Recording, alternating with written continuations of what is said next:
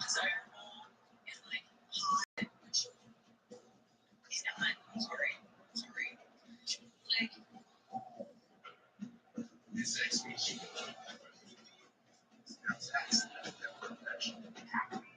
Zero touch. Zero.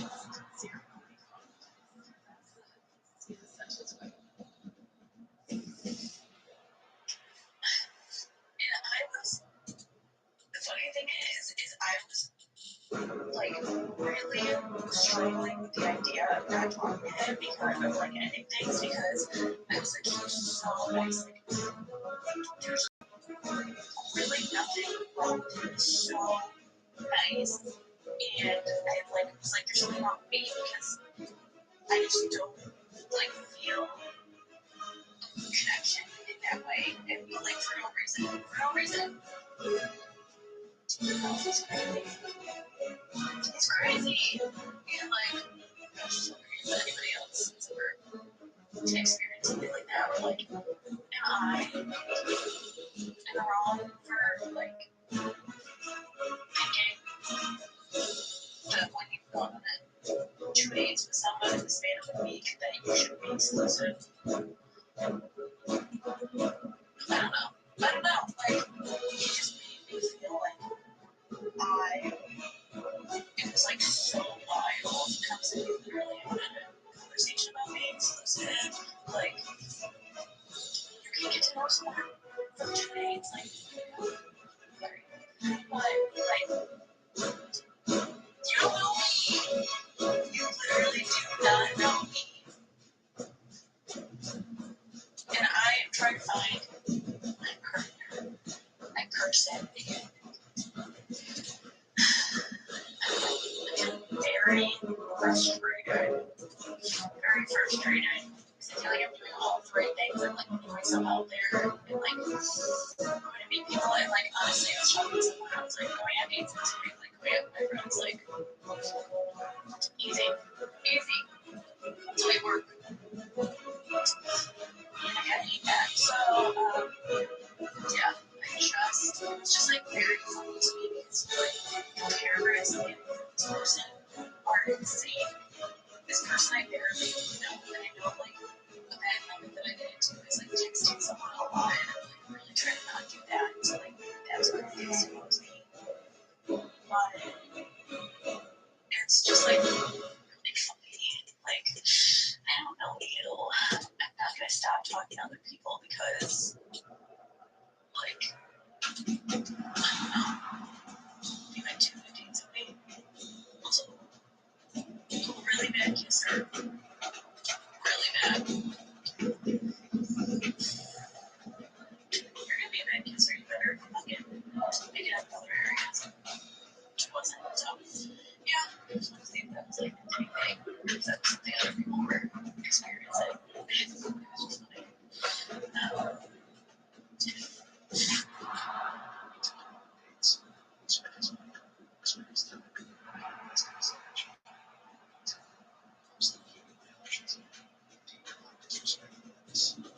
was just funny. It's not just another name on your roster. See, here's the truth. If you're really into someone, you don't even look at other people. When you're serious, you don't keep 1 foot in and 1 foot out. With modern women, they've got unlimited options in their head, so nobody commits to anything anymore. You go on 5 dates with a man, pick up the tab every single time, and still turn around and say, well, I'm just seeing what's out there. That's the problem right here, don't you? You're out here giving the best. So chance for attention.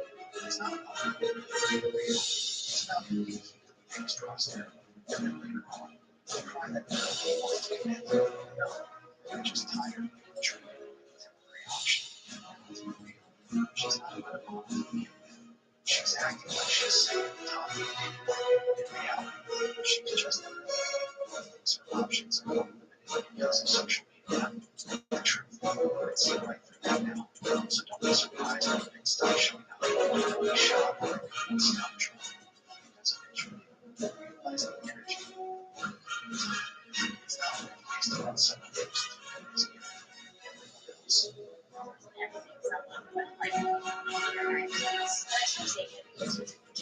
It's that you think this is overreaction, but let me know. We've gone on dates telling me to go out of the country for like 2.5, 3 weeks. That told me that he wanted to stay in touch. He was very specifically like showing me like, oh, this is the time zone I'll be in, so these are good times for us to FaceTime. You're free around this time with this day usually. Like we talk pretty extensively about the fact that we're going to stay in touch. I do not hear with this man. Of this trip, and so like the last of that text me not to like turn your ass back so pretty up and the night say like that then the text is hey sorry I'm really busy on the trip thought I'd have more time but I did talk and I did send so I'd love to see you back it's not like a random which is what he sent me and it's just so unattractive like the not doing the thing that you said you would do. And like the man's watching every single one of my Instagram stories. I'm like, you're not that busy. But yeah, but like, I want to stay in touch. I want to talk to you. And not doing it is so unattractive. Like, I think people that want to do this, just do it. I'm not mad if you want to do it. Just do it. So I just think it's a big turn on for me. Like, yeah, I don't understand, but like, I kind of saw this indicative behavior pattern of people already seeing it's kind of a program or it's kind of like says that you do something like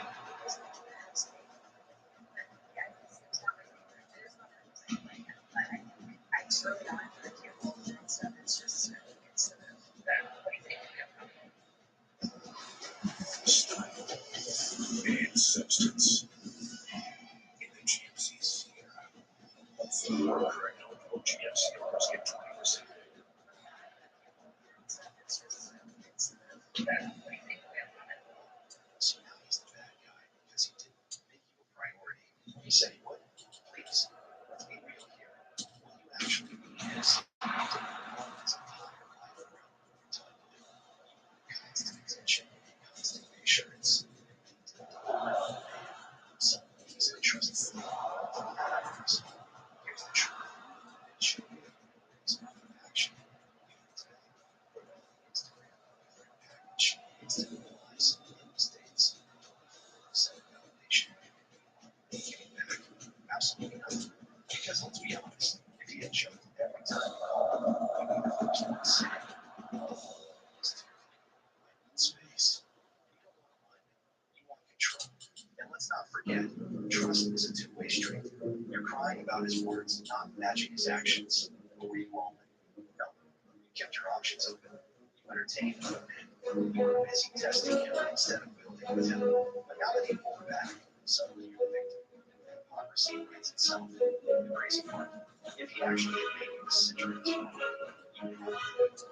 would be saying he's too late. Challenge because it seems like no matter what he does, you're already planning your next move. That's why you don't trust these so-called sneakers. They're just hosts. At the end of the day, you try to trust. So that's why mistakes find that around here. Instead, you should think you aren't the priority because you didn't deserve to be. The man realizes his time is worth chasing validation. That's what moves lives. That's why you're upset.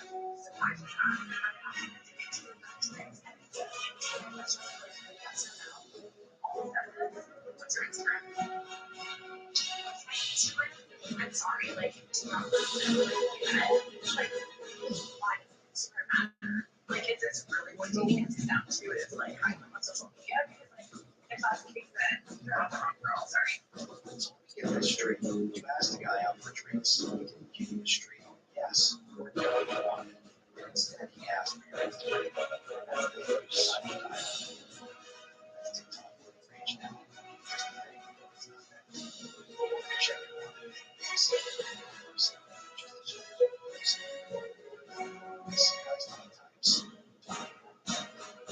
I took it as the biggest insult in history. The man committed a crime against his worship. It's not that serious. And let's not forget, for all that huffing and puffing, you still replied to him.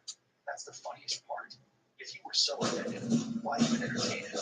You could have just left him on read and kept it moving. But no, you had to make a whole TikTok about it because he was honestly, if something as small as sends you sweat, outrage, imagine on an actual date, it's another viral story. save yourself a headache. Or if you're to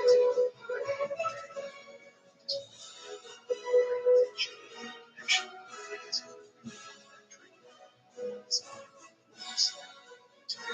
it's just those a day you exposed yourself.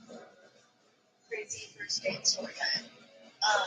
So I decided to recently just kind of see seems like in Phoenix these days. And I got a Hinge profile and I started talking to this guy and I like and he very quickly Snapchat, talking all day, every way past my bedtime. Like I was staying up late talking to him on conversations like that, right? And so I decided to hang out. And conversations going good. And I randomly, she said something, and I was like, I heard. And he goes, why heard? And I was like, oh, sorry, I just server back when I used to be a server years ago. I guess the now is the reaction. Like, those type of things, just like stupid things. Like, you walk away from it, you go, where you want to go to order? In the medical field, it still applies. Like, people should always know where you're at. You don't ever want to bump into, like, a doctor unannounced. So, like, I just occasionally say, or even as men say to each other all the time, like, and it's normal. His demeanor went from nothing gentle to mystified in the span of like 5 seconds. He then proceeded to berate me for like 5 minutes. He said all observers are worthless beggars, no better than most people. He lives to bring down the service industry, and he's every server's worst nightmare because he will tip, and then when they get upset about it or they confront him, he then will get them fired, and they get their GM fired, etc., etc. And I was like, that's wild. As a chef, you would treat your servers like that because me and my chefs were always very, very close. Like, they made me food, and I brought them their caffeine addiction. You know, like I would bring energy drinks, I would bring cigarettes, I would, you know, we helped each other out. Like, that's what chefs and servers do. Like, even if you guys don't get along during like the rush hour, afterwards they're always getting drinks. You're chilling together, right? So me and my chefs, like, I did not want my chefs home like daily. Like, we didn't have cars, so I would just ride home without me getting with the bus. And I told them that's wild that you would think that a server is considering them so close to my chefs. And was like, I would rather cut out my own dick than ever take my house. You guys are the problem, whatever, you guys think that we're slaves and blah, blah, blah, blah. And I'm like, no server should ever make even $1 more than any chef representing half the organization. And you know, look at me because I was one of like so many servers. Sometimes I was the only server on shift and would have like 20 tables. Like, tell me that you're the only chef back there making all the meals, doing all that work. You're cooking the meat, my guy. You're literally cooking the meat. And then you have sous chefs or you have assistants, like chefs, whatever. You're not doing all that work by yourself. So tell me how the hell you're doing that. But anyway, I digress. That wasn't the problem. The problem was how he was talking to me. And saying that he would rather put on this dish, but I said, you know what? We can go outside. I thought, you know, I can bring stuff like that shit. Like, no, fuck. And then he's like, no, I just don't want to talk about this with you. Like, let's switch subjects. Blah, blah, blah. No, my guy, we're staying on this topic. We're staying on this topic time. Well, I said what I need to say. So needless to say, while we're having this conversation, I'm just walking on everything. And y'all, this man was a gentleman. This man, previous to hearing that I used to be a server, I was a server like 7 years ago, my guy. Like, by the way, the fact that you're treating servers like that is not wrong. But, so I get pretty comfortable saying, you know what? I struggle and I script and I save and I put myself through school on a server salary. So go fuck yourself. I raised my kid as a single mom on a server salary. Go fuck yourself. Men out here be so fucking gaslighting and love bombing until they hear one thing that they don't like, and then it's like a completely different person. I could not believe the man that was sitting in front of me. That was not the man that I've been talking to for however long. Like, what?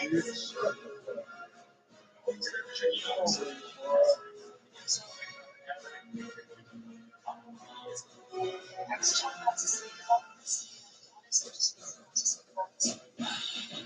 Else, welcome back to the channel. As the moments of worse,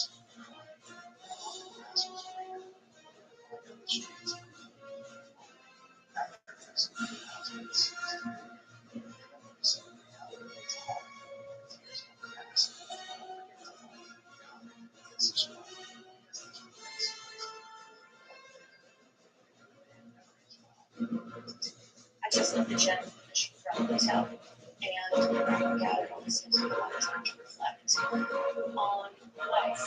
Sometimes it's good, sometimes it's not so good.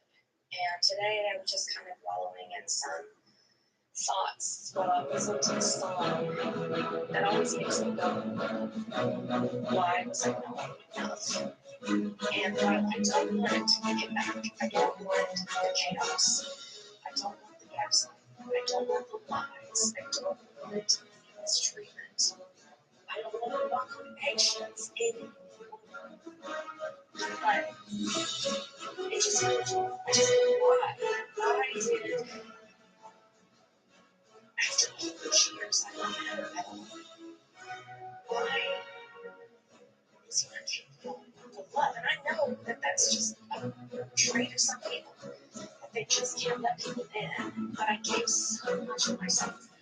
I poured myself into that relationship. I lost myself as a result of that relationship. I pushed away friends, I pushed away family, I didn't do the things that I enjoyed doing to focus on the things he enjoyed doing because he was so great at work. It's like he didn't enjoy socializing, so therefore I didn't enjoy socializing. He didn't like going out and doing anything fun, so I would just stay at home, and I worked from home, so I was just a prisoner in that house. But, you know, I'm glad I got out. I'm glad I have the freedom now. I feel such a sense of peace every night, knowing that there's not any that I have to watch out for or any actions. It just makes me so sad that I gave so much of myself and so many years of my life to a man who didn't give a crap. He didn't care. And I care. Why do I care? It's just heartbreaking. It's just like, you know, I wrestle with this. I have days where I'm like, I'm fine. I don't, you know, I'm glad he's gone. And of course, I'm glad that it's over. And I remember the years I lost. I just lost my 30s and my 40s. I lost them and gave them.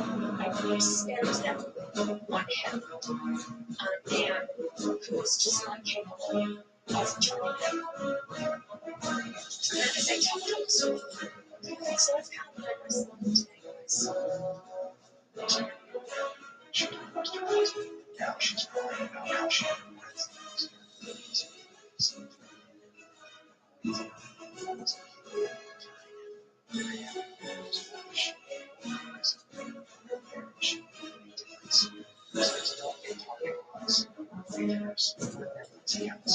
stop acting like someone's wife is the same as there's marriage was the dream. You got the ring, you got the house, you posted the engagement photos with that one caption about my friend. And now it's always like past years. But just realize the grass wasn't greener. That's not regret. That's just hindsight. Let's be real.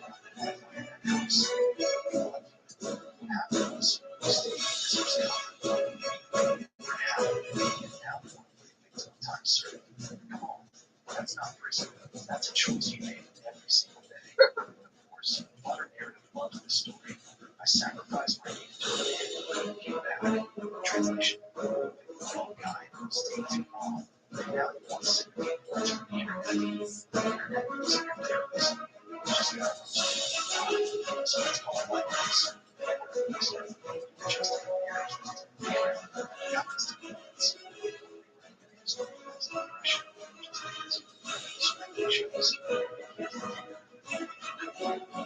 Choices. Expectations.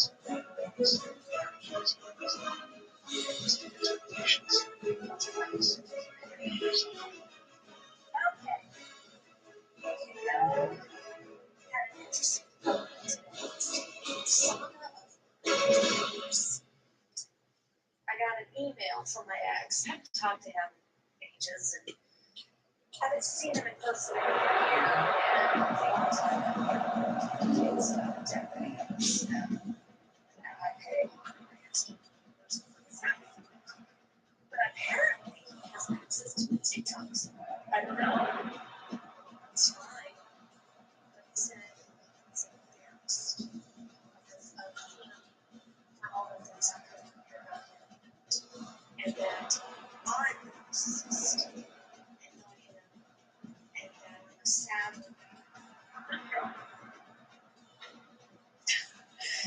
his response to my narcissistic accusations just laughed.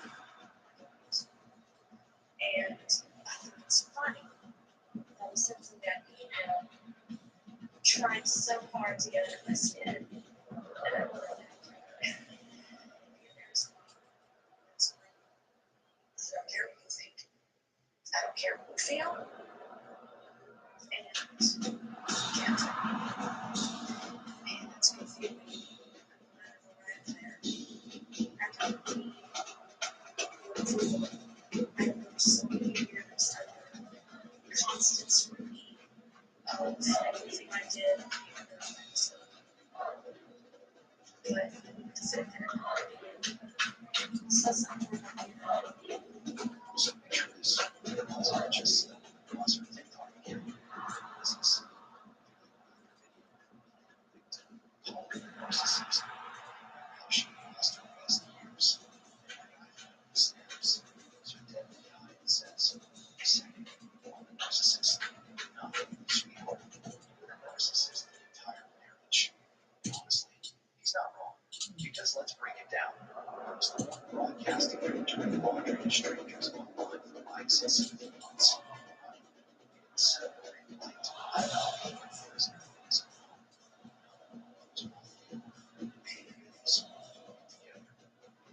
she's hashtagging narcissist correction justice being on top of it. See, here's the truth. So, narcissist, you accountability for the fact that she just checked out marriage emotionally. She stopped hearing this path. She spent more time scrolling than actually. It's way easier to slap the narcissist than some experience because the truth stays. The actual narcissistic behavior wasn't her working late, forgetting to text back. It was her rewriting the whole marriage into a victim story where she's the star of the show. And she was undressed. She was just addicted to control, attention, and now validation from strangers on TikTok. And honestly, that's the irony. She spent years calling herself selfish. Reality, she was past herself. That's not marriage. That's a mere TikTok. Is that really things that narcissists truly comes out. So I'm currently getting divorced with this guy, all right? And we're on the terms, not the big deal, but I'm sitting here right now. I'm building this to show me because I thought, okay, and I'm just sitting here listening to some music, screaming on this right hand because I do not have a screwdriver, okay? And I'm doing it by hand. And as I'm like screaming, I'm really thinking, I'm thinking about how time that we had to build anything in this kind of realm of things. It's such wow. it was a right view. It was just, so okay, if you pay free and you can take it out on me, I might be your grandma was a grandma. This is what they understand. So, anyway. So you can handle all these classes and also anytime,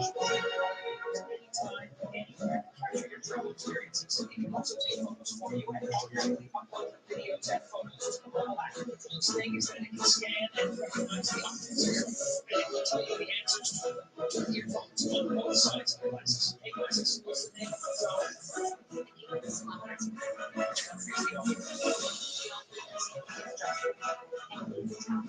Yeah, these glasses can also answer polls and play music.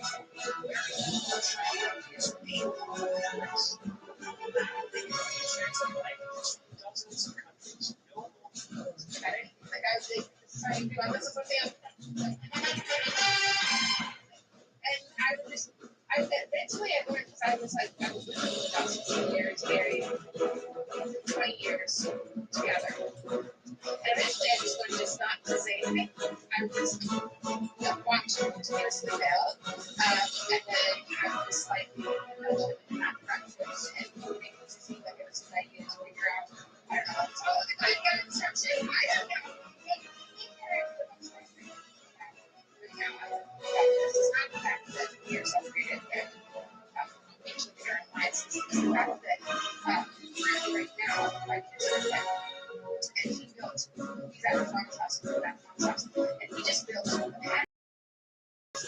acres in this whole area that used to be. I don't know. I haven't seen it. I don't go over there. I don't know anything more than what my kids are telling me. And I'm just like, how I wanted to do so many of these different types of things in our own home together. We be able to achieve that. Not even together. I just wanted to be able to I wanted to have those every time. That's what they thought was mine. But it has been my garage now for 4 years. And I it's still in the box. It's like thinking of all of this. It's been in space. It's been in my garage for 3 years. And we just never did it. I'm so excited to get it. Like, we got it like over $1,000 for this thing. I'm so excited. I just have to pick it up. And then it's all these excuses. Oh, we gotta redo this man. Oh my God.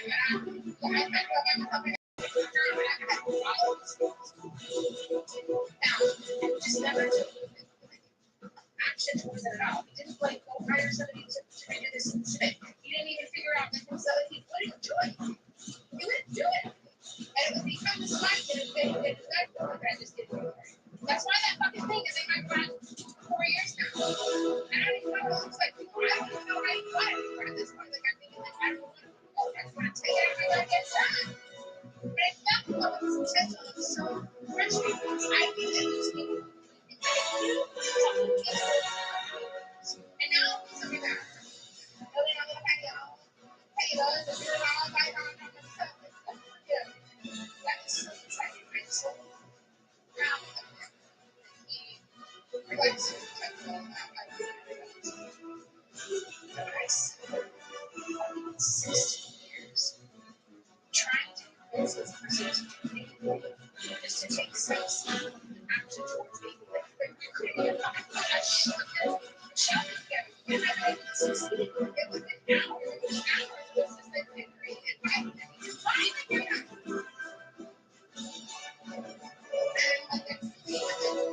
And my best life about him, and he is the best life about me. And like when I do these types of things, I think about that. I just think about how like he was so incapable of function for us, me, for our family, and now without us, it's all of a sudden, all of a sudden, we can build a goddamn patio. Like all of a sudden, and it's all it's been all these just excuses after excuses after excuses that I just eventually learned that I was on my own. And if I ever wanted to continue to me that I had to figure out how to do it by myself. But then I would have to do it by myself when people wasn't around. Like I'd have to wait until I had these conversations where there was nobody around. So that I would be able to it's just like it's so frustrating to see that the only issue that there was is that he didn't want to do it for me. That he didn't want to do it for us. That he didn't want to fight for any of that. But I can see that, right? I can see that it's like it's capable that you can be this amazing person and you'll be able to achieve all of these amazing things and you live this life and you do anything that life.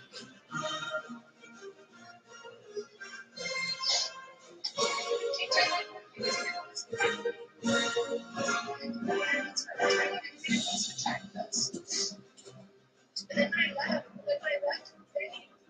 they said that he would change and all of these things. And I left when it was too late. And I'm not upset that he is finding its potential now and choosing action now. I'm not upset about that. Just I was putting up in his life, in his eyes. The energy that I have to worry about myself. And all married, I was in a single married woman. And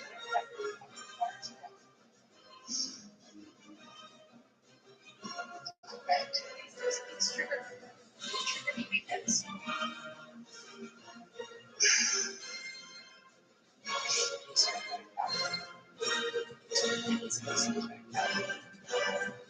why couldn't we just shit?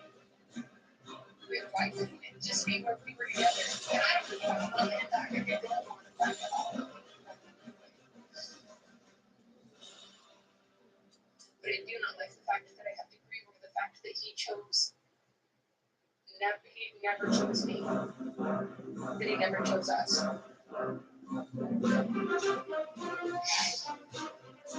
Anyway, I'm doing this fucking shot and I'm gonna be like, yeah, we just show you. This is what I need by playing those games on Match. So I'm gonna be like, yeah, we just show you. After 20 years of marriage,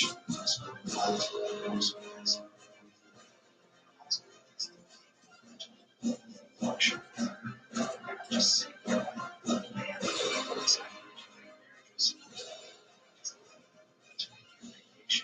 matching outfits,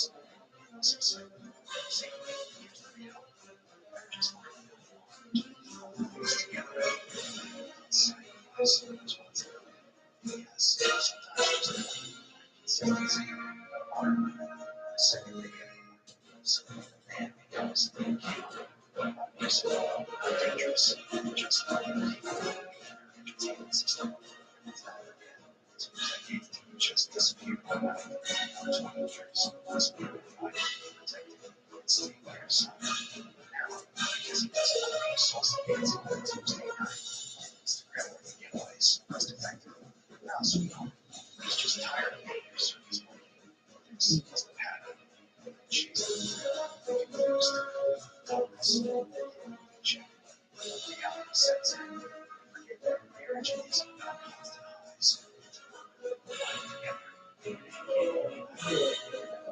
Marriage in the first place is a few shades starting with this.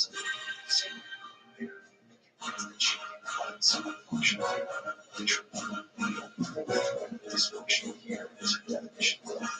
After 20 years, she just needed a hobby.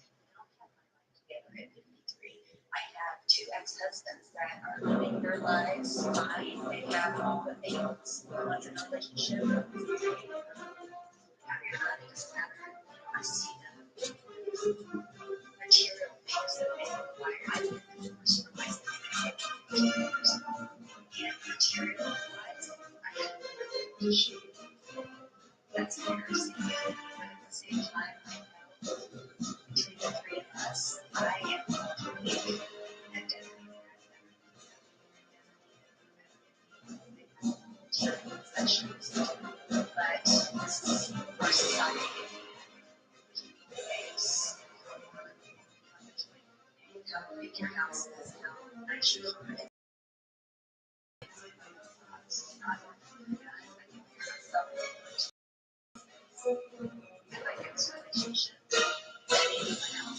Like those things that here starting. So let's break this down. She's been divorced for 7 years. 15 years. Today, that's very wise. She has no issue. Grandsons are doing just fine without her. Success. She's sitting there saying she's horrible. Now, I don't know. That's like taking to your classes back to back and then right here, school, teacher, like, sweetheart.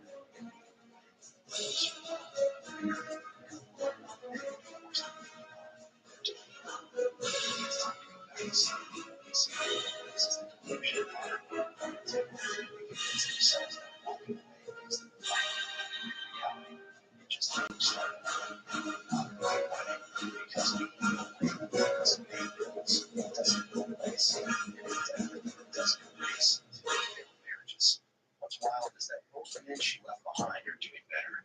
That tells you everything. She thought she was upgrading her life. The truth is, she was the downgrade. And all of a sudden, she was gone.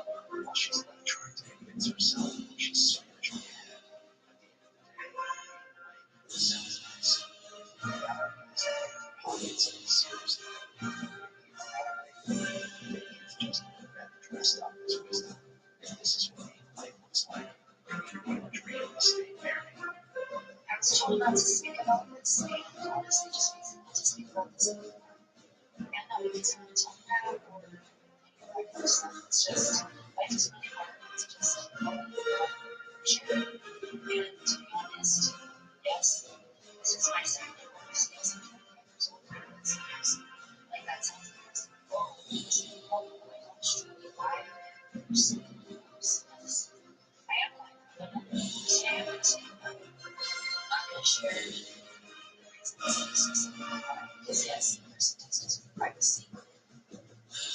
But all I can say is that this is a very difficult time for me. This has been my longest point ever. And I will never stay, even if I love my man, my kids want this first. I don't care. I don't care if we're married. And that decision that I made was really hard. It was really honest. Just like that to make it my entire life. But I know that I made the right choice. Because Jonathan deserves the best. Isaiah deserves the best. And I will continue to do my always. Now, it's not easy being single again.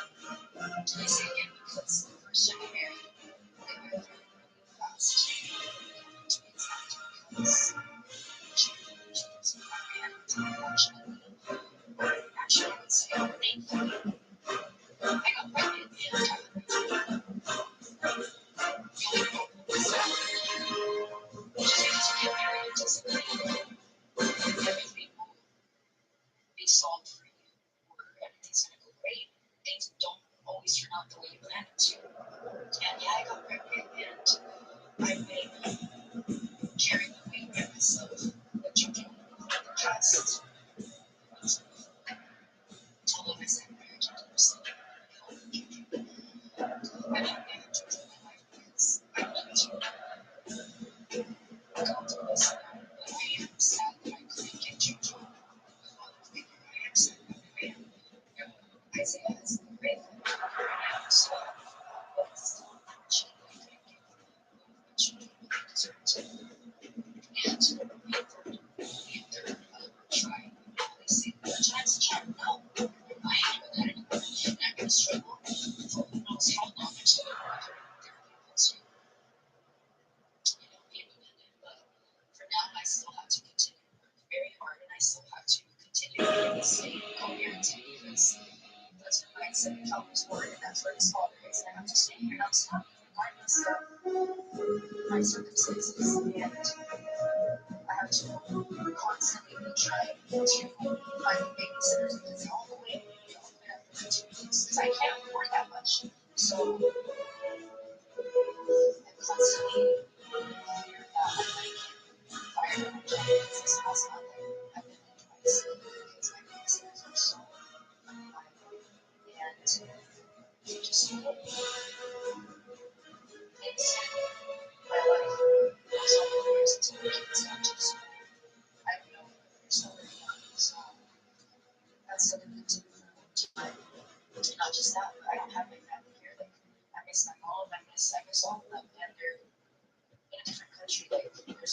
about it because I'm co-parenting and I have to stay there. But I also can't have the support of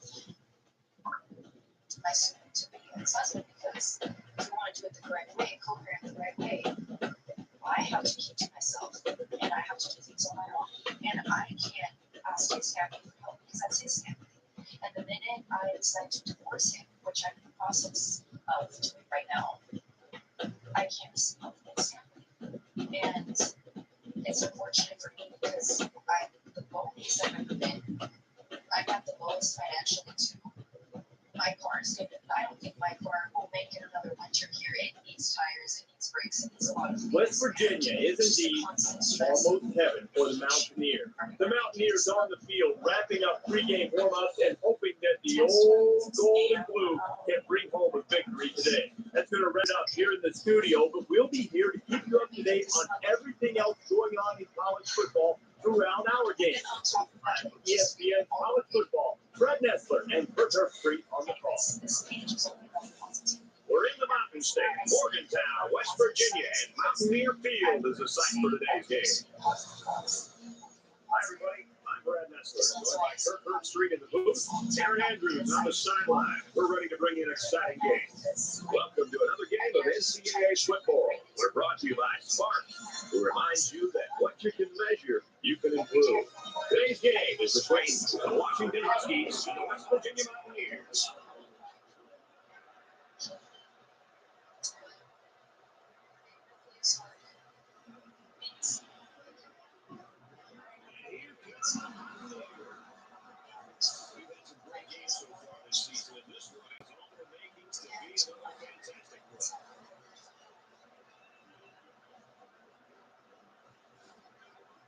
Just ahead, but first, let's head to midfield for the coin toss. It's brought to you by Spark, who reminds you that what you can measure, you can improve. So for that person commented on my saying, I know you left her secondary because that's not why I left.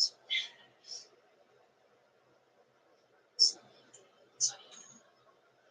it's just something that I left now in the situation. I keep choosing the situation just because I want more trust me.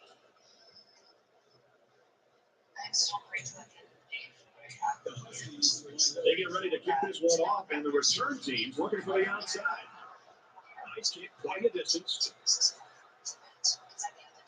Checking with Reese Davis in the studio.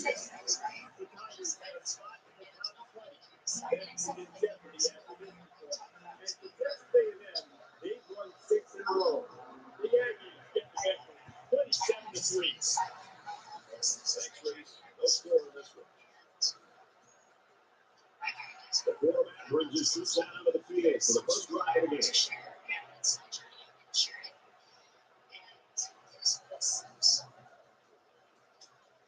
And here's a quick throw. And he's taken down before he gets line.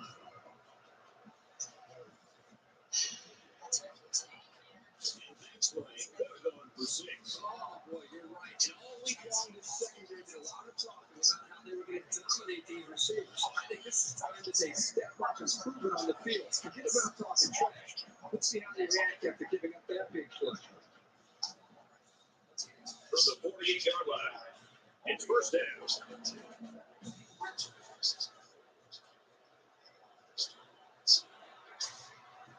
He's back to the 40-yard line.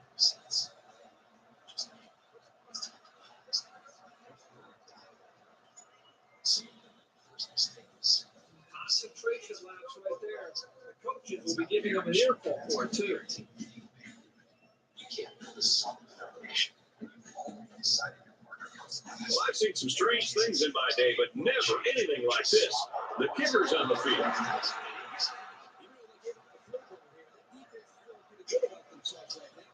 Just as easily been a touchdown.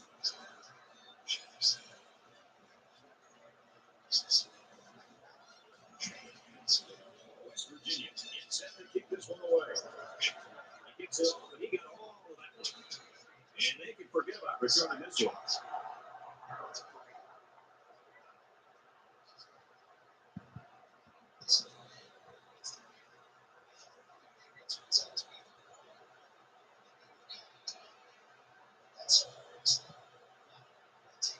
They'll get the ball here at the 25.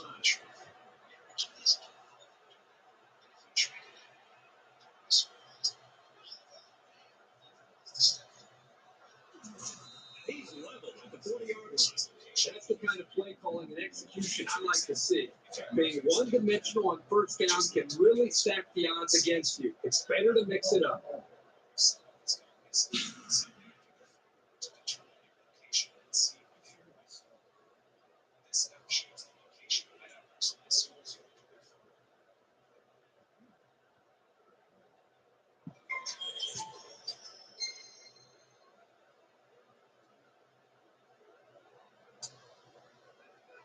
First and 10. Ball on the 40.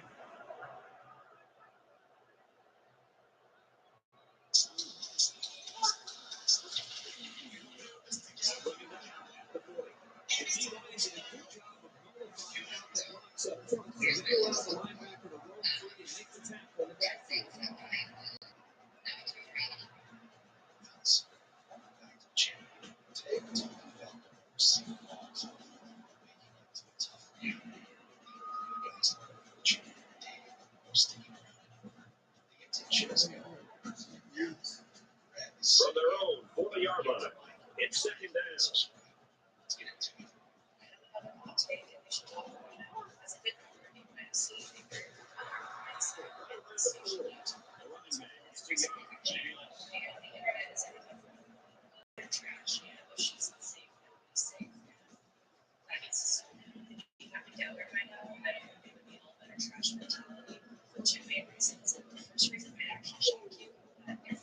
Third down now. They need to get out to midfield. They'll line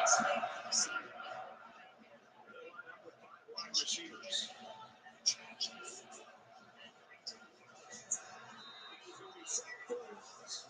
This pass rush is sometimes scary. They're really getting after the corner right now.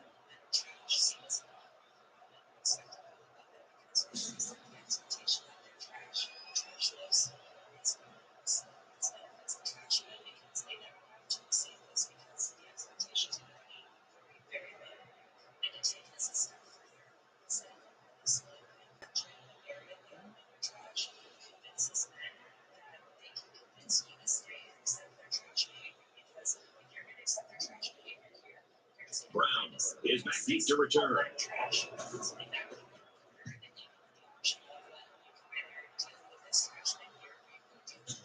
Brown makes it to 21. And down he goes to 27-yard line.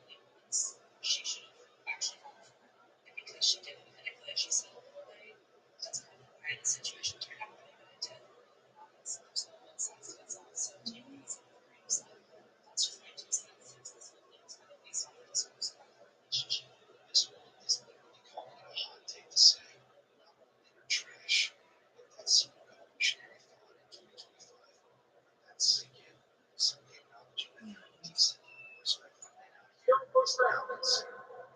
That tells you everything about the mindset of women having raised. The default assumption is that men are the problem. First down, 10 to go. Ball on the 42. West Virginia is up a field goal.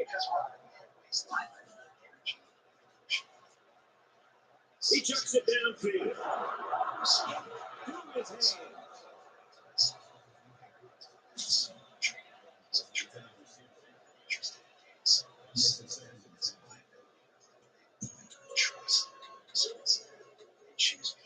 Second and 10. Ball on the 42. Businesses, and they check out of the dating game entirely. Modern women don't realize they've poisoned the well. They took personal experiences, projected them onto all men, and now wear bitterness like a badge of honor. They say all men cheat, all men lie, men are trash, then turn around and wonder why no man wants to invest in them. No one wants to be treated like a villain before they've even spoken. Men didn't stop dating because they hate women. They stopped dating because women stopped giving them a fair shot. You know what used to separate a woman of value? Her ability to see the difference between good and bad men. Now it's all lumped together, and good men are punished for mistakes they didn't make. So when you constantly tell men they're trash, eventually they believe it. Not because it's true, but because you've made it clear that nothing they do will ever be enough. And at that point, why try? So no, not all men are trash is not a hot take. It's common sense. But in today's dating culture, common sense is rare, and so are women who actually appreciate a good man. So don't be surprised when those good men stop trying. Not because they gave up on love, but because you gave up on seeing the good in them. The saddest part and the thing they won't tell you about princess treatment is that these women have no money. Okay, like they may be financially stable in the sense that like their kids go to the best school and the mom never has to worry about things because she always has help in the house or whatever. But they really don't know where that money is, where it's coming in from, how much they have, and if things go left with their husband, what is theirs and what is his. And the reason is usually because their husband controls everything, just like he controls who she speaks to, when she speaks, how loud she speaks, when you're spoken to, fuck shit. It never just ends in a restaurant. It's their whole exhaust. The clothes. And it's so sad because, and it's not all of the things that they're talking about has nothing to do with women in 2025. It sounds like they're stuck in 1970, and that's exactly where her husband wants her to be, so that if things go left, she is going to be left far behind, and this is exactly what happened to women when they're only living to appease a man. So please don't fall for princess treatment. It's control. Women who receive this so-called princess treatment are often the ones who end up feeling the most stuck. They get everything handed to them. The dates, the gifts, the attention, the pedestal treatment. And still, it's not enough. Because deep down, they know they didn't earn that level of commitment. They expected it. And when reality kicks in, the high wears off, they realize the pedestal is a lonely place, especially when you're not bringing peace, respect, or reciprocity to the table. That's why they flood social media with their advice. They start saying things like, don't settle, never split the bill. If he doesn't spoil you, leave. Not because they're happy, but because they want company in their misery. They're recruiting other women into the same entitlement trap they fell into. The belief that being a woman automatically makes you deserving of royal treatment without doing anything royal in return. The truth is that princess lifestyle is a performance. It's all filters, matching outfits, and soft life quotes. But behind the scenes, these women are drained, confused, and unfulfilled. Why? Because they focused so much on receiving that they never learned how to give. They expect men to play the provider, the therapist, the cheerleader, while they sit back with a list of demands and no effort to meet a man halfway. And when these relationships collapse, which they always do, they don't look inward. They don't ask, was I a partner or just a taker? Instead, they blame men, jump on TikTok, and tell the next generation of girls to do the same thing. Use men, expect everything, give nothing. It's a cycle of bitterness disguised as empowerment. So next time you see a woman online preaching about princess treatment, ask yourself this. If it's so amazing, why does she sound so miserable? Because the truth is, real women don't need to be treated like princesses. They're too busy building empires with men who value mutual respect, not just expensive dates and fake submission. The ones who scream the loudest are usually the most empty, and misery loves company. I'm going to Puerto Rico with a guy I met on Hinge. Let's talk about it. Okay, a lot of people are like concerned for my safety. Guys, this is not the first time I hang out with him. I'm not going to Puerto Rico for the first time with a stranger. But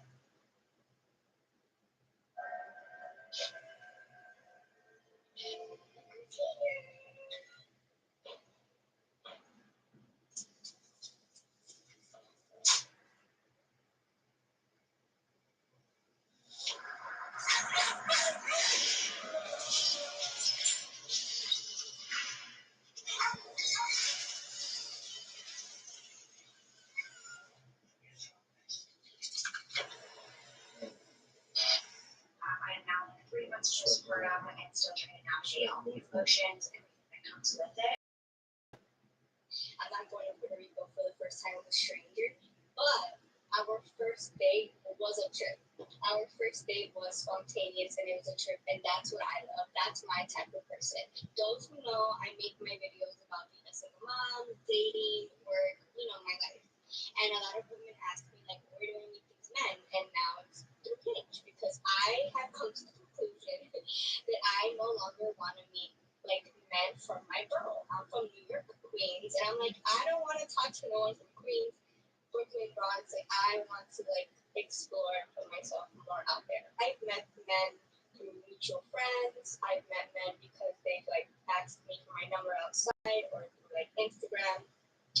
You always have to have your guard up, always. So it's not that dating apps are unsafe. Like, people closest to you could be unsafe to you. Like, I've been betrayed by exes and I've been done dirty by people close to me. So it's like there's this whole like taboo, this whole scary thing about apps, and it's like I've had nothing but great experiences, and the experiences that I had that weren't so great, like you just block the person and you go by your judgment. Before I talk about the guy that I'm talking to, dating, whatever you kids call it these days, that I'm going to Puerto Rico with, I was dating someone before him that I met through Hinge, and I blocked the person because my tuition told me told me that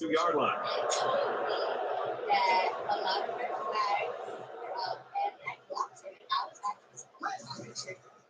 The last guy I was talking to, He heaves it deep.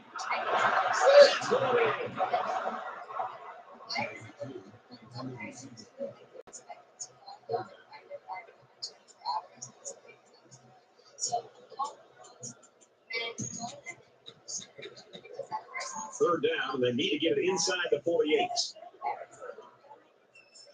West Virginia is up by 3. He wants it all. Incomplete. Good series there throwing the football. Yeah, not what you want to see as a head coach. 3 plays and all incomplete. It's 4th down. So it's 4th down. The offense is still on the field. This is a pretty controversial call. I really would have expected them to punt this ball.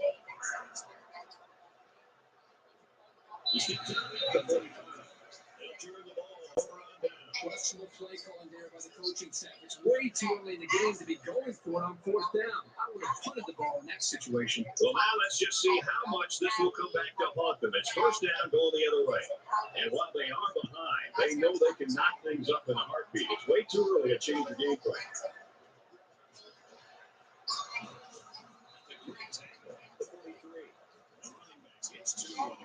Boy, this senior safety provides such solid run support. He stopped in his tracks every play.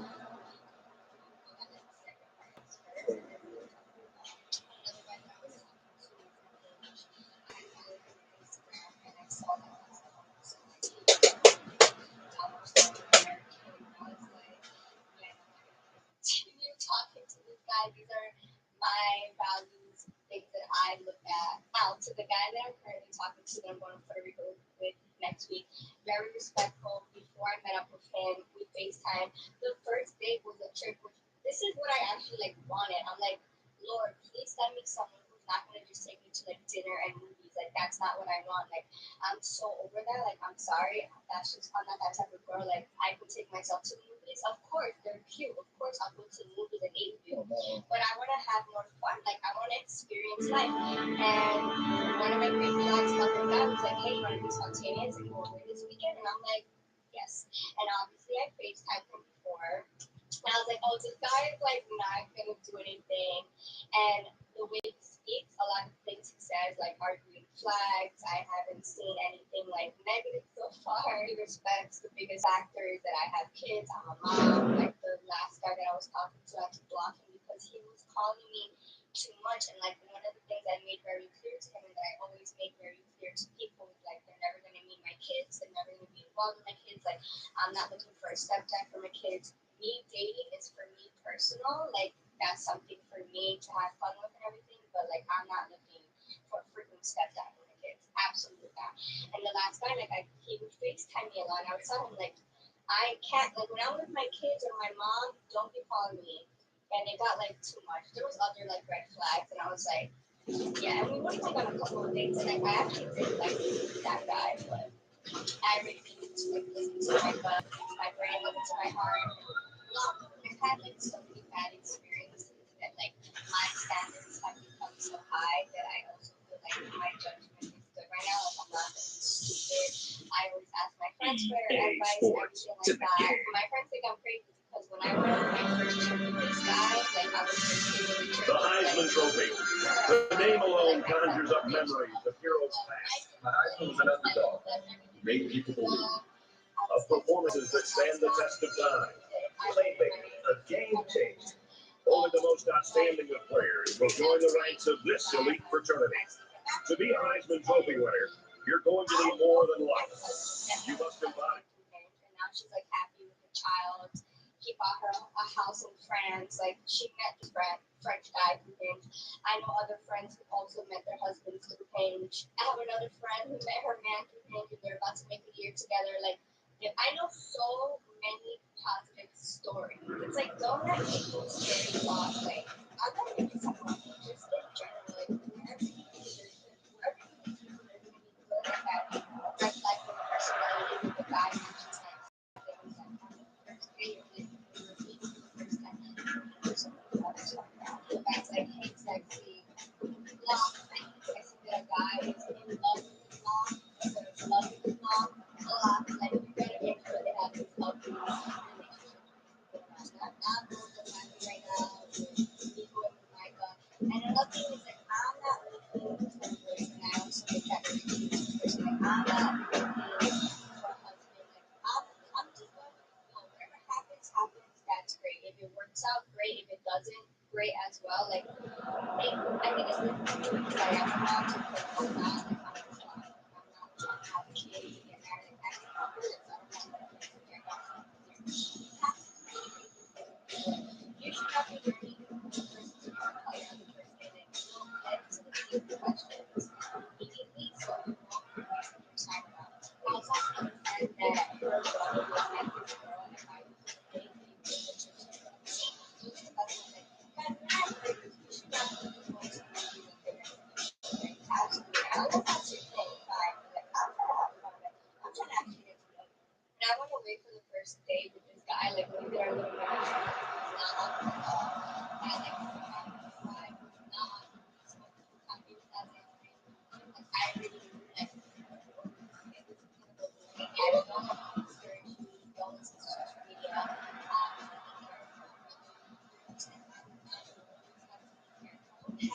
Don't ask so much pressure on yourself, guys. I think whenever you look for something, that's what doesn't happen. Like when you're like desperately wanting something, it doesn't happen that way. Like you're saying that about it, go with the flow, and then things work out in your favor. I promise. I just create like a list of things I want, and I created a summer bucket list, and this was literally on my summer bucket list. Like I put summer like and like chat and things like that, and it's happening. And I'll definitely be making a video, especially next week when I'm in.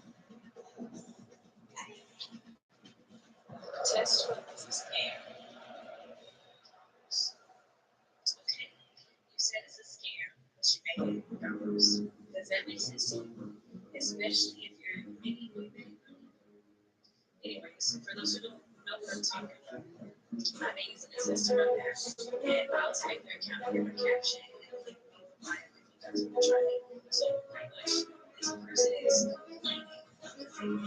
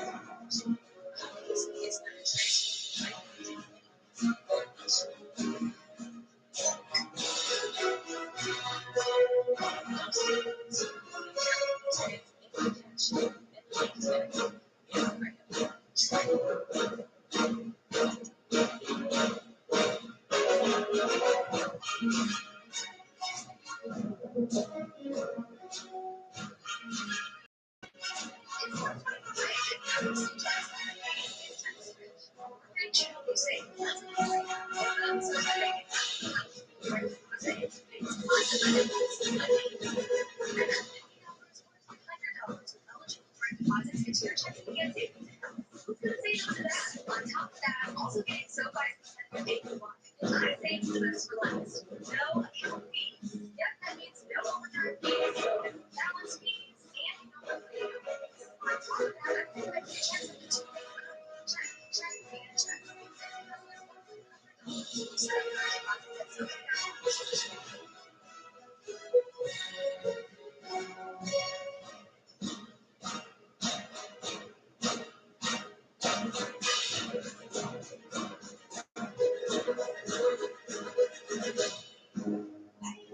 This is what he said.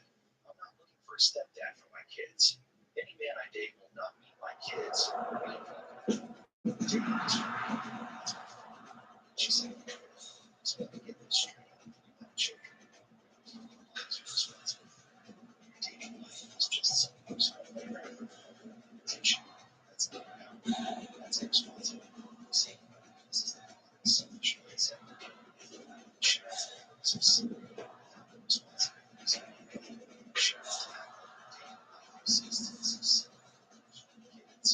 It doesn't affect them. But here's the harsh truth. Decisions are always affect children. Choosing men for your personal entertainment while deliberately keeping them disconnected from. Would you like to know where your loved one is? Simple. Just add a photo to see their location right now. Real-time location sharing. And where you're loved. You can't know how to turn it on.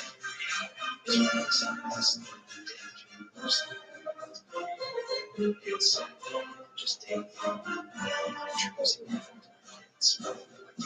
for kids. It's just Jesus. That's not boundaries. That's selfishness addressed. It's an existing. Choosing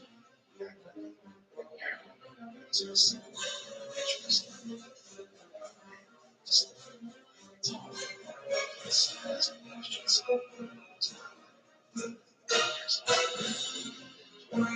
Chaos. Themselves. True. It's vacation. She's kids. She cares. So you say, it's just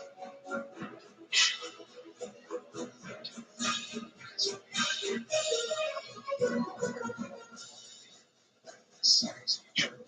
Just all try baggage and refuse to which is All every time motivation for robots have to do. Even if one compatible is insane. That's why it's not just ID, just take it today. The baby without needs to go down wants to see lots of times if possible, which makes me feel so helpless and just worse. This is so hard because I single mothers who did stop dating as a protection of their child, so you have to choose them over your own needs. And that's why it's so much. It's so important that you know and you understand now that when you are pursuing a relationship with a single parent, you have to do so in a way that is intentional.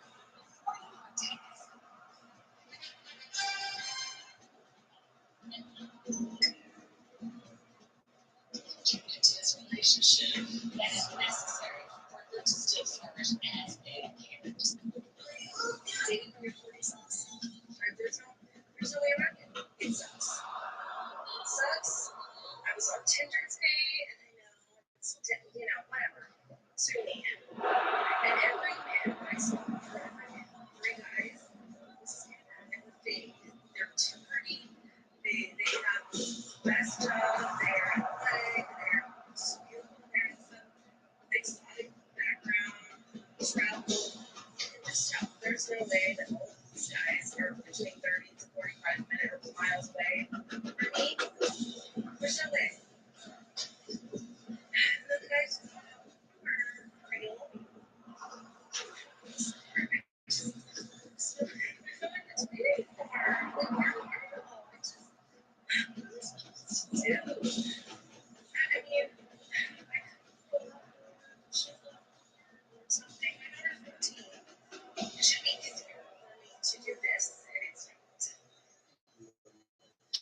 I don't know what to do. I don't know what else to do. What apps would you use actually? To me, it's like just kidding. Someone is out here saying that dating sucks. She's out there dating every guy she sees and isn't even considered. Has a perfect job, an exotic background, travels constantly, but somehow they're both 30 to 45 miles away. And now she's asking what's this? Just to let's be real. The real men you're asking for, they weren't exciting enough back then. They didn't give you butterflies. They texted back too fast, too available, too consistent, the guy fixing your car, finding the electric it's not going to show us making sure behind the scenes. Check your treatment boxes. Now, as here's the truth. They didn't disappear. They just stopped looking at you because when you're chasing the flashy guys, bad boys, guys with the stability, self-respect, peace, and they're not giving you the soul. Starting value after your options dry up. This is the day. You still think love is supposed to come with aesthetics? Not with character and sacrifice. You're swiping past the numbers, nutrition, security guards, and actual shit. One is the compound password of stamps, 60 years old, and now you're shocked you're dating your first week. Chasing efficiency doesn't mean medicine. Jobs with respect, lives with opportunities. Because choices.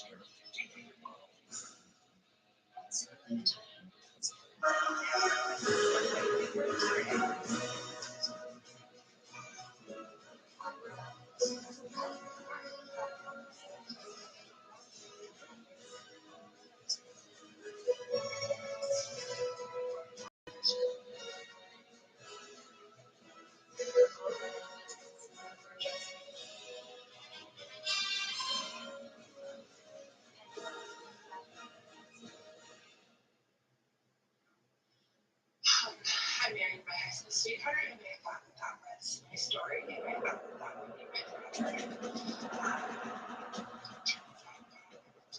It's great. So here I am, trying to take this thing.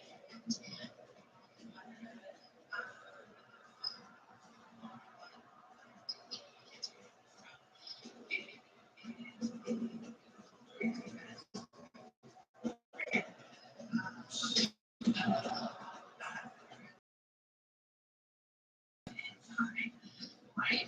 Basically, first at 16, exist. So that has been a whole nother story itself. I like to share my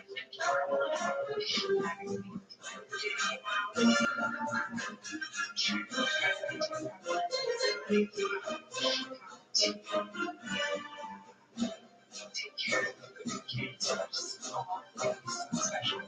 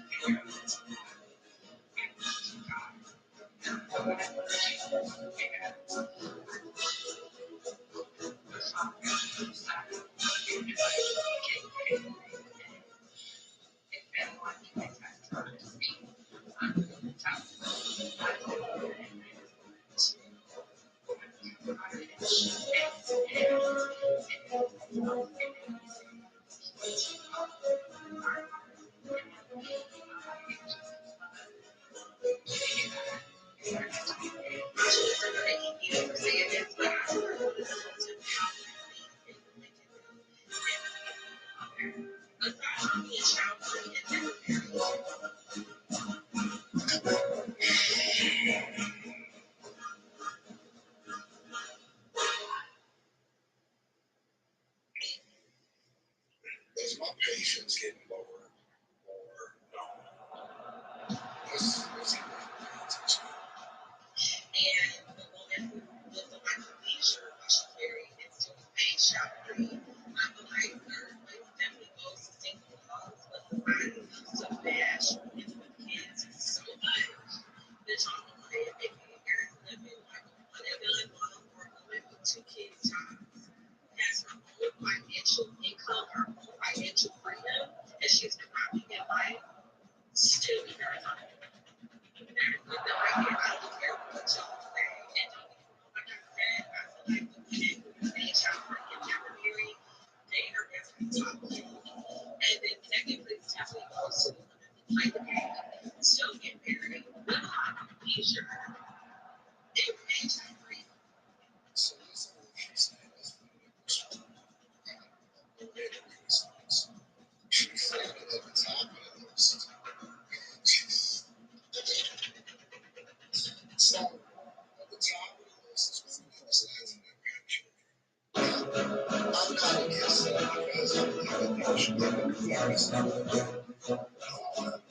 However, she's basically reaching against the nature of society at large agrees with other things.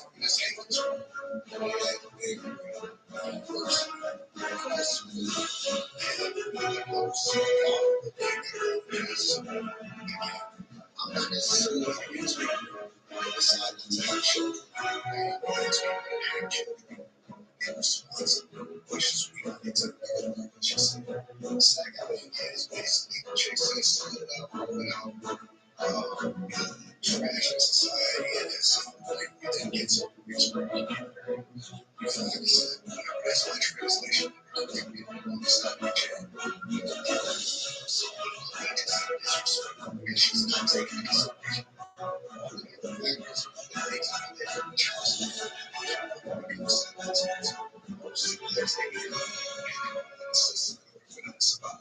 Less likely to graduate college, more likely to have some more likely to go to jail, more likely to need therapy, more likely to be gay, and not necessarily have any masculinity. It's actually So this woman actually said that more women should consider becoming moms through sperm donors, not through building strong families. Let that sink in. We've reached a point where women are being dismissed.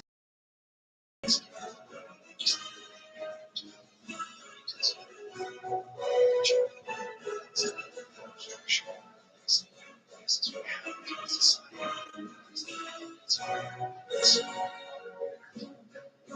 When it comes to raising a child, so instead of saying, they're saying, let me cut the man out completely. They want to be mothers, but without the structure of family, without the leadership of a father, and without the sacrifice it takes to maintain a household with 2 parents. And here's the truth that they don't want to hear. It's not divorce, just the protection to someone.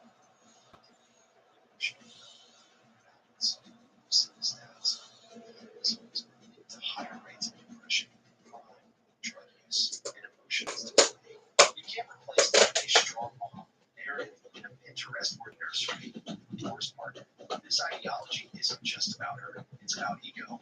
She wants a baby on her terms, with her rules, and no man in sight, because she doesn't want to compromise or share control. She's not looking for the child as interest. She's thinking about how to keep her lifestyle while letting mom on demand. That's not empowerment. That's selfishness dressed in self-love. So when a woman says more women should become single moms by choice through donors, not families, don't clap. Don't call it brave. Call it what it is. No matter how much society tries to dress it up, kids deserve better than being born into brokenness, just to satisfy a woman's timeline. How to find a person's location by their phone number. For example, if your Let's take a peek at a couple of ranked teams about set to square off. That's going to do it here in the studio, but don't worry, we'll be keeping your finger on the pulse of everything that's going on everywhere else across. Right now, it's time for kickoff. And ESPN college football, Brad Nessler and Kirk Street are on the call. It's only been around since 1980, but Mountaineer Field in Morgantown has already developed a reputation for being one of the rowdiest places in college football. Hi, everybody. I'm Brad Nessler. My partner is Kirk Street here in the booth. Aaron Andrews joins us on the sideline. We're ready for an exciting game. Today's game is presented by Spark, to remind you that what you can measure, you can improve. Our matchup is between the Washington Huskies and the West Virginia Mountaineers. Before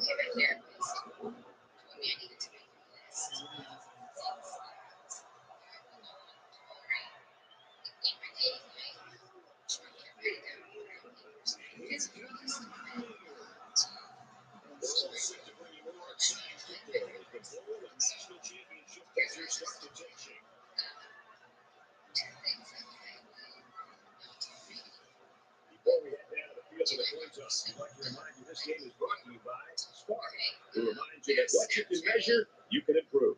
I rarely use Snapchat. Even if I don't like it, you can really tell very quickly if someone has Snapchats. One, like if your Snapchats are just like not personal, then you can really tell they're sending it to people who see answers. Also, their Snapchats will go up like quickly, like by the 10th and 20th and whatever. Yeah, that's such a waster on my phone roster. Like, you need to teams not me or you do, but I'm not just gonna go I don't care that much. Also with the social media thing, if we're talking or texting and getting to know each other, if you refuse to add me on social media, I'm out. Like, I've heard every excuse. I don't care. I'm a person. If you like, that's The Mountaineers, West Virginia, is ready to open this one up as they line up for the opening kick. Sends it sailing downfield. And they could forget about returning this one. Reese Davis is standing by for this update. Reese. The Tigers had a spot in the top 20. That's in jeopardy after this football. And for Texas A&M, they've won 6 in a row. Texas A&M gets the victory, 27-3. Wow, you can feel the shockwave caused by that upset all the way to our. hang out that as a date, like in the beginning. Like just getting to know each other. The quarterback brings his troops out onto the field for the first drive of the game.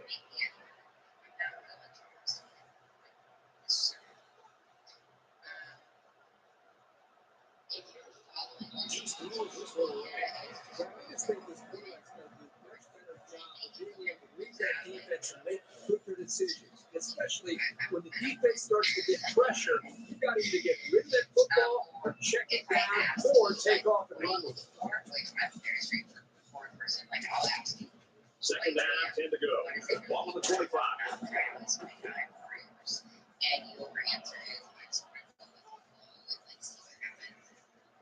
Feeds it to the back. He's to the 40. He's knocked down around the 48-yard line.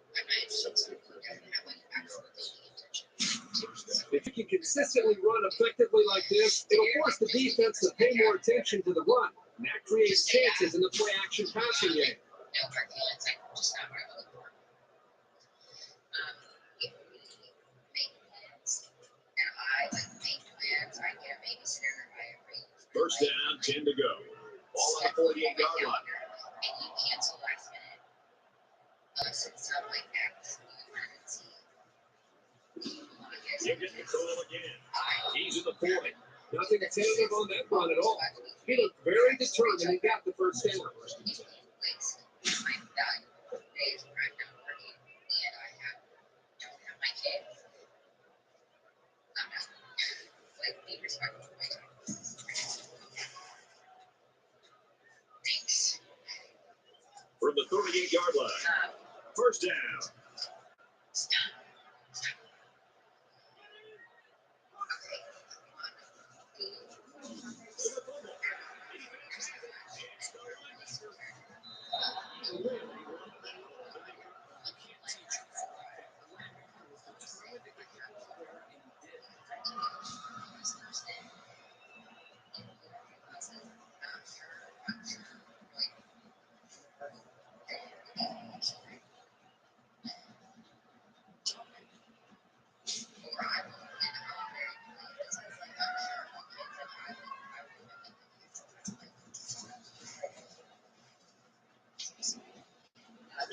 take over at the 29-yard line. It's first and 10.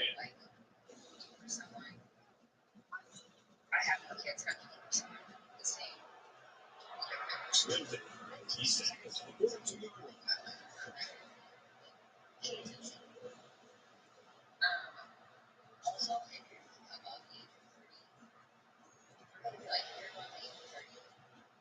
First and 10, ball on the 42.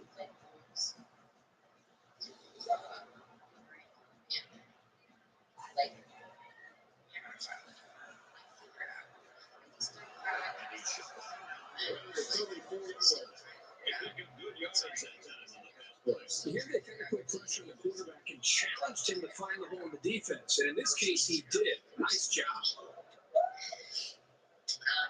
So it's second down and about 2 yards to go. I have an ex-husband who is the father of my 3 children. And you can't. Going for it all. The end zone.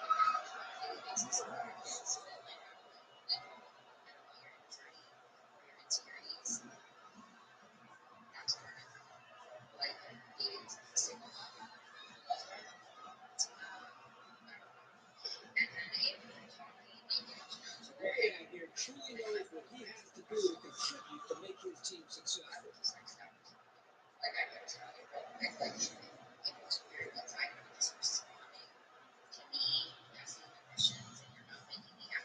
So the kicker's going to stay on the sidelines. These guys will try for a 2-point conversion. West Virginia is on at 6.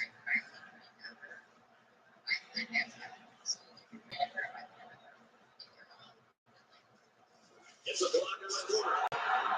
Quick 2-play, 42-yard run.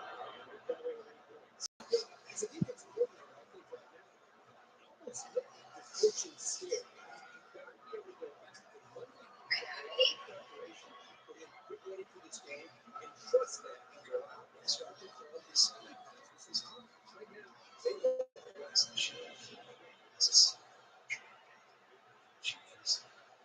The kicker looks like he's ready to push this one off. Nice kick, plenty of distance. And it sails out of the end zone for a touchdown.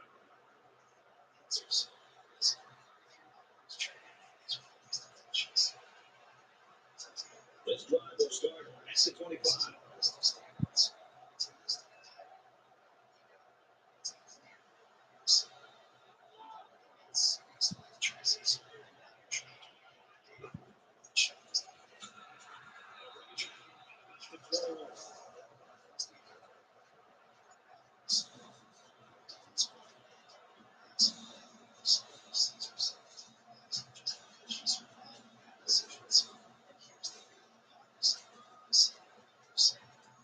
It's second down and 14 to go.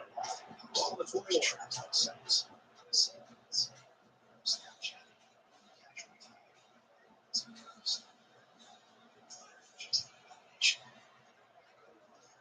Going deep, plays it out there.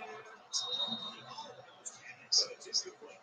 There's a flag down in the backfield. I didn't see what happened.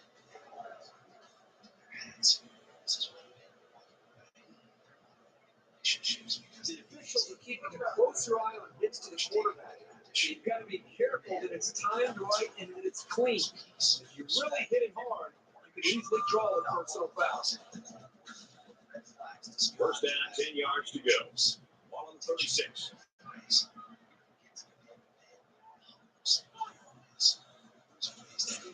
He makes an action, maybe the 39-yard line.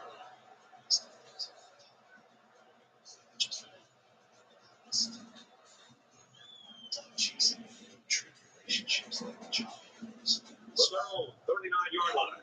Second down.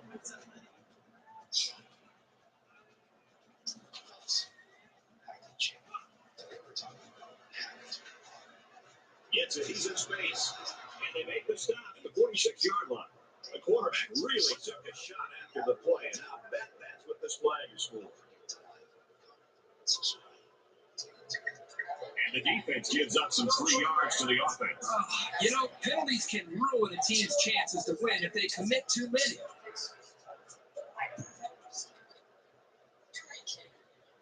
First and 10, ball on the 31.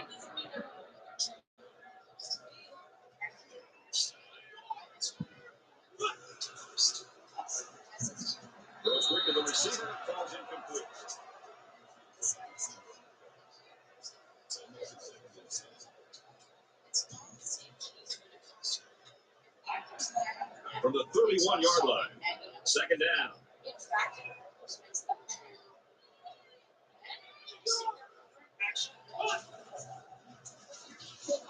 And he's going to be sacked. Well, this defensive end has tremendous athletic ability. You can see it there on that sack. But also, let's not forget, I think the blitz freed up the DN that time. Maybe a little bit of a miscommunication up front. But nonetheless, his speed was able to close in and get to that quarterback. Third down, and they need to get it to the 21.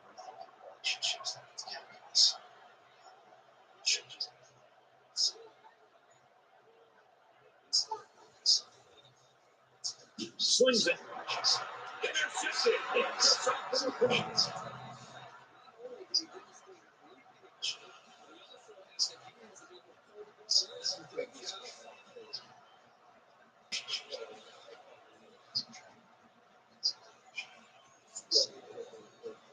They line up at the 9. It's first down. West Virginia up by 8.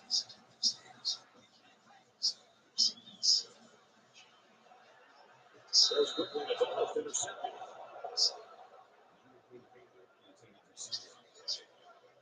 That makes it 2nd and 10.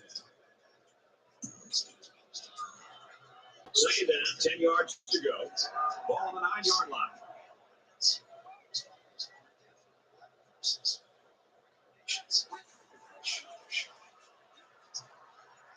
He goes downtown. The 30-yard line.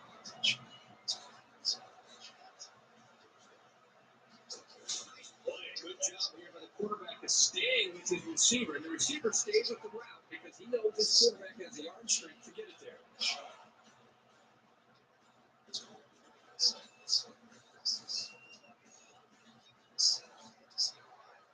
So the big game resulting from the pass play leaves us with a 1st and 10.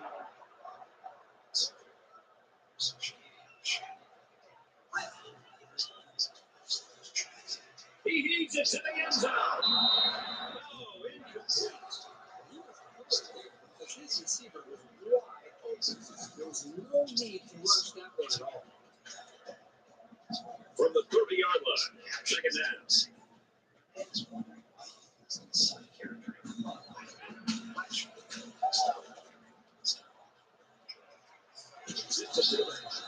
taken down at the 22-yard line. He gained 7 yards with a catch there.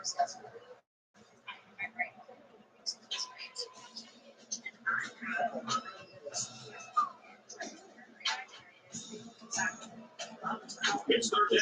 They're about 2 yards shy of the sticks. And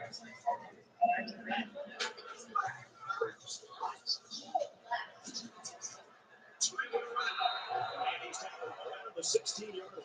Great job here converting and keeping this defense on the field. They're getting very tired.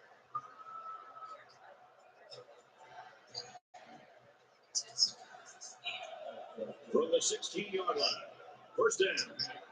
West Virginia is up by 8. Tackle made right around the 16-yard line. Let's check in with Reese Davis in the studio. But take a look at what's happening in the top 25. And for Michigan, they're in danger of dumping their 3rd straight game. He's got a rushing touchdown in this one. The Cornhuskers lead 7-0. And for West Virginia, they just played the Wolverines a week ago.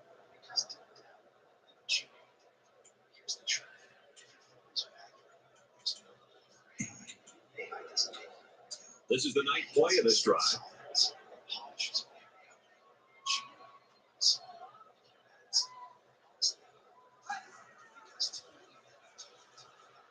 Now he tries to buy some time. And down he goes, the 8-yard line.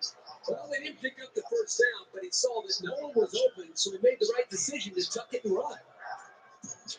And once again, they'll come to the line trying to convert on 3rd down.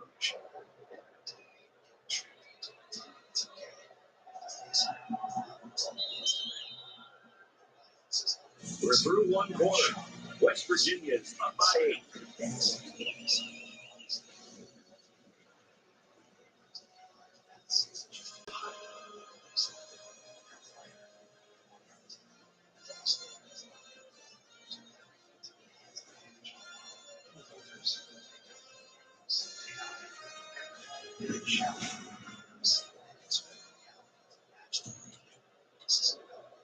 So it's third down, and they've got about 2 yards to go.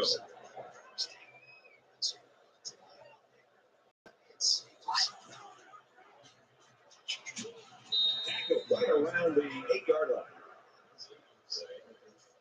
Respecting themselves enough to walk away from it. Bottom line, if the AI version of you is more appealing than your real self, maybe the issue isn't the guy who walked out. Maybe it's the woman hiding behind digital edits. Get yourself an AI-generated boyfriend next time.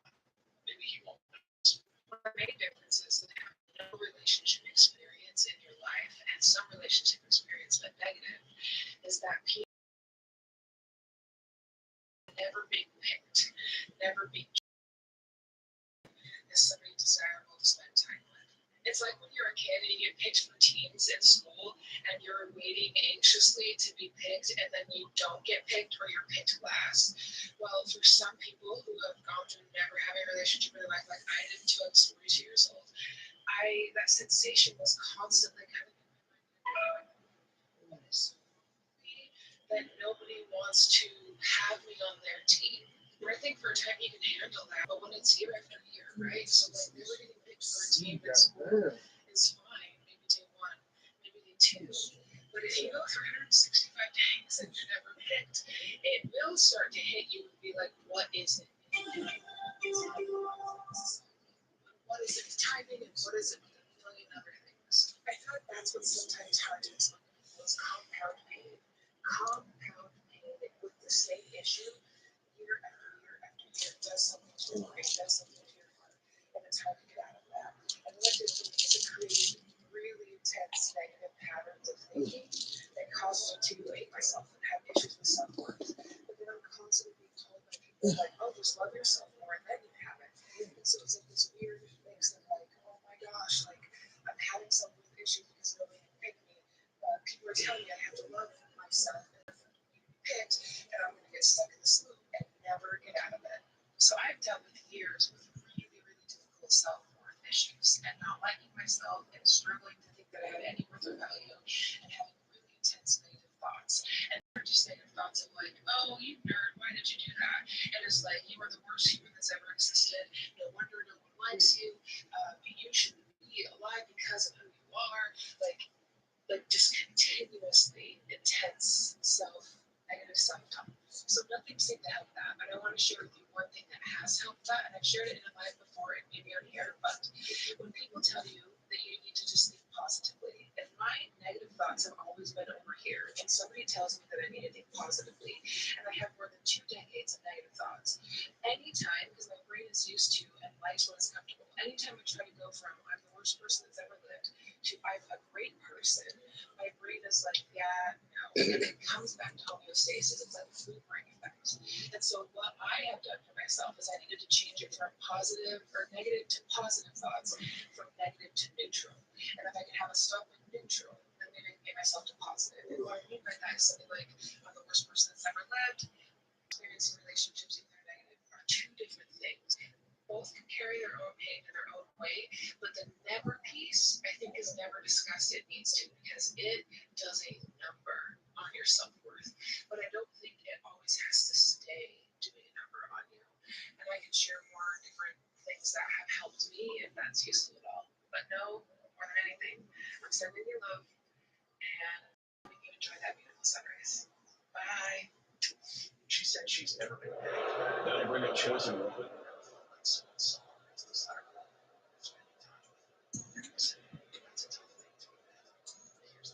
Looks like they're going to go for it on 4th down. Empty backfield, quarterback in the gun, 5 wide receivers. Go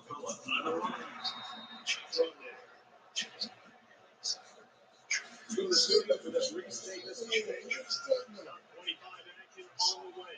This is the game we've been watching closely today. The Wolverines have a lethal pass combination for a touchdown. And for Lacey, he has 1 touchdown pass. And for West Virginia, they just played the Wolverines a week ago. We're at the 12th play of the drive.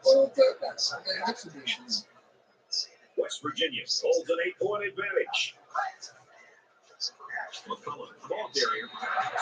West Virginia. A short burst for the score. What happens when you can win the war in the trenches down near the goal line?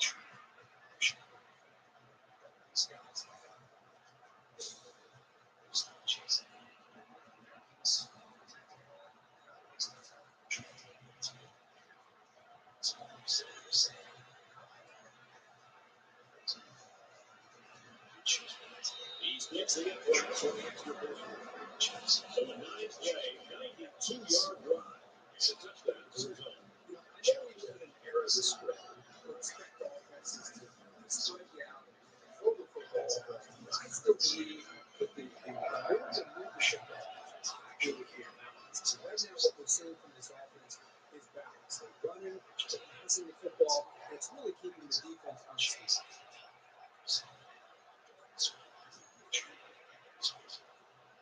It was a pretty one-sided first quarter, and I wouldn't be surprised if things changed in a big way before halftime.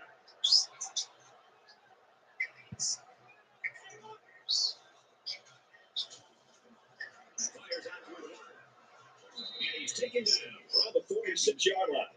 Penalty marker down in the backfield. Might be a holding call.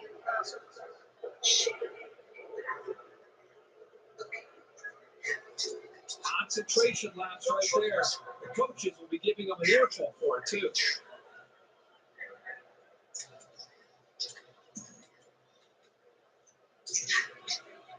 From the 39-yard line. First down.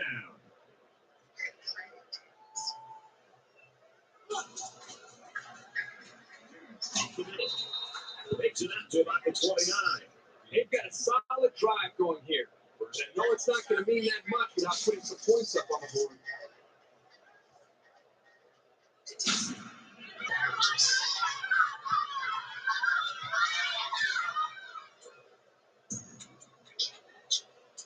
From the 29-yard line, it's first down. Everybody bunched up tight defensively. He's at the 20. And he will score. Got his number called on the pass play and came through with a score. Well, this is what separates good backs from great ones. You have to have the ability to contribute to the passing game.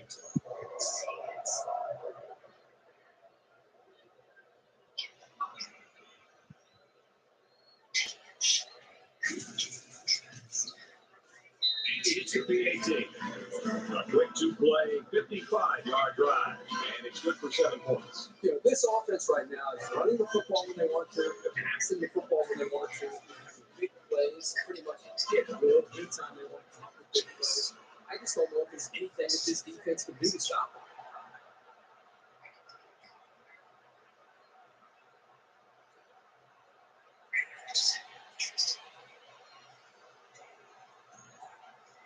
With one quarter down, I really haven't seen too much separation between these two squads. Might be neck and neck the whole way. West Virginia up by 8. He's looking to pass. He wants it all.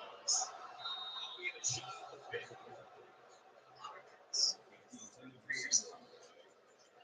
That makes it 7 and 10.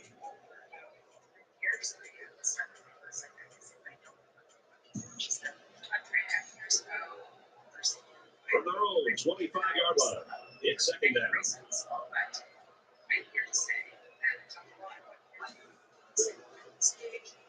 Play action under heavy pressure. And he's going to come up with a sack. Defensive end with this kind of speed, if an offensive coordinator, he's got the ability to collapse the pocket on any given pass play. And as a play caller, you constantly have to be aware of it. Whether you're going to roll away from it, or you're going to chip with a tight end or a running back, you're constantly concerned and aware of a big, strong defensive end. Nice tackle. Right around the 46-yard line. You can chalk that one up to the hundreds of passes the quarterback has thrown to this receiver in practice. These guys know and trust each other, and you can see it in the way he threw that pass.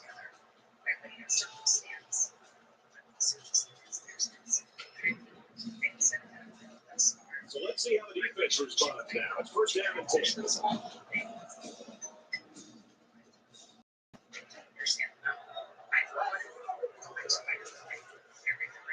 He sails it long.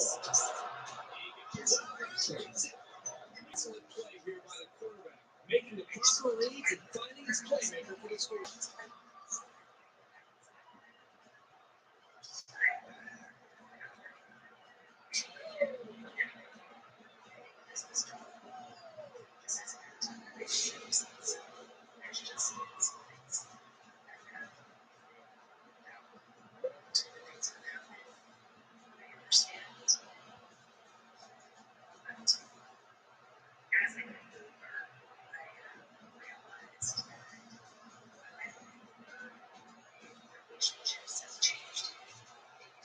He makes the PAT. The reason time to get you up to date on what's going on in the top 25. And we've been keeping an eye on this and all day. And for Michigan, they try to become bold. And for Lacey, he's tossed a couple of touchdown passes. Michigan on top, 14-7, middle of the second quarter. And West Virginia, this kid can't start scoreboard watching. They just got to keep playing this game. The kicker looks like he's ready to kick this one off. And he got all of this one. Great kick.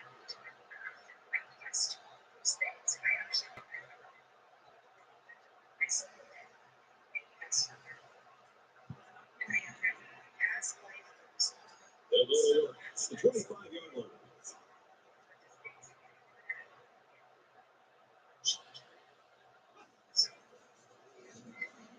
They get it off here. And they make the stop around the 42-yard line. I like how efficient the offense looked on that play. Everybody knew their assignment, and it all came together for a nice run.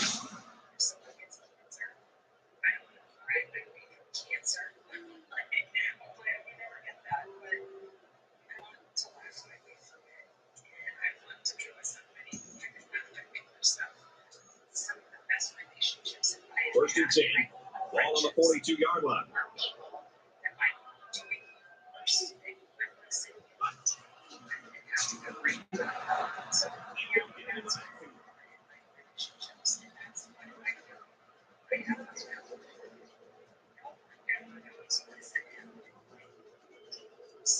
Giving away 3 yards and only makes life easier for the guys on the other side of the ball.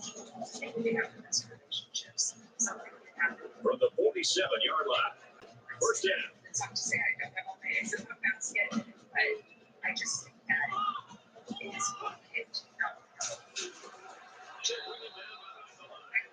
Good job by the defense to overpower the offensive line and drop it back for a loss.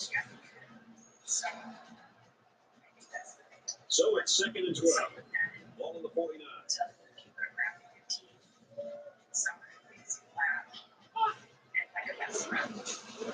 Nice run, and he's brought down.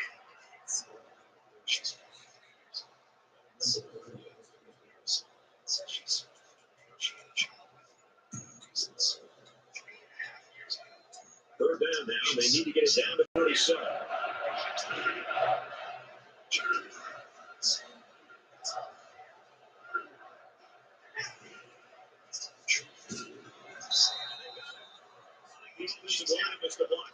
Somebody did. It was like a jailbreak up front, and the linebacker get the credit for the sack.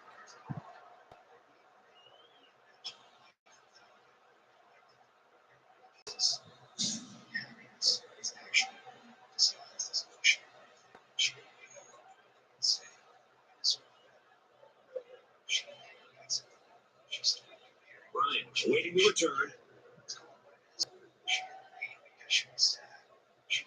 She was curious about this. She thought she was missing. She thought he was still waiting. They say he's emotional. She believes it is. That's true. By the time she actually packs a bag, she already has a biggest impression. Nice try, Pete. Nice try, motherfucker. That shit ain't gonna work. Y'all think y'all sleep, motherfucker. Y'all think y'all sleep. From their own 43-yard line. We read y'all.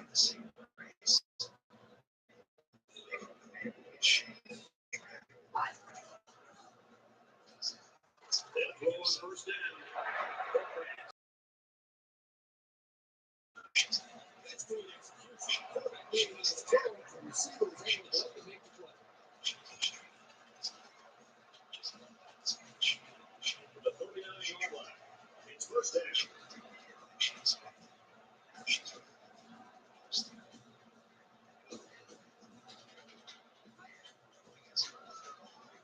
Back to base. Almost intercepted there.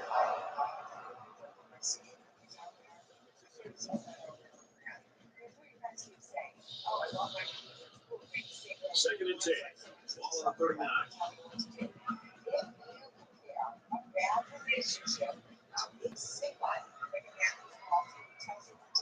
He drops back.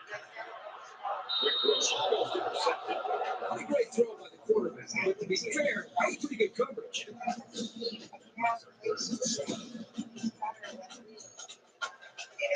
Third down now. They need to get it to the 29.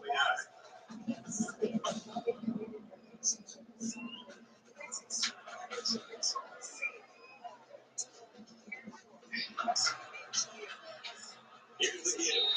And he's going to go around the field. They pick up some yardage, but it's just short of the first down. Yeah, it's just a great effort by the ball carrier, but the defense does an excellent job to stop him short of the first down. So it's fourth down. And the offense is still on the field. Yes. He's pushed out of bounds. Really, there's not much more that he has to do. Standing coverage, But just you good ain't execution. First and goal, baby. Throw, and the receiver going up and making that catch. First down, and they got their eyes on that goal line. I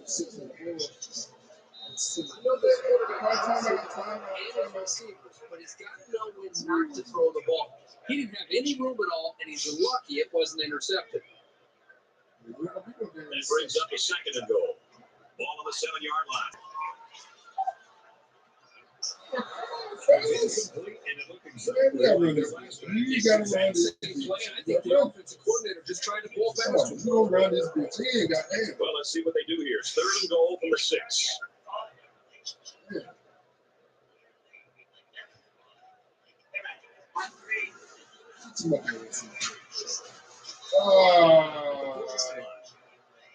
Let's go to As they head to the locker rooms, this one is far from over. West Virginia is We up by fucking up 15. right now. We ain't so goddamn bad, but goddamn. Well, I guess they're not going to sneak anything by the return team. They're looking for an onside kick. Damn. And return it number 3. Damn.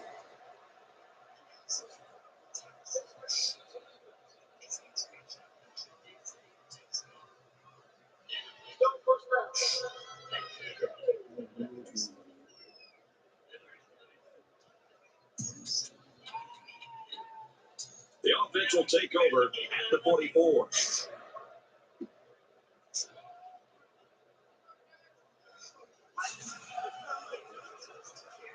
Comes back to pass. He's looking for 6. Can't connect. I know he dropped it, but the safety put himself in position to make a play. That's impressive. From their own 44-yard line. Second down.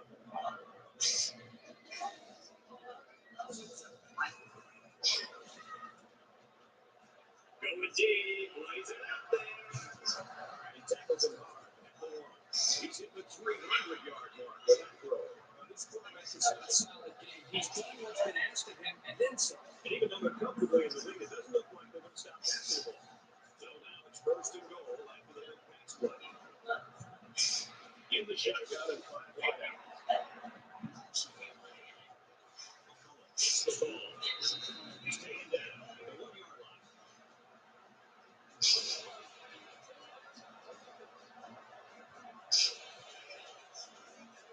And the defense gives up some free yards to the offense.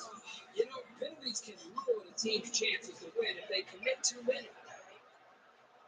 It's first down, and they're looking for 6 points here. A quarterback in the gun with 5 receivers. Now he's scrambling.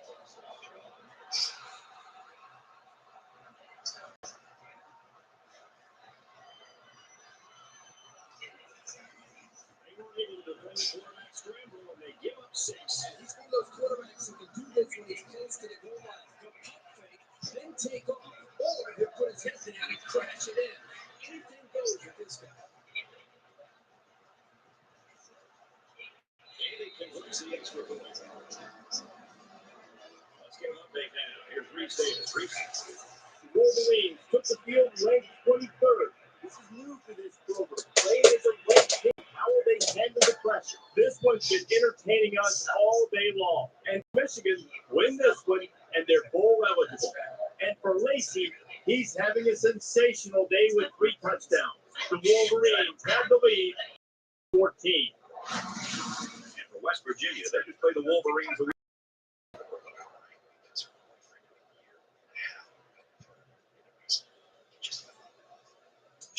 West Virginia, the kick.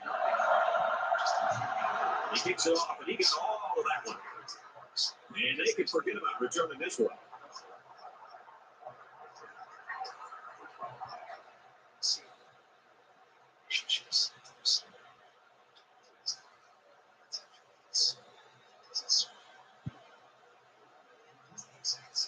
They'll set up shot at the 25.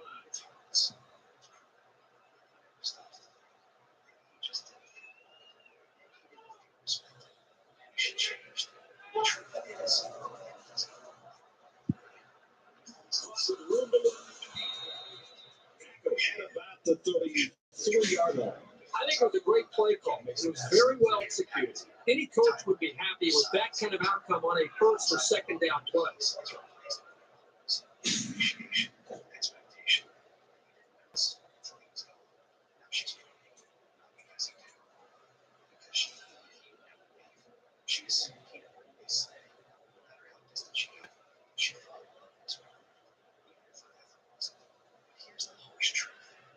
So it's second down and about 2 yards to go. And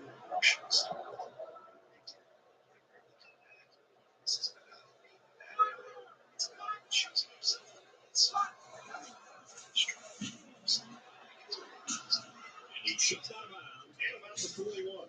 What a throw for big game. That is a great example of the quarterback seeing the whole field and finding the guy who had the best chance of making a catch.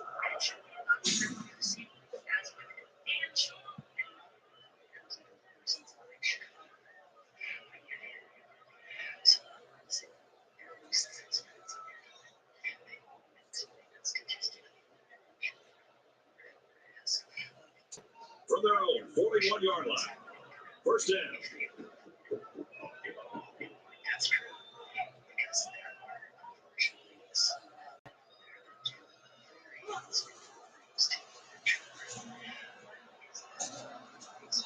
He's pushed out of bounds. First down.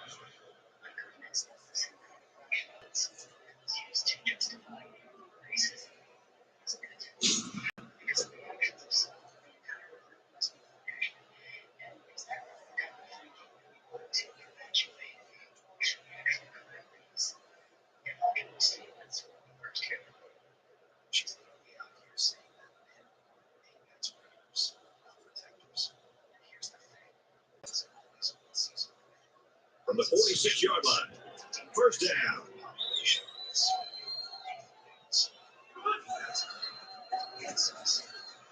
He heaves it to the end zone. Intercepted in the end zone.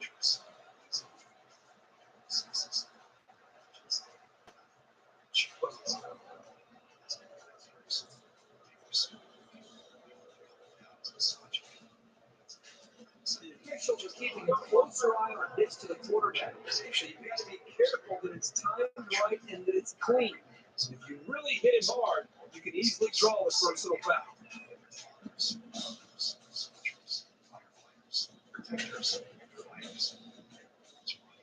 From the 31-yard line, it's first down.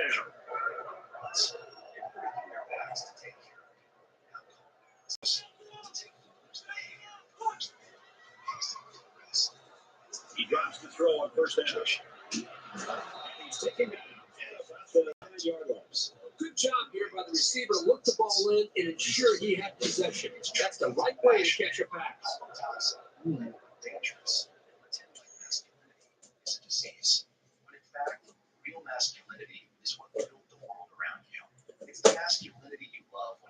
benefits you and slander when it doesn't. Men are tired. Tired of being villainized simply for existing, for being logical, for having boundaries, or for saying, I want peace, not problems. Tired of being told to protect and provide, and being offered to do exactly Washington will take their first time out of the half. The Huskies are going to call their second time out. Well, this isn't conventional. The kicker's on the field. Kicks up. This is no good. He didn't have the leg for it. Against men is real, and this apex predator nonsense proves it. This is a question for the guys and the guys only. Do you guys do anything before going on a date? Right. Like, I'm on my way to my date right now, and obviously, like, you know, I have to pick an outfit, do my hair, my makeup, shave, whatever. But do you guys do have like a ritual before going on a date? I'm so curious because I have a lot of guys friends. The offense will start at the 20. So many times when I've had multiple men around date 3 of going on dates with them mention marriage. Throws it deep. Missed it. He was on target that time. Yeah, you can see his arm strength, but here he overthrew the intended receiver on the deep line. It's 2nd and 10. Ball on the 20-yard line.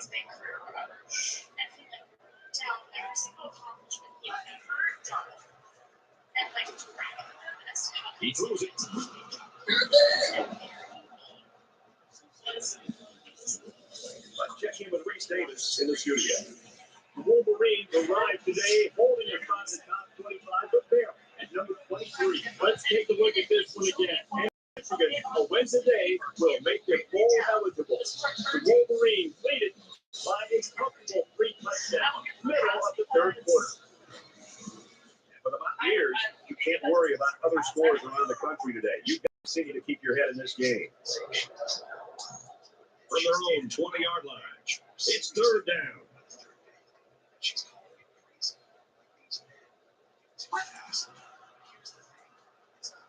He airs it out. And he makes the catch. Yes. They go home soon. He has 3 scoring tosses in the game now. It's a more look about this guy. He's very patient with the ball, which resulting in high scores, just like the other things. He's not bringing up marriage to scare you. He's bringing it up to see if you're even on the same page. And if that feels like pressure to you, maybe it's not. Seen today. Today we saw a game that wasn't even close. West Virginia 43, Washington 14. The Huskies as his wife. No, he's not being illegal. He's being intentional. He's seen it out to others. As we take a look at the highlights, Kurt, how would you summarize the action of this one? When you have two teams that are so equal in talent, the last thing you expect is a runaway game like this. I'll tell you, this margin of victory is shocking. West Virginia took what had the makings of a close game and dropped it on its head. Credit that to the coaches and their game plan. They really put some distance between themselves and a team that didn't look too different coming in. Man says he sees a future. And your close instincts to back away. He's just telling his intentions. And for McCullough, his efforts today have earned him player of the game. For West Virginia, they continue their quest for a perfect season. And for Washington, they lose this one, but they've still got a respectable 6-2 mark on the year. That's going to wrap things up for us. 3A Sports, Aaron Andrews, for First Street. I'm Brad Nessler saying thanks. We'll see you next time.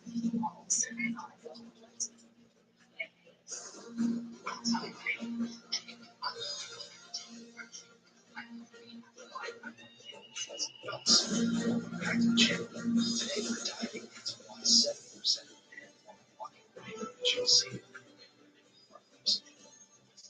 Showing up, gyms are opening. We changed. Stick around. Don't forget to like, comment, and subscribe. Let's get into it.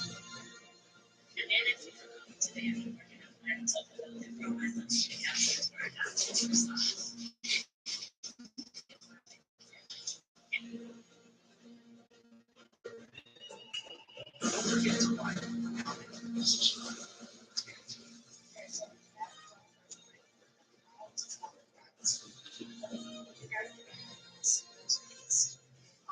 times where you just stare at people. Like, what do you do? Let me know in the comments. This woman is out here asking how to tell if a man wants to be approached, like it's some big mystery. Newsflash, most men are just happy to be noticed. We're not out here playing hard to get or dropping cryptic signals like women often do. The truth is, men don't get approached. We don't get compliments. We don't get chased. We've been told over and over again to leave women alone, to not be creepy, to stay in our lane. So guess what? We listened. Now women are confused and asking, why won't men approach anymore? Simple. Because we were made to feel like the enemy for even trying. The double standards became too much. Men were labeled thirsty, creepy, or desperate just for showing interest, while women sat back waiting to be courted like queens. But now that the game's flipped and men have checked out, all of a sudden the same women are out here wondering what signals to look for. Let me help you out. You don't need a sign. Just try being genuine. You'll be shocked how far a little honesty goes. We don't play games. If a man isn't interested, he'll let you know. But most of the time, he'll just be grateful you had the courage to approach in the first place. Anytime a man says that women dress too revealing at the gym, then you're going to say that and you have a smartphone, I know there's a problem here because you're telling me you have full access to the most explicit stuff, unlimited. You're scrolling social media. I know what pops up on social media. There's some butts at the gym is where you struggle, where the majority of women are just going to work out. If you can't go to the gym and control yourself and just focus on your workout and you're struggling with temptation, well, you still have a smartphone. You just want to think like you are actually struggling with us because one, you're feeding your mind. Meanwhile, generally just trying to look at even if there is this trying to show your body, you can't tell her how to dress or what to do. It's still your responsibility to control yourself. And I also see women get mad. They'll be like, my husband can't go to the gym. There's something you can do.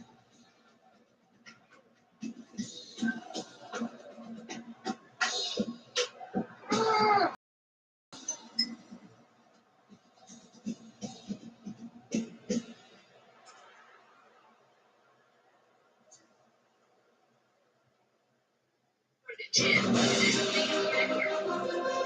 If I were to blame those men for their mental problem, that is his responsibility.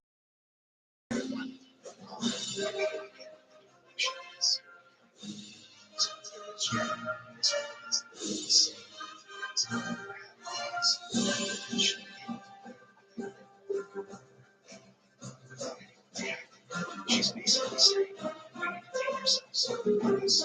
You can skin tight like this.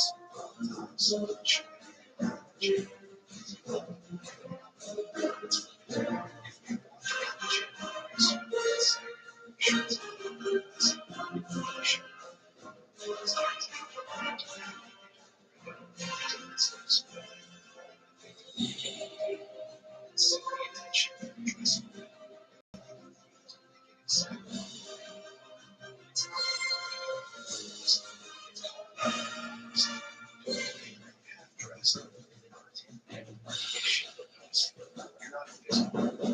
Unusual by nature. That's biology. We don't get to provoke reactions. Now, when we take it seriously in the gym, dress like Instagram thirst trap. You can see it. You can't help it. You bring some of the attention that comes with choices. Change choices. They need to take themselves.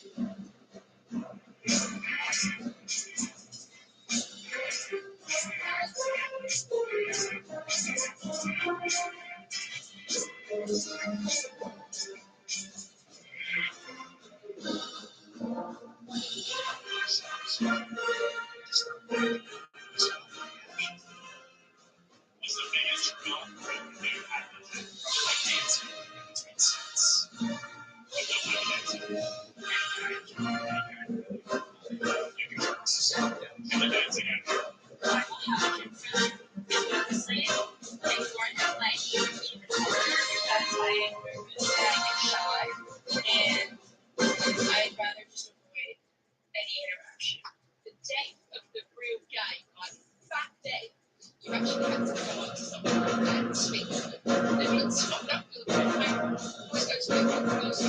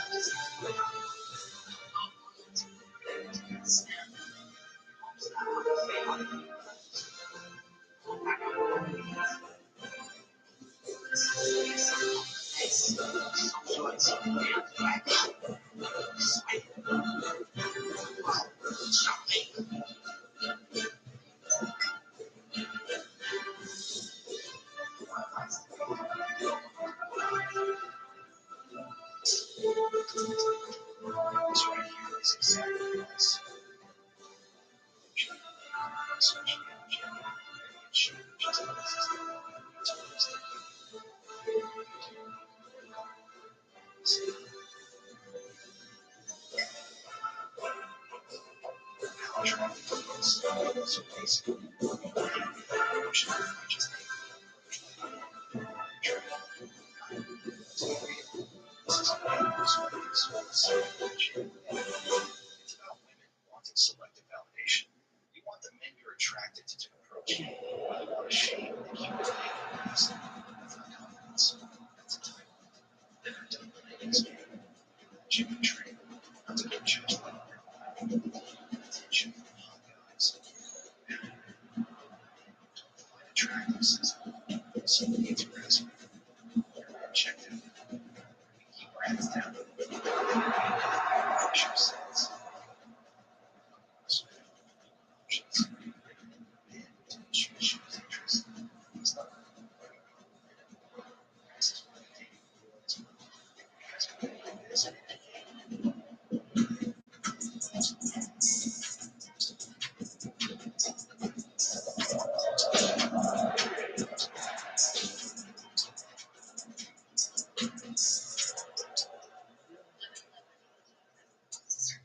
Not on purpose. I actually recorded something from the Bible. It's the time. And the reason why this happens is because they just receive someone else. It makes it easier to go something I know it seems like someone in here, it's just that we're really things together. And this is that they will be able to see purpose. I have daddy instincts. Instincts when it's evil. Instincts when it's feelings for evil. His word is not used to let's pursue, to really show the other end that I want to pursue Jesus. They show her character, how much he really cares about her. Okay? But it's only if he cares at this time. In my 20s, I was never ghosted by a man. Almost every man that I wanted, pretty much every man that I wanted, I really felt drawn to him. I had that because I trusted my intuition. I trusted that desire, that connection that I felt with a man being real and it was real. And I would feel that I would gravitate. I would even balance which surrounded. Okay. And then we would have work. That's right. But then we tried. And there was no ghosting in my dating phase. Never. Okay. Why is this happening? Why are women constantly getting rejected? Dating apps, dating apps, like at the wrong time we get divorced. Let me tell you that. I'm just kidding. But it doesn't matter. The reason why this is happening, why I think we do something right, is because the man doesn't care. This is the time of the rising of the feminine needs to realize that they depend on a man's validation. A woman's worth and value does not depend on a man or does not depend on the person. She has to find the right person. Men do too. Because men are also very insecure, which is why they go so person. Okay, both men and women are very insecure, right? And this is why women have to rise. And in order for the man to rise and to start being confident, to be able to value a woman, to really pursue her and chase her and choose her, the woman has to choose herself. The woman has to rise. And that's why like feminine, when we say it's a good dream, why feminine has to rise and has to lead the journey. Really, it's like feminine lead the world, lead the vibration, holding the vibration, and when a woman rises, chooses herself, loves herself, knows her worth, it is not dependent on a man choosing her. Because 9 times out of 10, you're not even in love with this guy. To be honest, most likely you're not even in love with this man. You just want to be chosen. But because women are getting rejected left and right, it's like, why is no one choosing? Why is no one picking me? It's very frustrating out here. Women are not taking choosing. But it's because the woman realizes she has to choose herself. She has to love herself. She has to be loved. And these women, I say that word, but it's true. And how does a woman choose herself? A woman has to really dig in and start loving herself. Like, I really feel that need that starts. This is why women choosing more. There's something else. Why do you see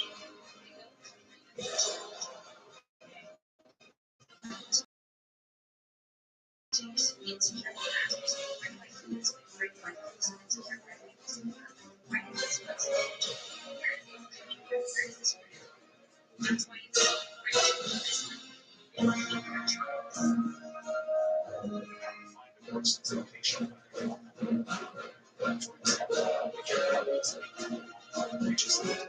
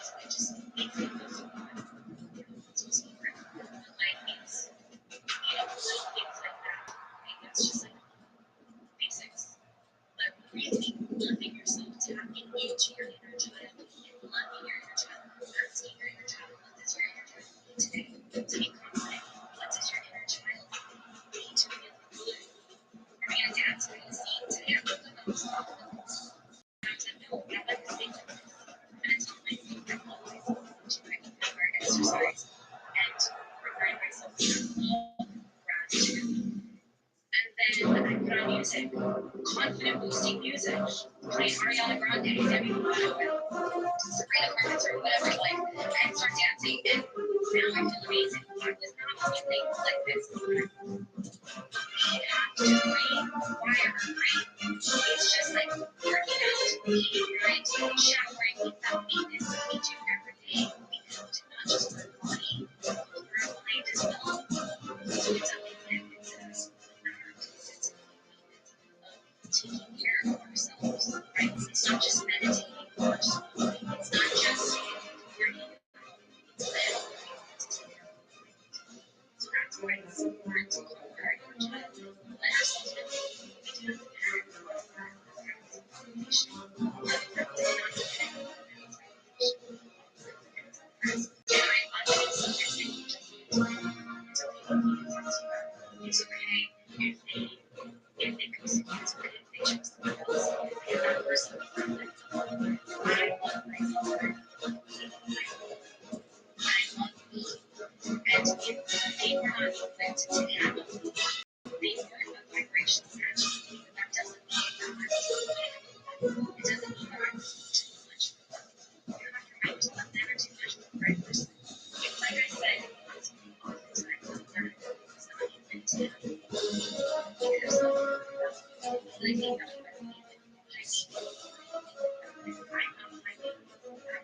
I'm interested in it's your self-worth, it's your self-respect, it's your self-love, it's your confidence, it's your self-belief. What you do have to have this high warrior. And a lot of men are super intimidated by women with fear of their house. And big women, that's really ugly. Men are gravitated towards that type of woman, a woman that is confident in herself, loves herself, but he oftentimes does not feel confident. If a man does not feel confident, like that, to let us know that's their this is why we as women have to overground, have to set our boundaries, have to know rewire your brain, remind yourself of how worthy you are. That's the reason you need to do saying these affirmations with your red love. I am worthy of life. I do not change my track. All those things you need to do. And you need to say to yourself, remind yourself, put on some fun music and dance. Take you in the car. See, I'm always taking you down. Okay? Anyway, just my food so much. Eat right. Okay? Well, you in a moment, right? Hold yourself in 4 minutes. The morning of my mountain, right? Morning at rest. This is why there's so much ghosting and all this not healing or not expressing themselves because women have set the bar very low. Women have lowered their standards and they're accepting traffic. They're allowing for them and the platforms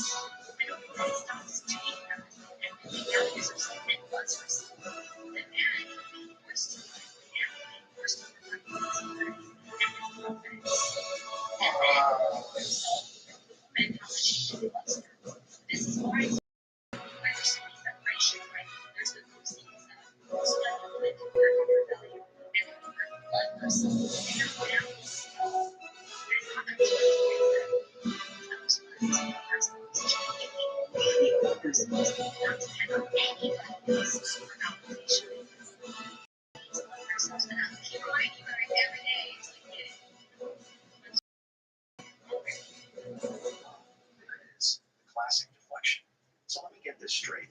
A man loses interest, quietly backs away without drama, and suddenly he's insecure. He didn't curse you out, it didn't embarrass you. Just stop texting, and then somehow that makes it work. No sweet. Sometimes the reality is simple. So maybe you realize that you have it. Maybe the red flags start showing. Maybe you know what you're talking about. Eyes, you don't need to know. Or maybe, just maybe, you didn't really need to explain yourself to someone who is very well. This trend doesn't stay insecure. It's just projection. Just think of it. Because it boosts your ego. It's worse. That part is maybe instead of calling everything insecure, ask yourself, why are you insecure? How do you think that just because someone is more emotional? They're just done in this game. It has its title. Sometimes he goes down because he's scared, because he's tired.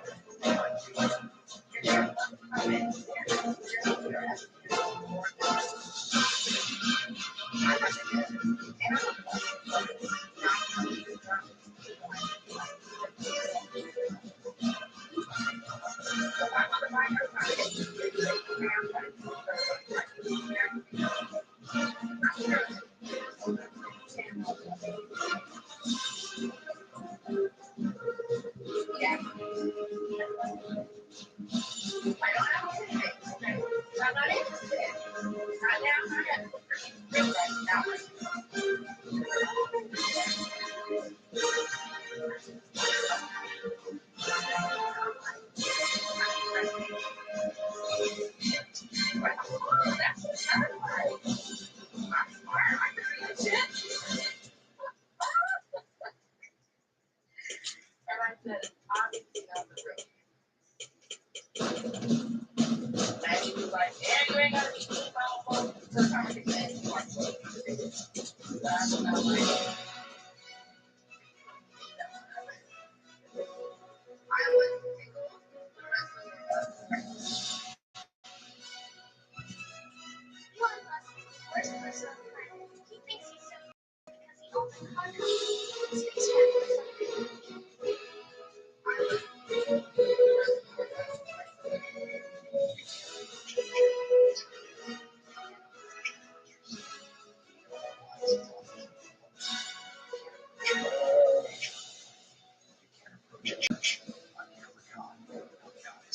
so where exactly nowadays? I think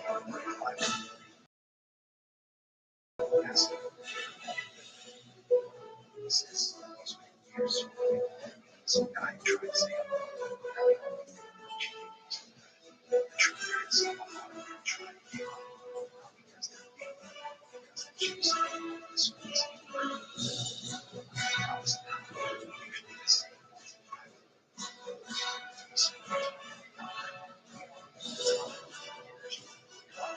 Just to get years.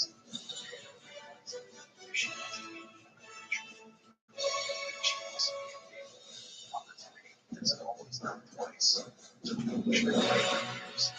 Shot. That's not rushing. Let's go towards. I don't understand how people get I love sitting in my car for 30 minutes before I go outside to and I think to my phone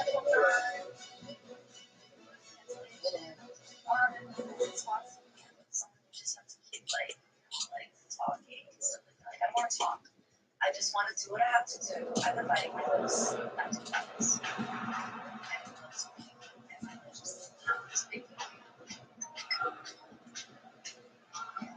I wanted to try something because I started doing it myself. So I'm used to it at this point. Yeah.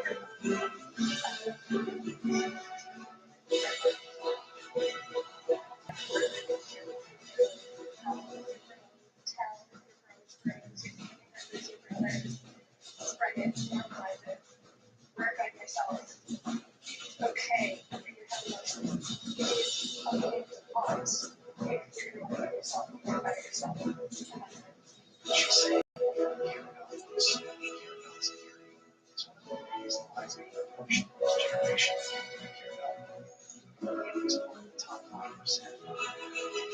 Give their time. So I feel that the full spectrum so you provide for those. That's not an issue.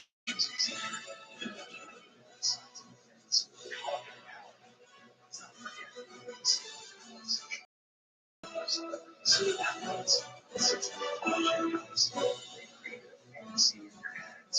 They're respecting the average man's rejected, shame.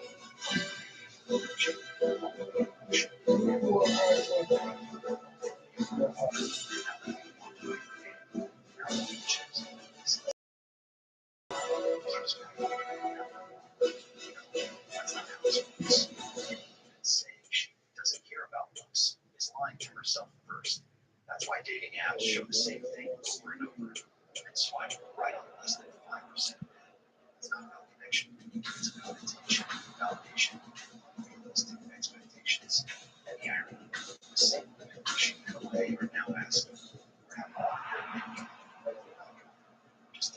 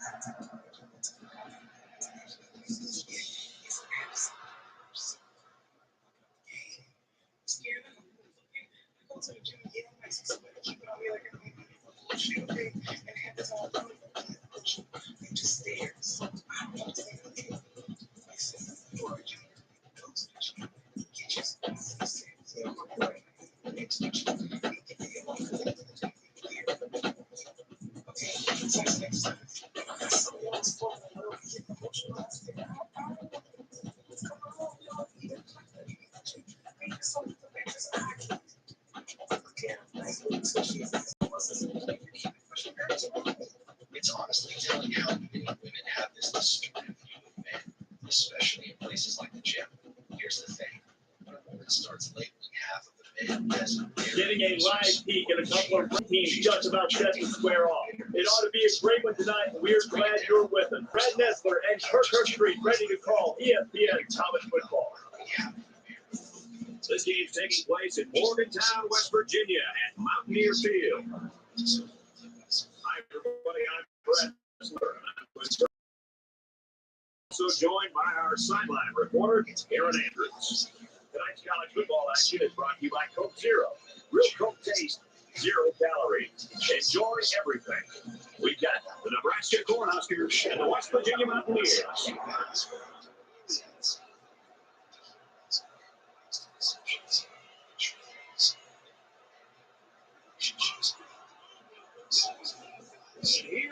Mountaineers. The season starts to wind down. We'll see which teams will be left standing after it's all said and done. Take back the coin toss now. Presented by Coke Zero. Real Coke taste, 0 calories. Enjoy everything.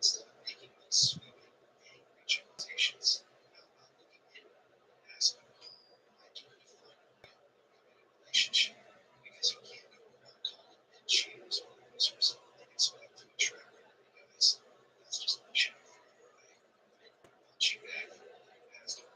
If you're genuinely interested in finding someone who's just without loser, maybe it's time to reevaluate the kind of energy you're putting out into the world. That might just make a difference.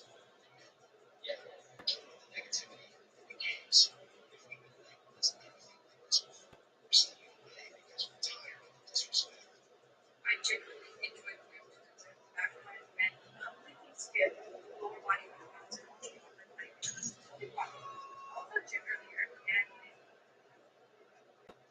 I'm trying to do my life.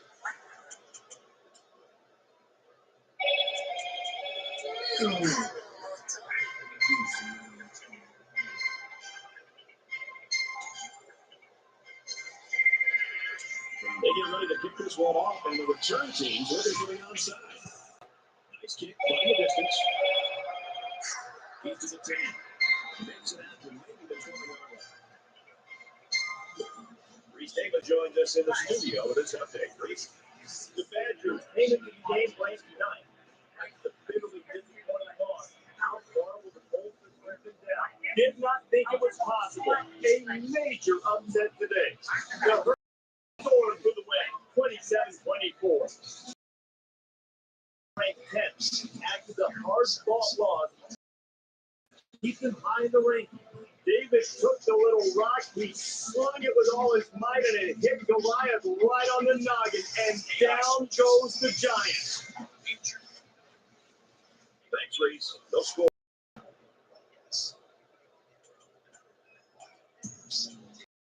For West Virginia, Kirk, talk about this quarterback a little bit and how key he is to this offensive attack. You might see a lot of receivers on the field, but sometimes they're just decoys. There to open up the defense and give the quarterback room to maneuver.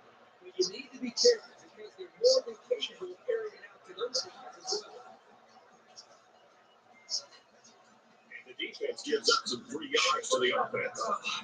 Penalties can ruin a team's chances to win if they commit too many.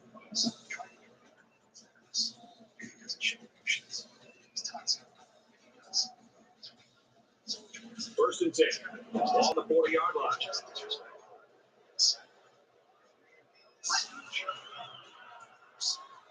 McCollum steps back to pass. He's looking for 6.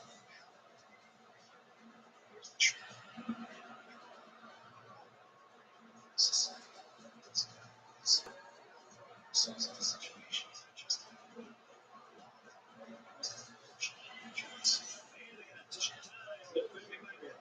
of the things with this defense is you leave yourself vulnerable around coverage. Great goal by the quarterback and great speed by the receiver. You've always got to be on your toes when you're covering this game. And they're looking to get 2 points here. West Virginia with a 6-point lead. He's got the corner. He's got the 2.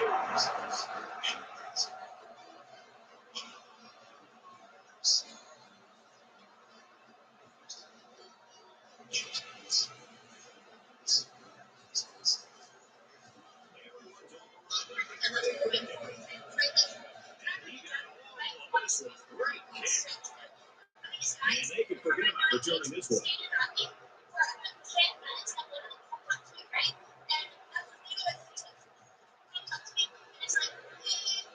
I don't know about you, but this one feels like it's going to be a great ball game.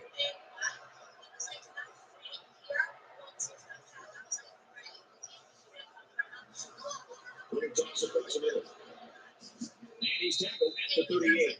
You obviously have to worry about him as a ball carrier, but it showed here that you have to be concerned about him as a receiver as well. He's got good hands, and you know he's good in the open field.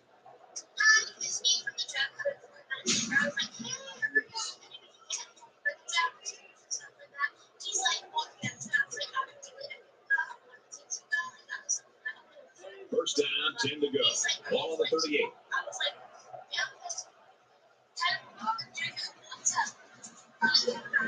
Little screen pass. He's at the 40. He's taken down around the 34-yard line.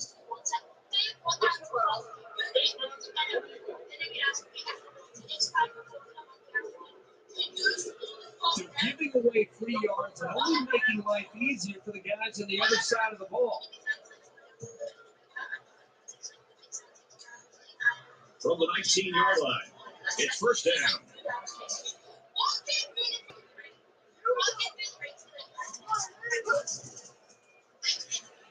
He's scrambling. They're bringing down at the 12-yard line. The quarterback trying to make a play. Well, he did a nice job of getting some yards on the scramble, but he needs to learn to slide to avoid those big hits.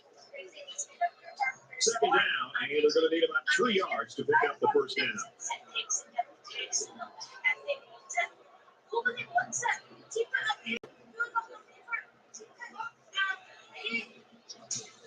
he's scrambling.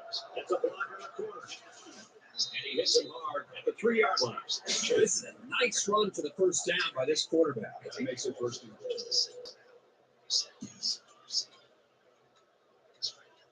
It's first down, and they'll be looking for 6 points here.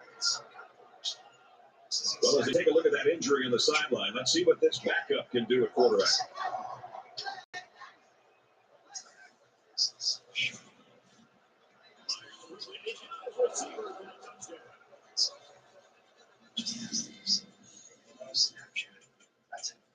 This generation of women would rather mock men for trying and appreciate the courage. And did that play ever develop nicely? Well, it's all about the receiver on this play. He beat his man off the line and then ran a perfect route. All he had to do after that was make the catch. Nebraska will have one timeout remaining. Nebraska's out of timeouts.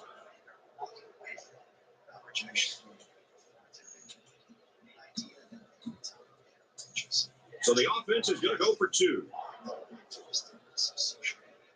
Defense tacked in tight here. They don't approach like they used to, not because we're scared, but because y'all made it weird. We were told to. So a 47-yard drive. And they'll come away with 6 points after failing on the 2-point conversion. Well, apparently this return team just doesn't trust the kicker. They're in an onside kick formation. And he's taken down at the 12.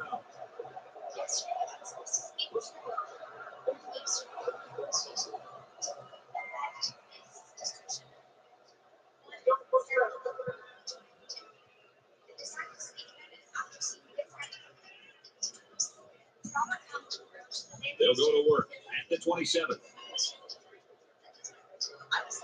West Virginia with a 2-point advantage.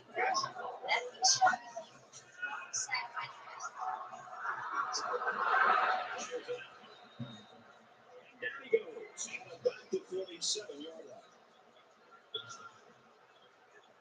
He's got a cannon for an arm. He's also got the confidence and desire to win. Those can be infectious qualities. He makes his teammates better through his skill and his leadership.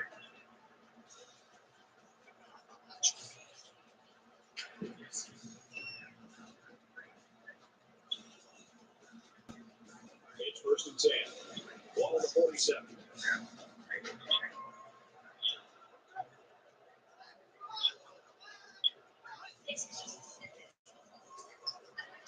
He launches one for the end zone. I don't know if his quarterback misread the defense or just made a poor decision, but that wasn't a pass he should have thrown. From the 47-yard line, it's 2nd down. But I think it's crazy to say that they're Look at the throw. That's where the kicker was almost fixed. That's what can happen when you run the same play. Now, you need to be aware of that and try to mix things up to keep the defense off balance. 3rd down now. They need to get it down to the 37.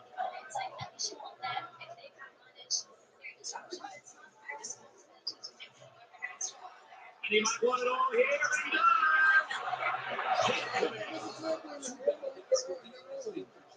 Because he made a really great play on the ball to make the catch.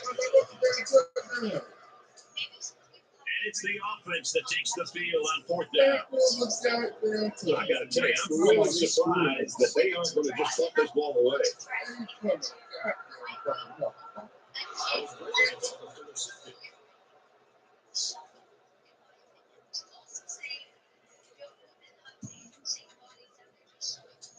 They moved the ball very effectively on their last drive, which ended with a touchdown.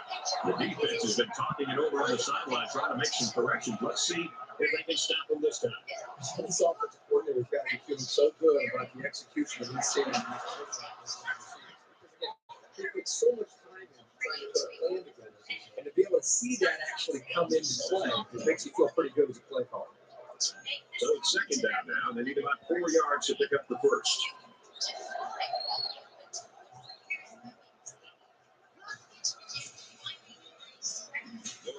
Pitch to the left. And he carries the ball for a nice game.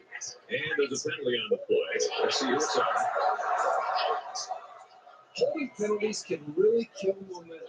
But sometimes if you don't hold, your quarterback can take a pretty good shot.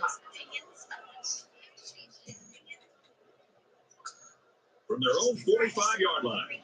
2nd down. They put everyone up on the line. Fields options up, and he's taken down at the 30. Pretty big loss on the play, and I think they might want to reassess the strategy here. Perhaps run a screen, maybe hit the tight end on a short pattern. This D line is just a bit much to handle this match. They need to get inside the 42. This place is rocking.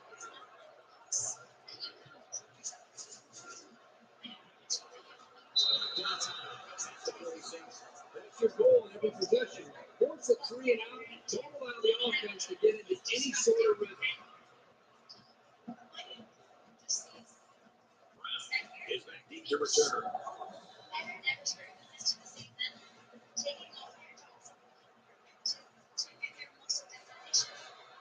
taken down at the 20-yard line.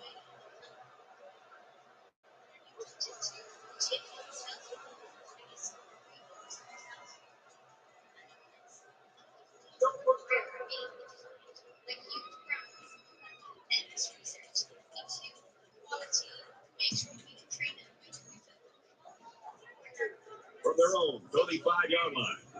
First down. West Virginia is up 2. This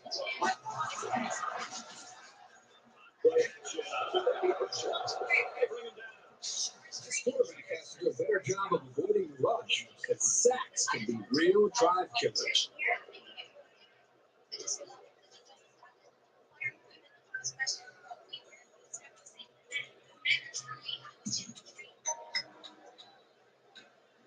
Second down and 12. Ball on their own 33.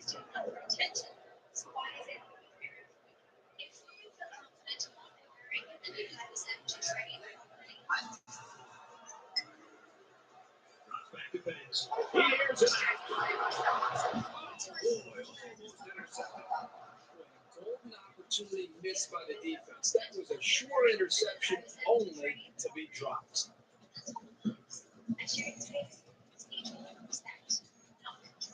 From their own 33-yard line.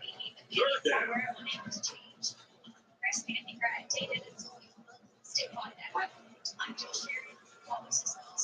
Looks to pass. Almost intercepted. You never know what will happen when the ball ricochets like that. Good effort by the defender. It's the Mountaineers. Don't like the looks of things. They're going to take their first time out.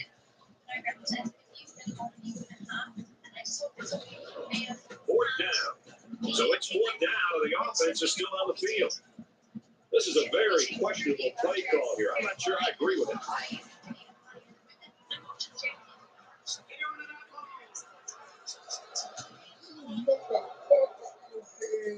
I'm sorry, yes, over to my she wants at the gym. Comfort, confidence, and Almost intercepted. The offense will take over at the 33.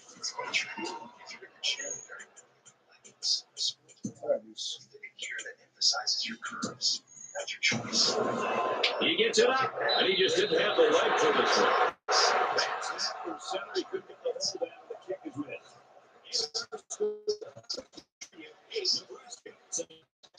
Let's start this drive at the 33-yard line. West Virginia holds just a 2-point lead.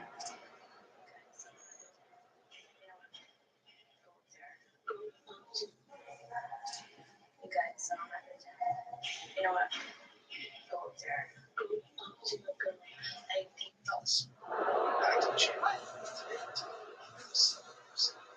to pass. The 36. Nothing going on that play. But here I think the quarterback needs to be a little bit more patient in the pocket. That way he can allow his receivers to get downfield a little bit before he throws it. From their own 36-yard line. Second down. He's great. And they put something right around the 46-yard line. They'll get the first down. He made the correct decision to tuck it and go.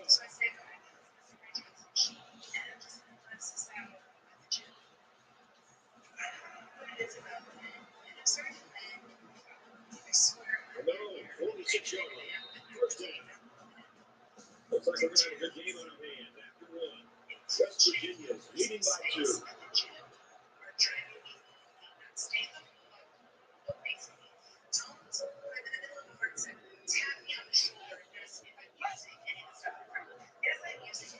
gets a snap and he's in trouble. For 28. He must not have seen anybody open on that boy. Nobody up and downfield, but he's got to be careful. I like his toughness, but those kind of hits are going to take a toll on him eventually. They're about 4 yards away here on second down. They come out of an empty backfield.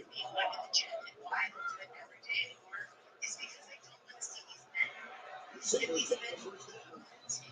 Run to the 29-yard area. They like to run through all their routes before the game. I have to say, they look sharp before this one even started. First down, 10 yards to go. Ball to 29. So an empty backfield with 5 wide receivers. McCullough on the run. He's tackled at the 16.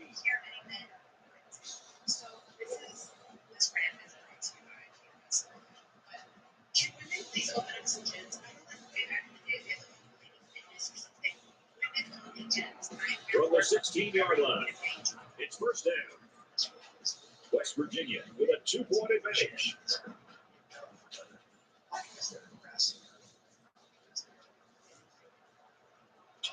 There's an almost had it intercepted.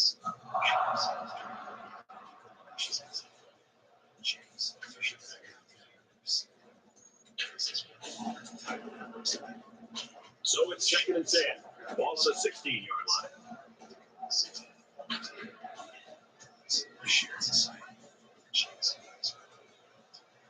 to pass. He is such a reliable target. You throw anywhere near him, and this guy's going to get his hands on it and make a catch.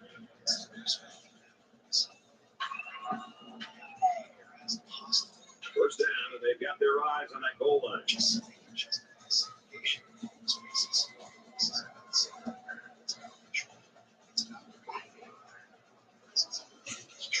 a great tackle. He just never had a chance to get any running room. The defense was on him almost as soon as the ball was snapped. We're at play number 9 of this current drive.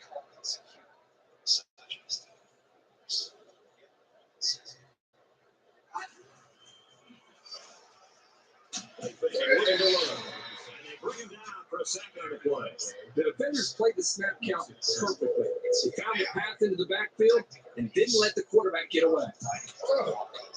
It's third and goal from the 1. They're trying to make this a 2-possession ball game.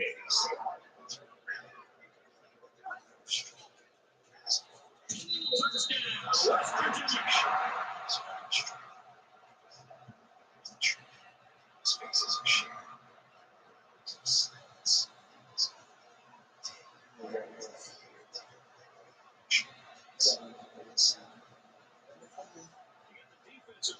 Here's Walton for the touchdown. Great job of improvising by the quarterback there, showing pass, breaking down the defense, and then going in for the touchdown. Big extra point here, and it'll put him up by 2 scores. And he adds the extra point. A 9-play, 64-yard run. And the result, 7 points. Well, the defensive coordinator, they just don't know what's coming next. I think they're trying to read tendencies. They're trying to get an idea based on the personnel that's in the game. Hey, here comes a run, and then here's a play action pass behind them. Every time they think it's a pass, the offense seems to be running. Right now, this balanced attack is really causing a lot of confusion for this defense.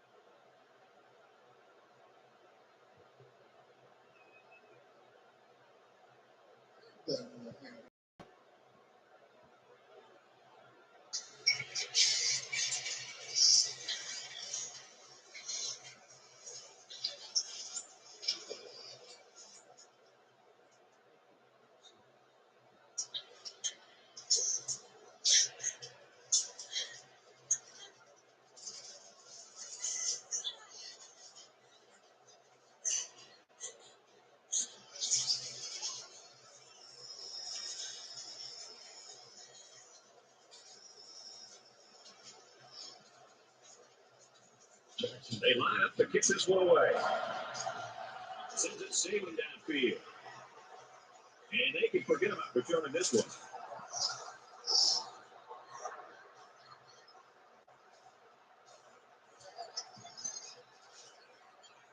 Now let's hear from Aaron Andrews on some injury news. What do you got for us, Aaron? He's suffering from extreme back and he looks to be in some discomfort there. And they sent him back to the locker room, and I've been told Thanks for the update, Aaron. Certainly not good news. Let's hope he doesn't miss any extended playing time. From their own 25-yard line. Second down.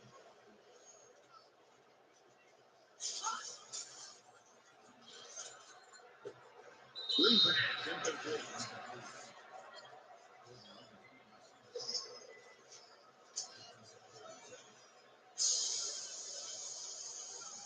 It's 3rd and 10. Ball on the 25. The intensity of this place is increasing. He heaves it deep. He may take it. Great concentration to fill it in. The 20. That's the second catch for 6 he's registered today. Well, it's obvious the coach wanted to get him involved in the game plan. It looks like it was a pretty smart move, too.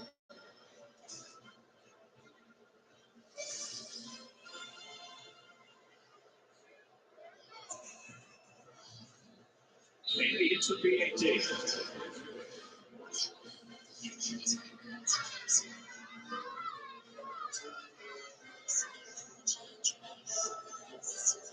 Well, apparently this return team just doesn't trust the kicker. They're in an onside kick formation. He's to the 10. They'll bring him down to the 14-yard line.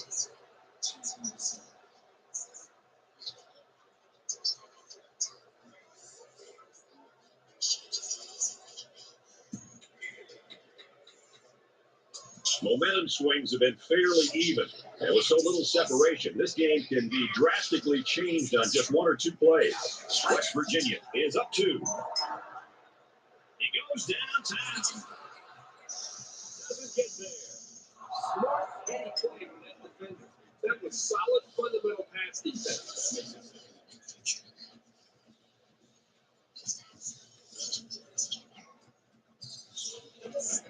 They line up at the 14. It's 2nd down.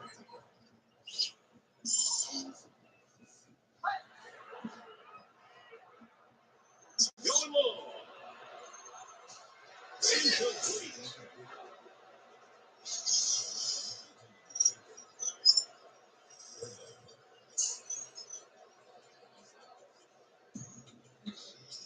From their own 14-yard line, it's 3rd down.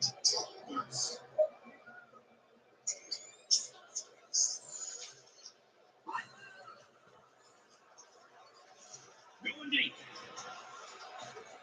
And bring him down around the 47-yard line.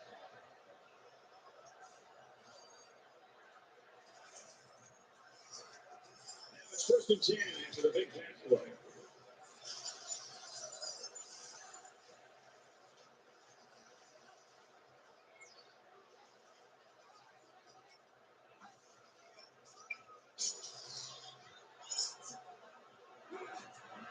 Concentration.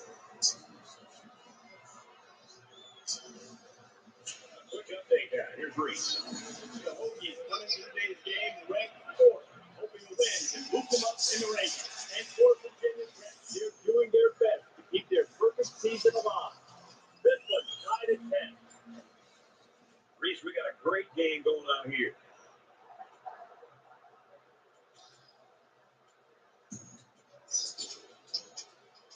We've got a 1st and 10.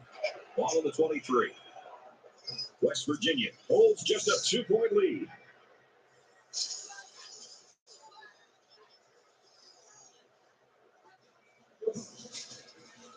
Into the back. Goes outside for a nice game. Emerson gets 6 yards on the carry.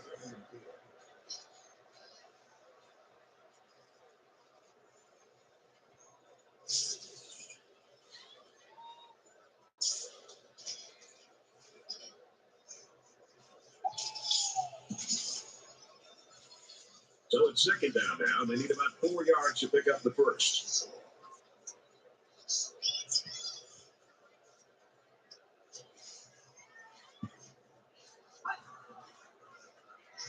And he's taken down around the 15-yard line. A 2-yard run by the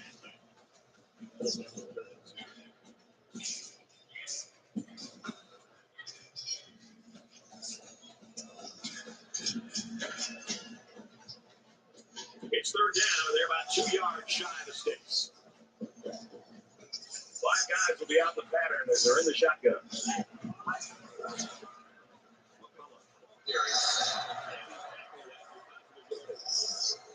Years, they're going to call their second time out. It's first and 10. All on the 11-yard line.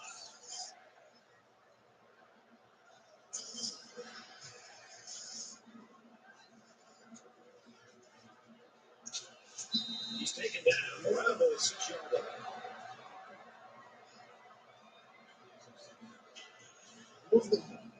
It's the 9th play of the drive.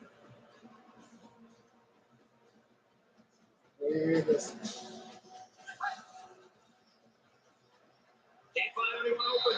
Touchdown, Buccaneers. Great job with some tough running right there. You get close to the end zone, things get very tight. It's tough to maneuver.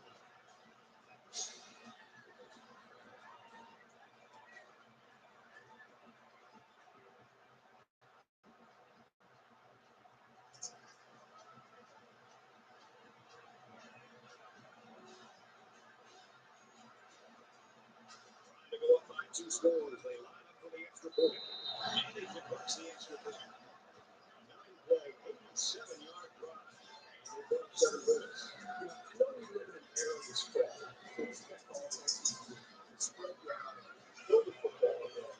I still believe that the ability to move the football has a lot to do with the balance. Right now, what we're seeing from this offense is balance. They're running, they're passing the football. It's really keeping the defense on its heels.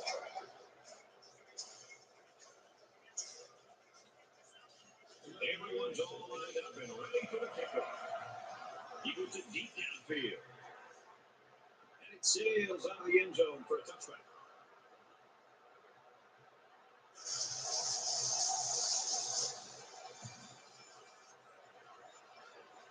And as the defense comes back out, you can be sure they're thinking about that score they surrendered the last time around.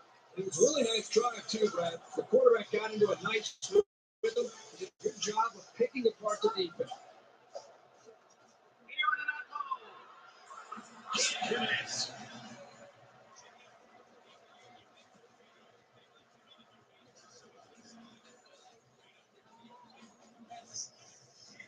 It's second and 10. Ball on their own 25.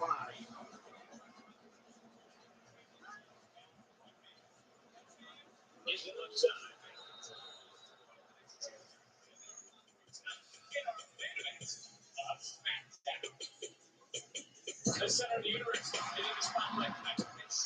And he's tackled in the open field. He's on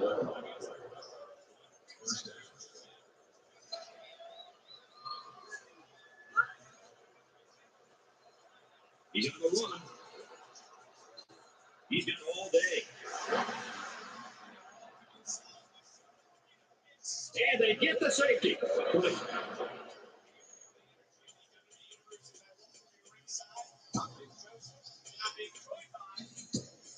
Quarterback is dropping back into his own end zone. It's got to be a quick release. Otherwise, you give the pass rusher enough time to get to him. And you can see the result right here. We'll be punting this one on the 3K. And he's tackled at the 45-yard line.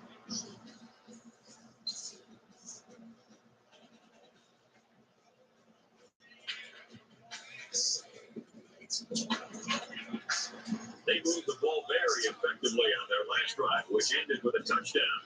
The defense has been talking it over on the sideline, trying to make some corrections. Let's see if they can stop them this time. You can bet this defense made some adjustments on the sideline, though. I don't know if they can stop the passing attack. Just need to at least be able to slow it down. Well, we played a half of football. West Virginia's in front by 11. And we're just about set to get things underway here.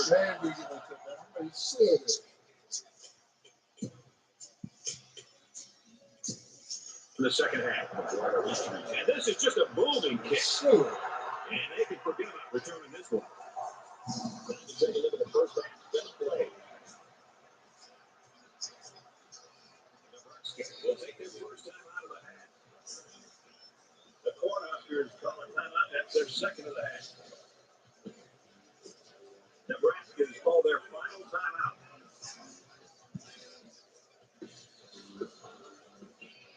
And this is strange. The punter's on the field right now, and I'm not quite sure what's going on.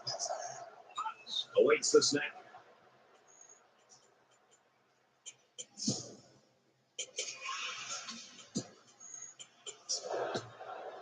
Didn't get all of that one. That's to the Bearcats.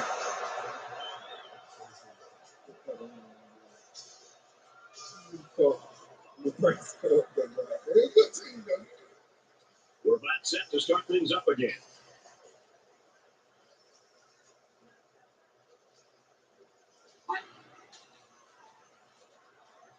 This one's going deep to the end zone. And this one's broken up. There's a flag down in the backfield, but I didn't see what happened.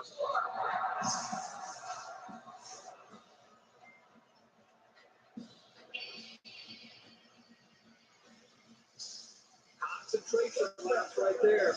The coaches will be giving them an earful for it, too.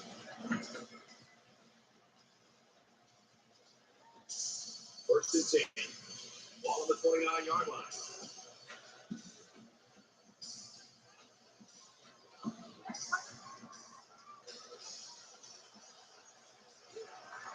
I like the call here by the defense to bring the heat with the outside linebacker. It was just a better call by the offense, and that's why it's a first down.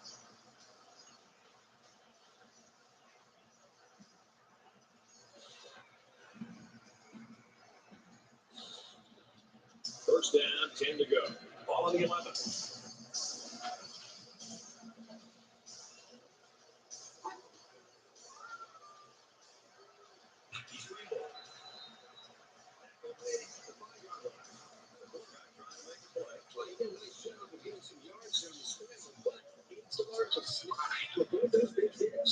They need about 3 yards to get the first here on second down.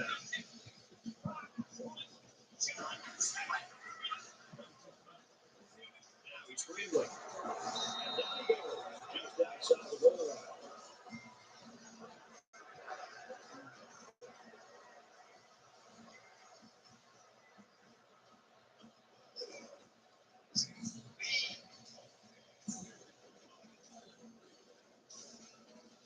So the offense will move a little bit closer with that penalty.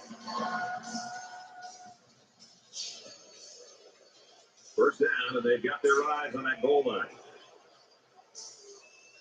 The quarterback in the gun, empty backfield, 5 wide receivers in the formation. McCullough on the run. Touchdown, West Virginia. 3 rushing touchdowns on the ground today for this young man. If he scored 3 touchdowns, it'd be a nice day. Running for 3 is also nice. It's also a pretty big shot.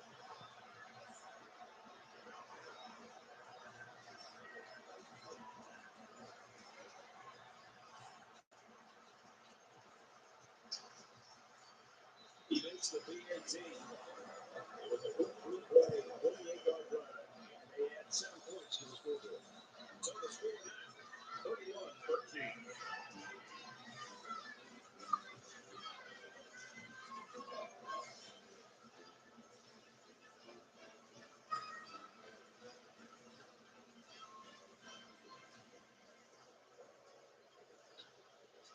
West Virginia ready to kick this one off. He just drills this one. And it sails out of the end zone for a touchdown.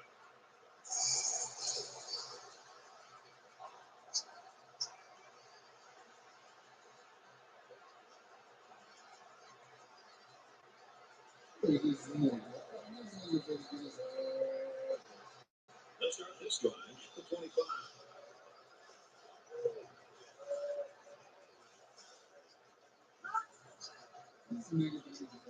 He's scrambling.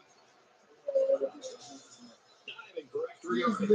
Even a real nice play on that one. I'll tell you what, in today's game, you have to have the ability to run the football. Give the quarterback a lot of credit. He made a great play and really gave his team a boost. From their own 36-yard line, it's first down. There's a strike complete. And they push him out right around the 46-yard line. Reese Davis is standing by with this update. Reese. Atlantic Coast Conference action in the spotlight. This is the game we've been watching closely today. The Rebels bumping for a touchdown shows you this. Their defense is smothering. UNLV has the edge, 17-10. I don't expect that score is going to hold, but boy, that would be an upset. So it's second down, and they're only about a foot away from picking up the first down. Got to be careful of a pass play with this defense.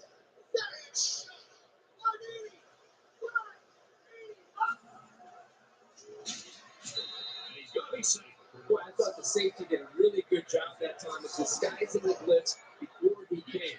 I don't think the quarterback or even the offensive line had any idea that eventually he was sneaking up and eventually coming on the blitz.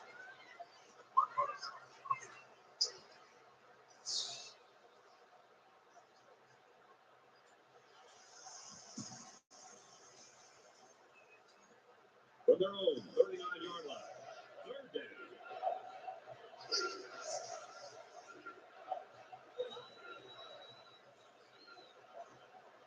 Open field. He's pushed out of bounds at about the 45.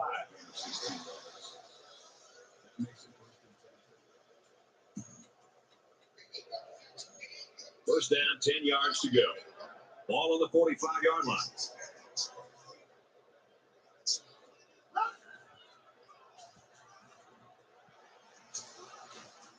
And he's tackled around the 35-yard line.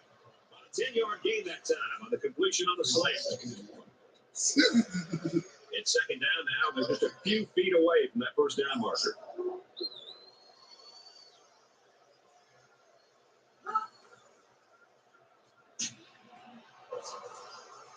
He's into the open field. Touchdown, and it ain't over yet. They look awesome on that play.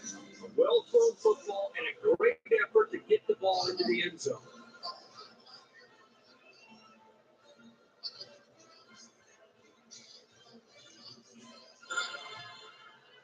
And he adds the extra point.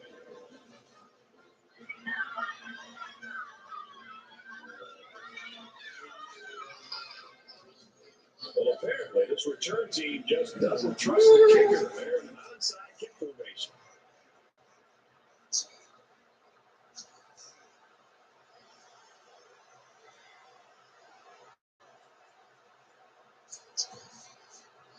The quarterback is on his way back onto the field, and he led a great drive last time out.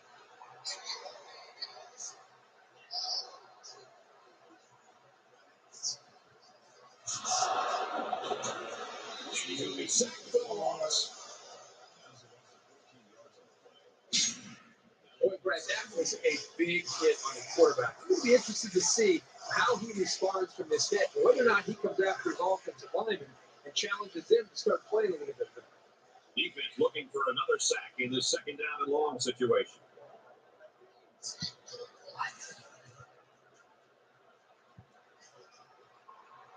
Makes a first down catch. And he shot out of bounds right around the 42-yard line.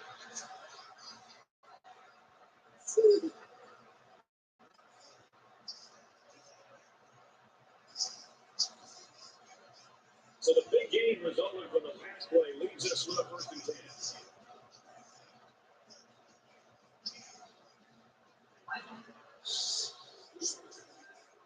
He's going to air it long. He got his receiver for the touchdown.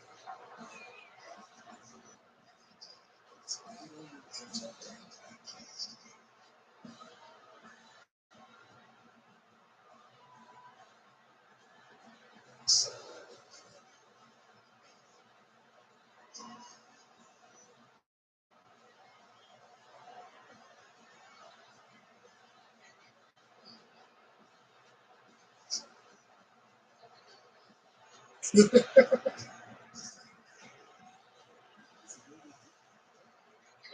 the uprights for the extra point. A short field play, 75-yard run.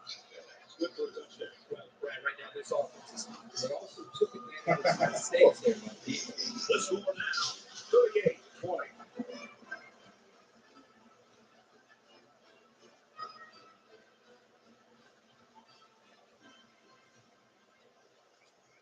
They line up to kick this one away. And he got all of this with great kick. And they can forget about returning this one.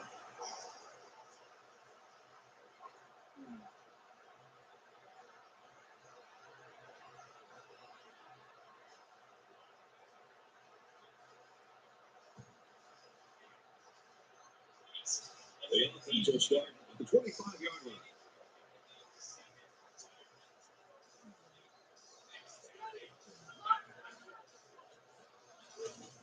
And a man, watch out here. He's knocked out of bounds at about the 37-yard line. But this defense keeps taking chances with these blitzes. Sure, they may get to the quarterback once in a while, but they also are giving up some big plays like that one right there. First and 10. Ball on the 37-yard line.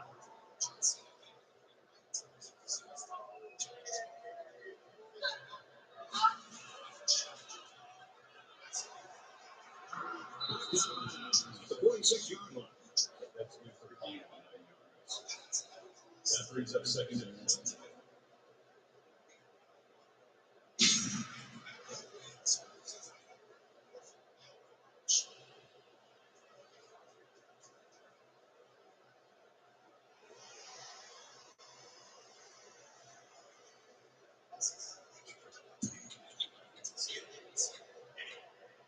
Short yardage situation here. Second down and 1. Now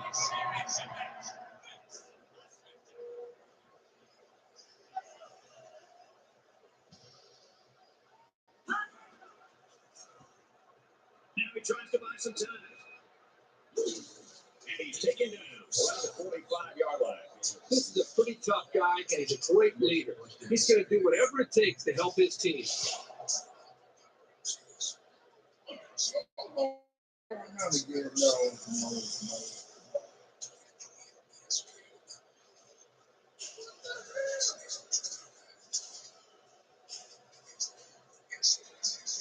Hold on.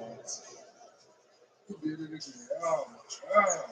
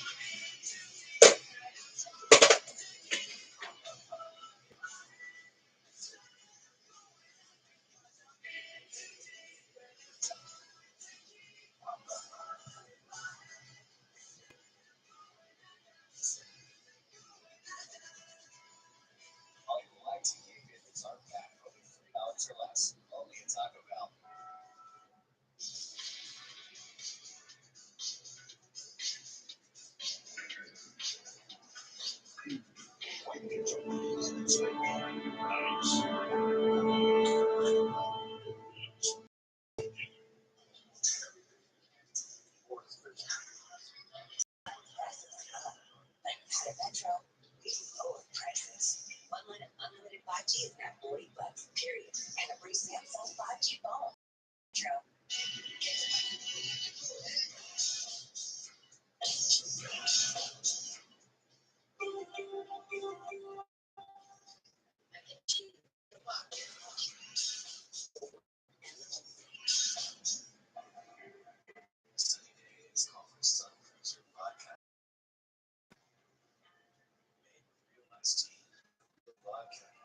Refreshing goes down smoothly. Let the good times cruise. Sun Cruiser. Teach you how to brush. Oral B touch. Oral B's densify brush it, puts it, cleans it, and gets in between them for 100% clean and teeth. Your perfect clean starts with clean.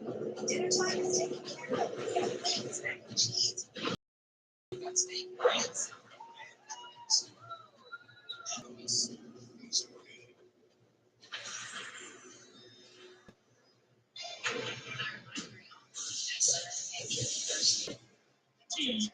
sports to the game. The Heisman Trophy. The name alone conjures up memories of heroes past. The Heisman was an underdog who made people believe. Of performances that stand the test of time. Playmaker, a game changer. Only the most outstanding of players will join the ranks of this elite fraternity. To be a Heisman Trophy winner, you're going to need more than luck. You must combine the characteristics displayed by those that came before you. He played the game with class. If you can heed their advice, defy the odds, and rise to the challenge, your name will forever be followed by the words Heisman Trophy winner. And the winner of the 2012 Heisman Trophy is...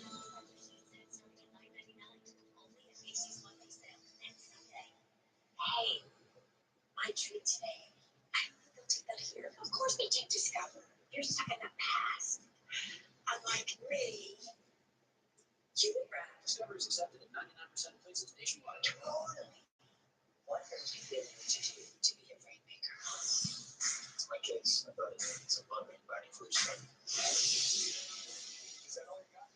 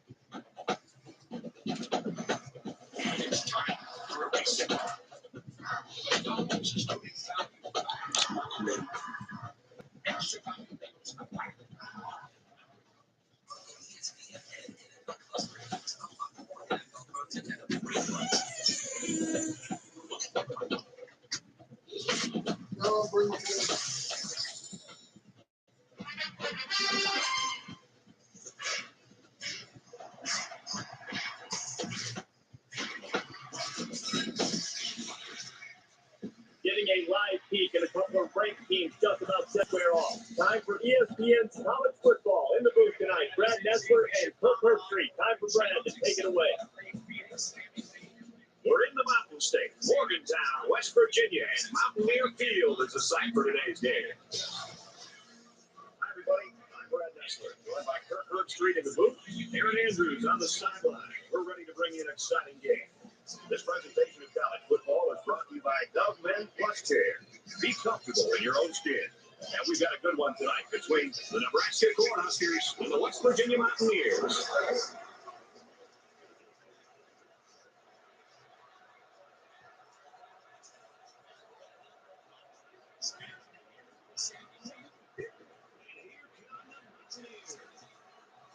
We're delighted you can join us today for this late season push for bowl bids and conference position.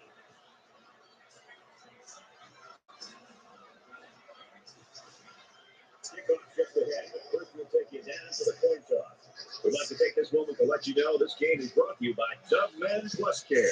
Be comfortable in your own skin.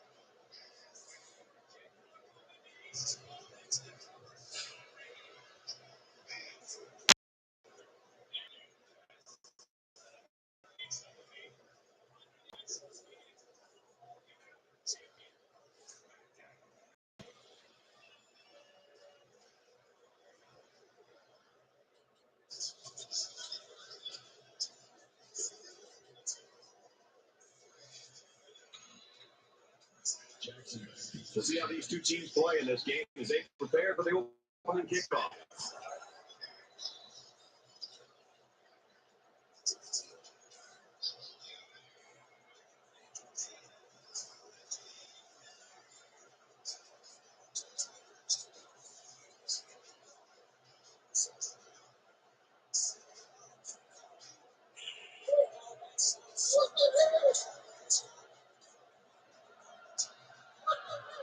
Line drive kick, not much distance there.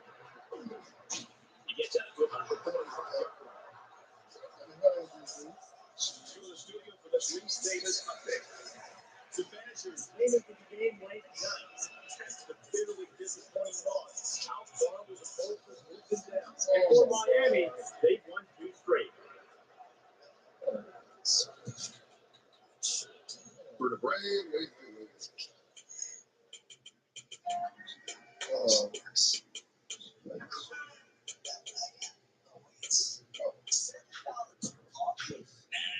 How about solid salt? Coffee ice coffee with cold foam for only $2.99.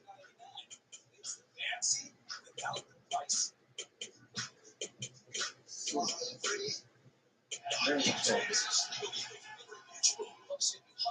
Customizing your car insurance. And as wonderful as the gentleman under the security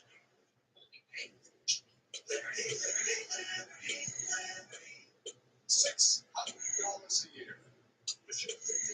Ask you, you watch a lot of film on these guys. What do we expect this afternoon? I think the disadvantage of running the spread attacks is whether or not you have the proper personnel to really make a slip in the side. If you have the ball, you're running back, you're really making yes. This is an offense that's very difficult to stop. Second down, 10 yards to go. Field.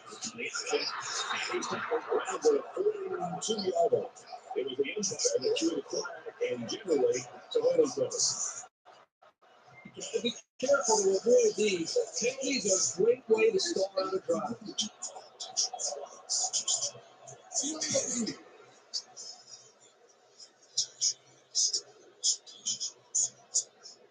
Second and long. Ball on their own 34. They come out in a 5-wide set. There's going to be 6 throw-ups. Looks like this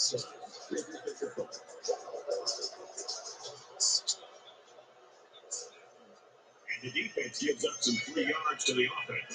You know, penalties can ruin a team's chances to win if they commit too many. From their own 39-yard line. Second down.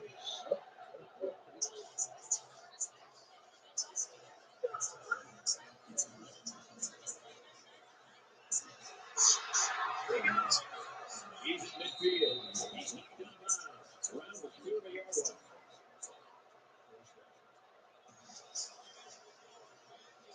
From the 40-yard line.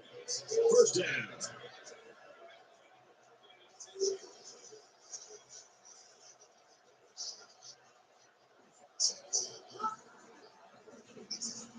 And he has it on the corner. He goes out of bounds at the 31. Great job on the running back, and that's a gain of 9. That makes it 7 and 2.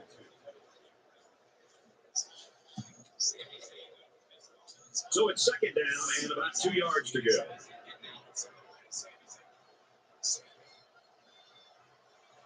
Let's see, one of the linemen move first.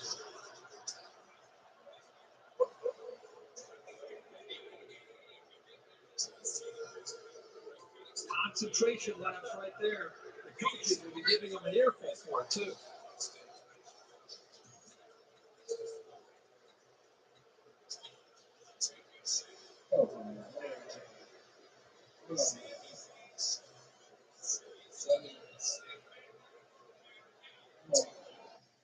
Hey, at the challenger.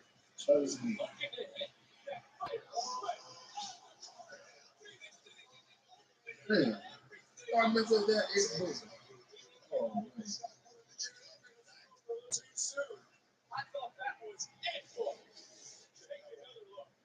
The balance coming from the heavens like that landing.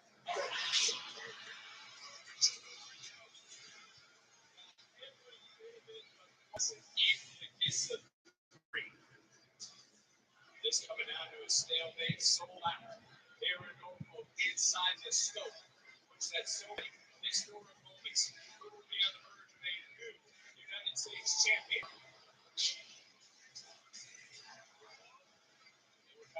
This time, this is Phoenix lands on his feet. Jumps the clothesline. Coming in.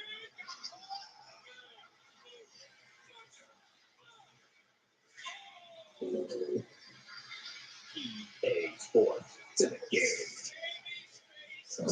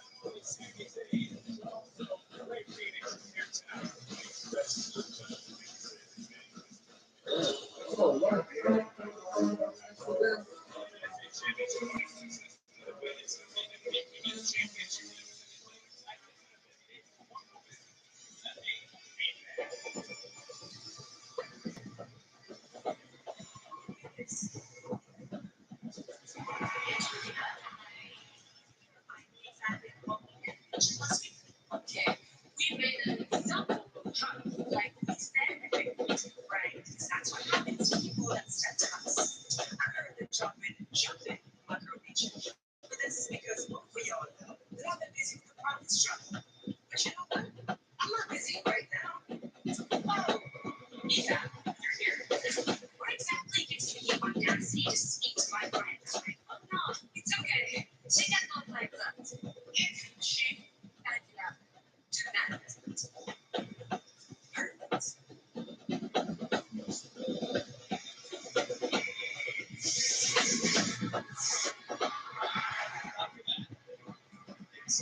That brings us to the here and the now.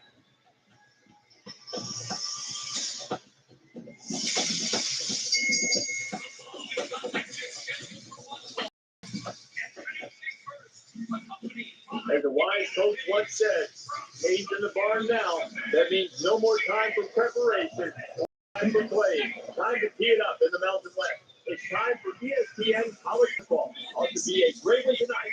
Brett Nessler and Kirk Herbstreit will have the call. Beautiful northern West Virginia and Mountaineer Field is where we're at for today's matchup. Hi, everybody. Brett Nessler in the booth, along with Kirk Herbstreit. Aaron Andrews is reporting from the sideline. Tonight's matchup is presented by Dove and Plus Care. Be comfortable in your own skin. We'll be seeing the Nebraska Cornhuskers and the West Virginia Mountaineers.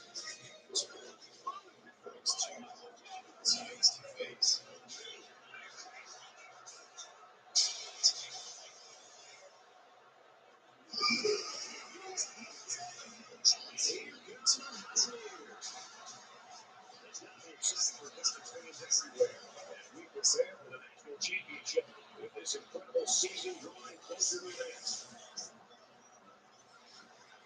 Kickoff just ahead, but first we'll take you down for the coin toss.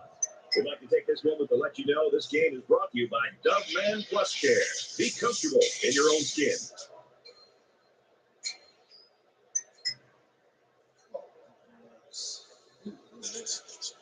Yeah.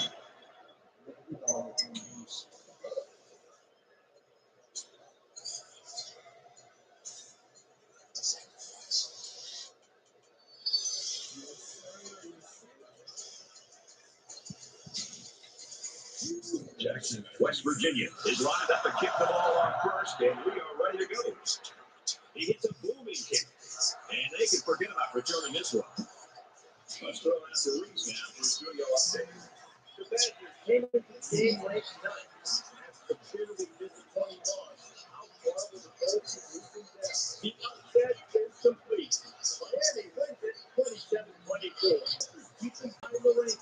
We've seen an upset. Thanks, Reese. No score in this one.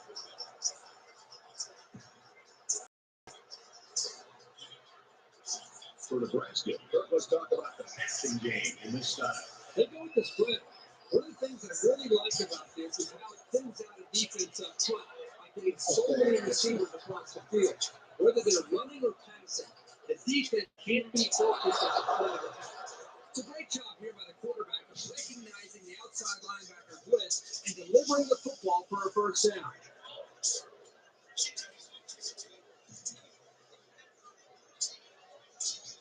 First and 10, ball on the 44. So they're going to try to determine if the receiver had possession and was inbounds or not.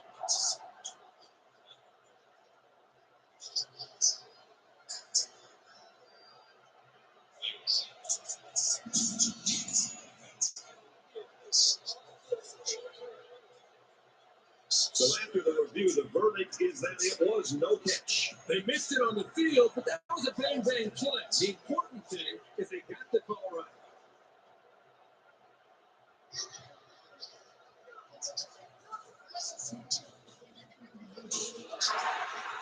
Gets into the 34. There's a flag on the play.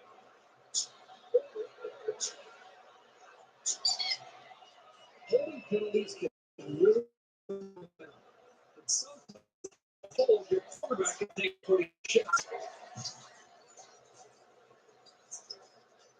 From their own 17-yard line. It's second down.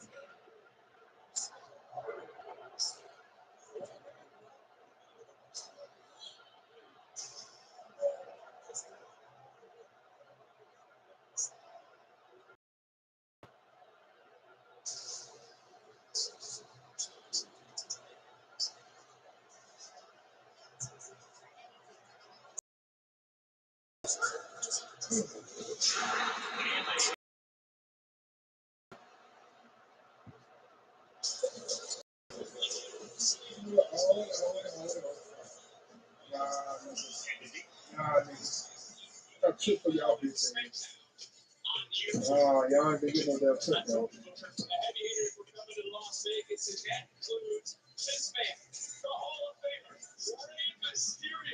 Defense gives up some 3 yards to the offense. You know, penalties can ruin a team's chances to win if they commit too many.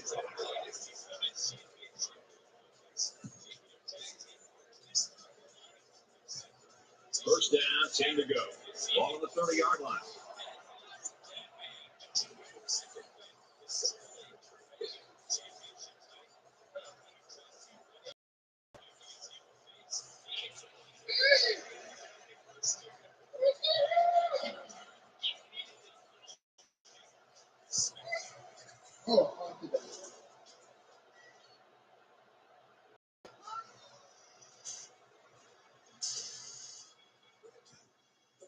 Fields fakes the handoff. Here comes the pressure.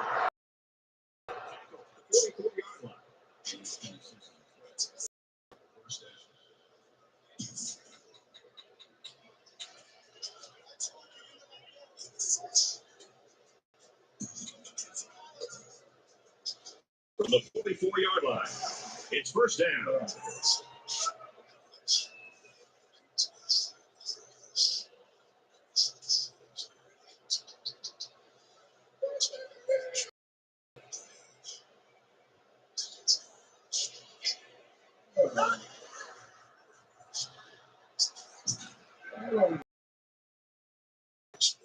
I don't know what the hell is that. What is Play action under pressure. The quarterbacks and offensive linemen have a really unique relationship. A quarterback should take care of his offensive lineman. But after that play and that hit, you really got to be wondering what kind of relationship this quarterback and his offensive lineman have after that. Gordon again. He gets to about the 34-yard line.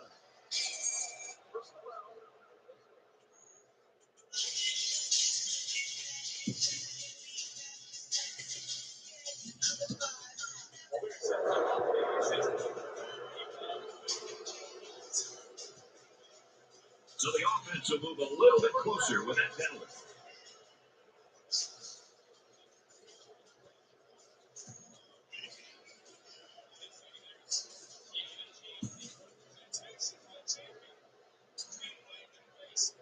We've got first and 10. Ball on the 19.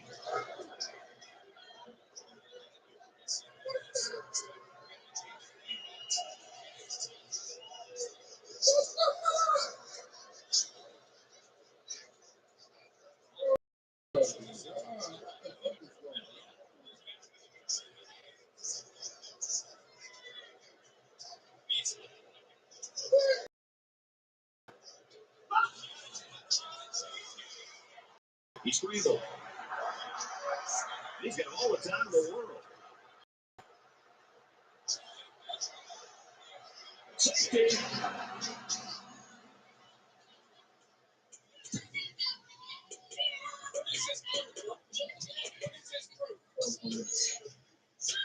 What an effort by the defense, and they move ahead. You get the lead, you get the ball back, and now you've also got momentum on your side. I'd say that's a pretty enormous.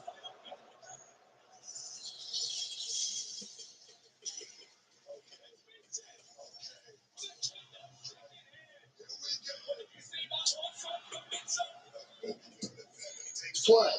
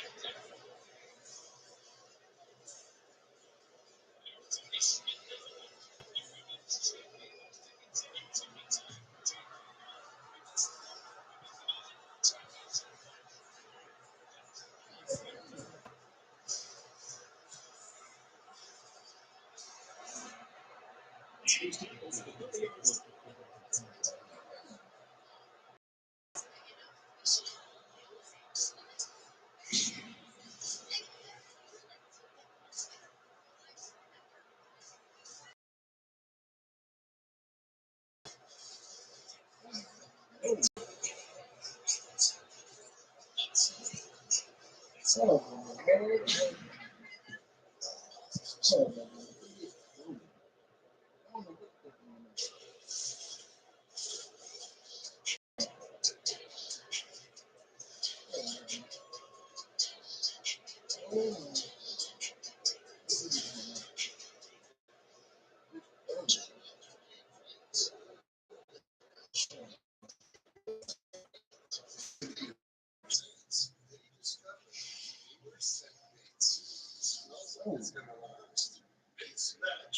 When you realize that you've chosen too many Italian ingredients to put on a sandwich, the name is something like small mint.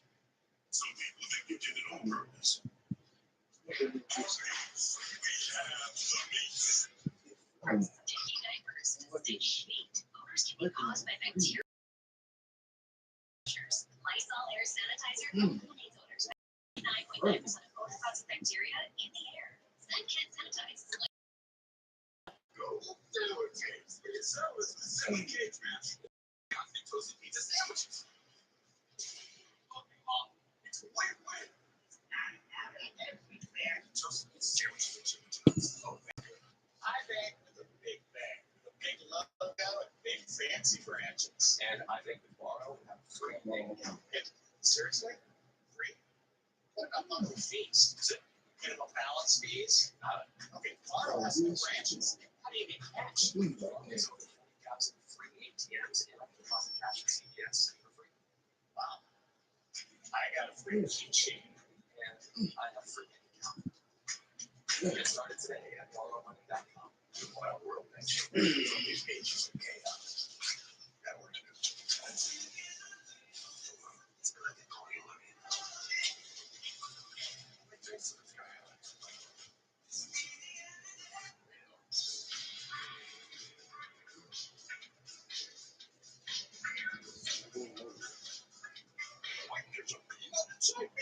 Nice.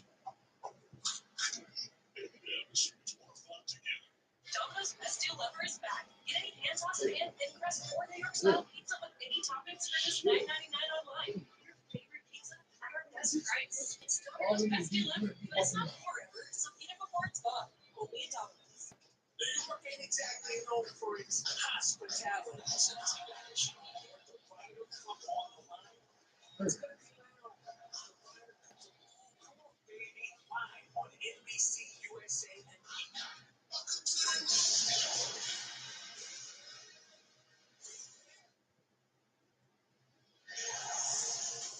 WrestleMania 43 has found its home. It's going to show WrestleMania will be held outside of the United States and Canada. 2027, we are proud to announce that WrestleMania 43 will take place in Saudi Arabia as part of Riyadh season. This is very important for us. For the first time in our region, the big event is in our country. The pomp and circumstances that we always expect with WrestleMania are going to be off the charts. I think you can expect something that you've never seen before.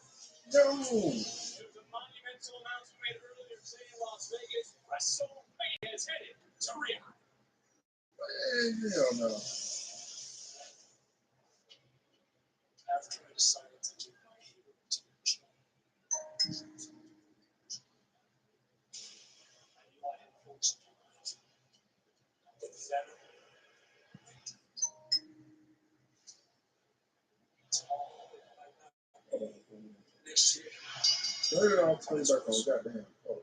understand this Hey. first. I am no saints and pure. As you're fighting this, What's going on? Hey. Hey. You're not having to control the entire polish of talented. I know you are. It's the consequence to those who keep fighting and you can die by that goal. As I said before, violence begets violence. And I, priest, I shall be its prophet.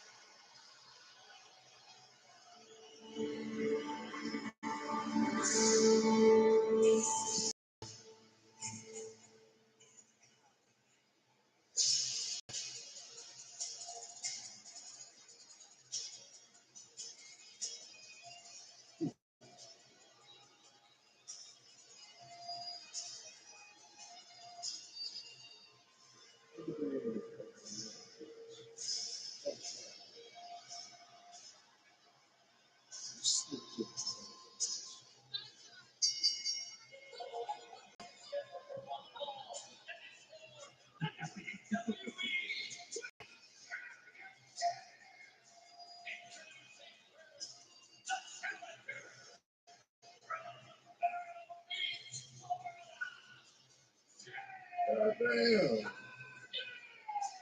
What is it? God damn.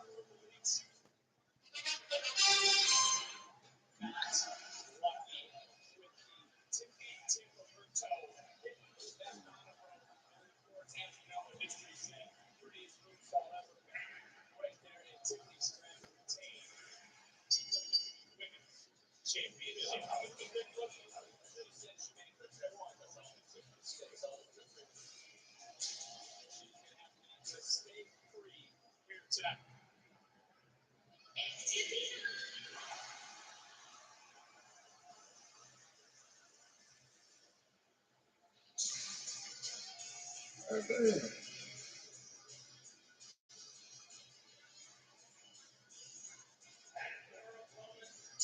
What is it?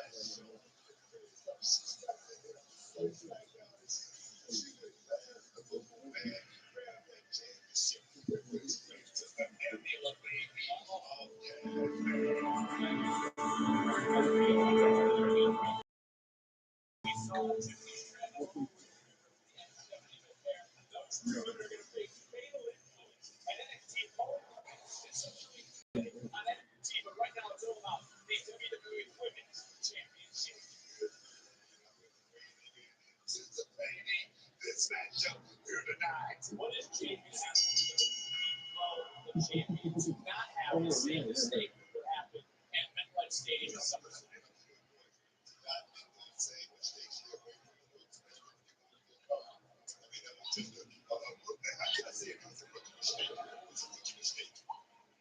Showing that power is so impressive.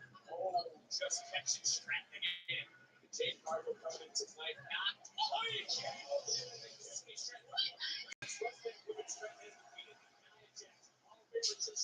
Charlotte Flair, WrestleMania, Jade Cargill, Jade Cargill, thinking about the year and the Oh my but that God. is a boost move. Let me And do the that. WWE. Oh my God.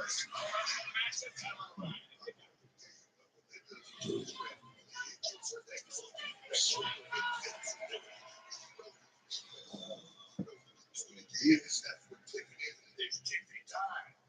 Jimmy time to be up, and Jade Cargill has her way here tonight in that power.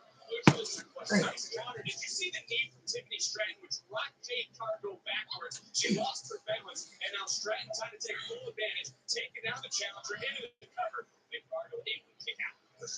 It's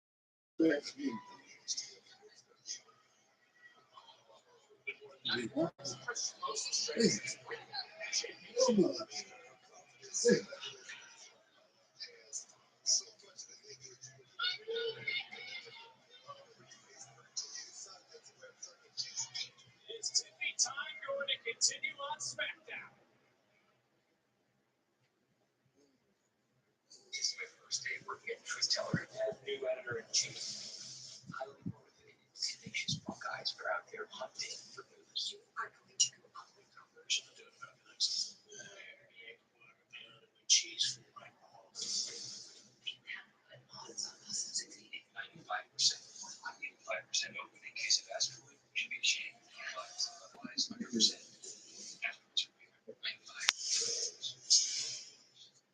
Domino's Best Deal Offer is back because we know you love to get the most out of your pizza by getting the most on your pizza. Get any hands-on pan, thin crust, or New York style pizza with any toppings for just $9.99 online. Get extra without paying extra. For $9.99, a Domino's. Hey, my treat today. I don't know if they'll take that here. Of course they take Discover. You're stuck in the past. Oh. I'm like, really? Chicken wrap. Discover is accepted in 99% of places nationwide. Totally. Drop whatever you're doing right now. The Wendy's $8 JBC meal deal is here. That's 2 junior mini cheeseburgers, medium fries, and a your drink. So you better be on your way. The number one cheeseburger. EA Sports. Refreshing taste of Twisted Tea Hard Iced Tea. Made with real protein and 5% alcohol. Twisted Tea Hard Iced Tea. Keep it twisted. This is a story about the wild. The one who can fix nearly anything. And turns to Granger, who has almost everything. He troubleshoots issues, maintains the facility, and keeps it all on track. He's going to put the work in and see results.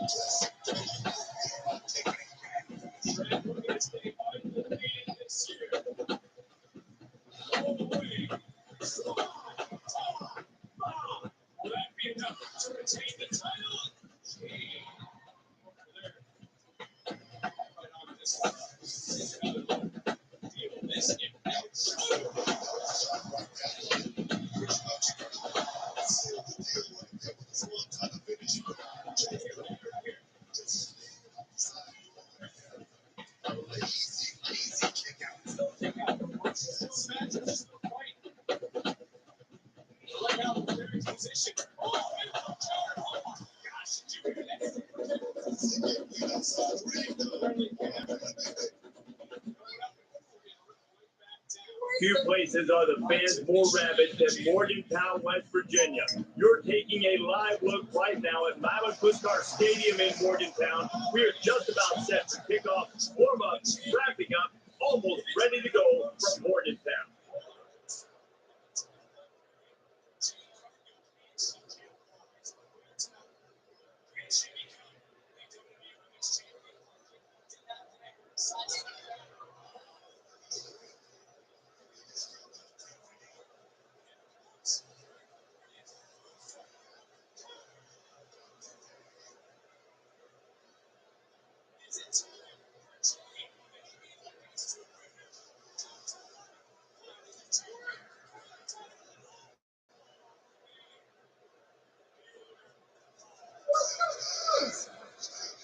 Oh my God, now they're getting knocked this bullshit again.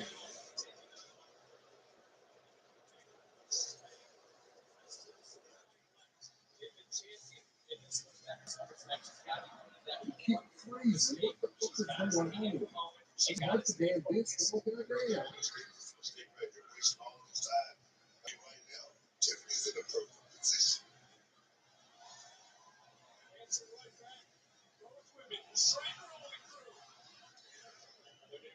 This championship matchup. Right now, you talk about deep waters. These two women are getting into those deep waters. These are the moments that define greatness. Alabama Slam in Virginia. Straight. Taylor's able to cut across check. Both women down. So much taken out of both with the title on the line.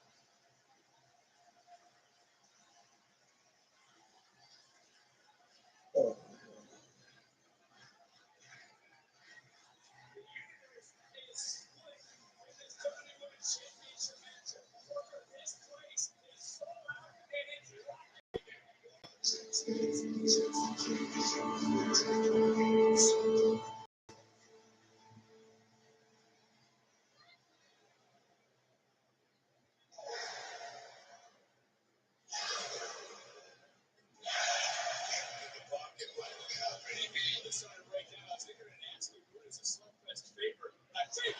To see the answer to that question. Jane able to hold on for a moment, right back in. Jane's been one step ahead of the champion for the most part in this matchup. But right now, Jane has both women outside the ring. Showing you the animosity on display between these two. She learned so much from that first encounter. Was that the mistake? Was that the mistake? Could have been a big mistake right there because she didn't Following up again. Wow. Can't put it out there though. Certainly cannot. Let's go through strength line right now. If they hit with here, she's picture. She certainly did. Hard landing for Tiffany.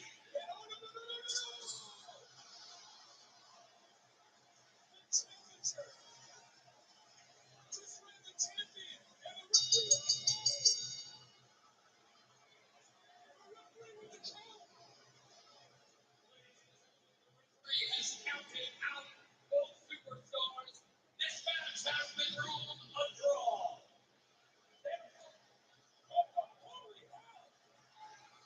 It's not a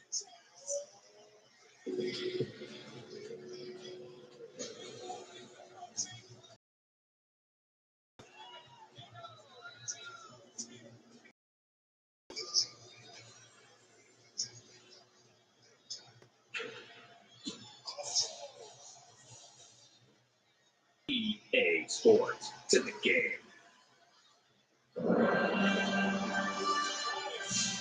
The Heisman Trophy. The name alone conjures up memories of heroes past. The Heisman was an underdog. He made people believe. Of performances that stand the test of time. Playmaking, a game changer. Only the most outstanding of players will join the ranks of this elite fraternity.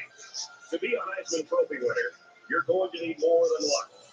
You must embody the characteristics displayed by those that came before you. You played the game in class. If you can heed their advice, defy the odds, and rise to the challenge, your name will forever be followed by the words Heisman Trophy winner. And the winner of the 2012 Heisman Trophy is...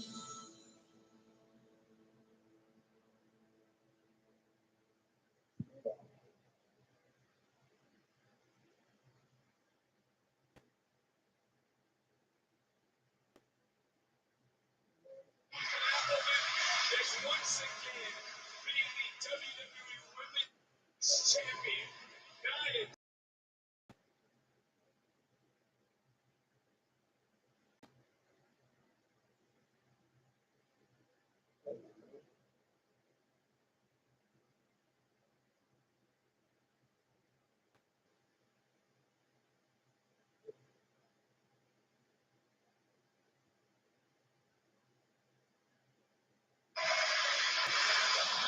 Nia inaugurator to the champion.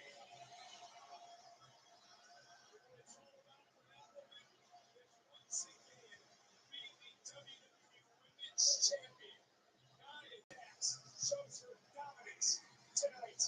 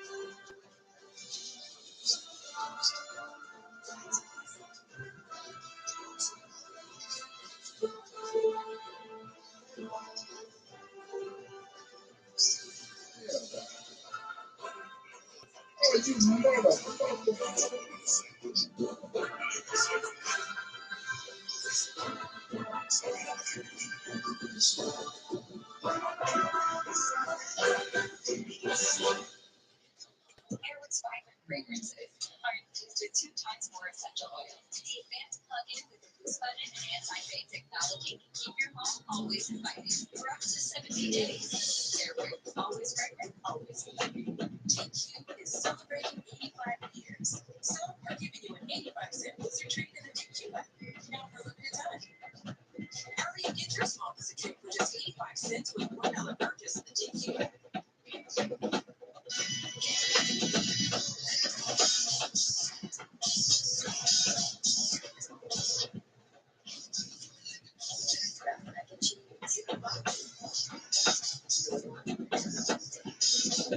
Domino's has $10 back. Anything else?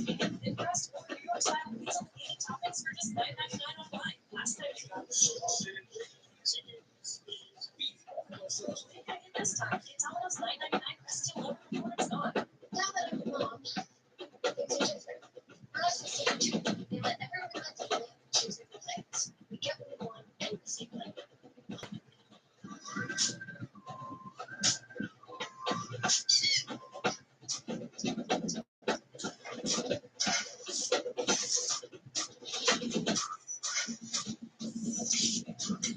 Few places are the fans more red than Morgantown, West Virginia.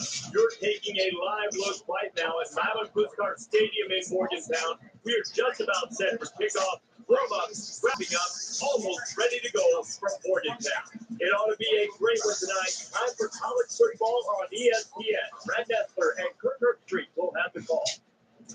Along the banks of the Monongahela River, we're in Morgantown, West Virginia to witness this exciting matchup. Hi, everybody. I'm Brad Nessler, and helping me call this one is Kirk Herbstreit. And Aaron Andrews also joined us on the sidelines.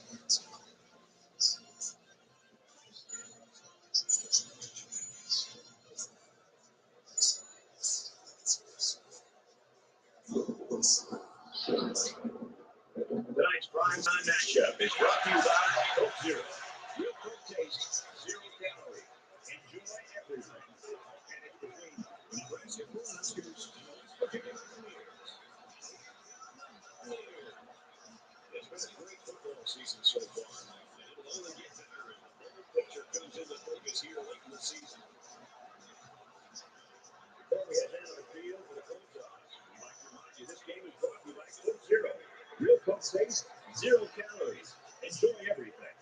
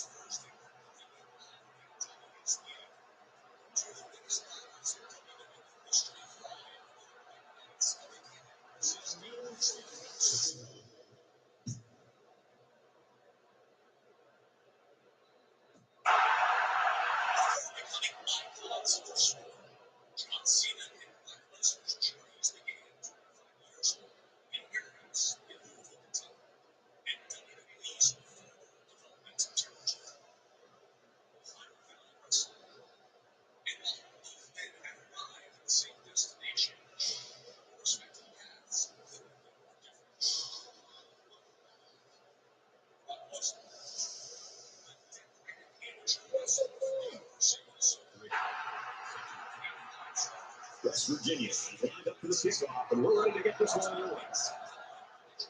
The quarterback brings his troops out onto the field for the first drive of the game.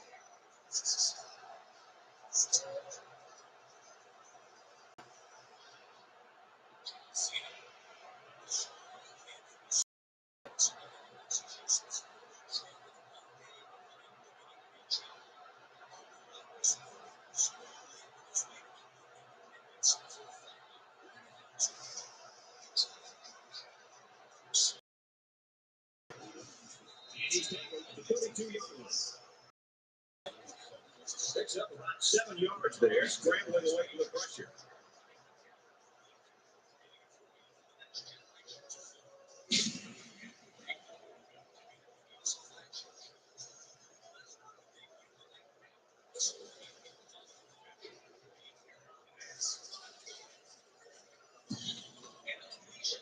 From their own 32-yard line. Second down.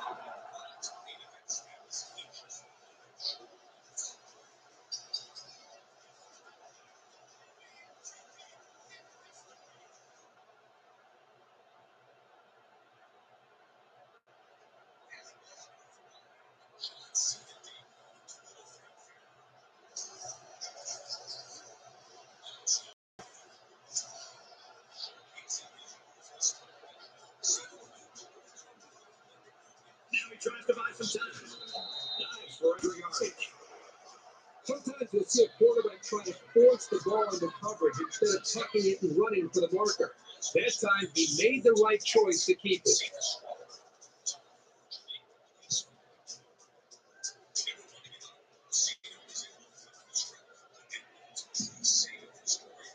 It's 1st and 10. Ball on their own 37.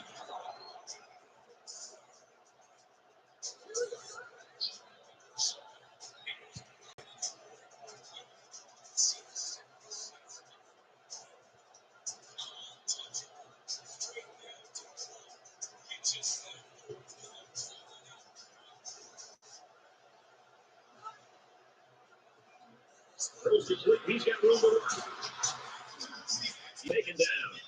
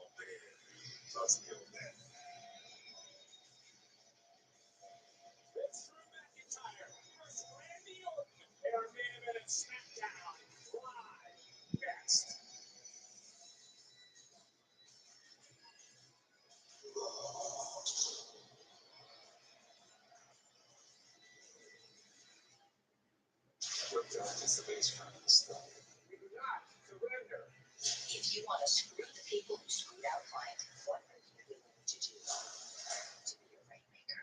The rainmaker, you got to next.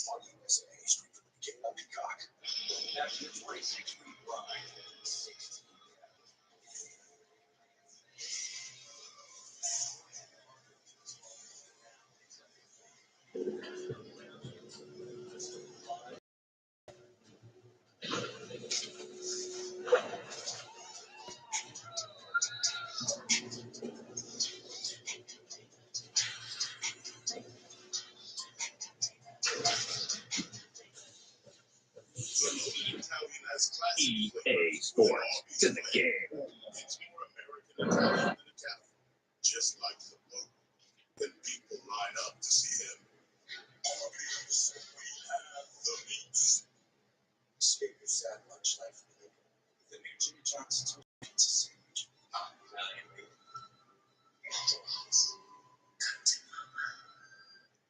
Maybe the sandwich. Toasted pizza sandwiches at Jimmy John's. Oh, that's good. We're surprising back with a twisted tea. We're celebrating fall with a smooth, refreshing taste of twisted tea hard iced tea. Made with real fruit tea and a 5% alcohol. Twisted tea hard iced tea. Keep it twisted. But you realize that you've chosen too many Italian ingredients to put on a sandwich. Name it something like loaded. So people think you did it on purpose. The meats.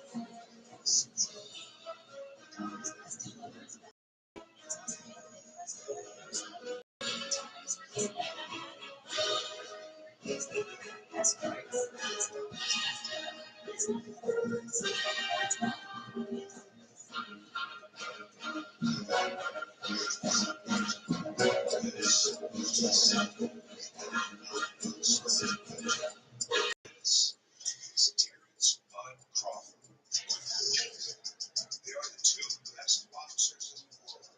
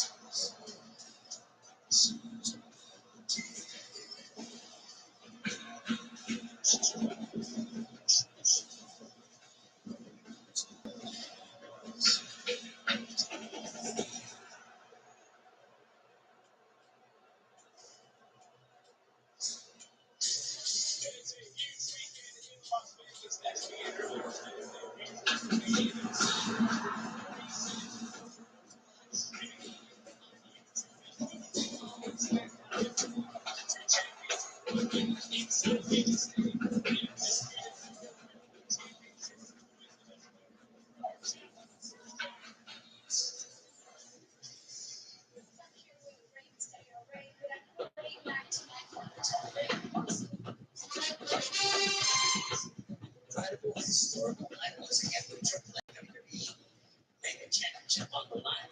Second generation, third generation,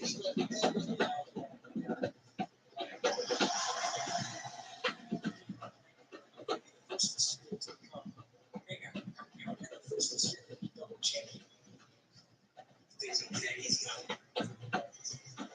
How about this? How about after I win tonight, you come out there and raise the hill and the title of champion. You're champion. Jimmy, right? Just like that. Man, my word. If you can win, I'll put that title on your wrist. Why not know we're gonna call this title on your wrist? Right, son? Hey, the best way to show the world that you are the greatest controller of all time is go with your time. And you are the championship alone. Few places are the fans more rabid than Morgantown, West Virginia.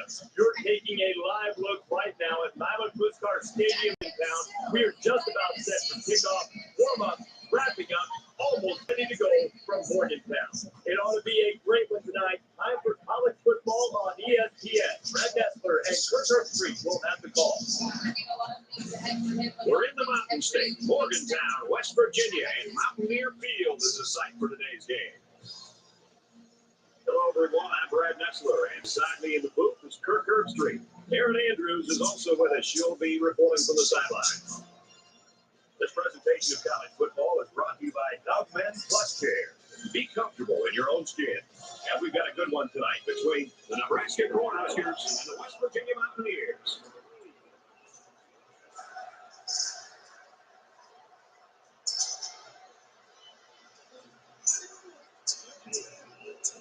Here come the Mountaineers.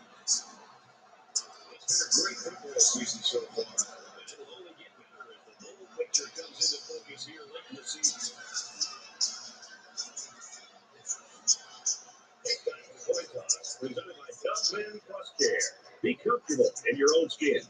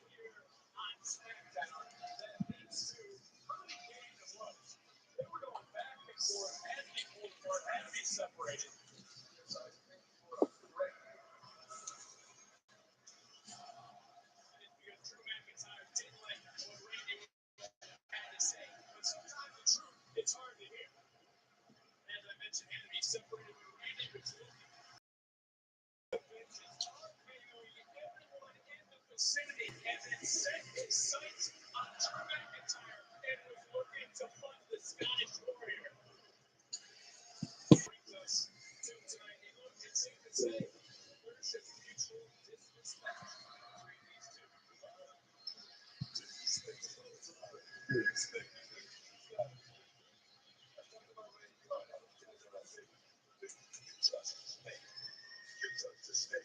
To fight.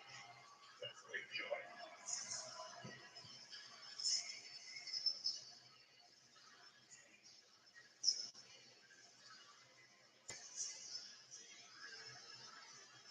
So now tonight for SmackDown, and what a main event we have.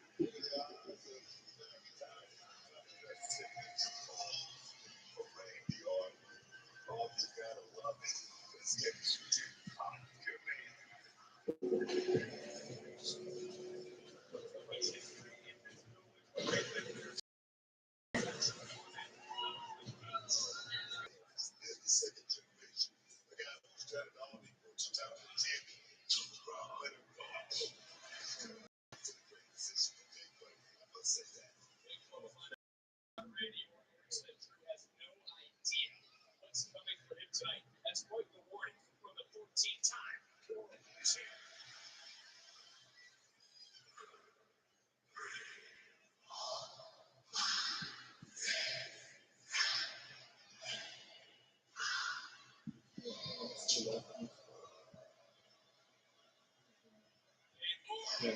Strikes. Wayne in York is rolling. It's McIntyre made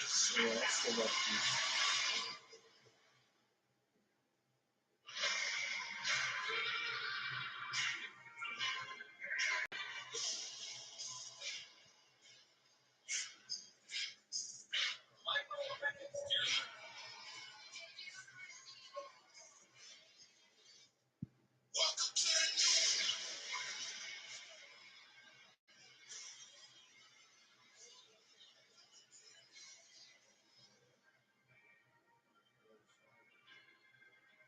the Limo at your service. Here to help you save hundreds by customizing your car insurance with Liberty Mutual. Probably should have gone the other way. Only pay what you need. Welcome back to Papa John's. For a very limited time, we've got free pizza. Yo, tell them what it is. Buy any large pizza at regular menu price, get one large one-topping pizza for free. Better ingredients, better pizza, Papa John's. When your grand dog's in town, you bend your own rules. The reason? You've got the freshness of Febreze fabric spray. It fights odors, locking them away, and smells amazing, so everyone feels right at home. Foot with dust traps 4 times more dust before leaving the ground grows up. That reach. Make it hard to reach. So easy. Now with dust busting strips, Swiffer Duster Heavy Duty. Love it or your money back. Macy's One Day Sale has our best prices of the month on everything from designer jackets for under $100 to select diamond jewelry 75% off. Even microfiber sheet sets starting at $9.99. Only at Macy's One Day Sale and Sunday. Sell at prices. But at Metro, we lower prices. Unlimited 5G is now $40, period. And a free Samsung 5G phone. Only at Metro. Saturday means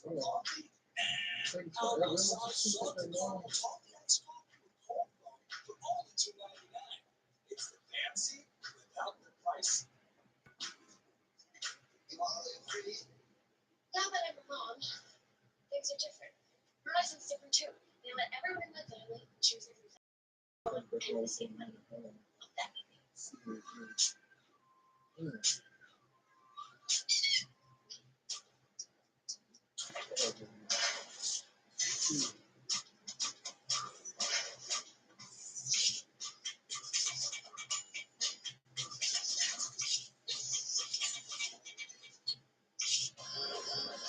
The ones who carry us. The selfless sacrifice to prepare ties. The post-break up that daughter. The queen who unites different red groups. The bold leader who makes him. Keeps me.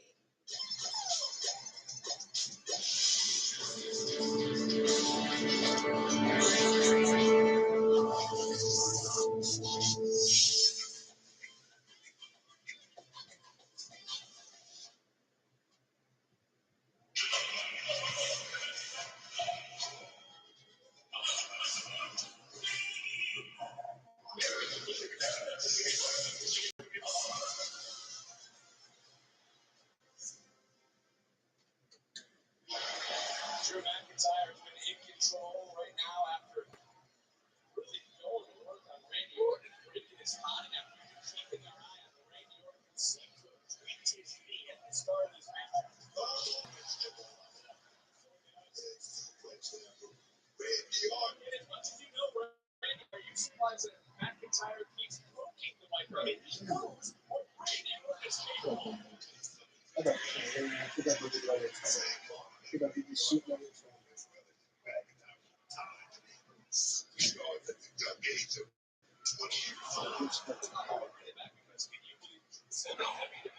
This is his quote, not mine. It's real. Randy Orton is as organized as it gets. You gotta give McIntyre a lot of credit. Think about the pandemic era. Held it up. That man right there. Like I said, you gotta give him a lot of credit. Never not gave him credit, but there you saw Randy Orton grab that knee for a moment, doing damage to himself. Randy Orton right now trying to fly out. There it is. Going down low. And we talk about the bullseye down the body of Randy. Drew McIntyre has waited for this moment to now chop down chop block right there. Now you take a look at this match. Legends aren't defined by their success. They're defined by how they can bounce back from failure. Randy reflects and strikes. Drew complains and blames other failures. And he's taking it out right now. Randy Orton. Like I said, 20 years old, didn't work out. When I made his own friend, came back, he became a world heavyweight champion. Yeah, and then he played CM Punk. Then he blamed everybody around himself. Now he's blaming Randy Orton. Come on. I mean, McIntyre, he didn't have evolution. Oh, come on. He didn't have Triple H. Oh, so that's Randy's fault?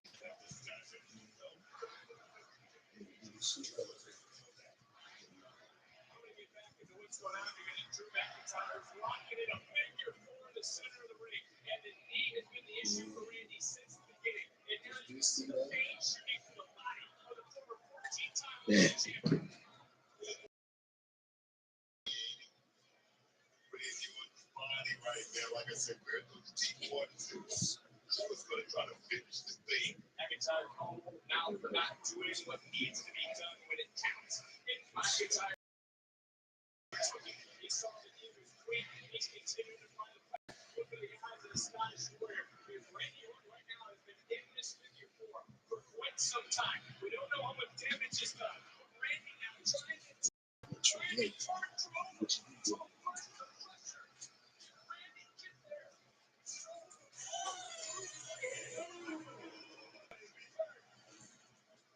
And it's Drew who gets his way and slithers to the bottom rope. If he's just hurt or if he's injured, because if he's injured, that's trust me. Randy having trouble just standing. He can't really wait. On his leg, but he's still firing back. Good shots right now. Suplex. Connecting. It's something one right there created a lot of space right there. Trying to get his wits back. A little bit of separation. Did McIntyre right now, but it's giving Randy Orton a couple of moments to get some breath and get his mind right, so to speak. Trying to figure out what's going on with his body. That's been a little bit too close here for him. That bad blood we talk about between these two. I don't know what Randy's need right now. Randy's need a bad way. Guys, it's McIntyre.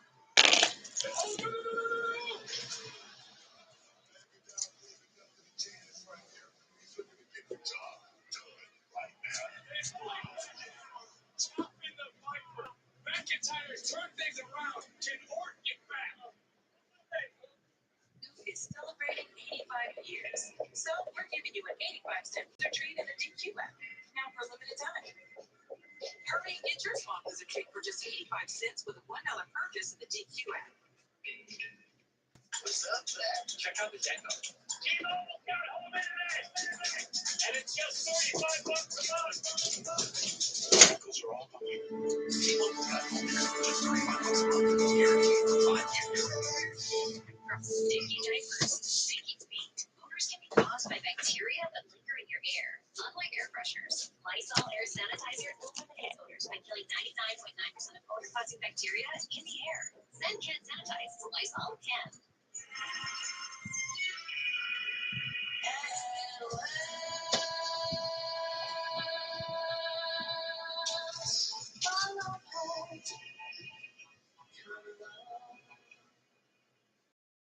We're surprising fans with a Twisted Tea drop. We're celebrating fall with a smooth, refreshing taste of Twisted Tea Hard Iced Tea. Tea and 5% keeping alcohol. Twisted Tea Hard Iced Tea. Keep it twisted. Dick's Vapor Stick provides soothing, non-medicated Dick's Vapors. Easy to apply for the whole family. Dick's Vapor Stick. And try Vapor Shower Max for steamy Dick's Vapors.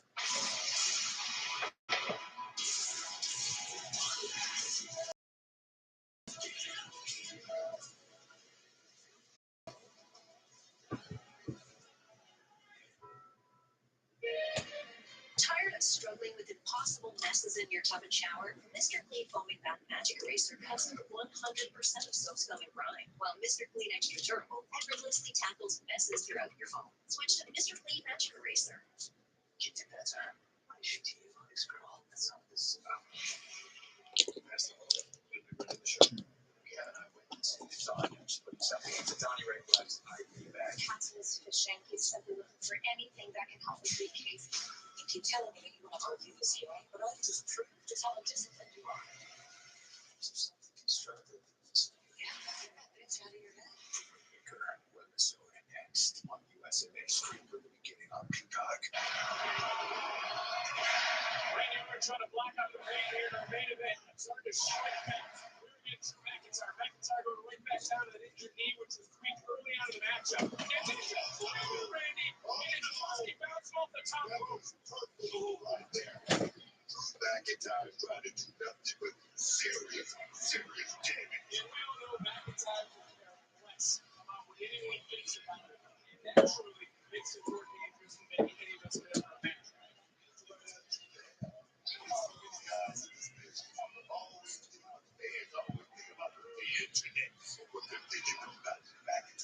Like I say, he's a real man's man. Rodrigo in the new lights over. Randy doing anything he can right now for survival. He's on one leg. And Randy Orton trying his best now to rally in these deep waters of this main event matchup to feed off the energy of the WWE Universe. So loud here in Virginia.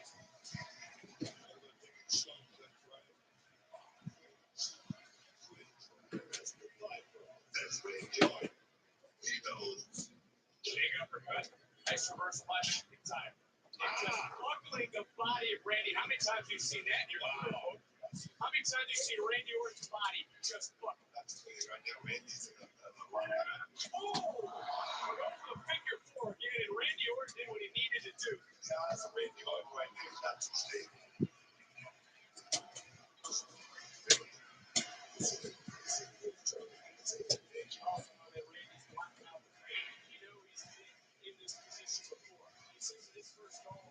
is his first rodeo, and now we're right back in it, McIntyre. McIntyre staying right in front of Orton this time. Not today. Went right back over the top rope, and Drew McIntyre's had an answer for everything that so much taken out of the microphone. EA Sports Syndicate.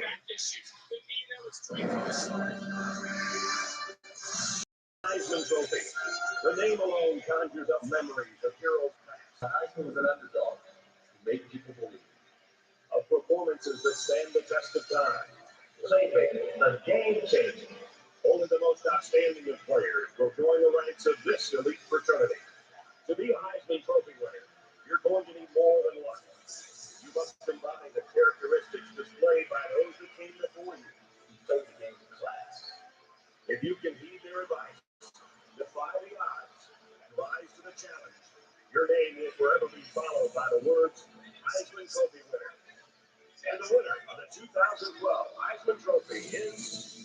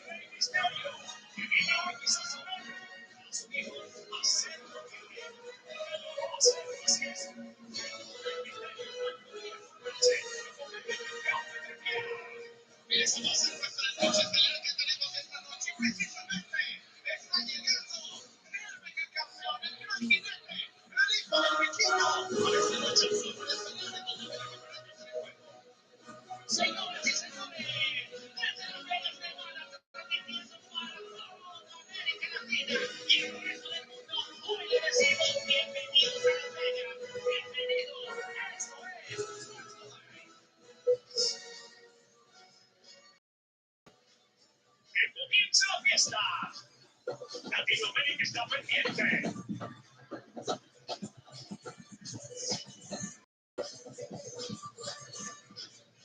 Y ahora, la interpretar el himno nacional de México, ganadora del premio Grammy, Grammy Latino, la reina del mariachi, la señora Oida Cuevas. Mexicanos al grito de guerra, que nacieron a prestar el grito y retienen sus centros la tierra al sonor.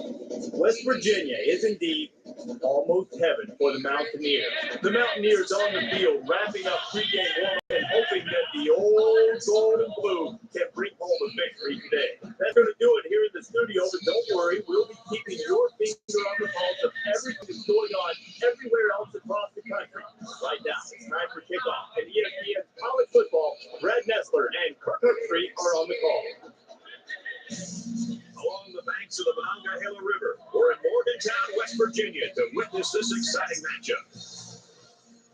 This one should be a great one. Hi, everybody. I'm Brad Nessler with Kirk Herbstreit and Aaron Andrews. Nice to have you along with us. Tonight's matchups presented by Sparks, who remind you that what you can measure, you can improve. We'll be seeing the Nebraska Cornhuskers and the West Virginia Mountaineers.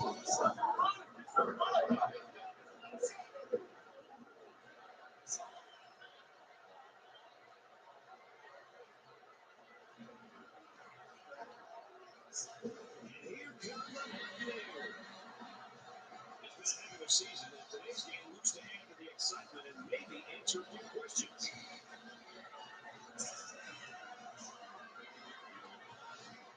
Kickoff's just ahead, but first let's head to midfield for the coin toss. It's brought to you by Spark, who reminds you that what you can measure, you can improve.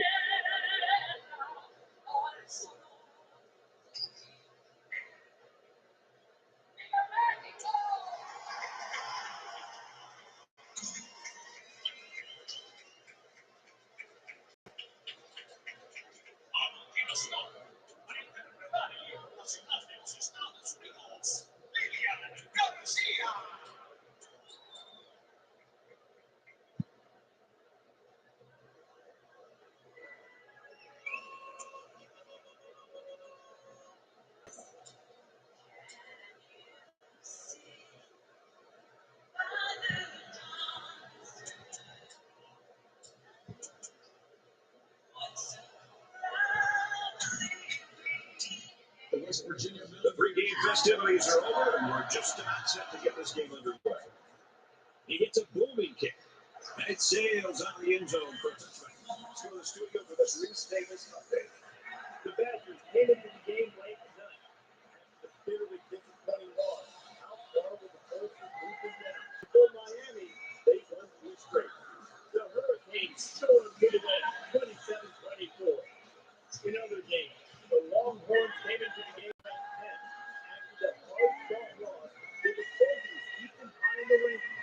We've seen an upset. Thanks, Reese. No score this one.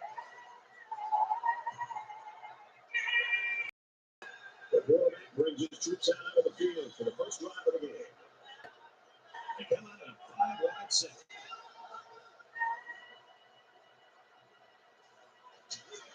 Around the 33-yard line. Nice pickup as they connect on the pass play. They look to be in sync right now. They're both reading the defense properly, and the result is a nice game. So it's second down and about 2 yards to go.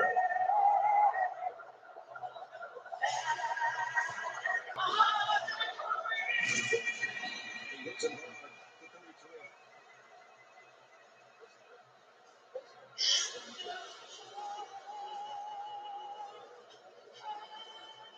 So the offense will move a little bit closer with that penalty.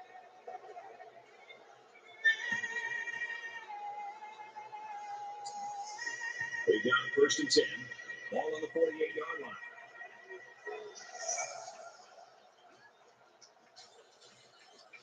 Both ends in the open field. At the 33-yard line.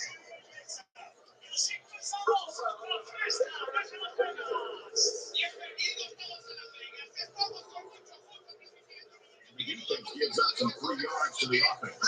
Penalties can ruin a team's chances to win if they commit too many.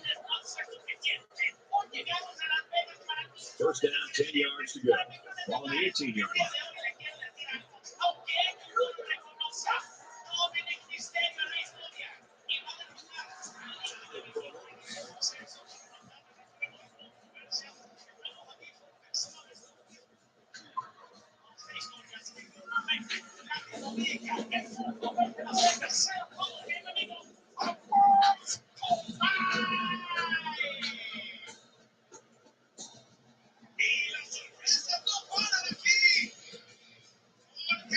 Second down, and they've got 15 for the first down.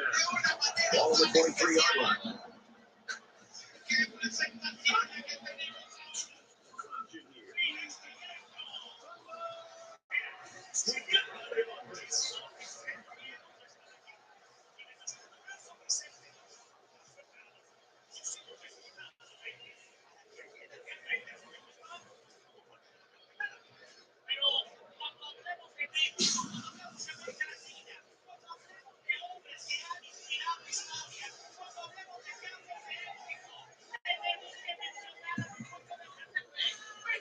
They need about 3 yards to get the first down here on third down.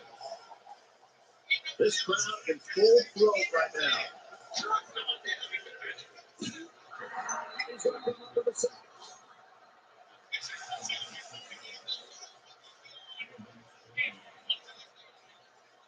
They're calling the field goal unit here. Nebraska is looking to go up by 3. The kick is up.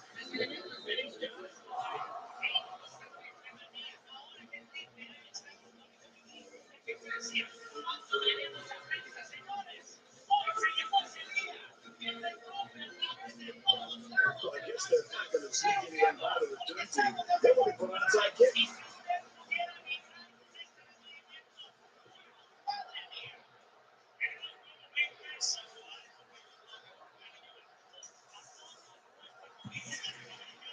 The offense will take over at the 25-yard line.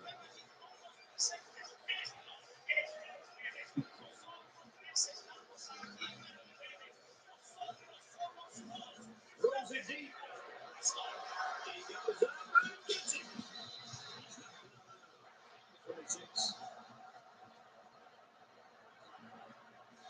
It's just a great call by the coordinator there, going to the air on first down.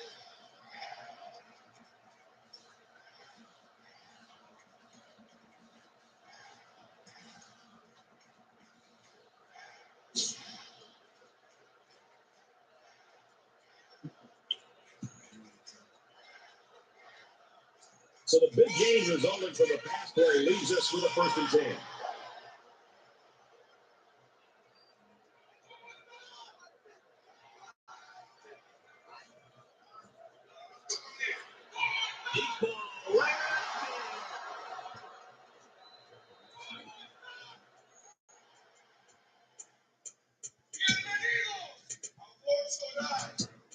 Just don't think he saw the defender, and he threw the ball right at him. That's what happens when you focus on one guy. You get tunnel vision. 1st down, 10 to go. Ball on the 20-yard line. Nebraska is up a field goal. He's screaming. We've got a safety. The quarterback is taking their 1st down out of that. Nebraska is going to use their 2nd time out of that.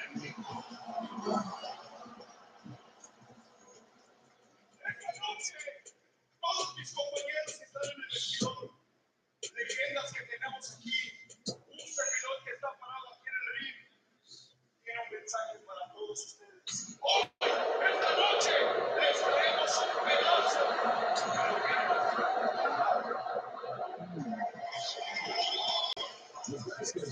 They're lined up at the 20 for a punt following that safety.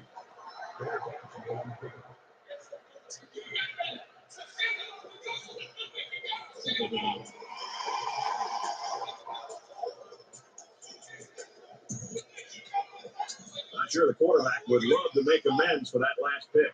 You can't dwell on the interception. There's still a whole lot of football to be played today. The late clock's at 0-0. They just took too long.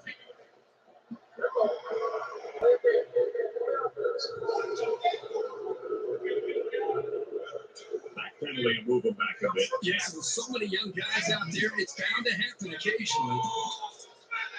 So the penalty makes it 1st and 15.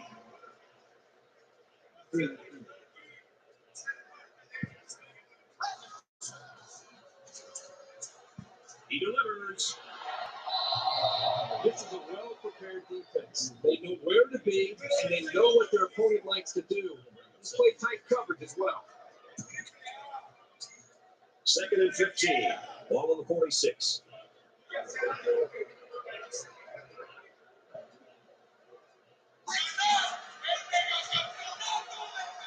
And he might run it all here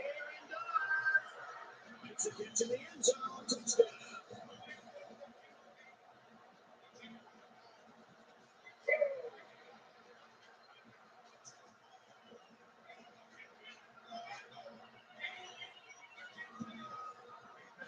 They pretty much had their way with the defense there. Terrific play.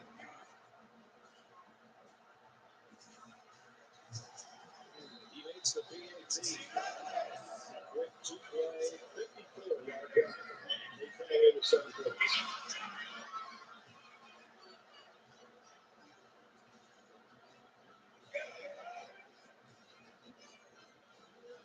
It looks like they're ready for the kickoff. Nice kick from the distance. And they can forget about returning this one.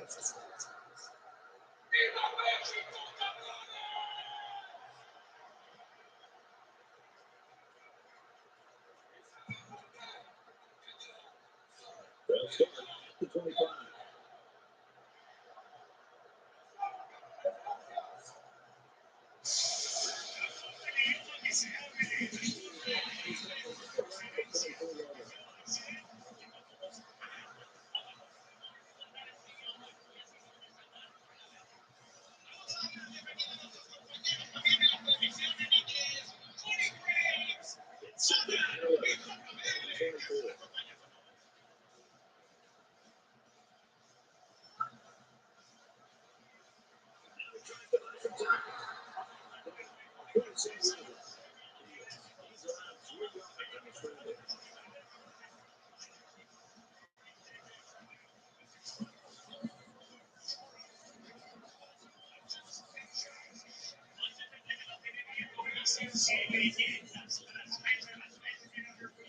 From their own 27-yard line.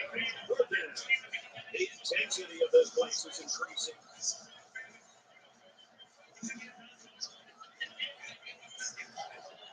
He wants it all.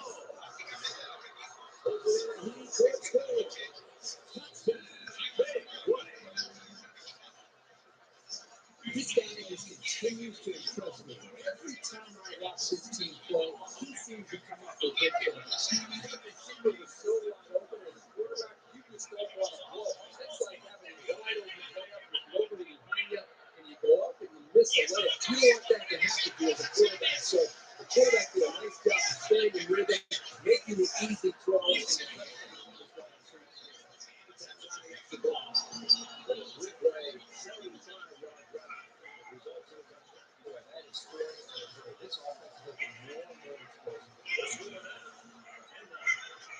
They get ready to kick this one off, and the return team's looking for the outside. There he goes, the 20-yard line.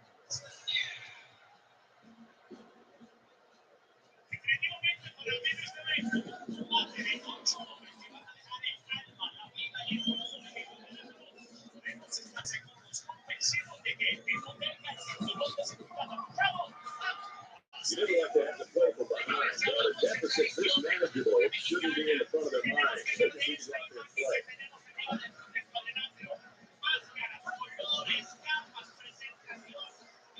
He's got Eric on. Close to being intercepted.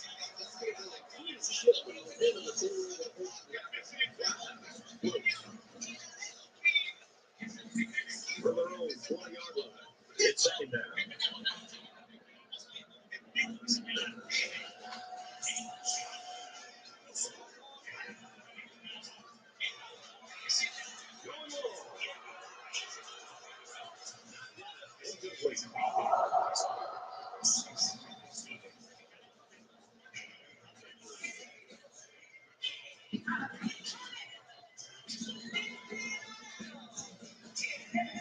Third and 10 coming up. Ball on the 20.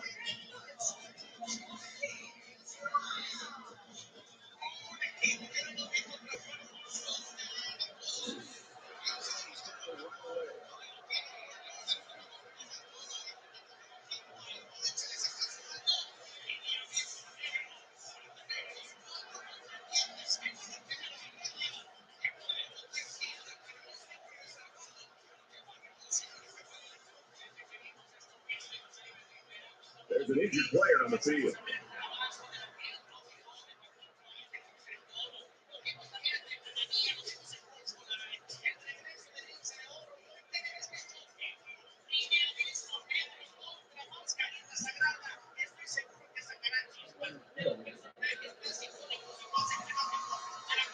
It's first and 10.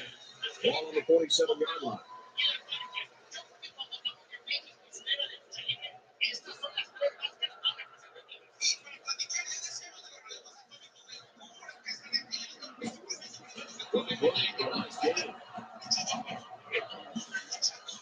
Luke Davis is standing by with this update. Bruce. Terrific top 25 matchup today. And for LSU, stubbornly keeping it on the ground and scoring a touchdown. LSU leads it 14-7. Reese, close game here, 10-9.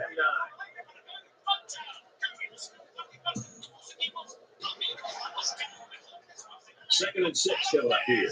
Ball on the 49-yard line.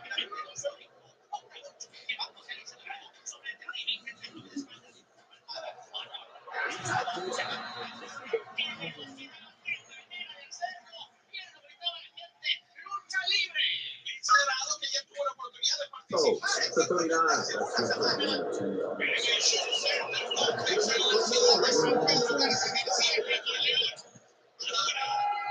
From the 39-yard line. First down. That'll do it. Very good first quarter of action. The Cornhuskers lead it by 1. First and 10. Ball on the 39-yard line.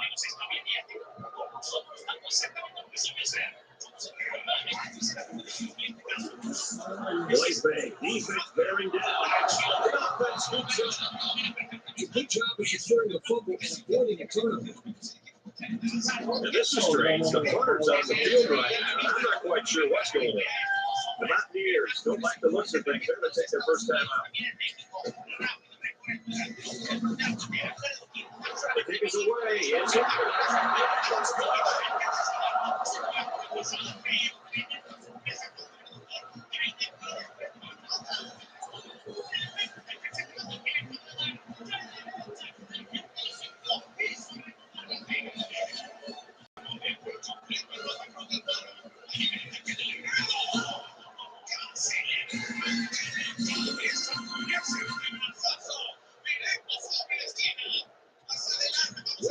The kicker looks like he's ready to kick this one off.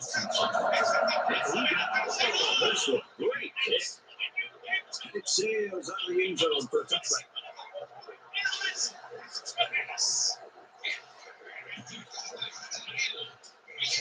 In a game that's this close, you can't afford to waste possessions.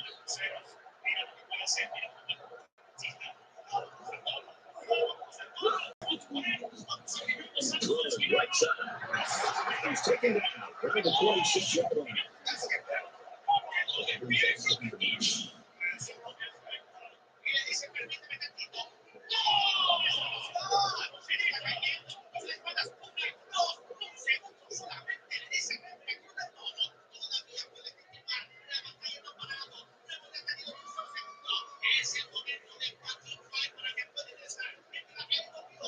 On their own 26-yard line. Second down.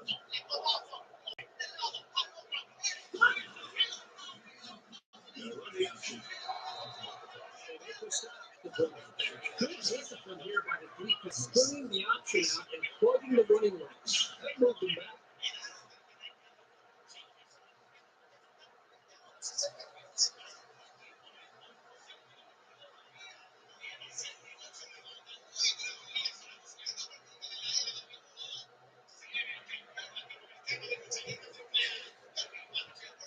Third down, 15 to go. Ball on their own 20.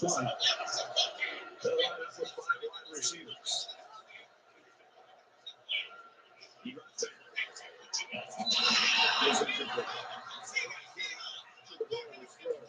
Let's see what this is.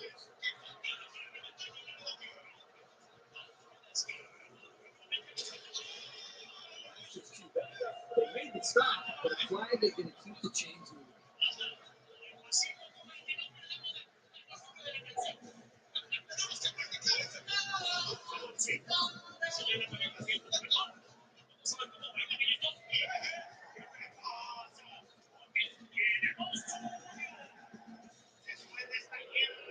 We've got first and 10. Ball on their own 35.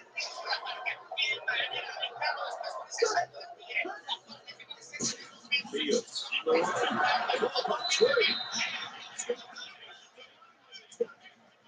nearly gave that ball away. But luckily, that guy was paying attention to what was going on and was able to recover the football.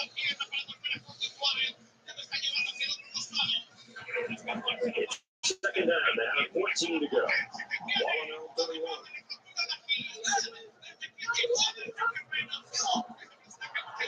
He's going to try and scramble.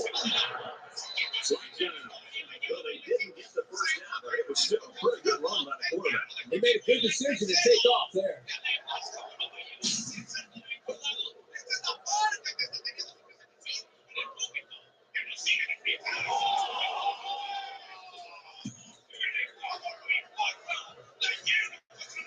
And so it's another third down upcoming here.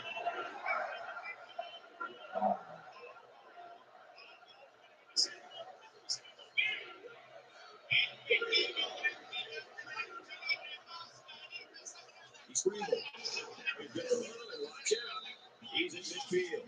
That's another first down, Brad. And right now, you can just really feel and sense the rhythm that this offense is in. Their ability to pick up first downs, just pushing this defense further and further down, back deep into their own territory.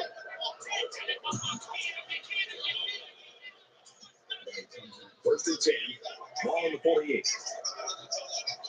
Well, as they take a look at that injury on the sideline, let's see what this backup can do at quarterback. Play action. Now he's on the move.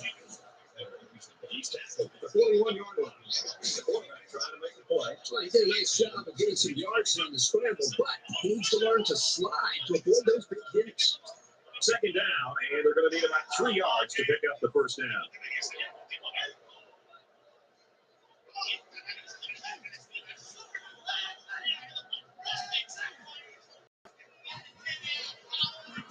Right side with the option. He makes it out to maybe the 39-yard line. Let's throw out the reach down for studio update. The Hokies arrived at today's game ranked 4th in the nation, and for Virginia Tech, they're trying to stretch their winning streak to 9. This one's tied at Upset special happens every year. Maybe it's one of those weekends.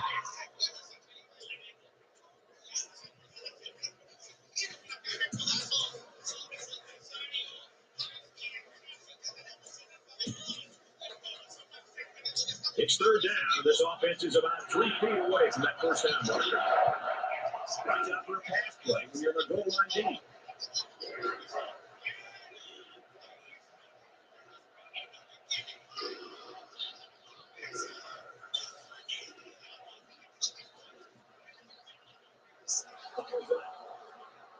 He will score. They were awesome on that play. A well-thrown football and a great effort to get the ball into the end zone.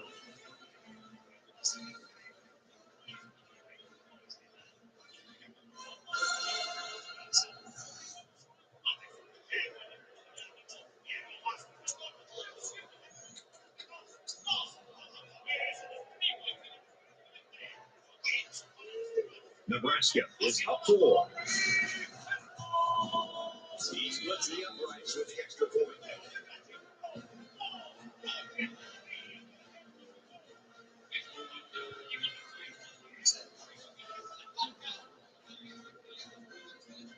Well, apparently this return team just doesn't trust the kicker. They're in an onside kick formation.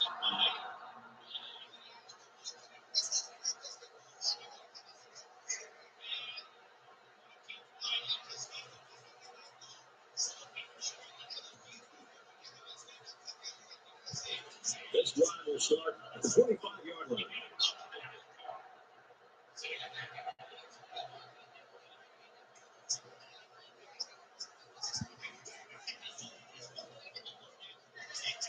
What's up?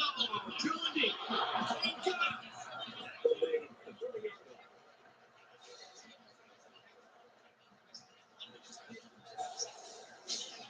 That was a nice catch. He went up leaving his body susceptible to the hit, but he came down with it and got a first down. So let's see how the defense responds now. It's first down and 10.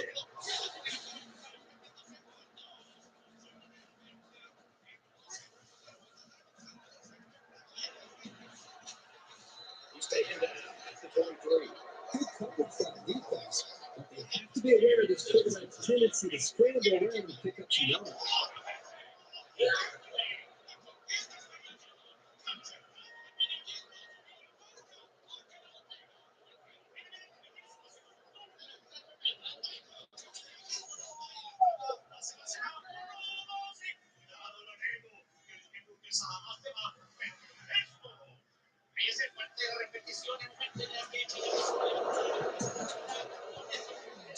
They need about 3 yards to get the first here on second down.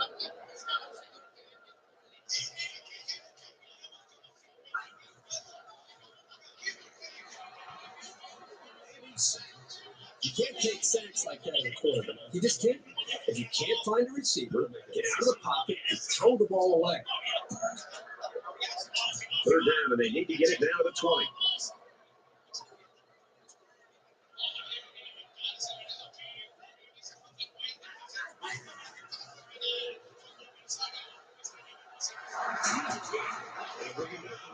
The 14-yard line. That's the kind of rangy flanker every quarterback wants to be throwing to. He did well to make sure he had enough yardage to pick up the first down.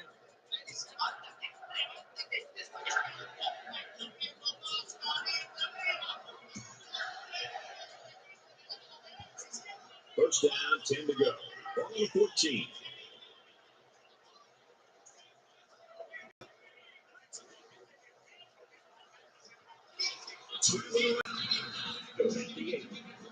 Get 6 yards after taking it himself.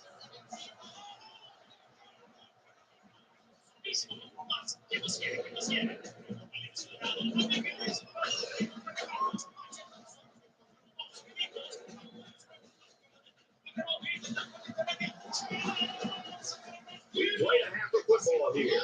The Cornhuskers beat us 5.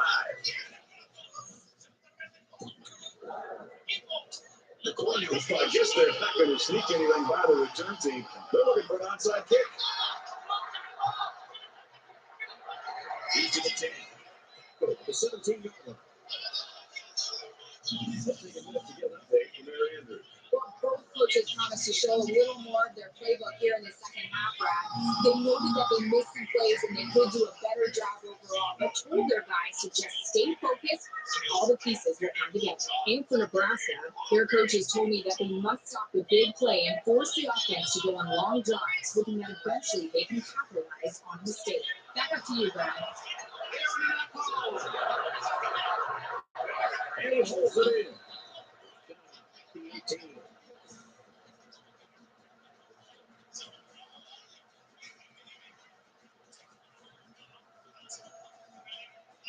It's first down and 10 now after picking up some great yardage through the air. They need to find a way to get points this trip in the red zone. He's into the open field. It's an up to 10. Nice job by the running back. 7 for 88 yards.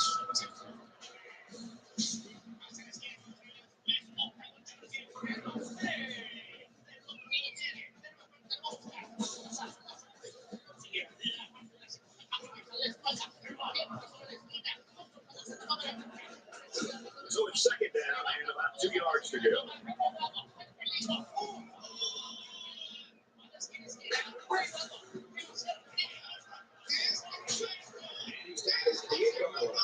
He didn't get much on that scramble before they drilled it. But it's a great way for the quarterback to get himself injured. He needs to be a lot more careful out there.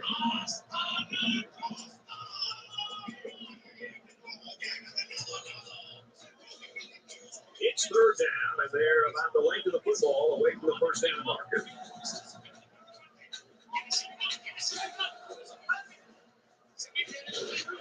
He gets sacked on the play.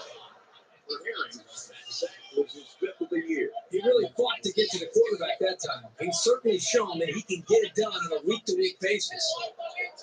It's 4th down, and the offense is getting set to go for it. They come out of an empty backfield. McCullough, the ball carrier. Shoots it up.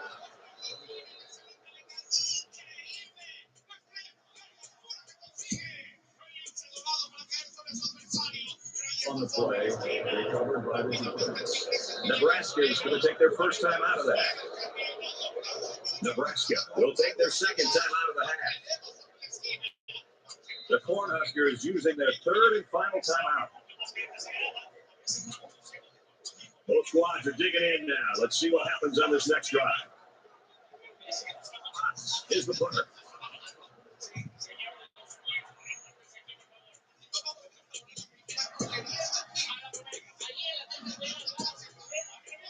It's a short kick. That's it for a fair catch.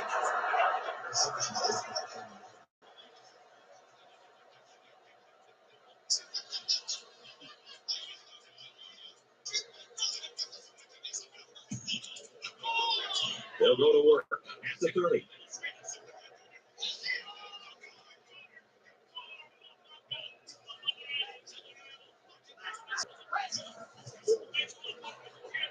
He's looking to pass. Quick strike, and it's caught for the touchdown.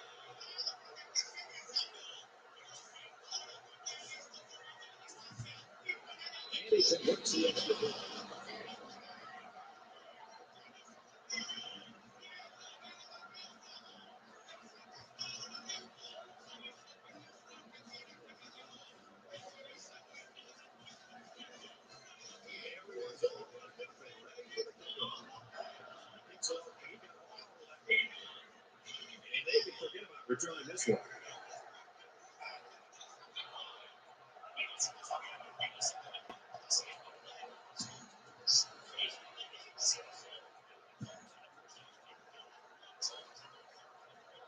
This deficit can be easily overcome, sure. But they have to be thinking if they don't get something going on this series, the burden is going to be felt by their defense. He's level at the 36-yard line.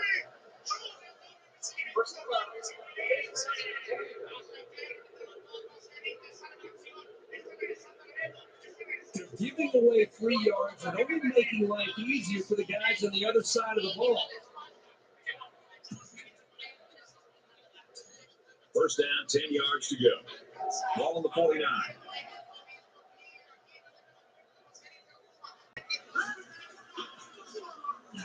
He's scrambling. He's going to come up with a sack. Man, these guys can be aggressive. When you stand back there and take hits like that, you're definitely going to feel it the next day.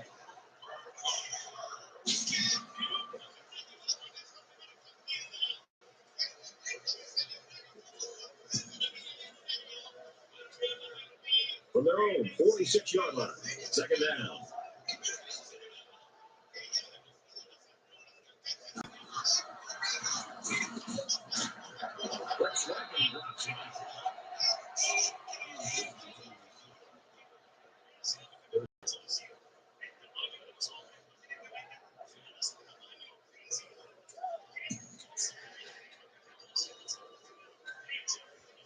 Third down, they need to get it down to the 39.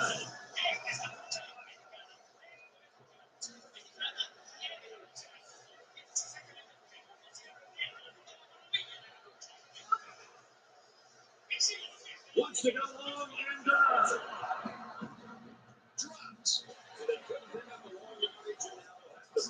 Great hold by the defense. They were expecting the pass play, and they defended it very well.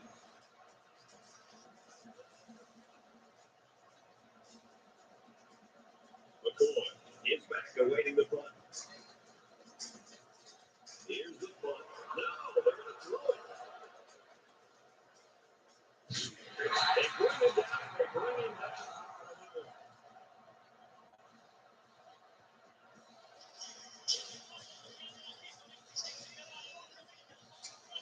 They did a great job on their last drive, moving the ball down the field for a touchdown.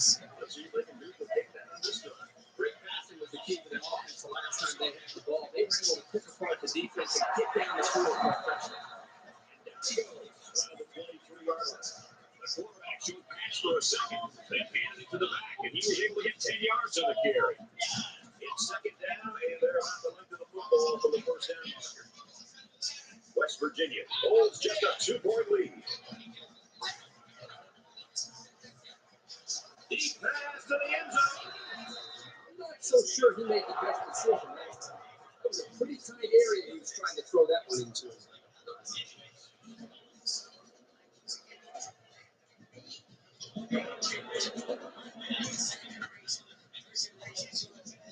So it's third down, and they're just inches away from picking up the first down.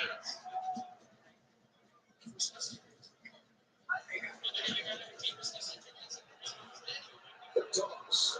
Incomplete. Oh, nice pick. Almost a big play. He controls the deep part of the field like a center fielder. No, he didn't make it fits like that.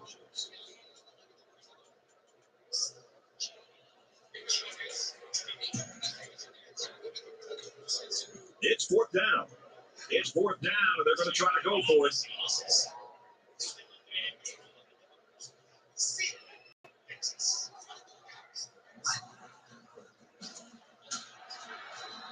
He gets out to about the 22-yard line.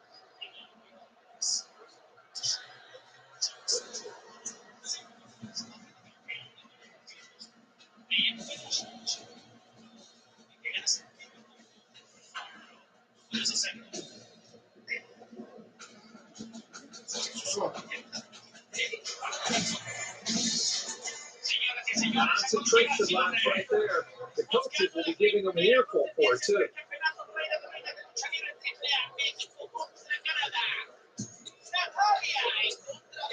It's first and 10. Ball on the 11. They're back in the red zone where the points have really been scarce lately.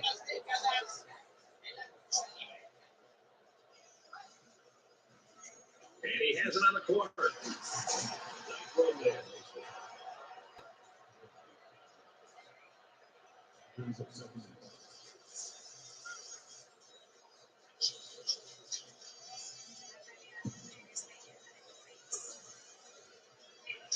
Second and 5 coming up here. 6 yards to the end zone. 5 wide. McCullough gets the call. And they get nice yardage on that run. About a 4-yard gain there on the quarterback draw.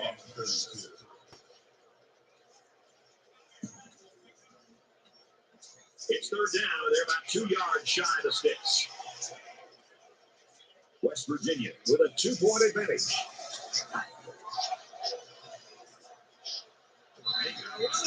Touchdown.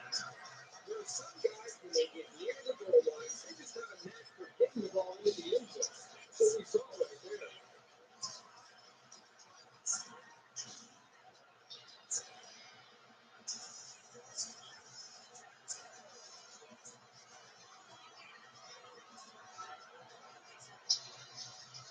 Here's the extra point that will make it a 2-score game.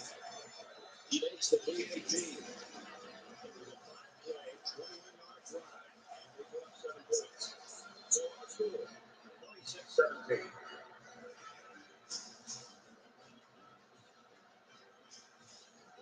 Looks like they're ready for the kickoff. He gets a booming kick. And it sails out of the end zone for a touchback.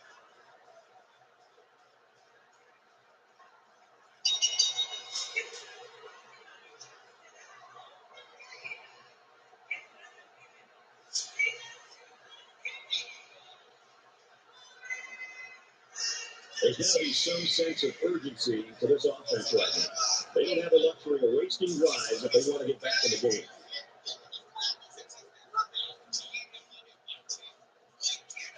Those for Bush, he's got room to run. He tackles him 32-yard line. These short, effective passes are going to help the quarterback's confidence.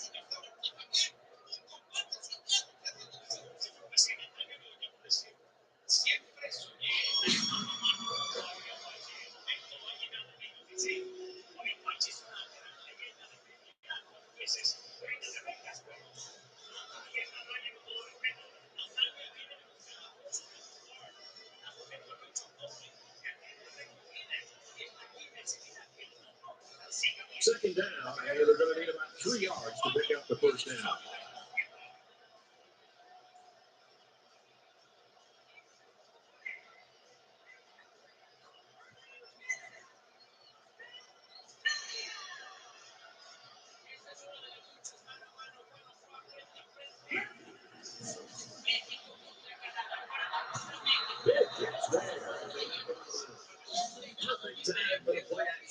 Well, here the defense is looking for the run, and the play action put them in even a worse position. They just weren't ready for the pass there.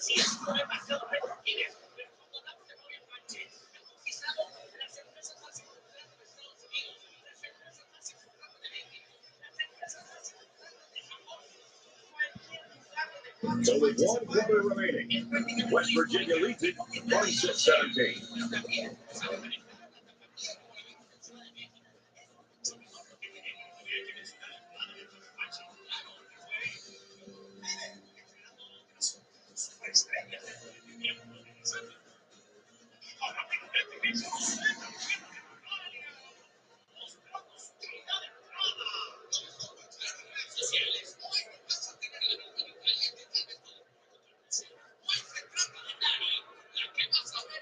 First and 10.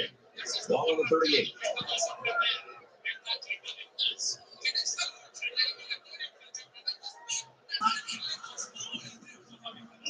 Gordon, the ball carrier.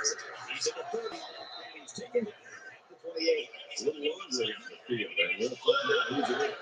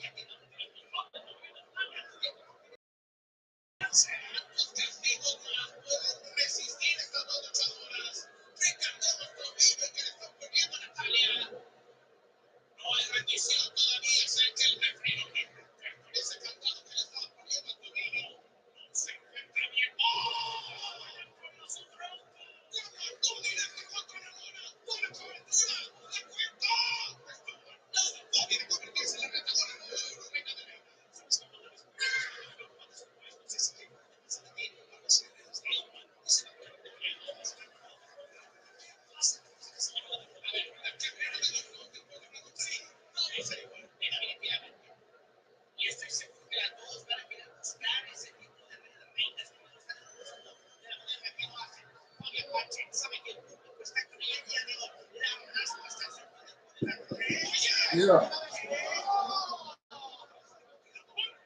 So what? Hold on. So what now? Okay.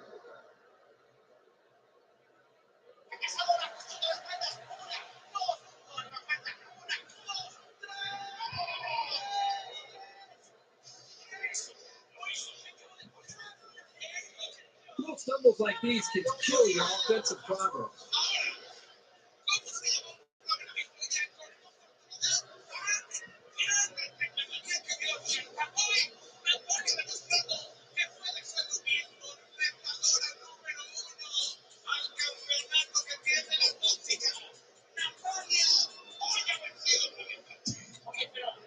First and long now after the penalty.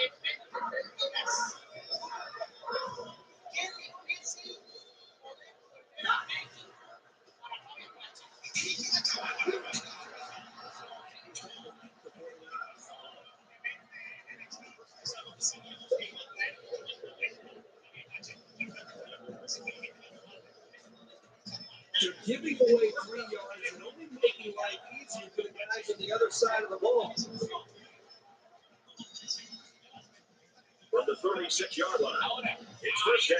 Empty backfield, quarterback in the go. 5 wide receivers.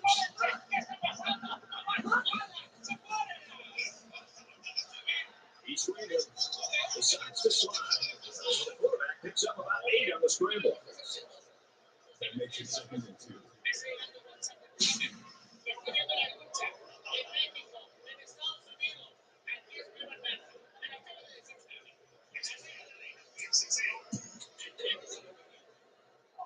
So it's 2nd down and about 2 yards to go.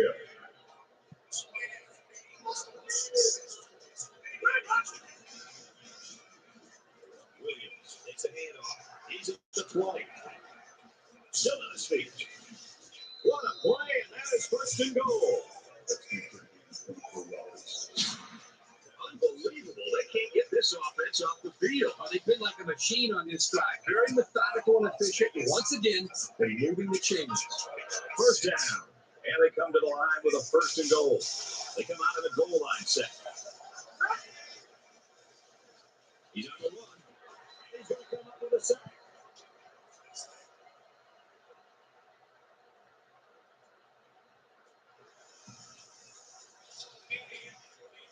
Second down, goal to go. Ball on the 7-yard line. They're crowding the line. Here we go. It's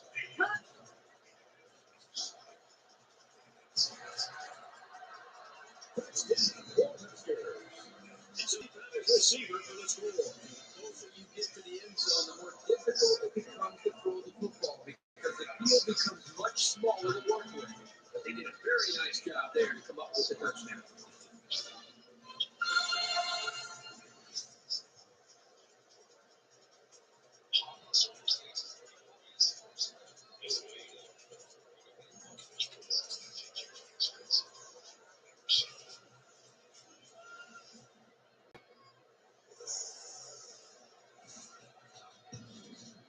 He splits the uprights with the extra point.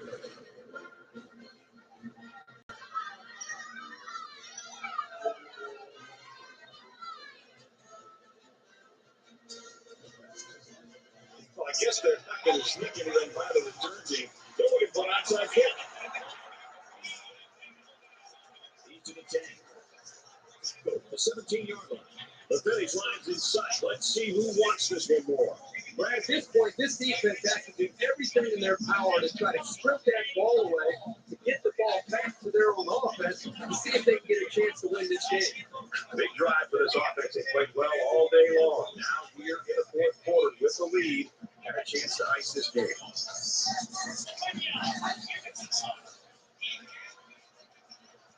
What's up? Interception. That's a great tackle.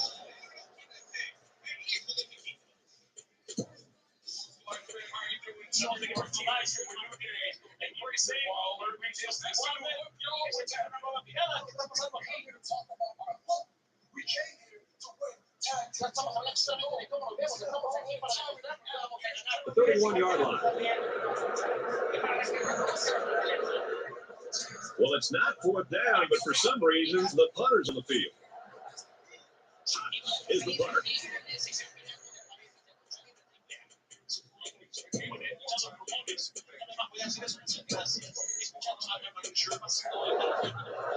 Didn't get all of that one. Calls for the fair catch.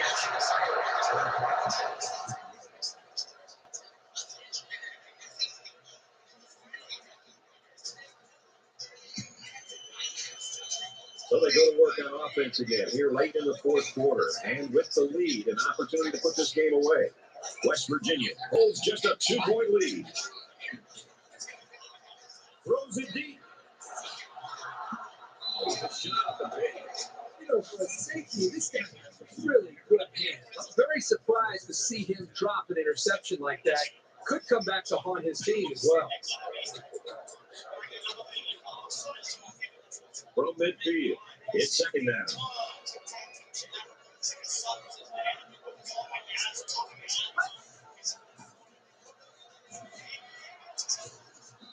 He's taken down at about the 45.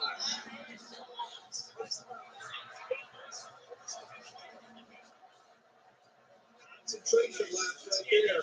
The coaches will be giving them an earful for it, too. West Virginia is going to take their first time out of that.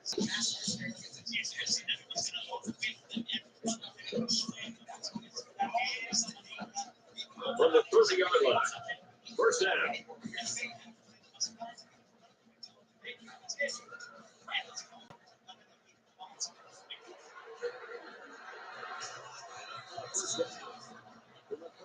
He continues putting in good numbers, and now that's 300 yards through the air. He's been able to get up and down the field all day today, moving consistently and effectively. This young man is really having a superb game today. First down, 10 yards to go. Ball on the 17-yard line.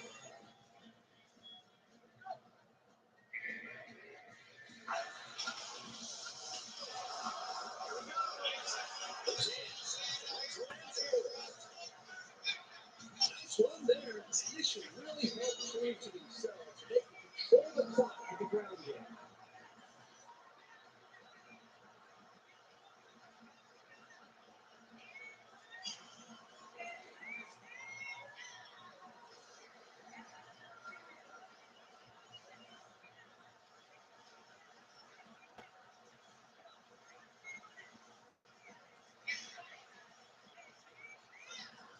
Here's the extra point that will make it a 2-score game. And he has the extra point.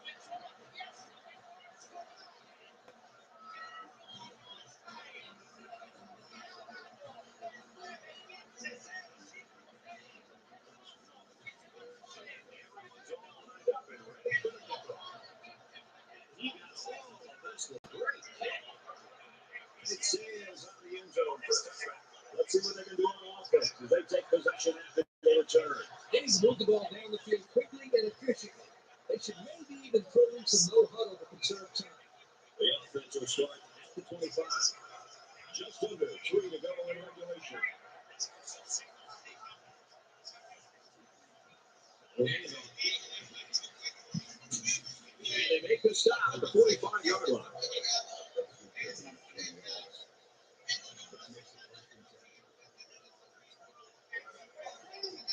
They spread the field in the gun with 5 wide receivers.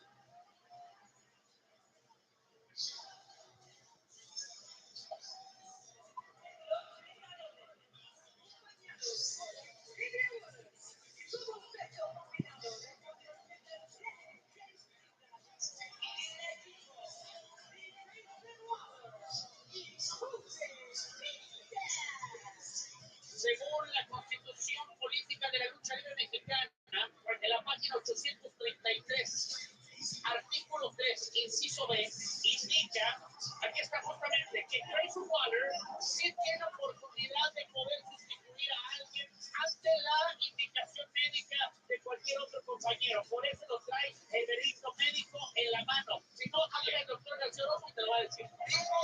Que lo operaron ayer. Sí, ayer. Y la cicatriz. Claro, le vi la cicatriz en la parte de atrás de la cabeza. Aparte, me cae muy bien. Pero Chuy Martínez puede firmar eso de que Grayson Waller sea el que participó. No digas, perdóname, por favor. ¿Cómo? No engañen a la gente. La más importante es la que tenemos que tomar todos para que esa movida de 30 es que estabas comiendo brownies. Y había brownies. Claro que sí. Estabas en la velita del pastel de tu cumpleaños. No estabas en ese momento. No que le haya firmado. Pero el señor Marcelo, oye, Diego, y yo la firmamos con mucho gusto. El señor Marcelo, respeto largo. Pero esto tiene que parar. Esto tiene que parar. Tenemos lucha por el campeonato de parejas. Van a ser Grayson Waller. Oye, ¿tú sabes quién firmó eso? Super Porky. El papá. El papá. Ese año Trump lo firmó. ¿De dónde lo trajeron? Del mundo de fantasía. Ayer firmó ese año. Así que María Prueba, a lo mejor fue Roberto, no sé. Digo, así que por así, no me pregunten. Bueno, aquí también rompen cartelones, Guillermo. No podemos perder la tradición. Él está, pateó hasta un teléfono al Xavier Woods. Y se está metiendo con el poligonio que es muy convaleciente y todo. Y creo que le voy a dar como 15 mexicanos. No, bueno, ahí está Grayson Waller, al ataque de Psycho Clown. Él lo decía, sucesor del mismísimo Super Porky de la dinastía Alvarado. Grayson Waller ahí va y le dice a Shepherd Woods que tranquilo, niña, que tranquilo, que no pasa nada. Que esté tranquilo, por favor.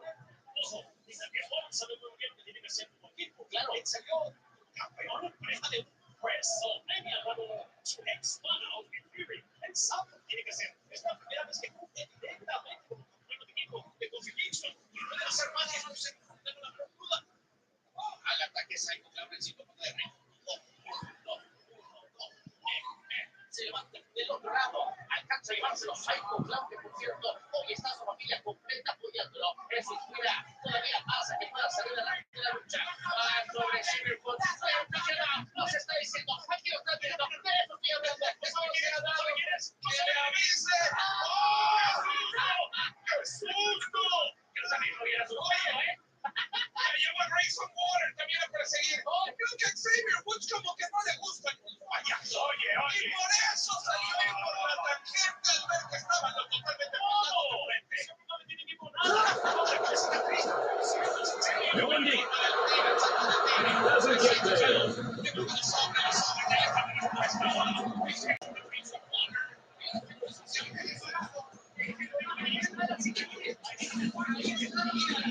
From their own 45-yard line. Second down. Less than 2 minutes in the game.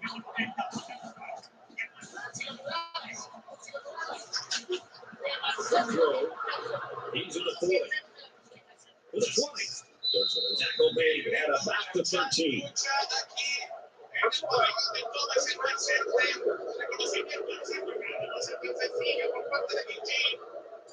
And the defense gives up some 3 yards to the offense. Penalties can ruin the team's chances to win if they commit too many.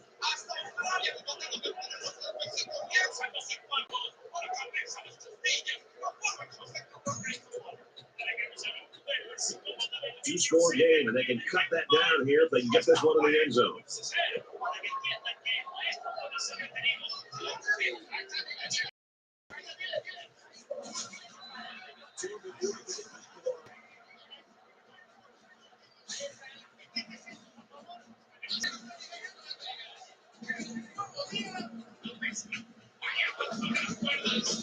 It's second and goal. Ball on the 7.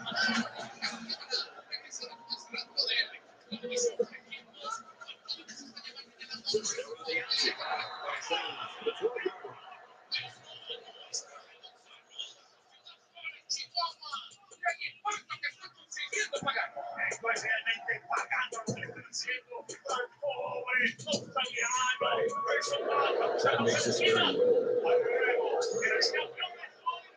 We got third and goal.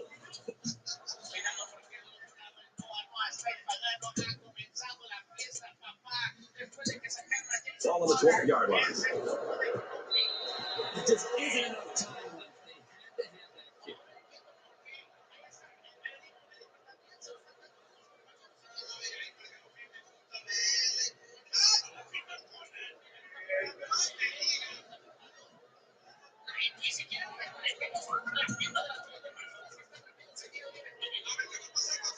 So it's time to see this offense go to work again. This defense couldn't stop them from moving the ball and inevitably finding the end zone. Less than 2 minutes in the fourth quarter. He airs it out.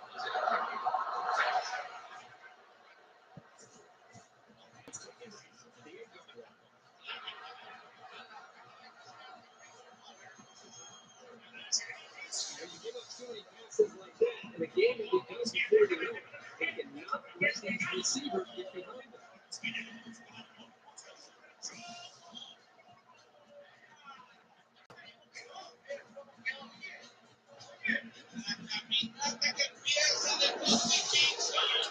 It's first down, and they'll be looking for 6 points here.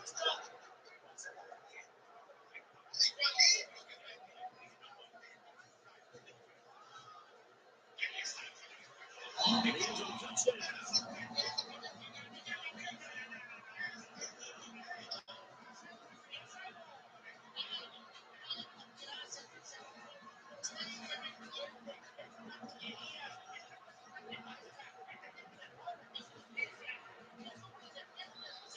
What's the extra point?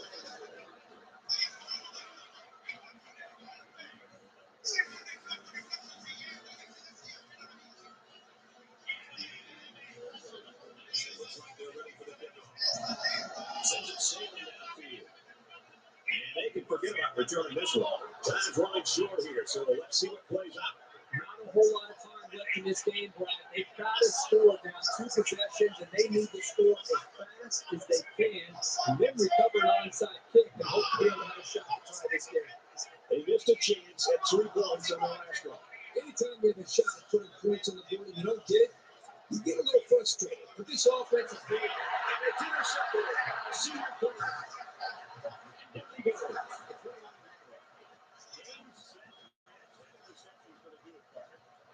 Here, just for the second time.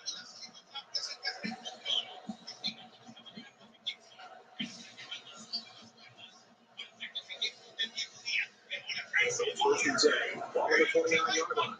Just over a minute in the fourth quarter.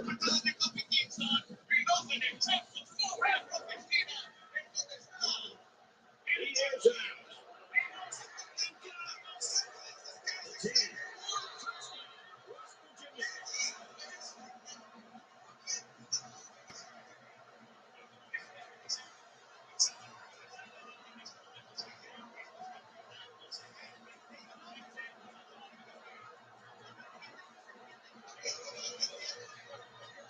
So the offense will stay on the field and attempt the 2-point conversion.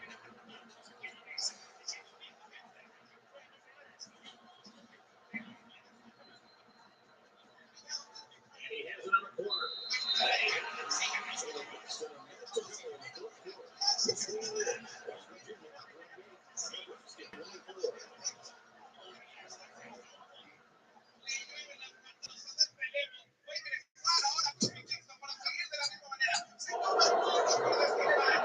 And that should do it. Our final tally in this one. West Virginia 28, Nebraska 24.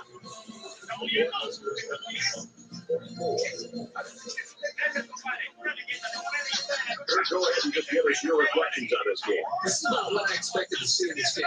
Nebraska is not a bad football team, but they don't have the killer instinct that it takes to knock off some of the better teams in the face. I saw a team out there today that wasn't playing to win. They were playing not to lose, and that just doesn't work.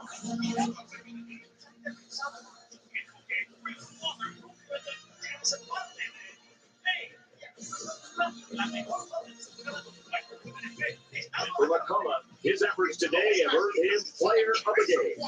For West Virginia, they continue their dominance on the gridiron with a 9-0 record. And for Nebraska, they rack up another loss, possibly hurting their chances for a bowl invite.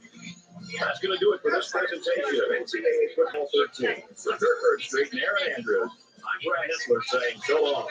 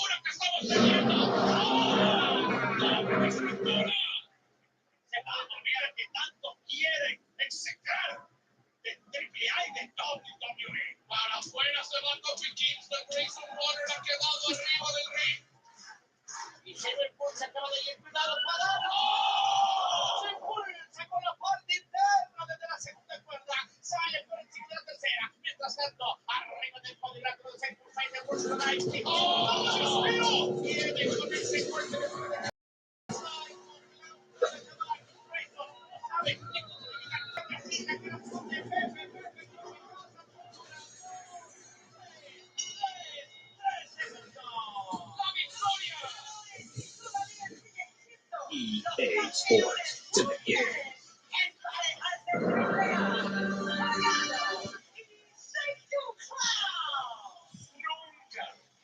Nunca contaron de que iba a ser estos Psycho Clowns, de que iba a mandar a salúdame, nunca vuelvas a Xavier Woods y la victoria que se están llevando Pagano y Psycho Clown que siguen. Son campeones de parejas de lucha libre triple A consiguiendo su segunda defensa.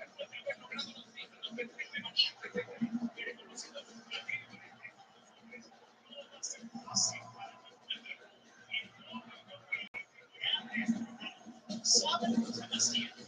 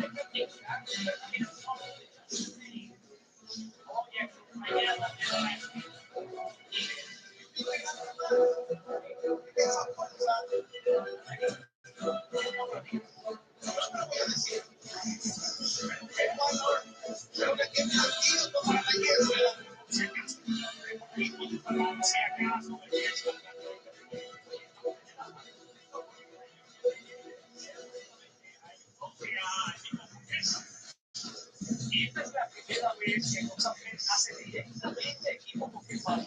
Se ve la calidad de ambos.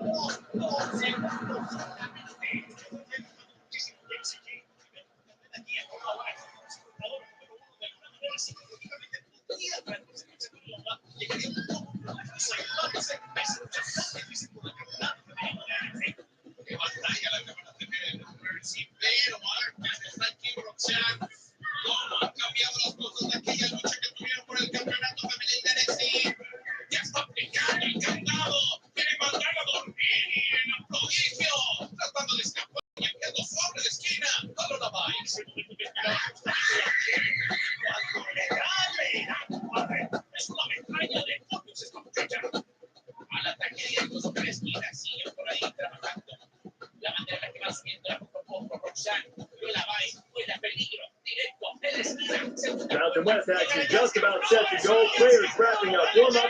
Kickoff coming up. Time for ESPN's college football. Brad Nessler and Kirk Herbstreit will be on the call. Brad, take it away. This stadium here in Miami has been a host for just about every major sporting event in the country.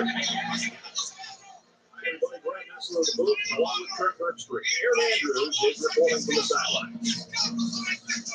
Today's college football action is brought to you by Coke Zero. Real Coke taste, 0 calories. Enjoy everything.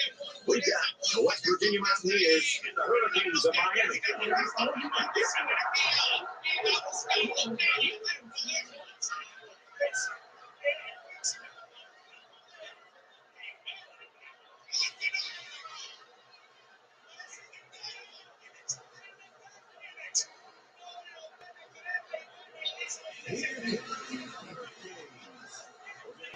Closer to the end of this college football season. We continue to bring all the excitement to this game. It's back to the pen toss now. Presented by Coke Zero. Real Coke taste, 0 calories. Enjoy everything.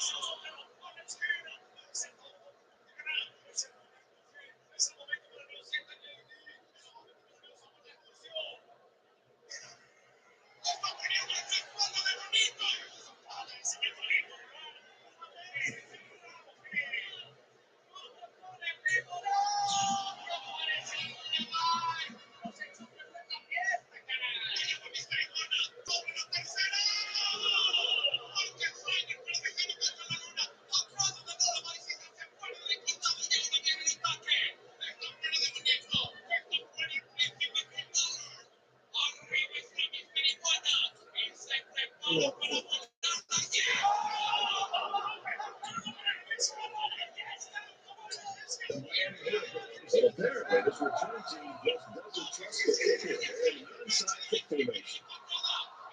He's to the 10. He's taken down at the 19.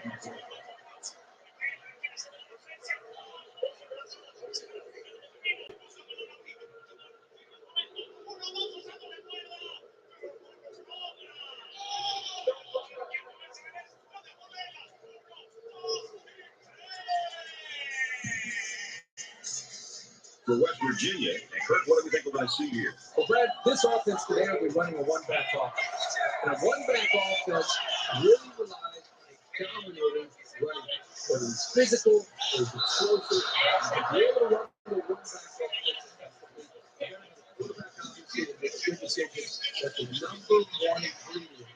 If you have to have a back, it can be the difference maker in a football game. From their own 34-yard line, it's second down.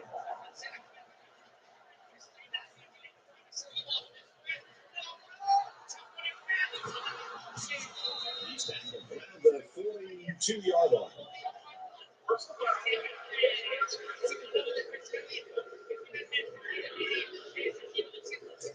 Concentration laps right there. The coaches will be giving them an earful for it, too.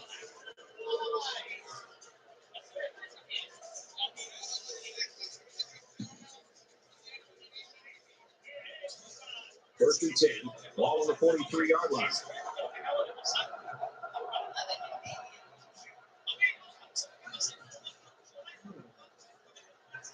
Deep ball, way out there. Back to the defender, which is in. Anytime you have a chance to end the drive, especially in your own end zone, you just got to make that play. From the 42-yard line, second down. And he might want it all here. Well, the defensive coordinator does a nice job with the coverage call here. Everybody's in position to be able to make the play. The only problem is they didn't intercept the football. That's something that they got to be happy with the coverage, but not happy with the result. We got 30 in. Ball on the 43. And he's going to be sacked. That time the defense brought the blitz to confuse the offensive line. One thing to football on the blitz, you also have to be accountable for the defensive lineman. That time the lineman got the quarterback and came up with a sack.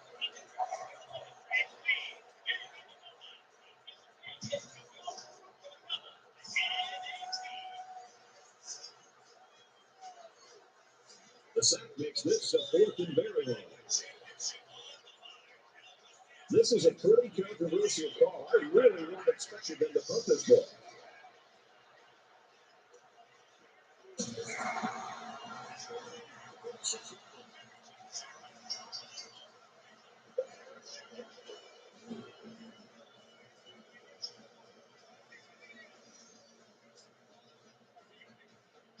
In a game like football, if you keep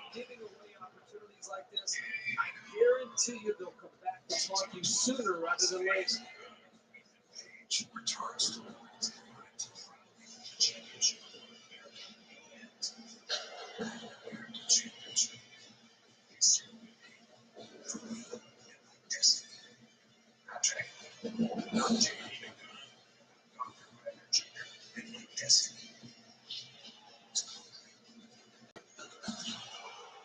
Well, this isn't conventional. The kicker's on the field.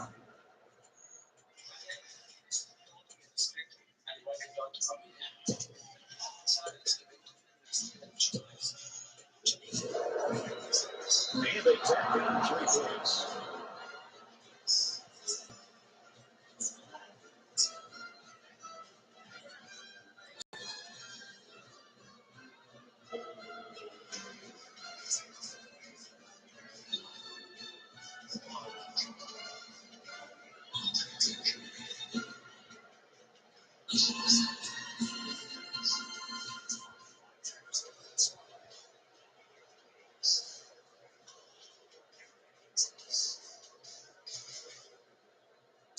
The Hurricanes don't like the looks of things. They're going to take their first time out.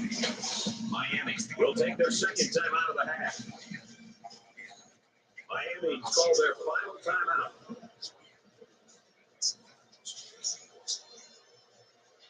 The kicker looks like he's ready to kick this one off. Nice kick, plenty of distance.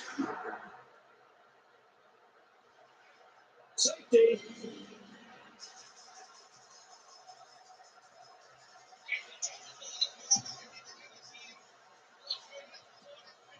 And this is something that we don't see every day.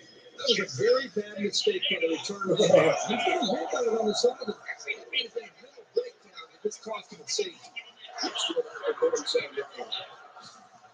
Man, being screwed.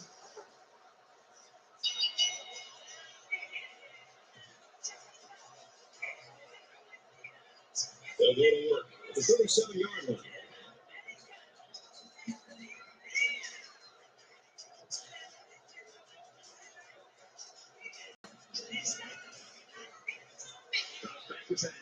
He's got Aaron. Incomplete. Almost picked off. I'm not sure the quarterback saw him when he came ready to pass because he stuck his ball right in the passing lane. Second and 10. Ball on the 37-yard line.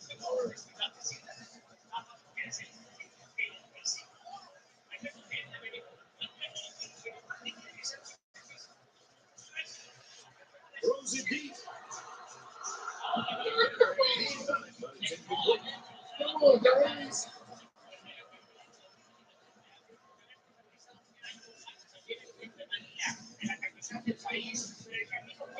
For their own 37-yard line. The intensity of this place is increasing. He heaves it deep. Quick hit to the hand. You know, they want to put the ball in the air on third, so it's a slow guy to keep their hands ready.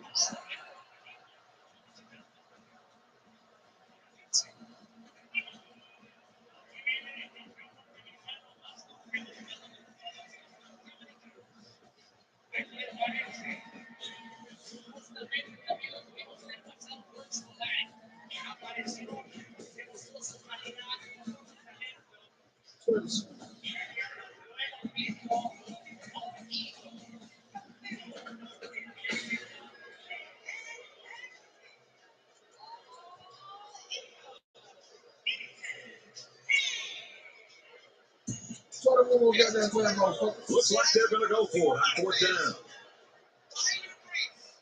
I got to tell you, I'm really surprised that they aren't going to put this right away.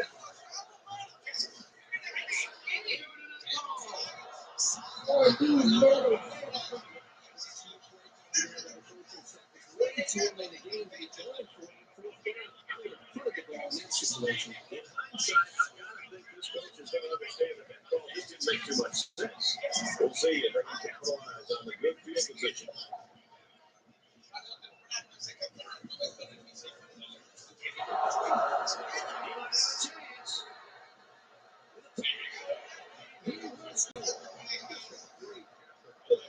Once he had some space,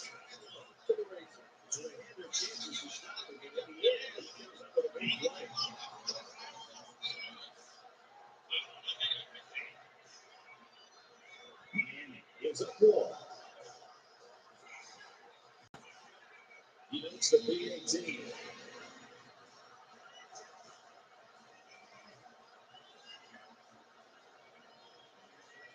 I guess they're not going to sneak anyone out of the jersey. Nobody belongs on it. Into the 10. He's taking the 14.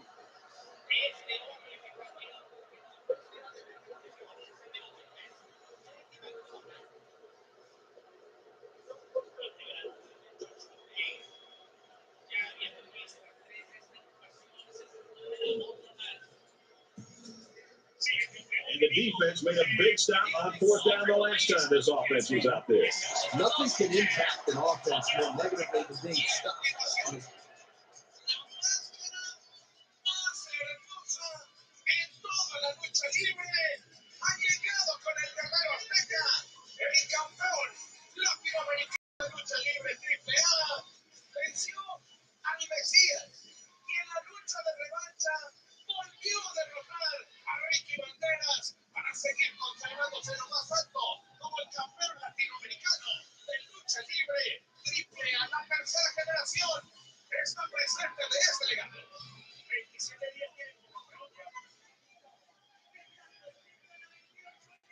series of tackles. And that's what happened to this offense the last time they were out.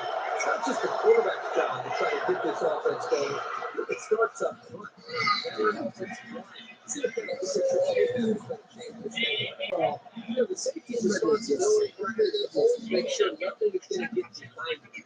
Not ever get deep. But also you have the responsibility to step up and make a play on the football in front of him. It's just another example of the defensive back, in this case, a safety, just had a really good instinct to be able to come up and know when to come up and knock that ball out. From their own 29-yard line. Second down. He's got to throw it.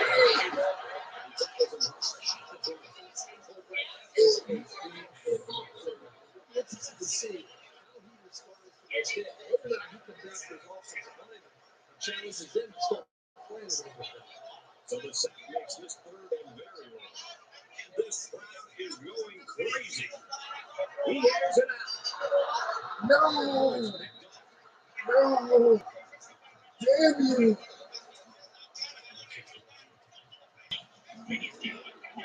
So it's fourth down. Looks like they decided to go for it here. This is kind of a surprising call right here by the coach. This is an obvious punting situation. Oh, hell no. For a sack on the play.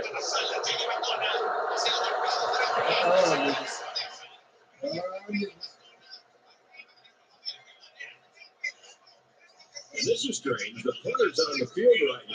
I'm not quite sure what's going on. Brown is back.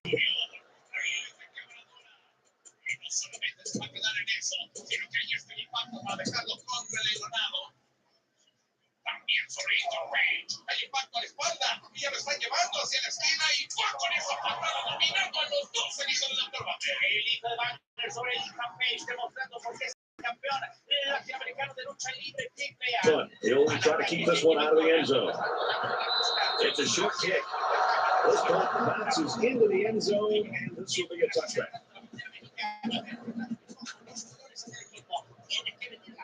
Last time out, the offense wasn't able to convert on fourth down. This offense comes down the field again after being stopped on downs the last time out.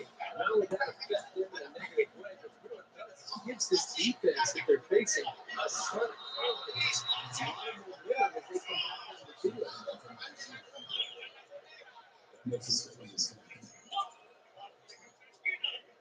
From their own 20-yard line, it's second down.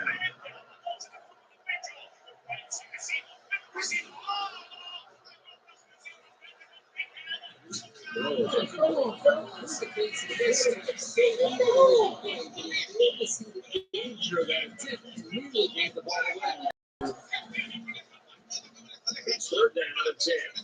Ball on their own 20. So this crowd is making their presence felt. Let's go.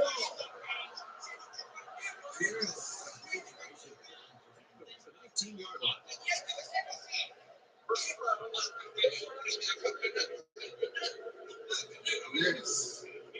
So the offense will move a little bit closer with that penalty.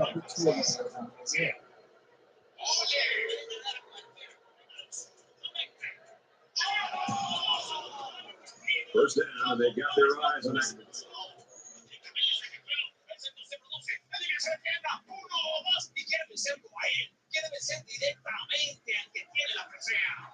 Jimmy McDonald ha demostrado de esta forma que viene también con esa gran posibilidad mortal hacia atrás, que viene sobre sus rivales y el tornillo hacia adentro sobre el terreno azteca. E increíblemente la afición está apoyando a JT. Después de esa suplencia de manera vertical, va directo, segunda cuerda, desde ahí va con ese doble codazo, esto que de espaldas, cuenta una, cuenta dos, quiere irse temprano a la casa, le dice, cuenta de rap del actual campeón de parejas de WWE. Y levanta poco a poco. Antes, absolutamente firmado, no tenemos que decir ahora de McDonald's, que pasa que puede repercutir directamente en la mente de Dominic para lo que pudiera ser uno de los robots más importantes de su carrera. Sobre la esquina, para allá el hijo del Dr. Wagner, por encima en la ceja del encordado, castigando con el codazo a McDonald. Pero está sorprendiendo con el impacto y cuidado, no tiene que dejar fuera al campeón norteamericano. ¡Qué bueno! ¿Cómo le marca si no me paga nada? Play action here. He's going to save it.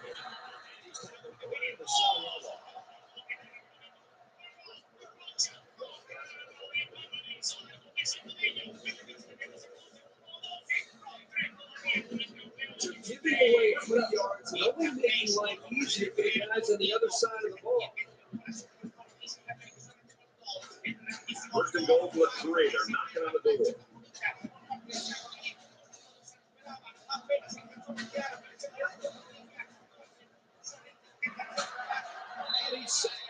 They get to the quarterback and end that play before it even got started. This young man didn't even have a chance to make something happen. It's tough to find the receivers when the defense is in your face like that. Just inside the 5. Second down.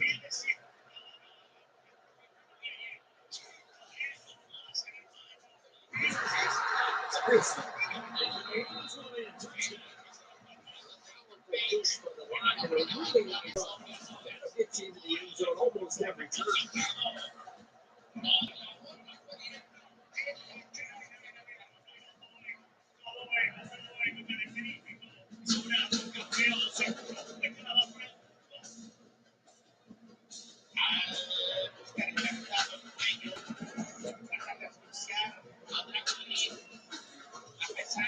And he tacks on the extra point. It was a quick three-play, 15-yard drive. And they come away with 7 points.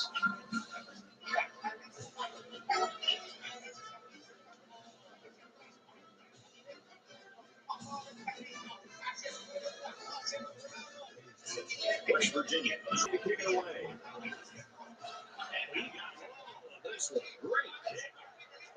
And they can forget about returning this one.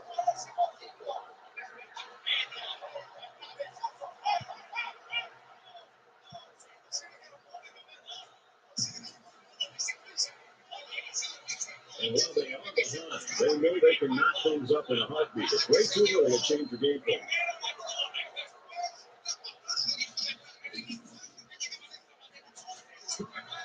He's taken down. 36-yard line. He's good getting the quarterback in time. The defense brings extra guys to rush the quarterback. The offense looks stable enough to get to the ball. We've got a first and 10. Ball on the 36-yard line.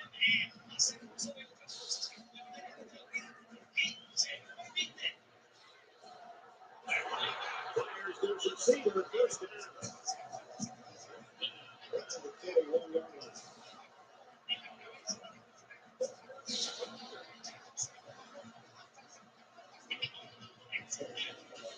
Defense gives up some free yards to the offense. You know, penalties can ruin a team's chances to win if they commit too many. It's first down and 10 now after picking up some great yardage through the air.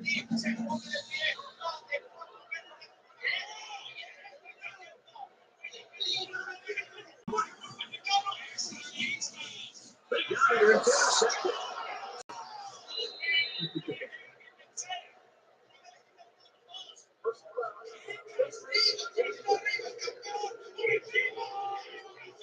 moving back a bit. Yeah, with so many young guys out there, it's bound to happen occasionally.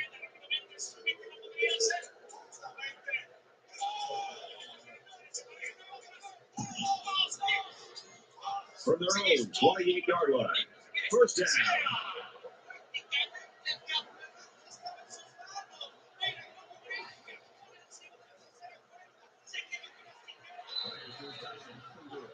I'm not so sure he made the best decision that time. That was a pretty tight area he was trying to throw that one into.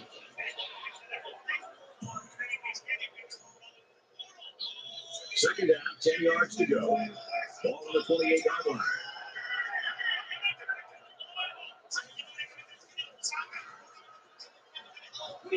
Steps out of bounds. The 32-yard line. 36.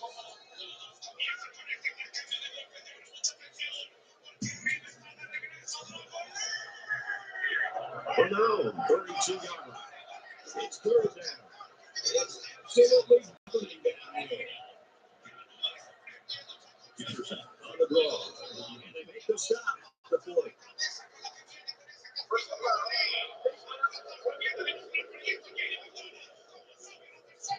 Concentration laps right there. The coaches will be giving them an earful for it, too.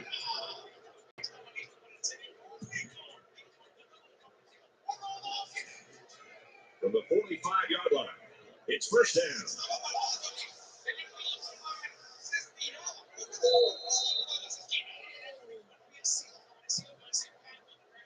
There are 3 quarters remaining. West Virginia's lead is 5.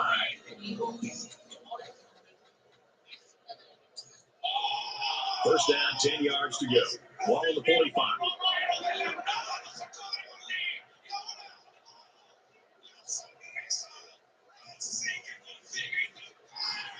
He's going to go for a home run.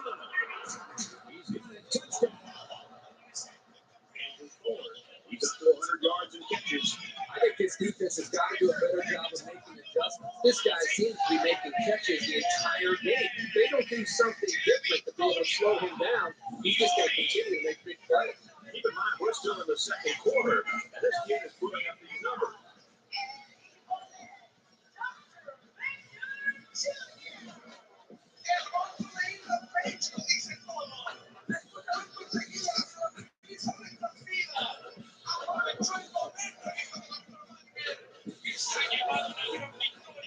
He splits the uprights with the extra point. A quick 2-play, 64-yard drive.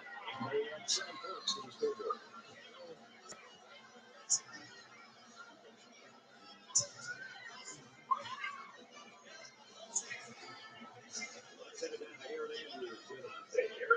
Thank you, guys. He's suffering from an abdominal injury right now. They're saying it's a strained muscle, but he looks like he's in a lot of pain. While the injury isn't too serious, he is out for the rest of the game. I'll turn it back over to him. Thanks for the report, EA. Could be interesting now to see if this team adjusts with him out the rest of the game. It was a pretty one-sided first quarter, but I wouldn't be surprised if things change in a big way before halftime. They bring him down in the backfield. Just nowhere for the ball carrier to go with the linebacker met in the backfield. Boy, what great play recognition by this linebacker. He saw the run was coming, and he just shot through the gap and made a great tackle. From their own 23-yard line, it's second down. They'll leave it on the ground again. And he's tackled after positive yardage. Sanders picks up about 7 yards on the run.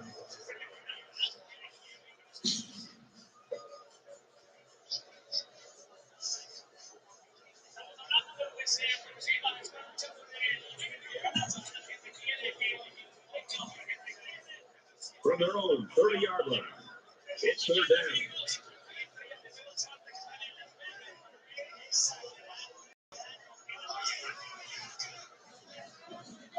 They hand it off again. He's to the 40. And when you're not right around the 20-yard line, Gary puts it over the 1,000 mark for rushing yards this year. Well, that's pretty impressive. It's amazing this guy's turned those yards half the time, breaking 2 or 3 tackles before someone finally brings him down.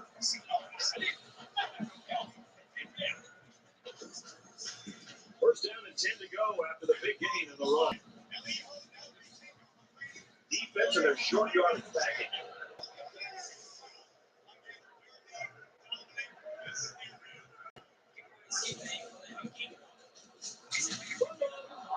So the offense is very lucky to keep possession of the ball. I think he was looking upfield and trying to look for some room to run, but he forgot about the football.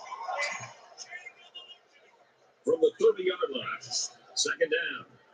They're trying to stop the run here with a goal line defense. He's all alone. Nice catch on that one.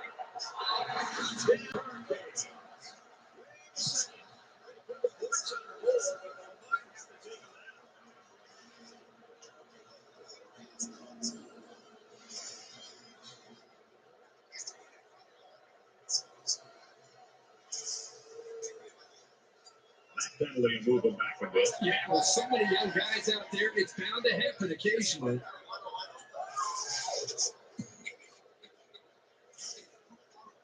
So it's second down and long now after the penalty.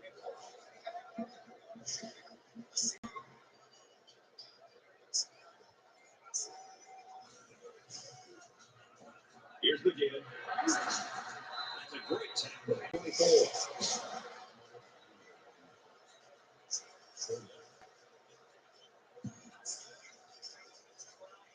Third down again.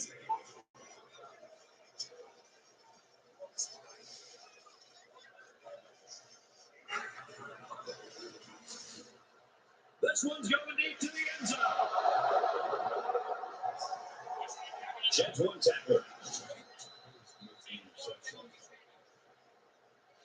Reese Davis joins us in the studio with this update. Reese? And State taking the field in University Park. And we've been keeping an eye on this one all day. The Wildcats relentless with their rushing attack. They score a touchdown. Oh, lucky seven. Thanks, Reese. 19-7, our game here.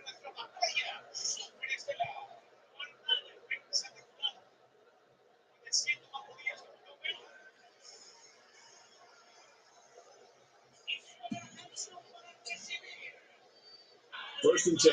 Ball on the 11-yard line.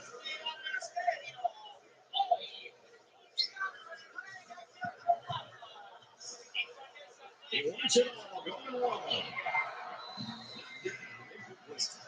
The great safeties are almost like a center fielder, rolling back, leaving the quarterback side. Here, he does a really good job of seeing where the quarterback wants to go with the football, getting a very good jump on it, and simply knocking it away from the receiver. They'll line up at the 11. Second down.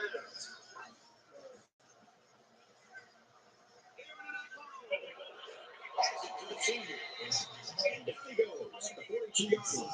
What a throw. Well, here you get to see how accurate the quarterback is. He places the deep ball in there perfectly. Just a great throw.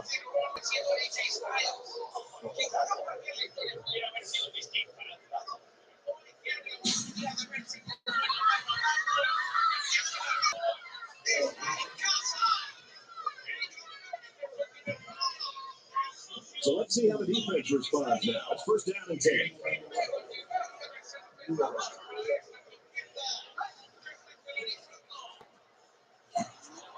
It's going to be sacked for a loss.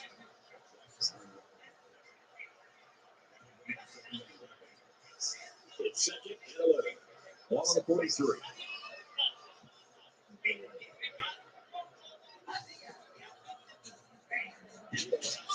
He's taken down at the 41.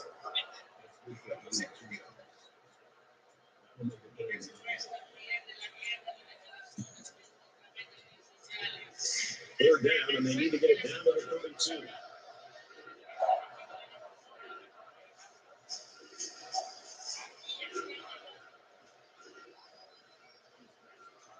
He's down over. He's tackled around the 22-yard line.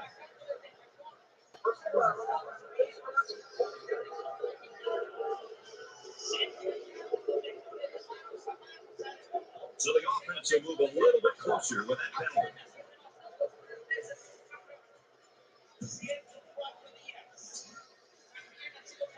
It's first and 10. Ball on the 11.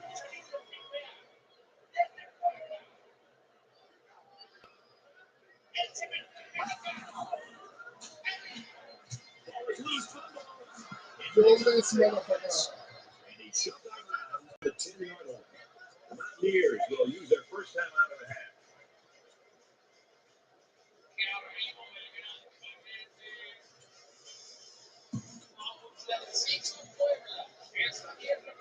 Second and 9 coming up here. Ball on the 10.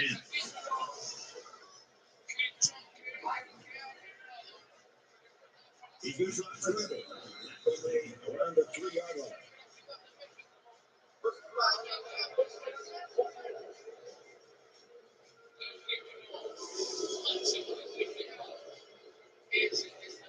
They're giving away 3 yards and only making life easier for the guys on the other side of the ball.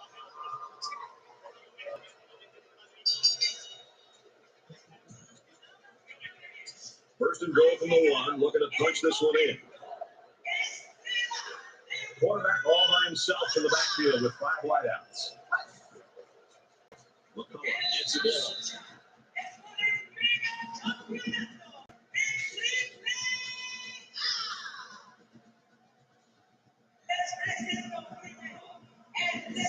That gives him another touchdown to go along with the one he scored earlier. This is a defensive coordinator's first night. He's happy to defend a quarterback that has the ability to run the football. He's already scored twice in his first half. The defensive coordinator needs to start accounting for him and his ability to run the football. And he has the extra point.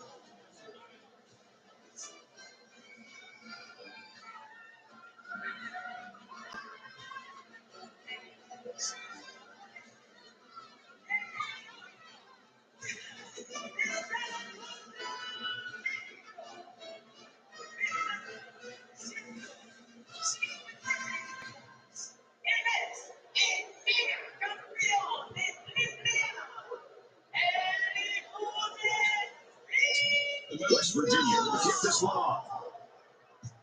He got all of that one. And it sails out of the end zone for a touchback.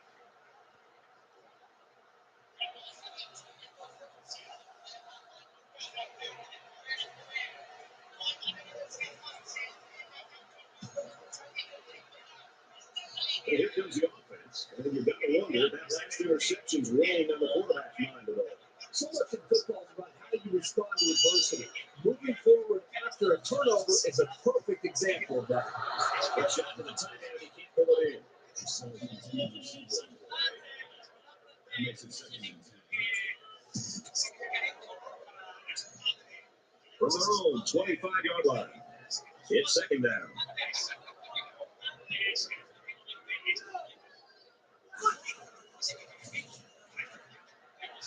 Takes the ground and steps up right away. He made a really good hit with the line of scrimmage. Sometimes all you need to do is throw off with a good timing just a little bit at the start of the play. From their own 42-yard line. First down. He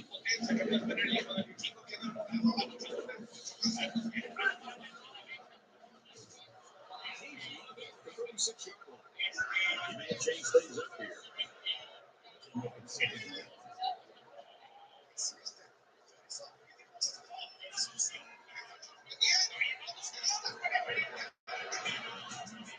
Yes. Yes. No dignity.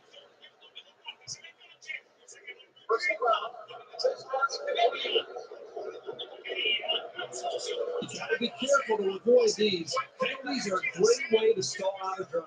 You feel what he's saying. First down, and they've got their eyes on that goal line. It's up.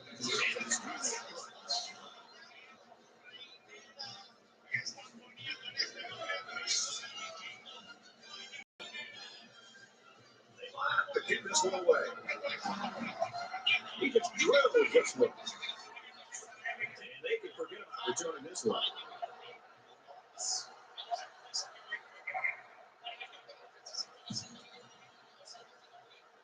The offense will start at the 25-yard line.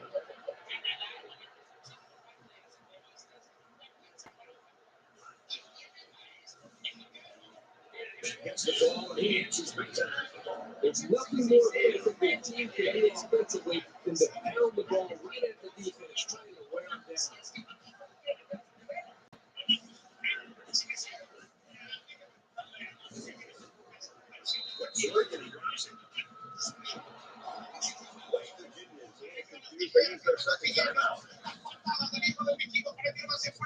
So it's 2nd and 10.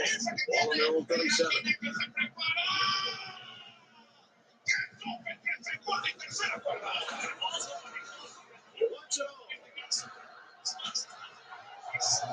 That was incomplete, and it looked exactly like their last time. Exact same play. I think the offensive coordinator just tried to pull faster.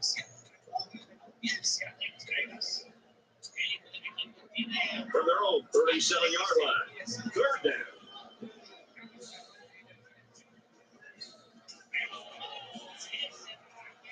He's heading to pass. Going deep. Lays it out there. He's taken down right around the 10-yard line. It's heat fire that baby down the field. There aren't too many quarterbacks in the country who can make that throw. And the ones that can are playing on Sunday. And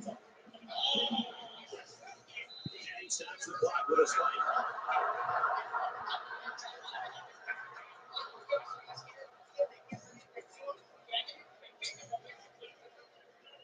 From the 10-yard line. 2nd down.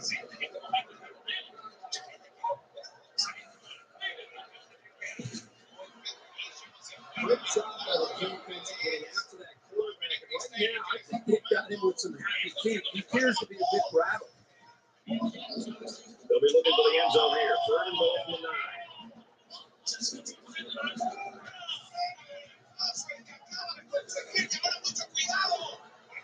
He's up back. He just moved past the blockers and dragged the quarterback down. Boy, excellent play by the defense here. A few extra seconds, and those receivers might have been open.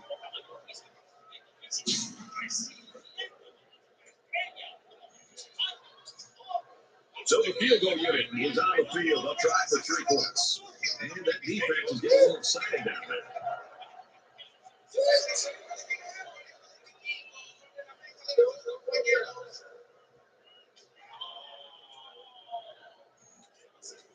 It's 4th down. This isn't much more than an extra point.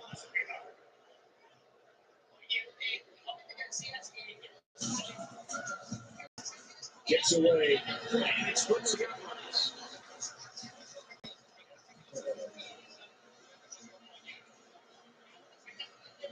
I guess they're not going to sneak anything by the return to that.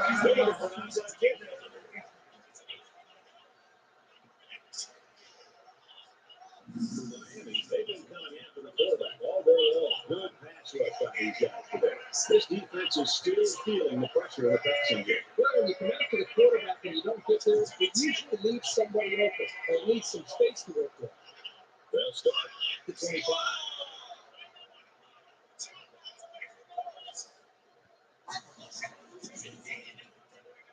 Looks to pass. He's going to go. It's still alive. The Mountaineers are going to have to call their 3rd and final timeout. That's just a great call by the coordinator there, going to the air on 1st down.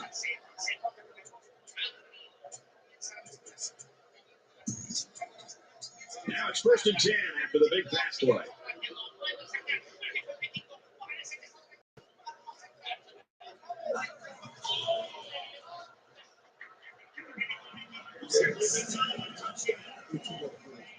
Good football team has to consistently be able to capitalize when they're in the red zone.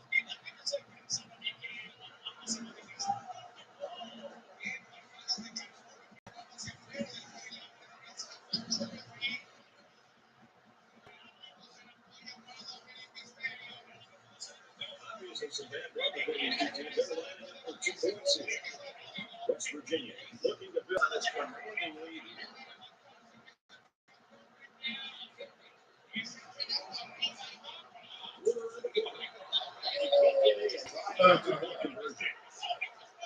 To play 75-yard drive. And they'll come away with 6 points after failing on a 2-point conversion. You know, you always prepare your offense to think that we're going to have some success. These guys have to be coming over the sidelines after touchdown and say, man, I didn't expect it to be this easy. Oh my God.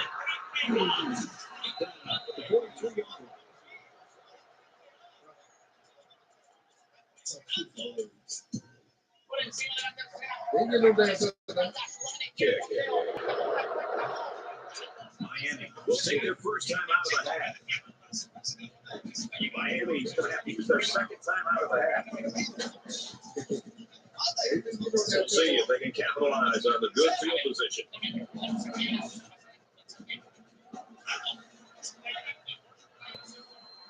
He's scrambling.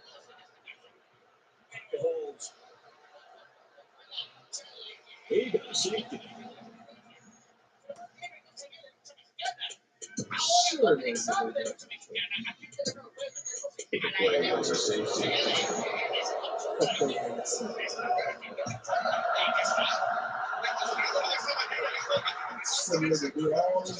He's taken down to 36.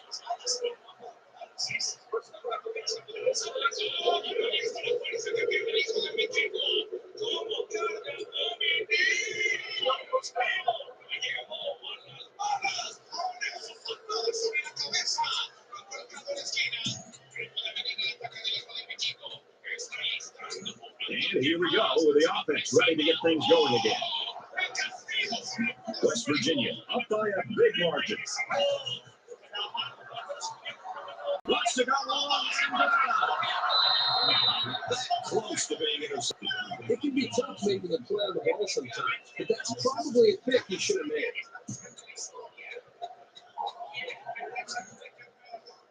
From the 49-yard line, second down.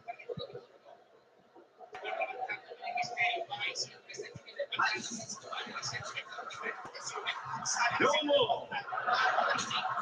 And a great catch downfield.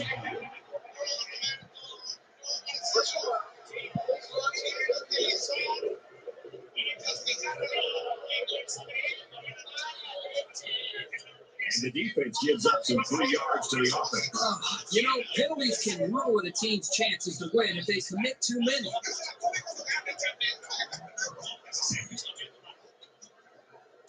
It's first down. They'll be looking for 6 points here.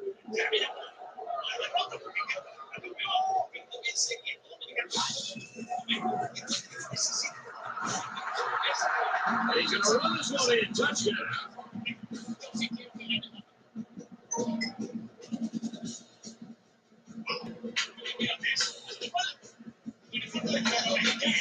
So the quarterback decided to improvise and took it in for the touchdown. This is why this guy is such a special player. This is what makes the offense even more difficult to stop. When a quarterback can take it himself and run, that's just one more weapon the defense has to account for.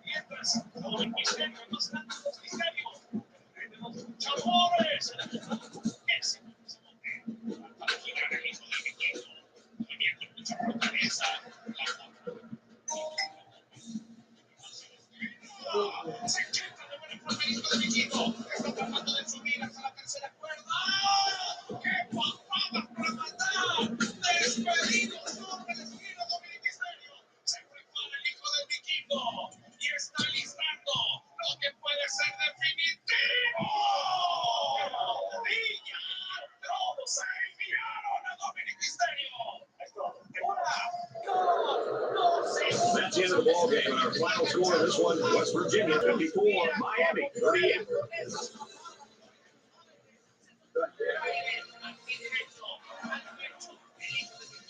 As we finish up the broadcast, what do you have to say about how this game turned out, Kurt? Not the route you might have expected, but that shouldn't take anything away from this one.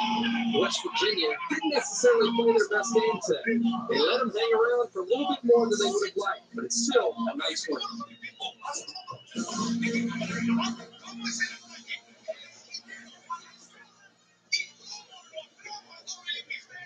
For McCullough, his superb play merits the honor of player of the game. For the Mountaineers, this undefeated juggernaut stays perfect for another week. They're 10-0 and sitting pretty in the title chase. And for Miami, they'll fall to 4-6, and they're going to have to win out to even have a chance at the bowl game. Well, that wraps things up for us. For EA Sports, Aaron Andrews and Kirk Herbstreit, I'm Brad Nessler saying thanks, and we'll see you next time.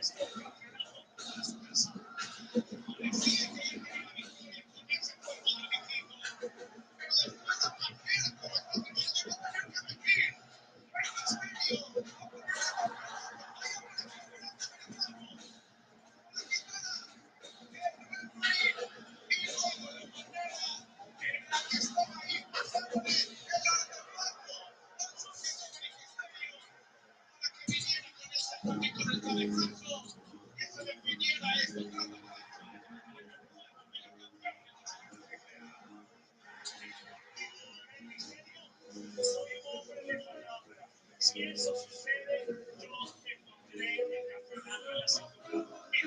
Vamos a darle a los objetivos.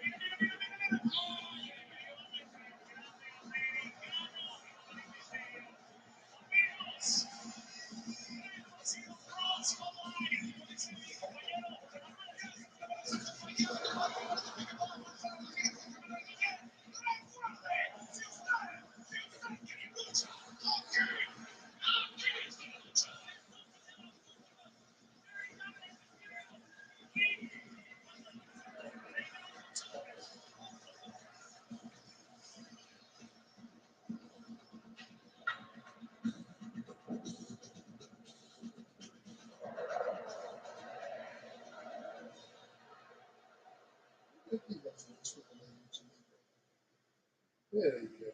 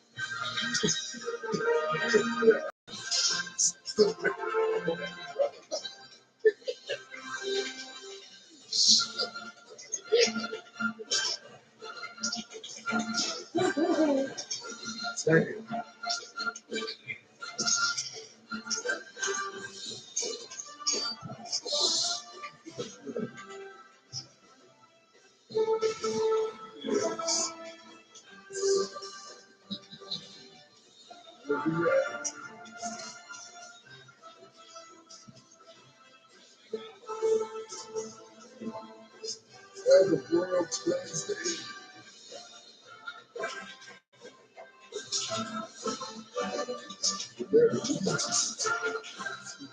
Stay here in the heart.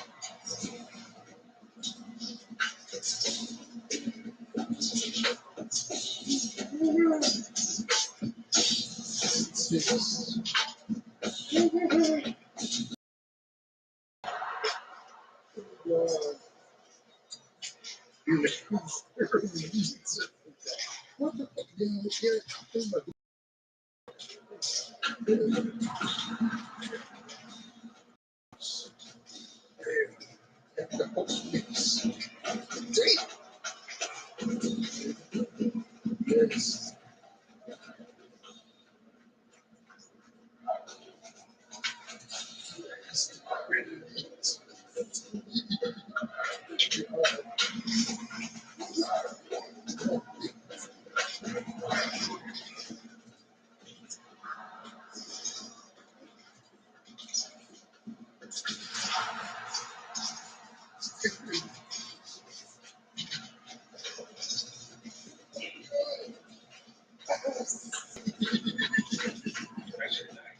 Oh, shit. It's true. I being one today. Being one today. All those child.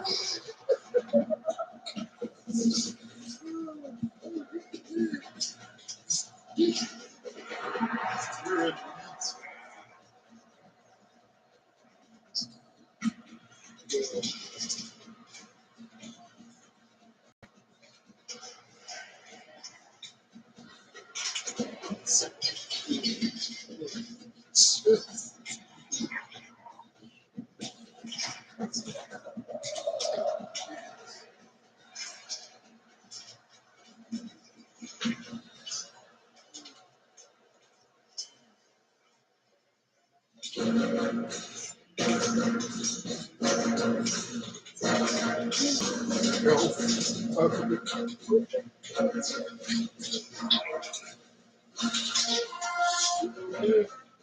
got a lot of good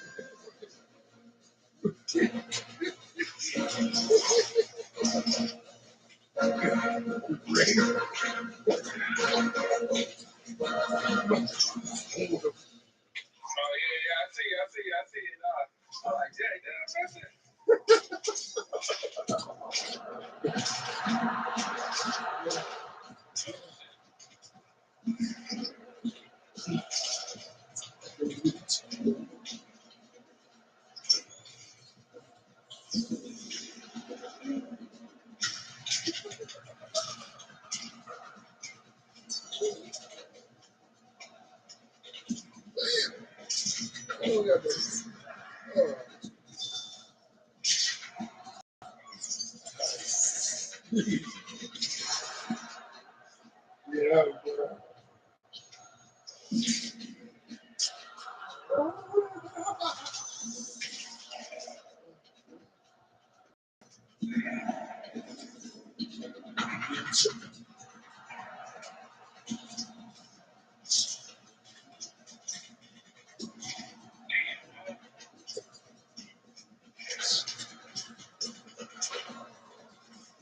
oh shit!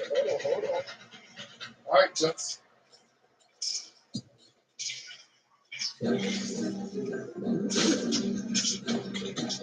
You got it.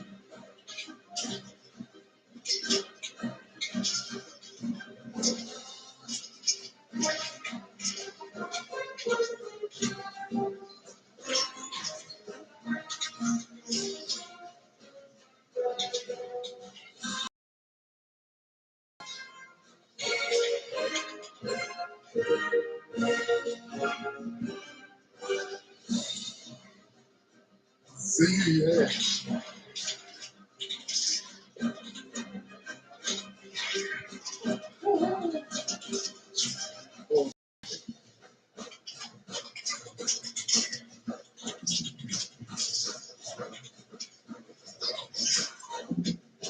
Brutal.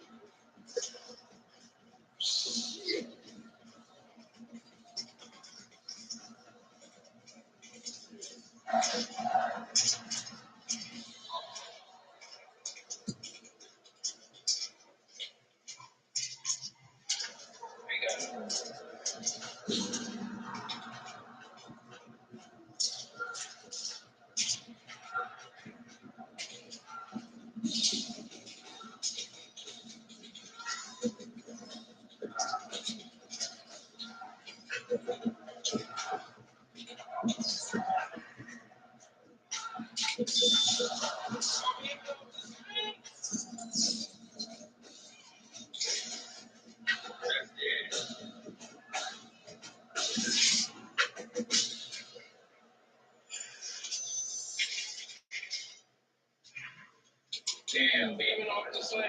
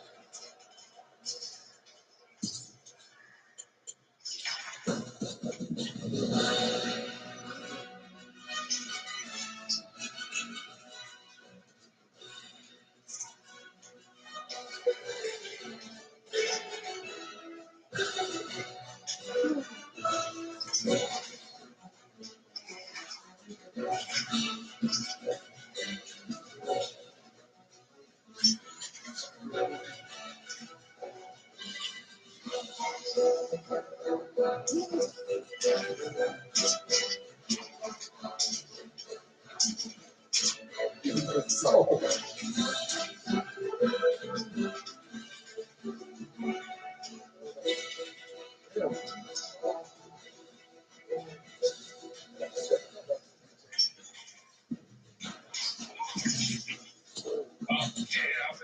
My bad.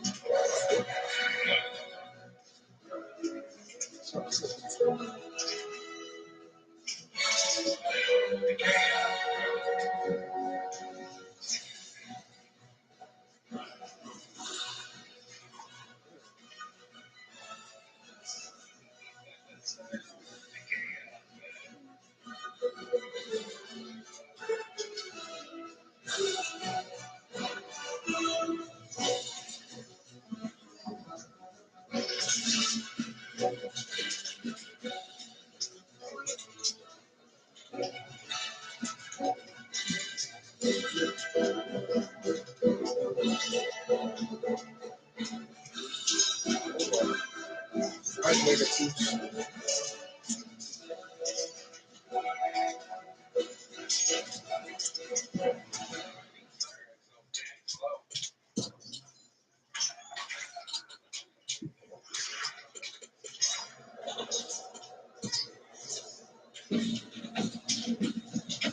Damn, nigga.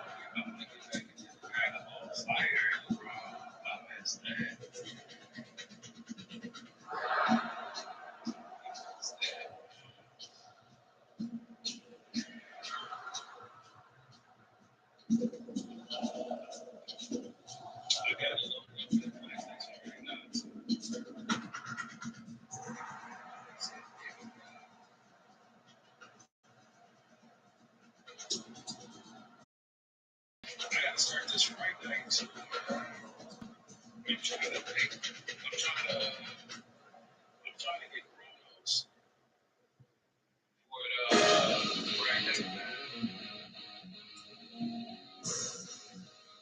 like you're drinking some Malibu,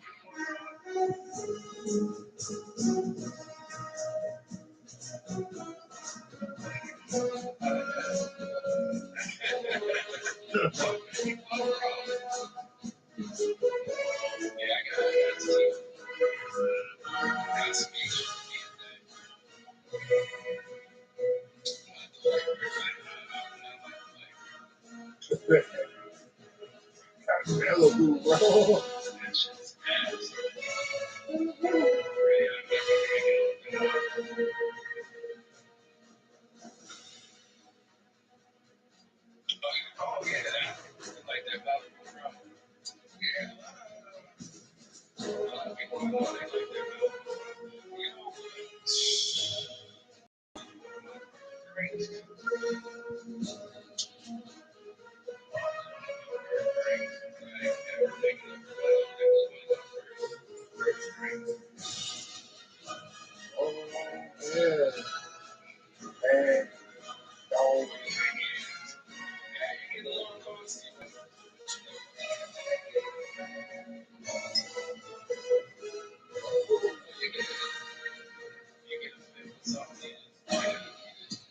Oh, boy, I hope we got some. Let's go back.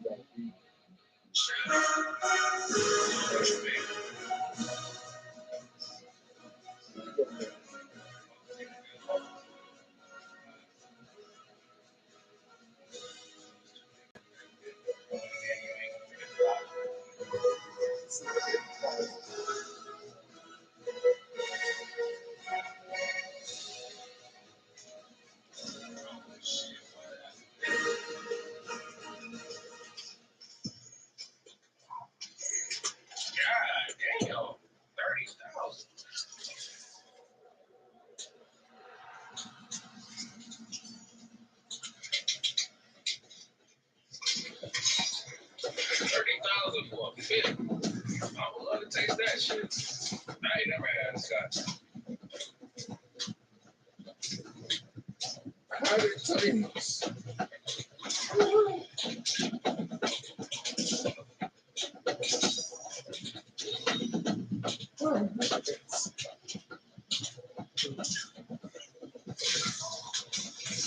don't even know what that tastes like, bro.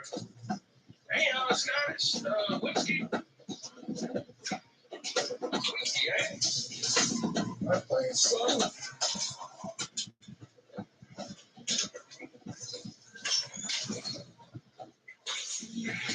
Mountain West action just about set to go. Players wrapping up warm-up. Kickoff coming up. It ought to be a great one tonight. We're glad you're with us. Brad Nessler and Kirk just ready to call ESPN college football. In the city of Piscataway, New Jersey, we've got an anxious crowd on hand waiting for the start of this exciting football game. Now, this one should be exciting. Hi, buddy. Brad Nessler with Kirk Street and Aaron Andrews. We've got more NCAA Football 13 for you. Tonight's matchup is presented by Dubman Plus Care. Be comfortable in your own skin. We'll be seeing the West Virginia Mountaineers and the Scarlet Knights of Rutgers.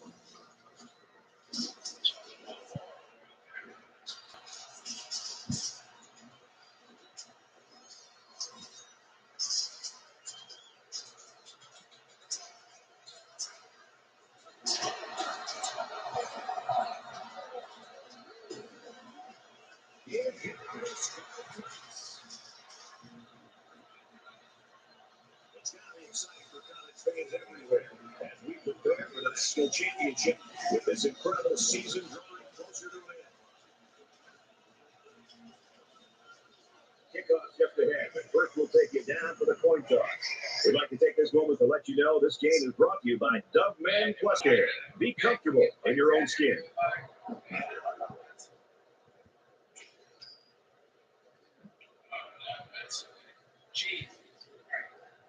No.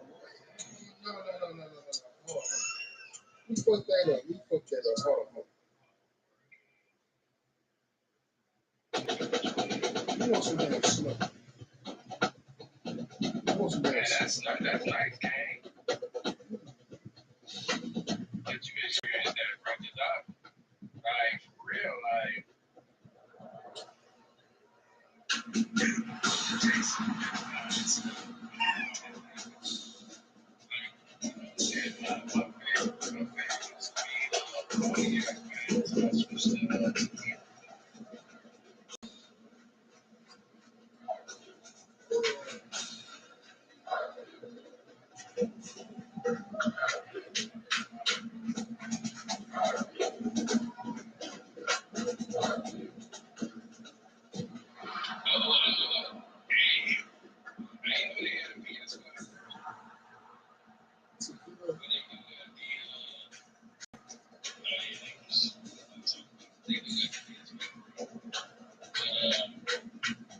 Yeah, I'm just on the regular.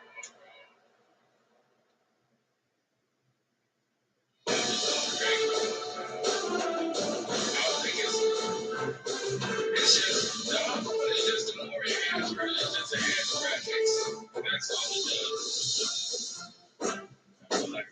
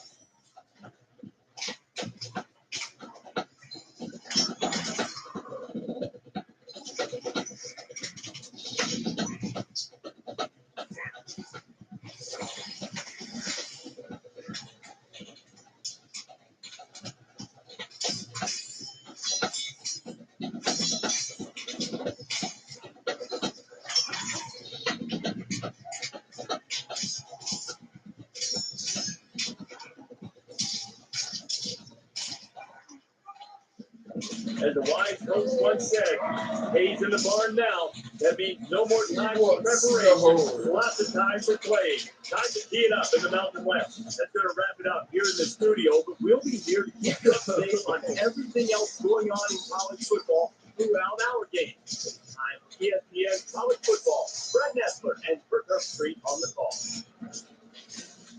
Denver, Colorado, situated just east of the Rockies is where we are today. We've got a great game coming to you from Sports Authority Field at Mile High Stadium.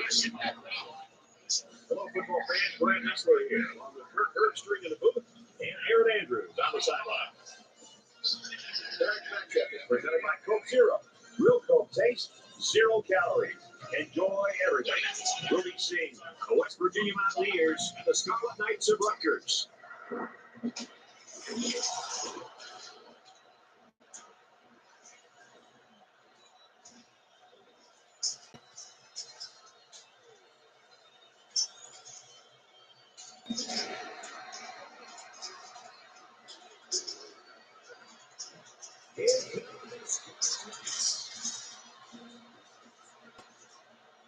ready to bring you another incredible matchup as the season starts to wind down. We'll see which teams will be left standing after it's all said and done. Before we head down the field for the coin toss, we'd like to remind you this game is brought to you by Coke Zero. Real Coke taste, 0 calories. Enjoy everything.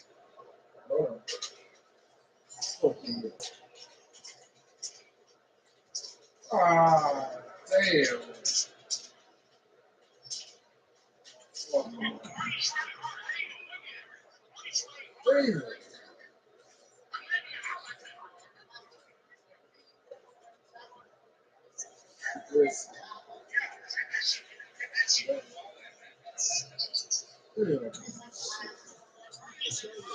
Well, apparently, this return team just doesn't trust the kicker.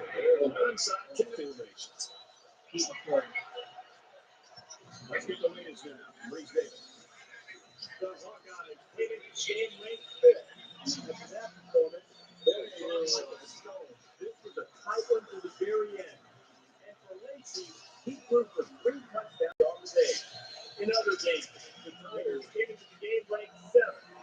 They're now punch jumping, but he worked over it. The unthinkable has happened. A major upset. And for Cannon, a very good day. He cracked the 250-yard mark. Houston wins it 31-16. All right, thanks, Reese. Back to the line action here. I don't know about you, but this one feels like it's going to be a great ball game.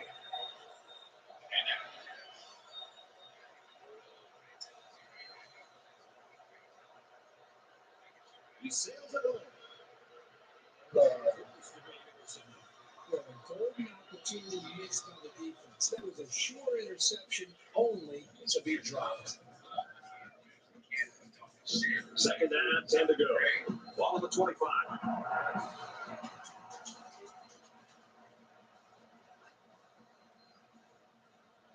He wants it all.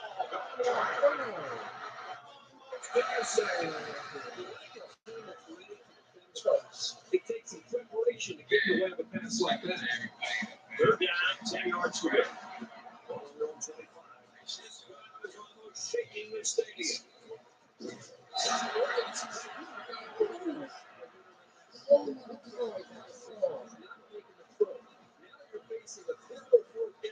And you got a quarterback in an offense that's struggling. What are you going to do? Fourth down. Looks like they're going to go for it on fourth down. Kind of surprising here that they didn't elect to play us. Don't agree with this call. Back to pass. He touched it downfield.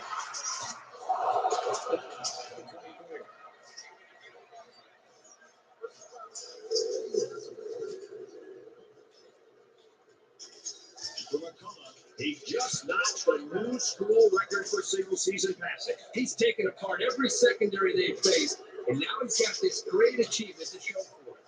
Well, I've seen some strange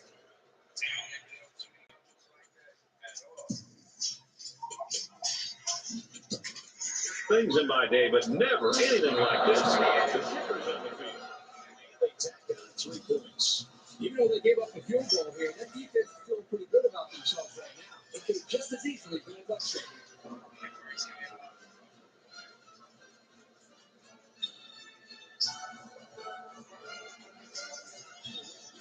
They get ready to kick this one off, and the return team's looking for the outside.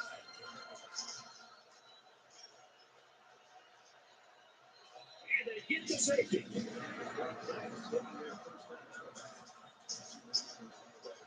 We'll take that second time out of the half. Let's go.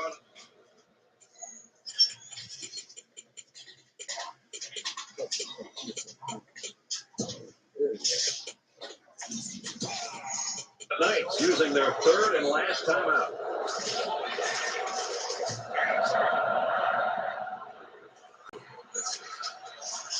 He's out to the 30. He makes it to the 32-yard line.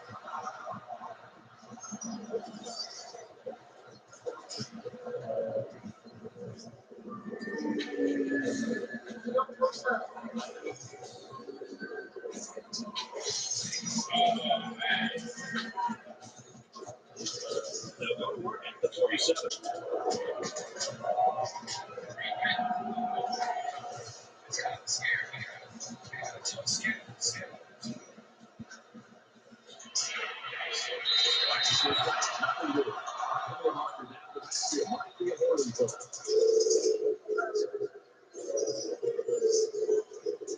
The officials are keeping a closer eye on hits to the quarterback. So you've got to be careful that it's timed right and that it's clean. If you really hit him hard, you can easily draw the personal foul. We've got first and 10. Ball on the 38.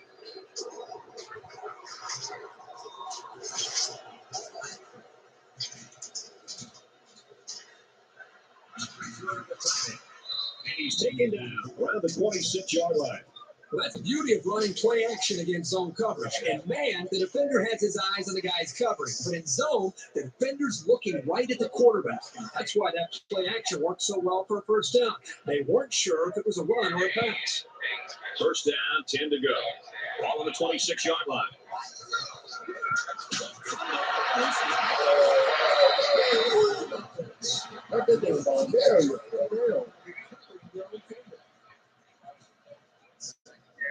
So it'll be second and 14 after the setback.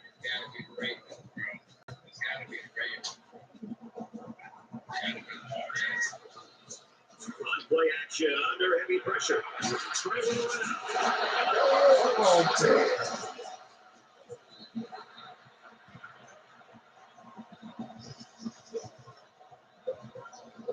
around. Little stumbles like these can kill your offensive progress.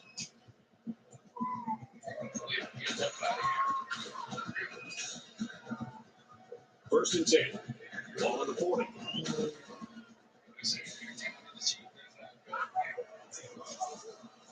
Big opening.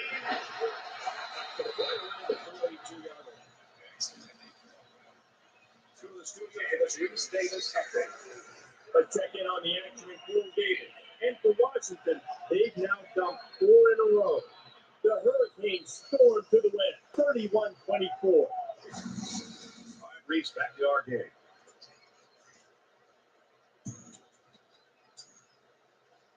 From the 42-yard line. First down.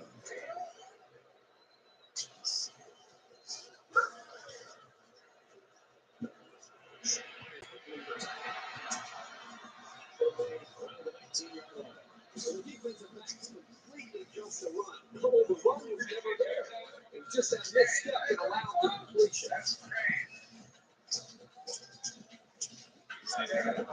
It's first and 10. Ball on the 19.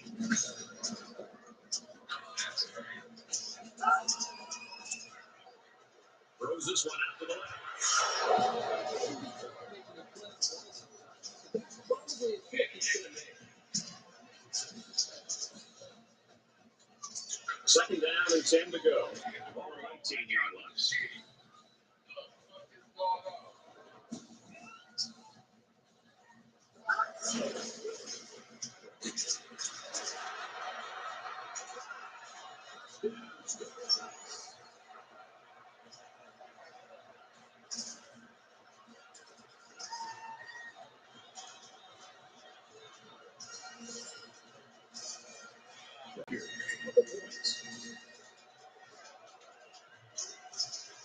And he adds in your point.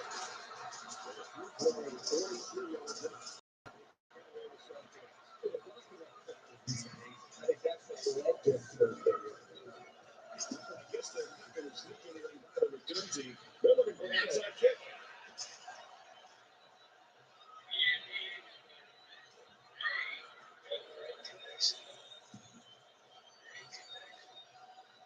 They'll go to work. The 25-yard line.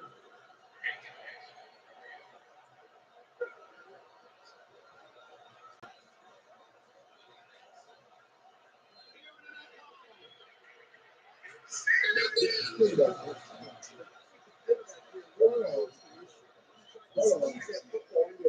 tight window.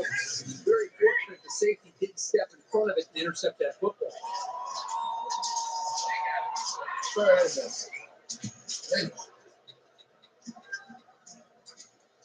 From their own 25-yard line, it's second down.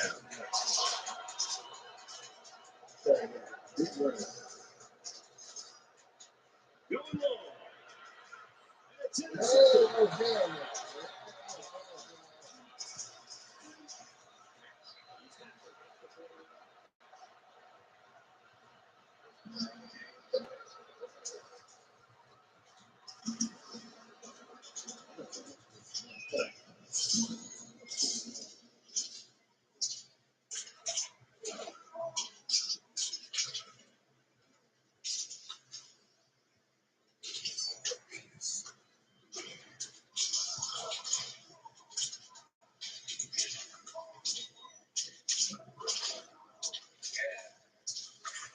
Sonic Fox characters, right? Hey, I'll play your kid though. I'm still trying to learn. Now this is what makes me want to learn right here, bro. This right here makes me want to learn. Bad. I'm not even gonna hold you. I don't like that.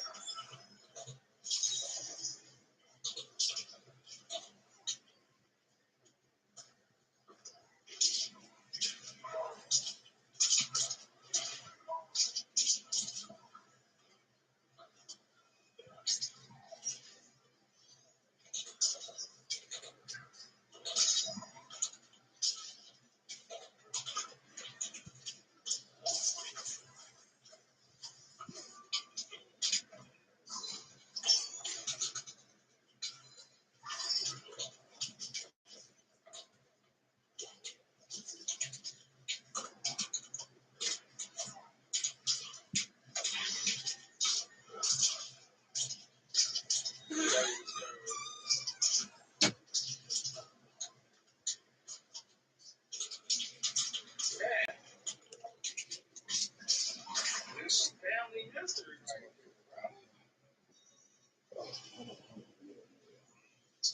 That is crazy.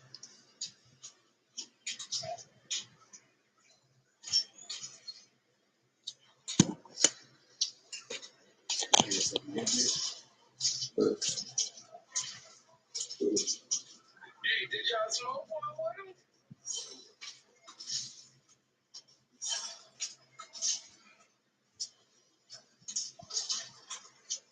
I know he. Man, this is crazy.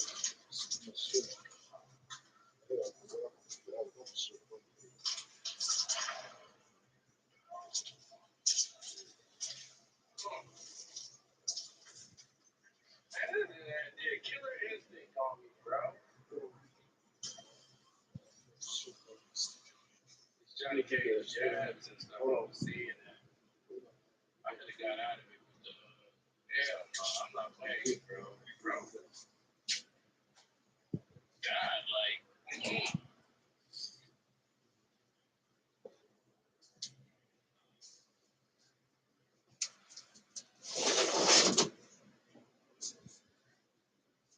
yeah. And then I was supposed to, when he doing the combos, I can break that stuff with my other character. I forgot about that, but I don't know. I don't know the buttons to it.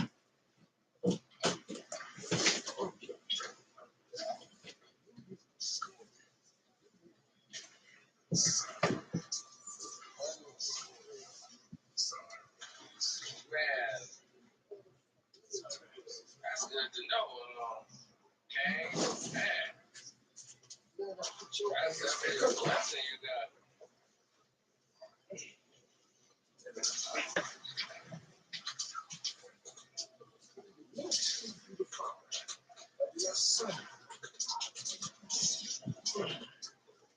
With the family, I'm saying.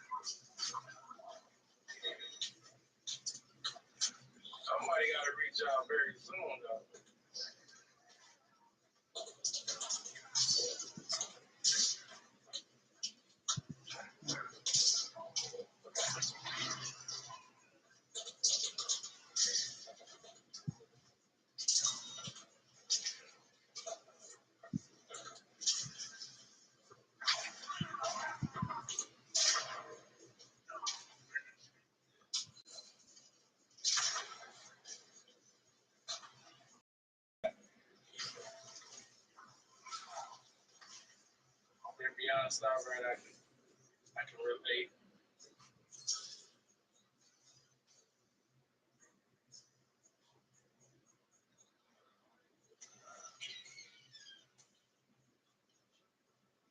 Yeah, I mean, some family members are, some family members can be stubborn, man. I know I'm stubborn.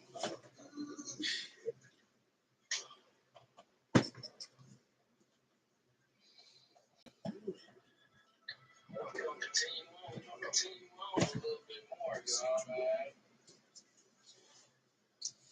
I'm here for a minute, man.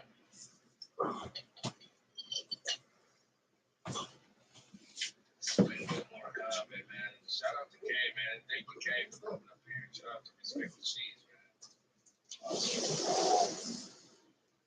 Man, I enjoy y'all company for real, man.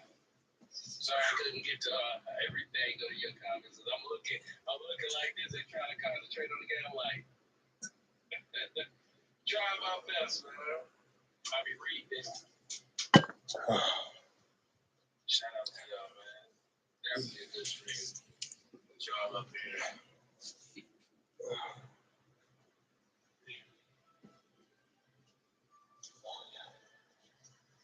Oh, no. No, I gotta get you inside. What y'all doing?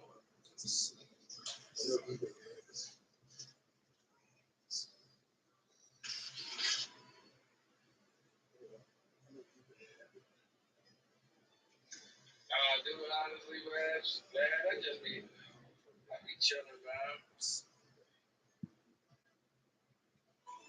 Chilling and just trying to, you know what I'm saying, trying to relate me to people. That's all. On the same games that we play.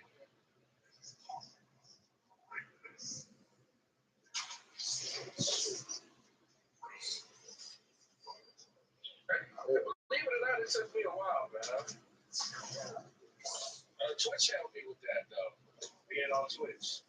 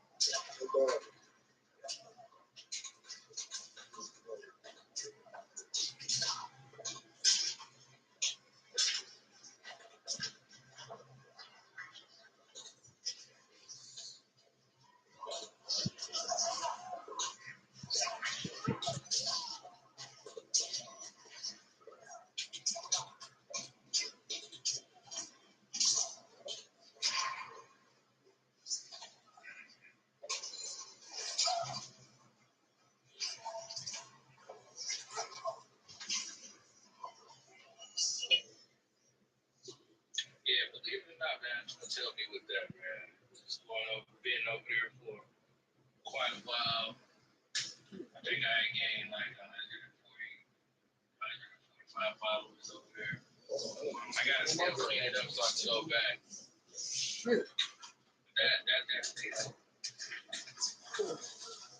Especially when it's, you know what I'm saying, not a lot of people up in your stream and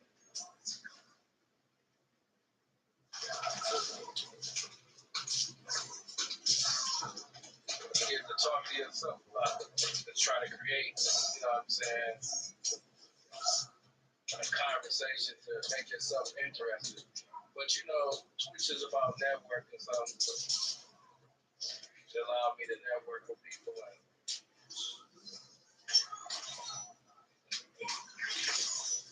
talk how I am now. Believe me, I shy at first in front of the camera. But even before that, though, even before the Twitch thing, I was on. I was doing the YouTube thing with the PlayStation 4 camera, so had my little following with that, and just streaming on Fridays and Saturdays, talking about life, nothing.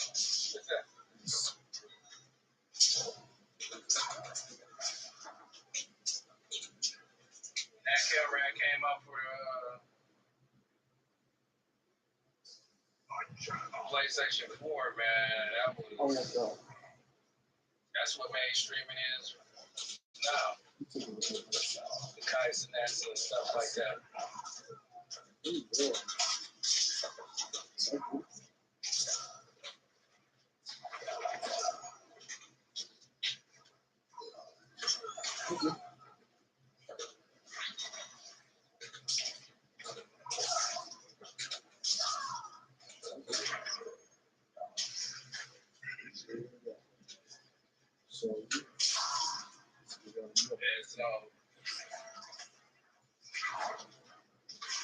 He laggy. He was going down in them messages and stuff like caution to red. Can't play bro, can't be dumb for. Yeah, but Twitch, using the PS4 camera a lot, bringing in the crowd, and I think I'm still go back to the PS4 camera because they still using it to this day.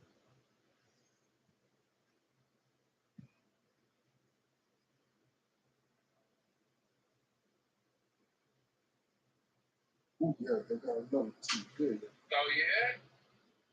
Listen to. That means you was doing something right. Yeah, I'm gonna get this too. Yeah. You know what? That's changing though, because the situation is changing too, because it's more video podcasts coming into the loops now.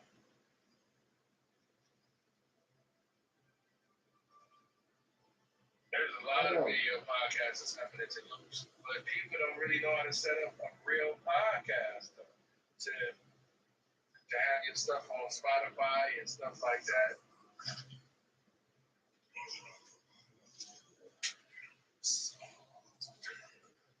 So, you know what I'm saying? I saw the podcast slot in YouTube, and it was like, okay, there it is. You know what I'm saying? What do they want us to do? Do a video podcast? Because a real true podcast is putting your stuff to Spotify, Google, and even Apple, right? And how to do that is you need certain equipment to go for audio. I think I got equipment. I think I got really like. I think of it like radio.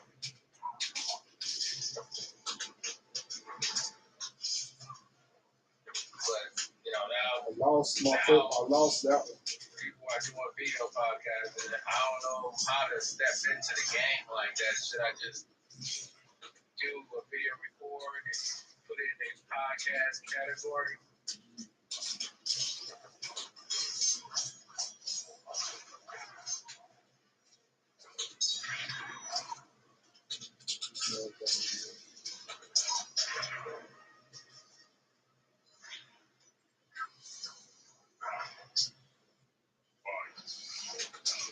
Yeah.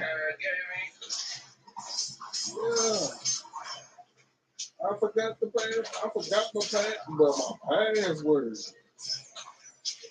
Yeah, you might have to create it. If there's something wrong with your account before, it might be corrupt. But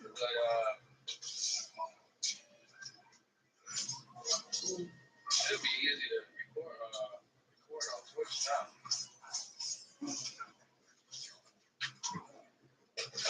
Oh, yeah, password. Oh, yeah. You might have to create another one. Yeah.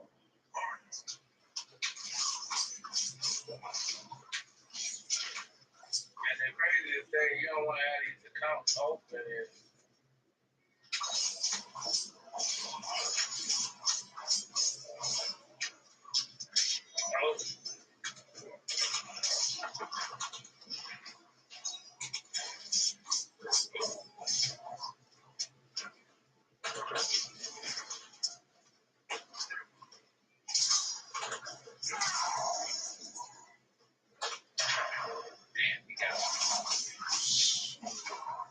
that be the thing right there, man.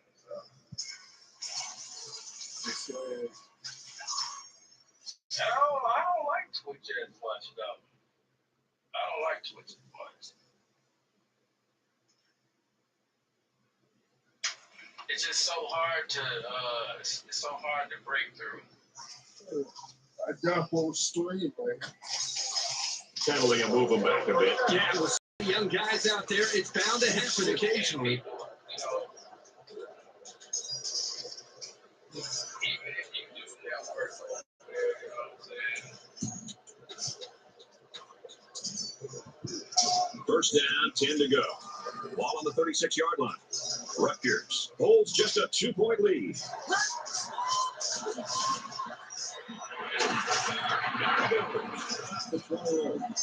Really like the offensive coordinator doing throwing on first and second down, keep the defense guessing.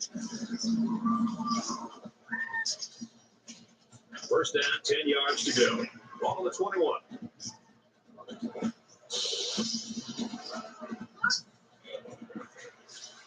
Johnson, sweet throw.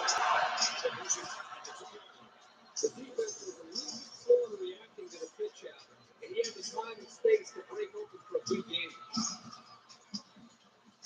From the 2-yard line. First down.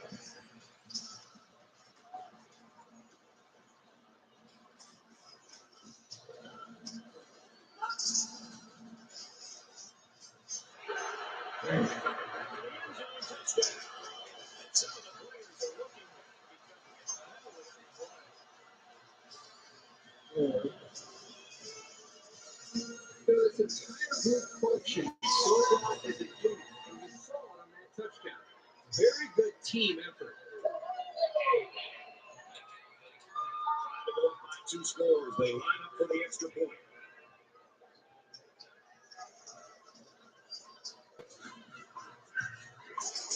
And he tacks out the extra point. Thinks the defense jumped the gun a little bit on that play.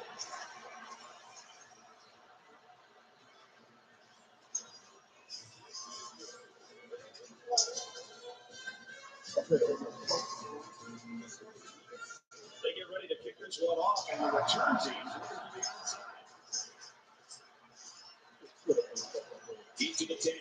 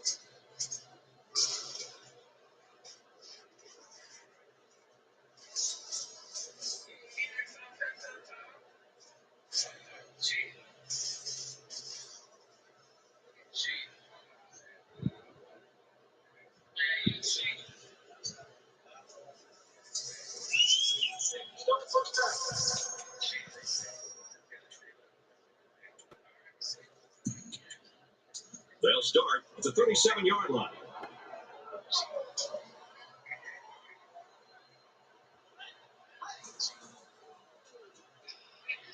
He wants it all. Yes. And he got it. Touchdown, West Virginia. pass and a nice catch. Well, this is one of those plays you just sit back and admire. The quarterback threw the ball perfectly, and again, the speed of the receiver is the difference in this play.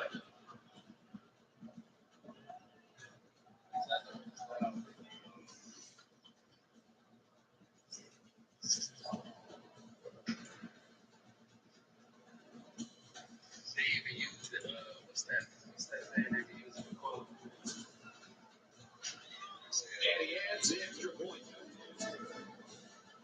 Let's check in with Reese Davis in the studio. The Huskies ended the day ranked number 15. That loss will now damage their position in the poll. There's been an upset. Miami, Ohio wins it 27-21. Wow, what an upset. I'm not sure anybody would have predicted that. The kicker looks like he's ready to kick this one off. He puts it deep downfield. And it sails out of the end zone for a touchdown.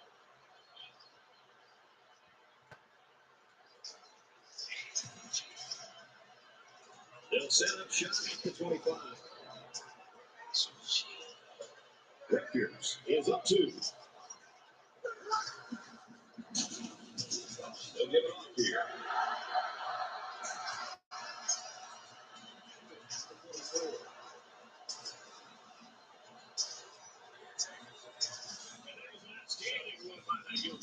Right, exactly right. The ball carrier is able to break through the secondary without much resistance at all. So it's 1st and 10 after the big run.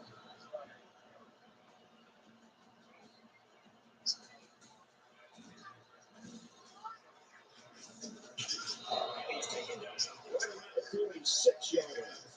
Really good job by the big guys up front to use their size and speed and get the runner in the backfield. 2nd down, about 12 yards to go. Ball on the 46. It's on the ground. Picked up by the defense. So the ball will change hands, and that'll be 1st down. This guy is about as sure-handed as they come, but fumbles do happen. And you can chalk this turnover up to a very aggressive defense.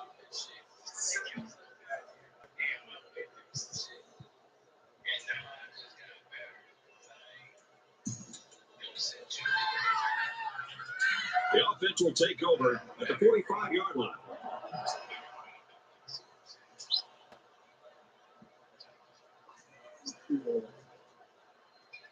Throws it deep.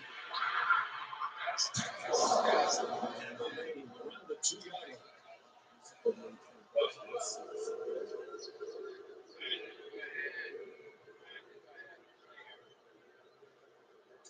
And the defense gives up some 3 yards to the offense. You know, penalties can ruin a team's chances to win if they commit too many.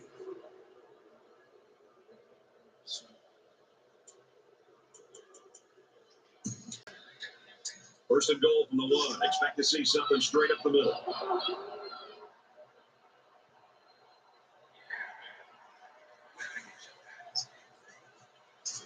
Keeps it, and he's got a touchdown.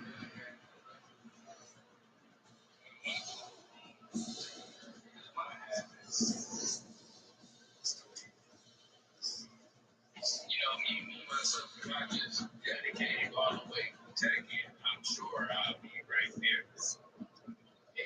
I just can't play one game. I get bored real fast.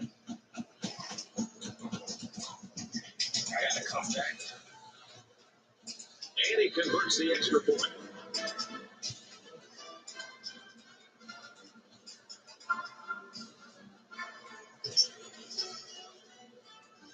Everyone's all up and ready for the kickoff.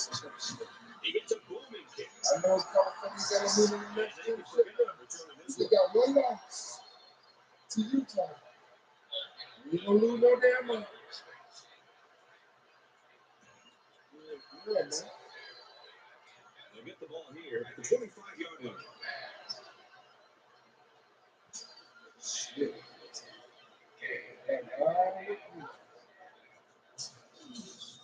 He makes it out maybe to the 26-yard line.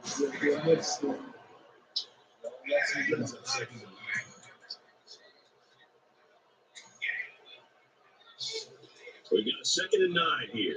Ball on their own 26.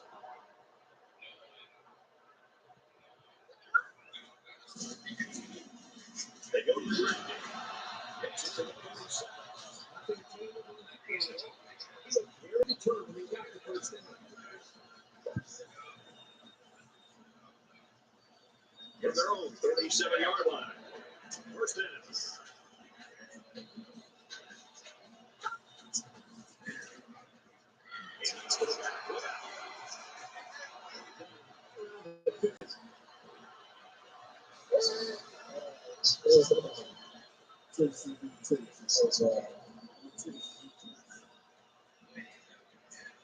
and 10. Ball on the 50.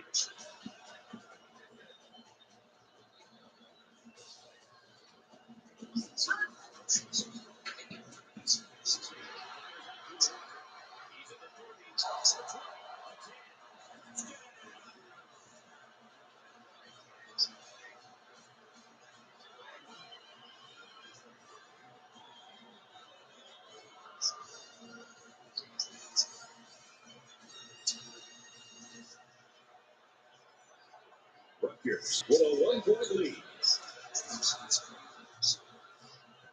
He hits the PAT.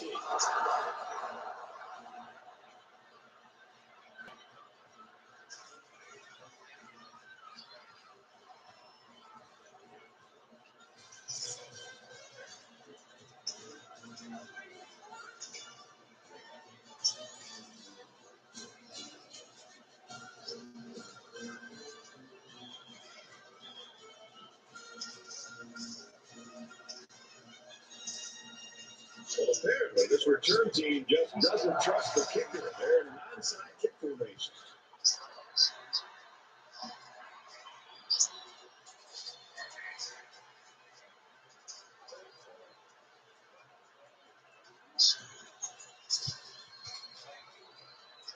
This time will start at the 25.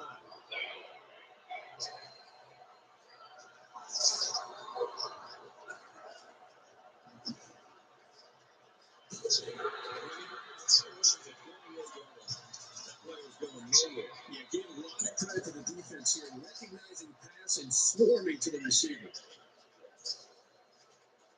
Somebody hit the upset alert button because this one looks like it just might be heading in that direction. Let's go to Knights in front by 2. Second down and 7 coming up here. Ball on the 28.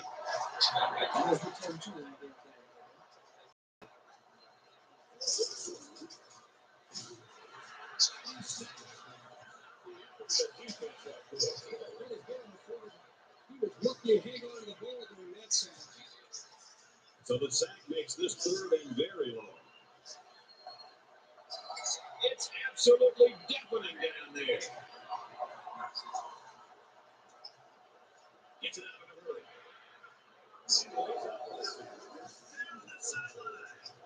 That was more than enough to pick up the first down. Next time, this defense will be playing on their heels. Well, this isn't conventional. The kicker's on the field. He gets it up. Yeah, he got some good receiving, and he kicked it right between the goalposts. Our score after the field goal: West Virginia 22, Rutgers 21. West Virginia is lining up to kick this one off. He sends this one deep. And it sails out of the end zone for a touchdown.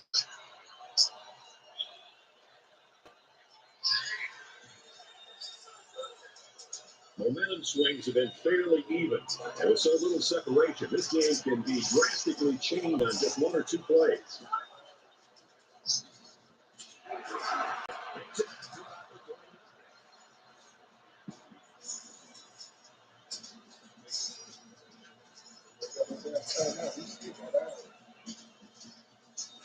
First and 10. Ball on their own 39.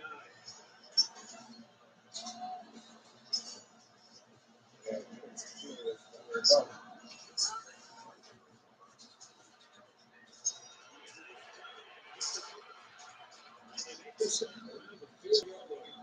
the kind of play calling and execution I like to see.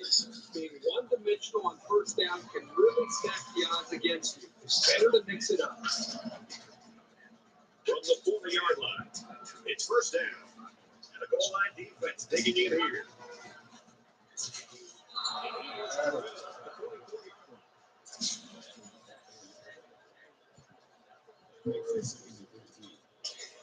They come up to the line here in second down and 14 after the sack. Everybody bunched up tight defensively. And he's tackled 41-yard line.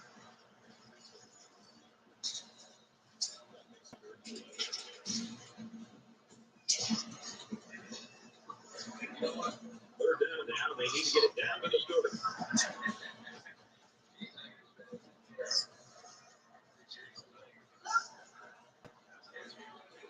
They get it to the 10. The 27. So with that one, they pick up the first. It's a nice job again up front by the offensive line. They did a good job of neutralizing the defensive front. It's allowed them to move the ball down the field. From the 27-yard line. First down. Right side. He's taken down around the 19-yard line. Gain 8 yards on that play. It's second down, and they're about 2 yards away from the sticks.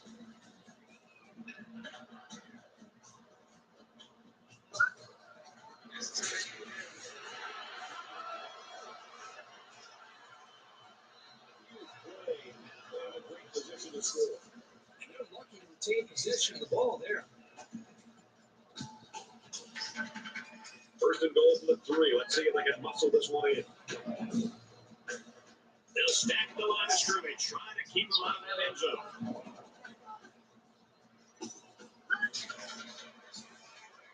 And he throws it away.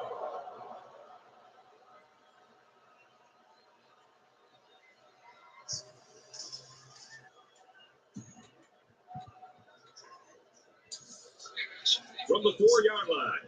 Second down.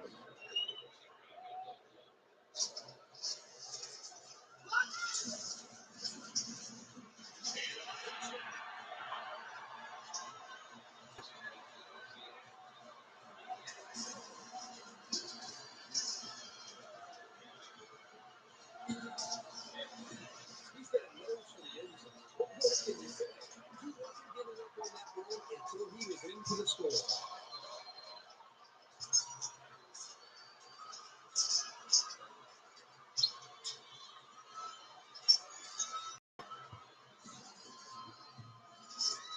He makes the P18. I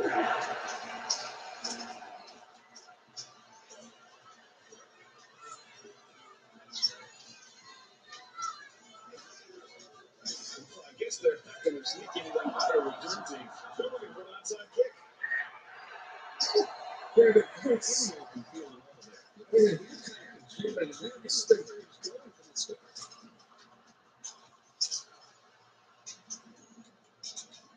In a game that's this close, you can't afford to waste possessions.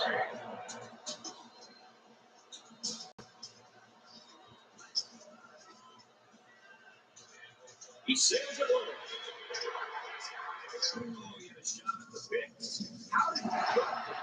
The defender did everything that he needs to do. Read the play perfectly, stepped up, and what did he do? Drops the interception. Boy, the offense caught a break there. They'll line up at the 11. Second down.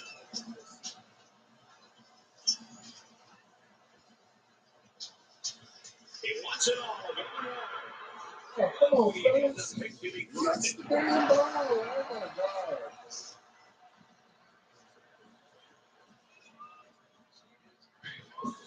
From their own 11-yard line. Third down. This place is right.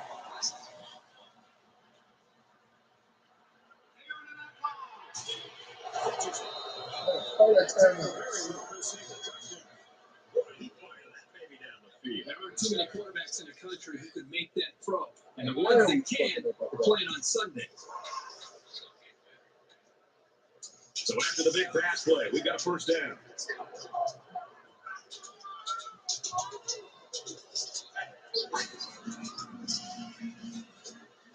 He heaves it to the end zone.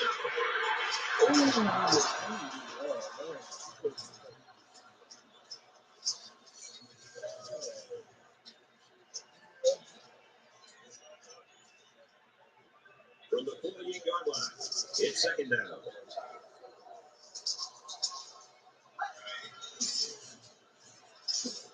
Wants to go long and almost intercepted. Come on, fellas. Stick with the program. Oh, my God. So now they need to get it down to the 38. This crowd is almost shaking the stadium. They're heavy pressure. Yes. Before you go anywhere. We'll run this bitch now. They run this bitch. So the offense will move a little bit closer with that penalty. They try to. From the 12-yard line.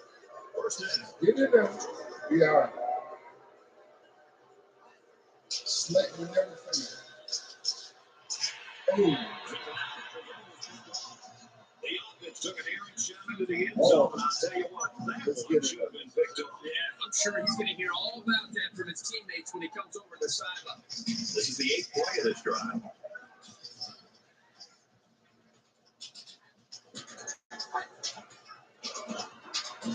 And off to the right.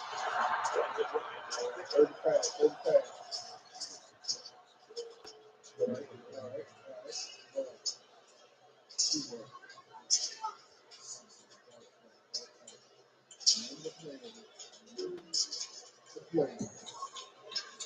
They've been 2 for 2 on 3rd down in this drive, and they'll try to convert again here.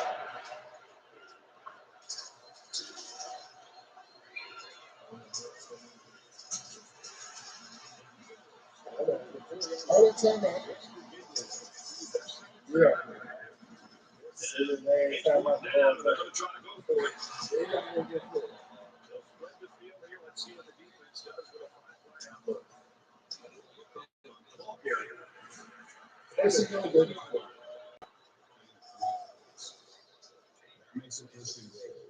One more time. It's first down. They'll be looking for 6 points here. They spread the field in the gun with 5 wide receivers. McCullough gets the ball.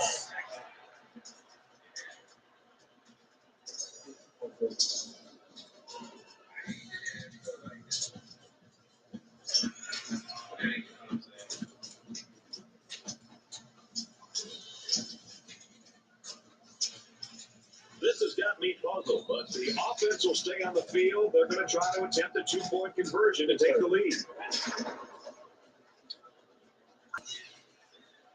Ruler around the corner.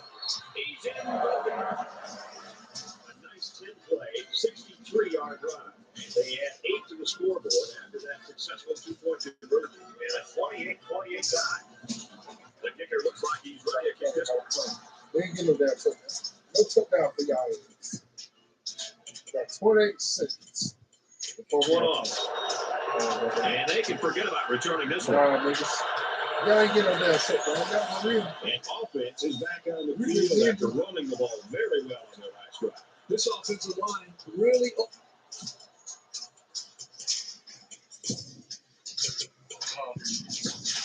opened up some big gaps for the running backs last time. Yeah. It's a short kick. And for McCullough, he's been impressive throwing the football. This is an example of this quarterback just really being able to go out and show his competitive spirit. And each time he plays, he puts that out on display.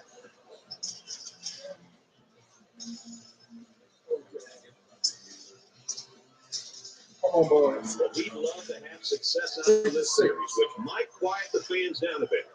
A touchdown was the end result of their last drive, as this offense moved the ball very well with their passing game. As long as this quarterback has time to throw, you can guarantee that he'll find the open man. And they get away with one thrown into coverage. Boy, the quarterback's very fortunate there. But I'll tell you, watching him in practice this week, this is something that they felt pretty confident that they had some success with. Now it's first and goal with the defense trying to regroup after giving up the big pass. West Virginia with a 2-point advantage.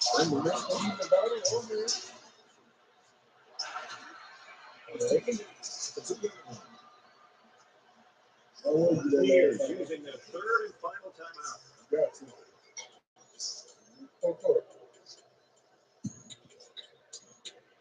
From the 2-yard line, 2nd down. They'll line up with 5 wide receivers. McCullough gets the ball. That's his 3rd trip to the end zone. I don't know what's more valuable on this guy, his feet or his arm.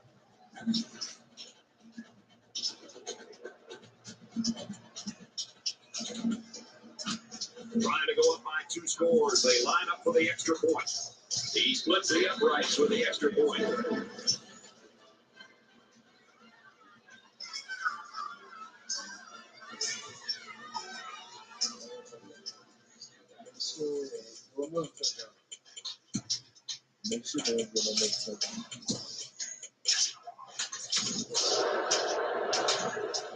Looks like they're ready for the kick. And this is just a booming kick. And it sails out of the end zone for a touchdown.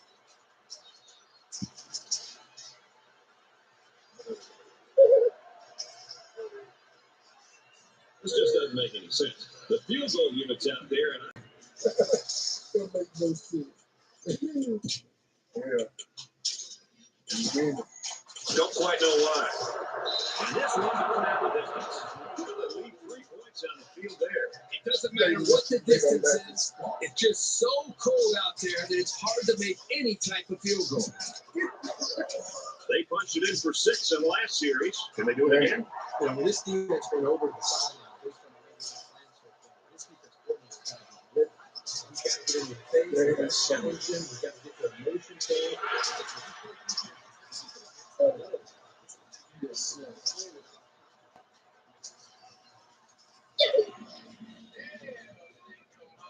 Second down and 10 to go.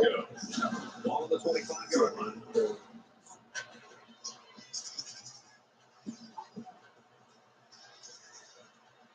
Here's a quick throw.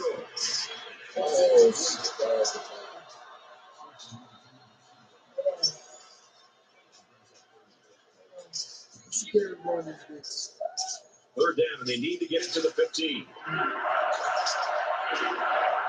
The crowd is different.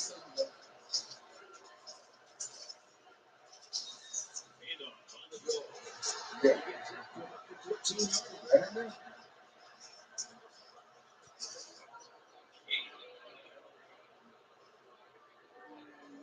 They're giving away 3 yards and only making life easier for the guys on the other side of the ball.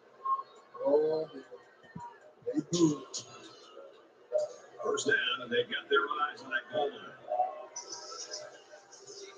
In the shotgun and 5 wideouts.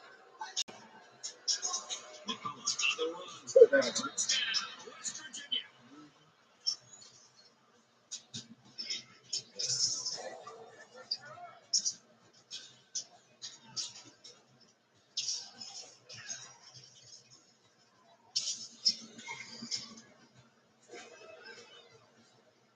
And he adds the extra point.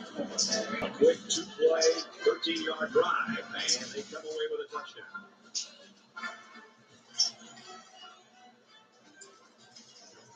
Well, And it looks like they're ready for the kickoff. And he got all of this one. Great kick.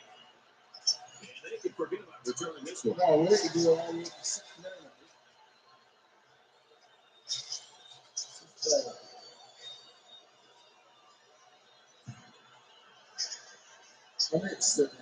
They're digging in now. Let's see what happens on this next drive.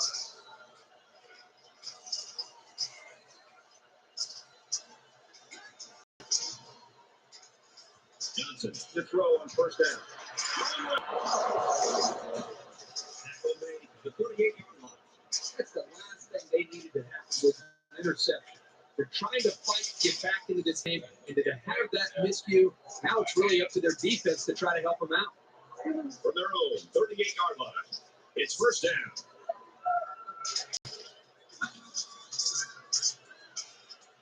He airs it out. The defender and then dropped it. The defensive coordinator did a great job in the play so far. Put his defense in alignment in a position to be able to make a play on the football. Everything worked perfectly. They just dropped the football. Boy, the offense caught a break there. It's second and 10. Ball on the 30-yard line. He lets it fly.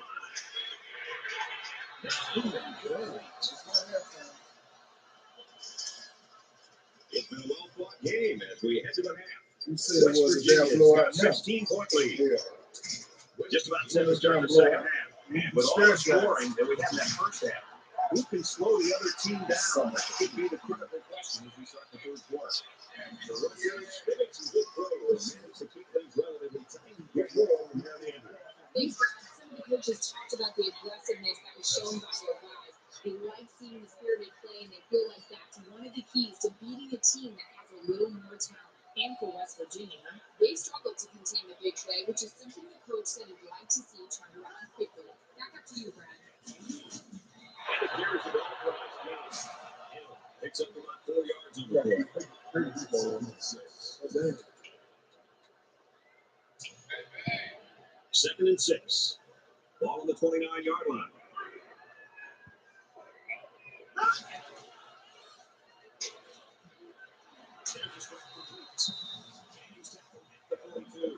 You know, having a playmaker at tight end makes those linebackers think twice before they make a move. That could be just enough time for the quarterback. From their own 42-yard line. First down.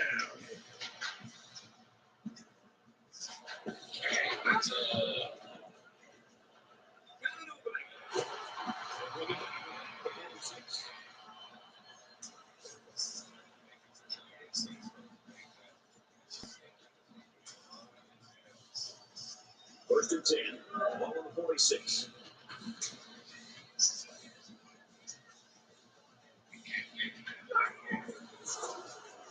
And back gets the ball. Yes. You can use that. Sloppy job by the ball carrier. First and foremost, you should always be concerned about the ball.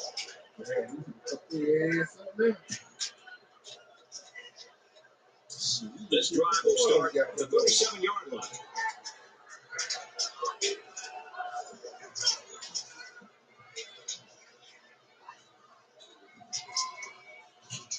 Oh, shit.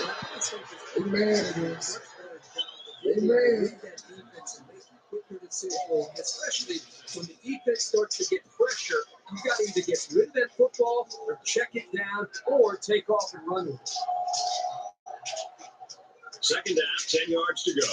Ball on the 37-yard line. Easy to throw. And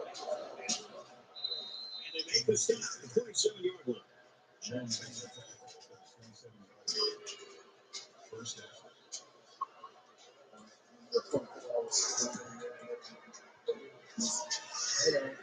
So let's see how the defense responds now. It's first down and 10.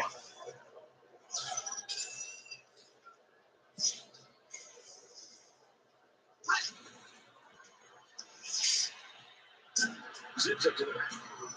He's tackled at about the 13.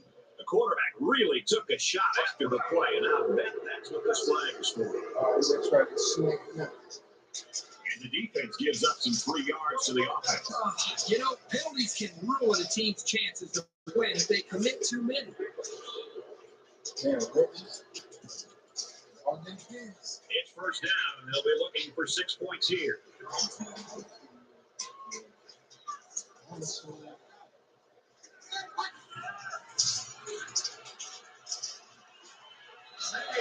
Touchdown.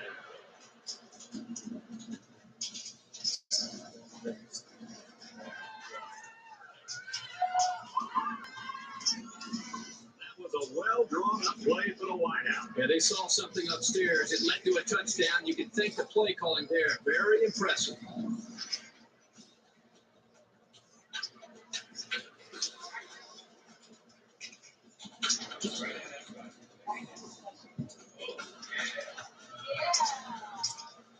And he hits the PAT.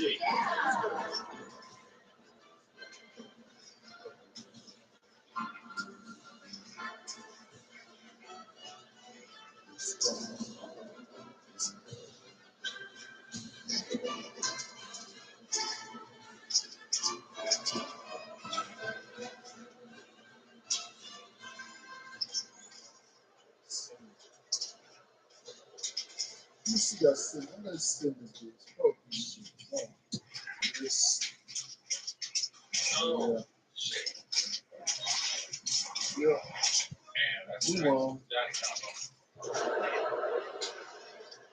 That's going to do it for this one. Our final score, West Virginia 65, Rutgers 28. 28.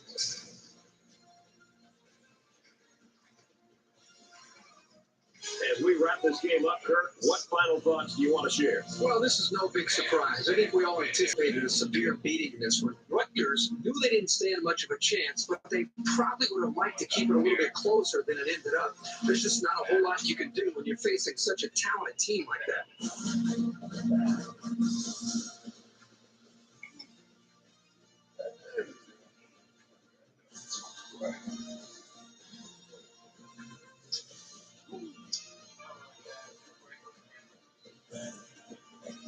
And for McCullough, his efforts today have earned him Player of the Game.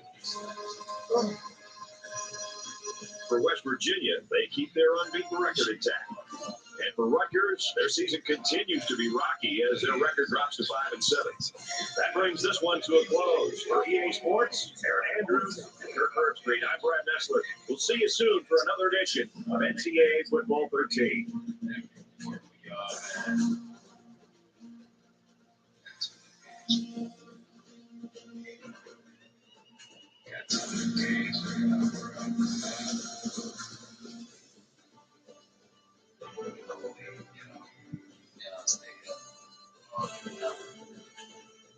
I ain't been to sleep, man.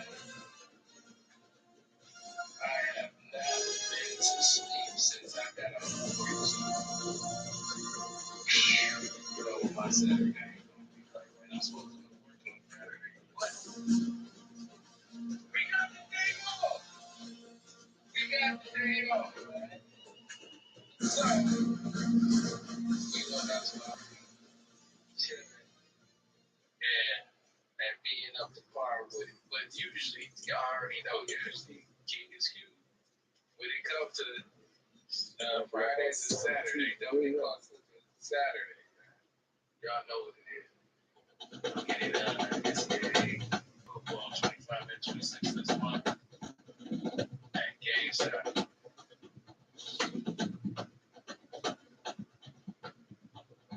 Hey man, that's wonderful, bro. When you do give it, you do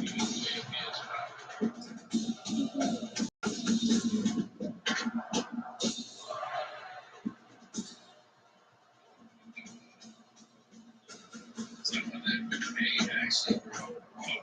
Look at me and throw and start playing these like when we get like man. Going back to fucking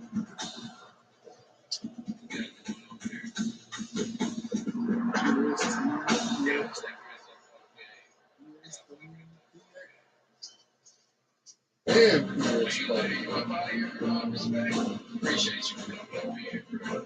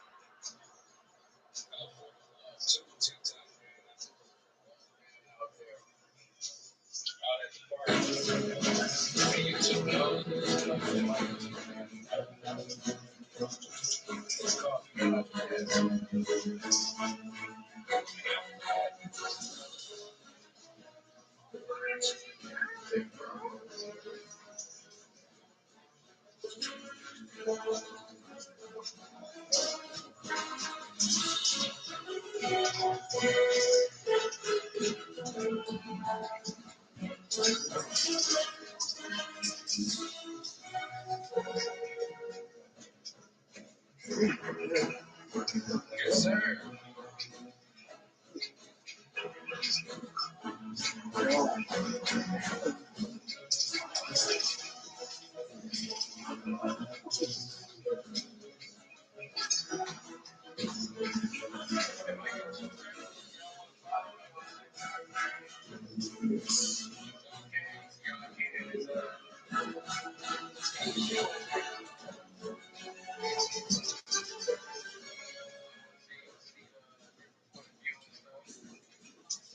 I'll be over there, bro.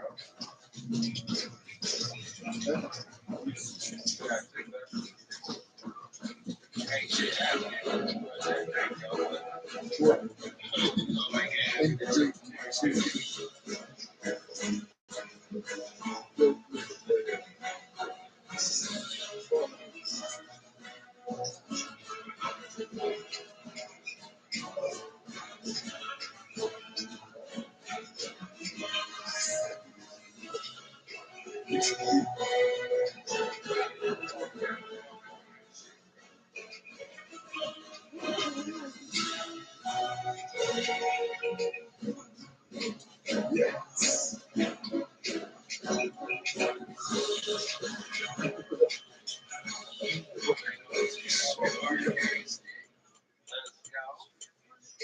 Let's get busy.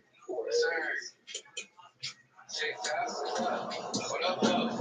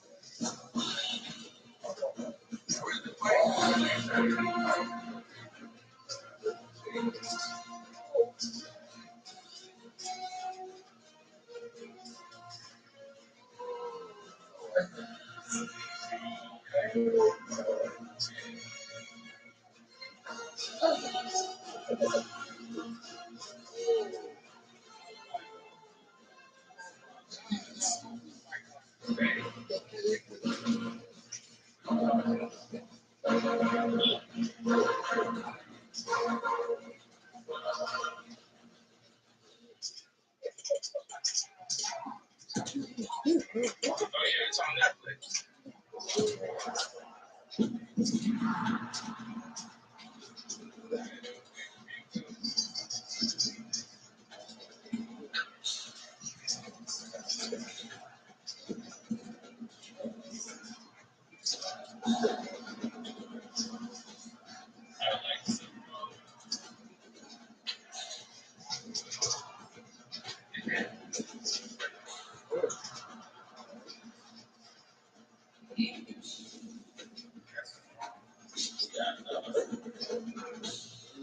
Oh, got that squad. Yeah, y'all doing a good job. Yeah. You keep playing as y'all, goddamn. There you go. Keep y'all on the squad. California, I'm gonna keep y'all on the squad too. Y'all just like Utah. Yeah. Oh.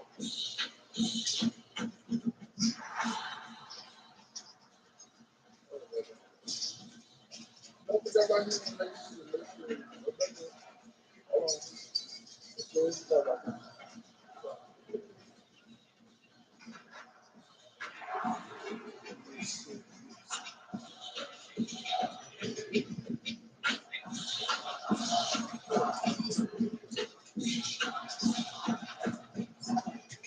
No.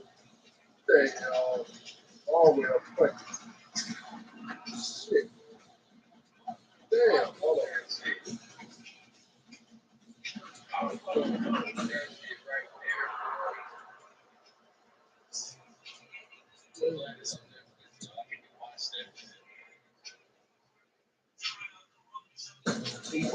Well, I gotta get him up that talk. Leo talk. All right, Stevens. Come on.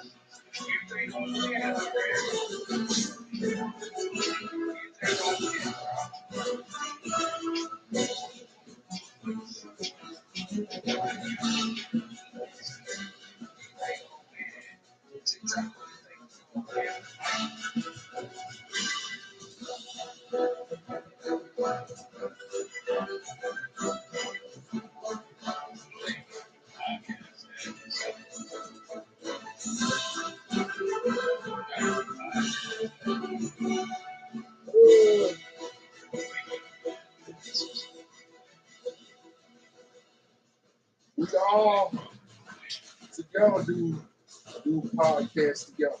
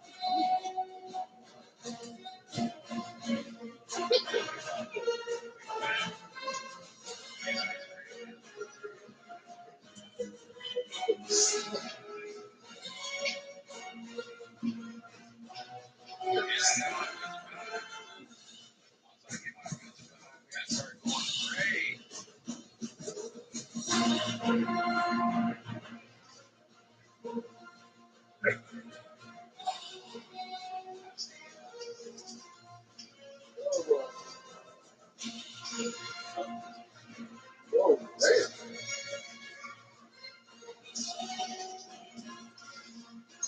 Get that state in the field.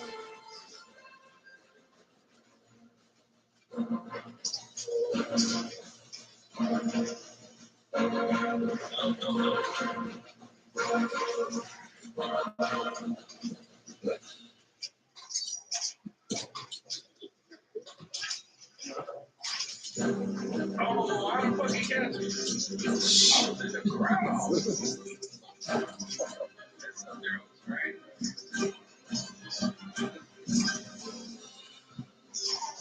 That's up there.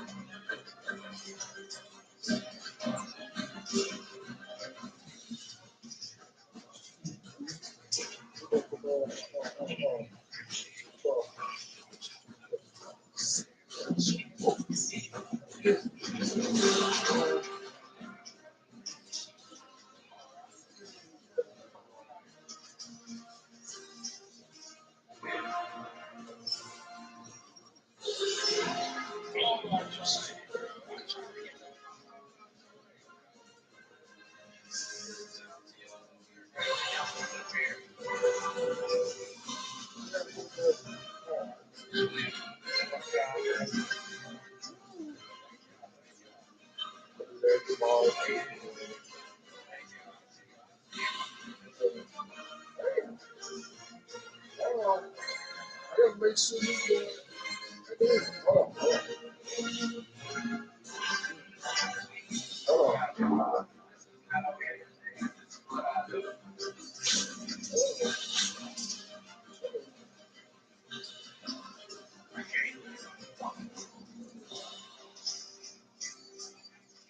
That nigga got that Sub-Zero going crazy.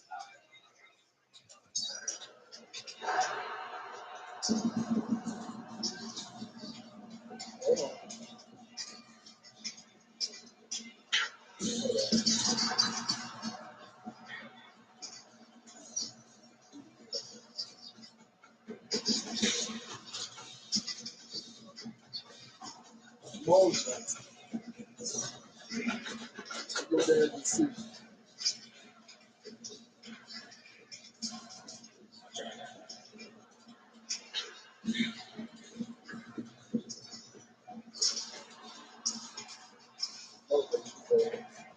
Yes, sir.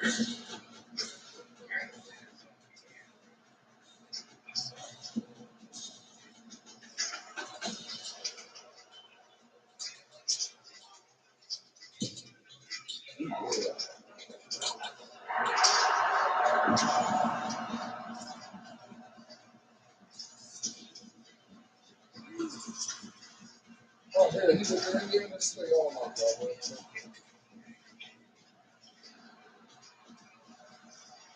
I'm in Iowa State. We used to come move that as well. Oh, that little baby's ass.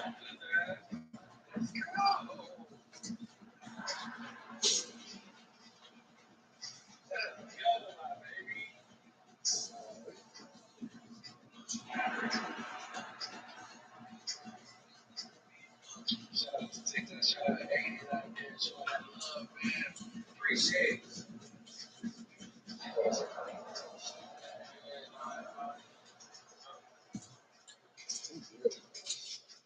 The positivity, man.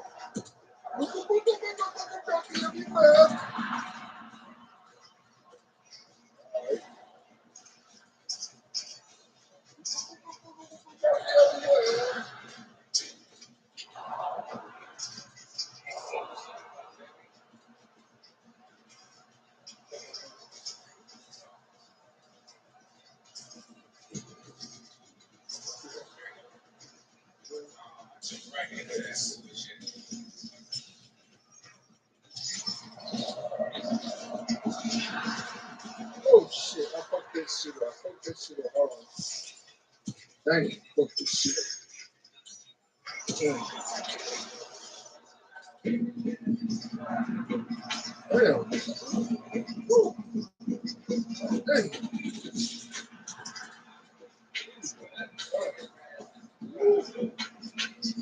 Oh, the fuck.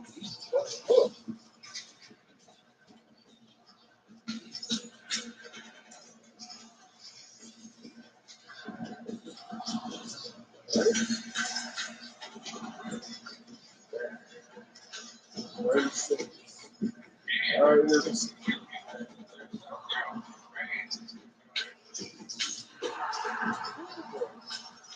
Damn, damn. Yeah, wait a second. Hey, you was acting like a firecracker, nigga. Man, I was about to ask you a damn question, my nigga. God damn. These boys ain't playing. Oh, boy, they love playing with the team. God damn.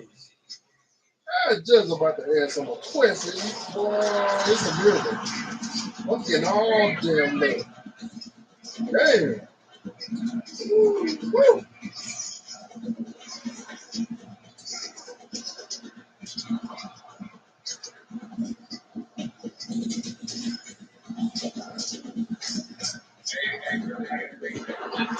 Hold on, let's go to the Hasbro wide first. Oh, God. Woo, woo. Let's see.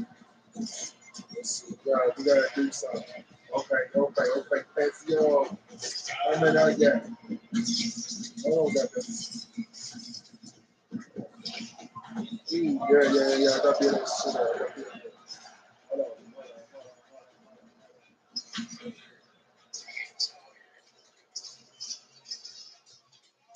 I did that shit out of nowhere. Hold on.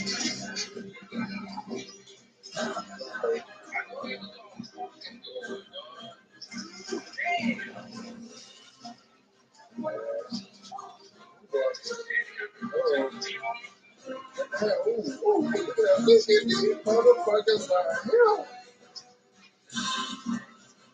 You know what? We're going to run that beat. Hold on. Gotta hope we got some damn smoke. If we do it, it's going to be all like popcorn. Oh, goddamn. Let's go.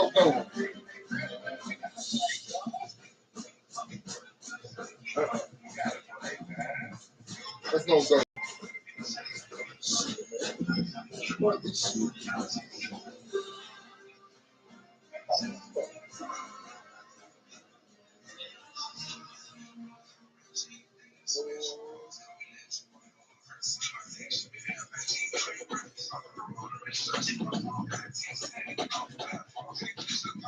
You want to play me on Tekken? Sunday. They ain't there for Sunday. Jojo time. Make it official. Early wins over the shot.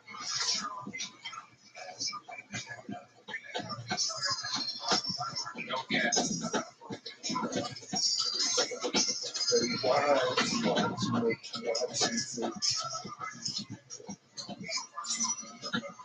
Two places are the fans for Rabbits at Morgantown, West Virginia.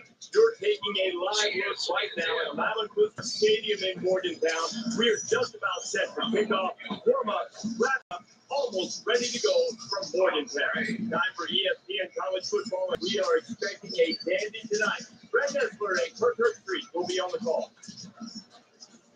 Beautiful northern West Virginia and Mountaineer Field is where we're at for today's matchup. Hi, everybody. I'm Brad Nessler. My partner is Kirk Street here in the booth. Aaron Andrews joins us on the sideline. We're ready for an exciting game. This presentation of college football is brought to you by Spark. We'll remind you that what you can measure, you can improve. And we've got a good one tonight between the Wisconsin Badgers and the West Virginia Mountaineers.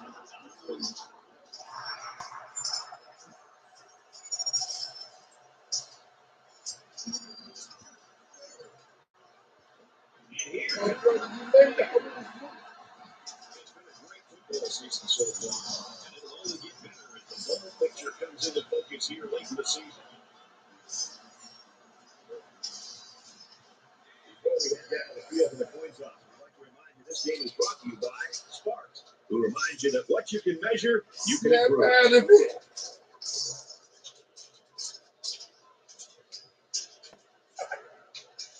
Step out of it.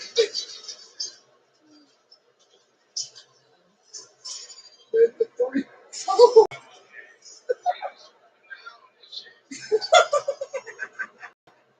Sam. Oh. 3 over 4.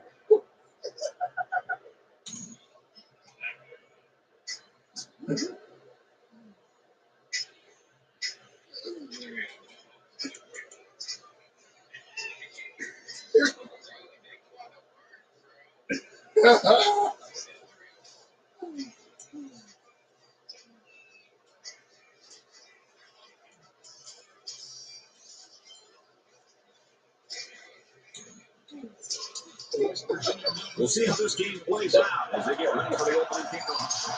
He puts it deep downfield, and they can forget to return this one. Here's an update from the studio in Racing. The corner is the ranked number 23.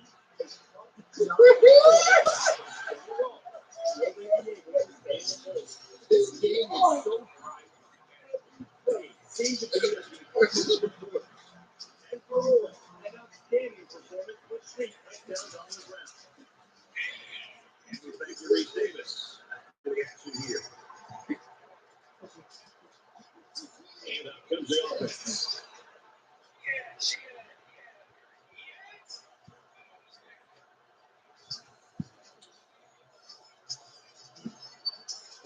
Cincinnati.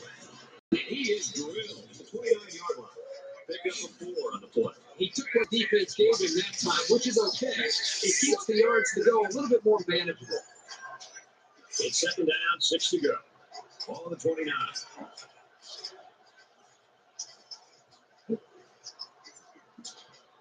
Cincinnati to his runner. He's down again. And they push him out.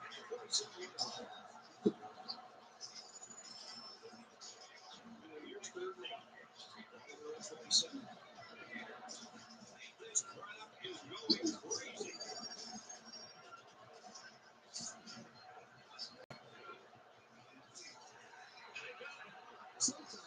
Just a relentless pass rush. Y'all still gonna go well. Don't worry. Brown is back awaiting the punt.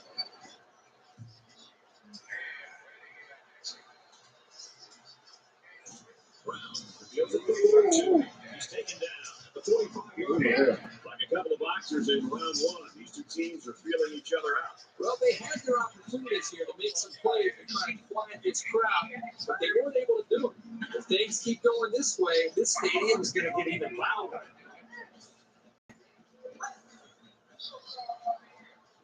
He's looking for his man. I know he dropped it, but the safety put himself in a position to make a play. It's impressive.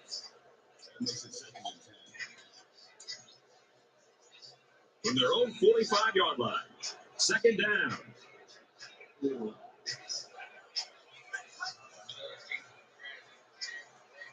He lets it Yeah, fly. come on, ball.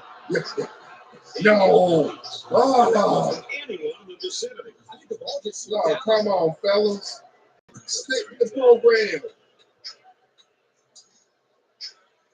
3rd and 10 coming up. Ball on the 45.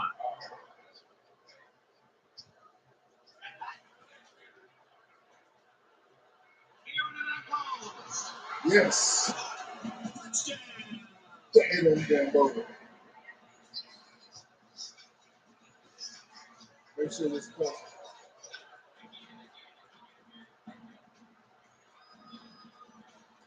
So the kicker's going to stay on the sidelines. These guys will try for a 2-point conversion. West Virginia up 6.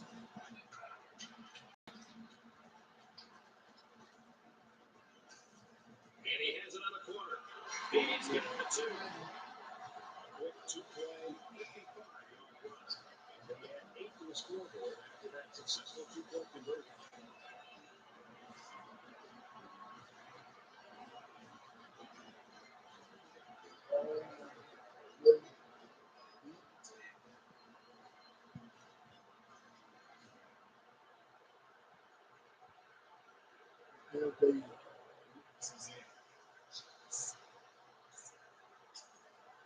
Looks like they're ready for the kick.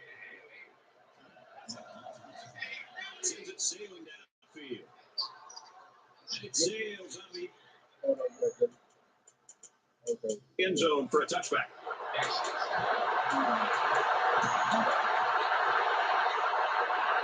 This drive will start at the 25.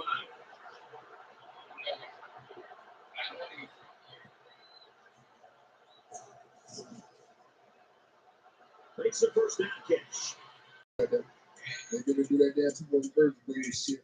Niggas. Nah, motherfucker. To the 20. And he's taken down at the 11-yard line. That makes it 1st and 10.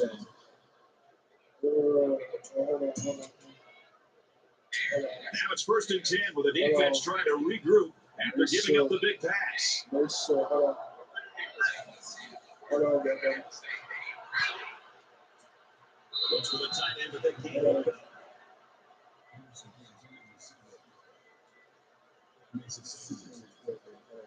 Well, this isn't conventional. The kicker's on the field.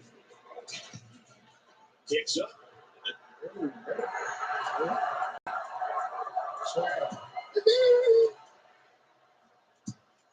This is no good. He didn't have the leg for it. And the kicking team goes to the sideline very disappointed. This guy needs to go back over his mechanics. Something seems to be off in his footwork, and that's not a good thing for a kicker. Sometimes it is very hard to correct. The offense was able to punch it in the end zone on that last drive. They'll come back out looking for more of the same. This offensive coordinator got to be so good. They put so much time trying to Yes. makes you feel cold.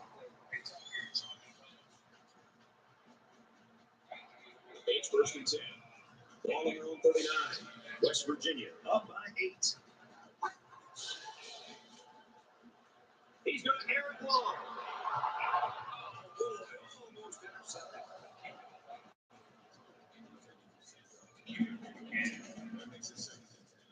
Second down and 10 to go. Ball on the 39-yard line.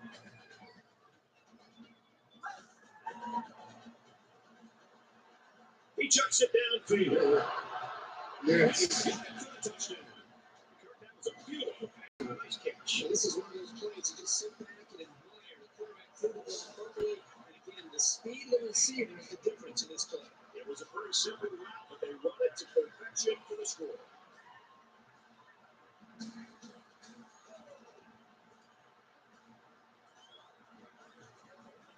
And he adds the extra point. With 2 plays, 61 yards rushing, and they give it in Boy, this offense is explosive. It seems like every single time they have the football, a couple plays later, they're in the end zone. It's getting plenty of distance, and it looks like they're ready for the kickoff. And they can forget about returning this one. They'll start this drive at the 25-yard line.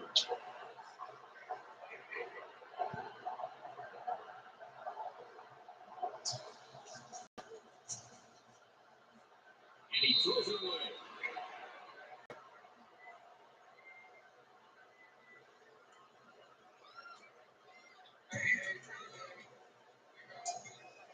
From their own 25-yard line, it's second down.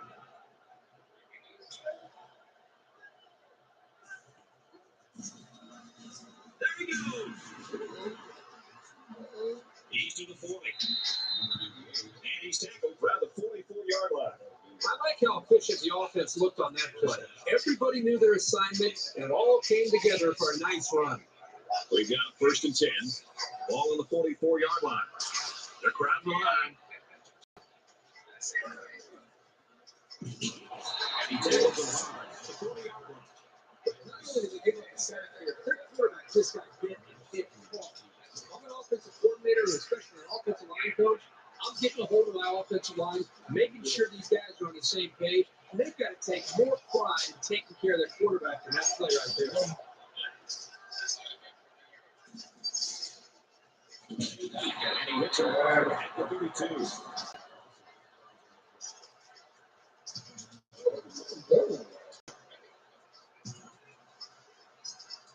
Defense hoping for another sack here on 3rd and 1.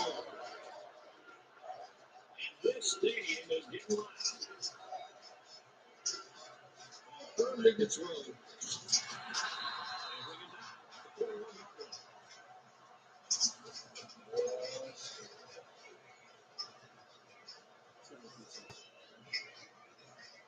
That's just too bad.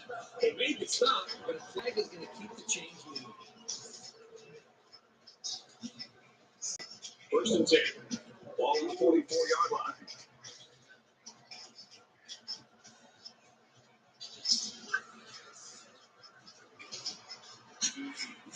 And down he goes, the 33-yard line.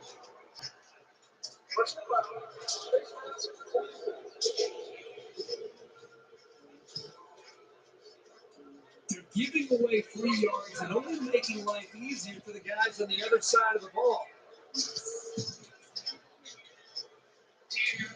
First and 10. Ball on the 18.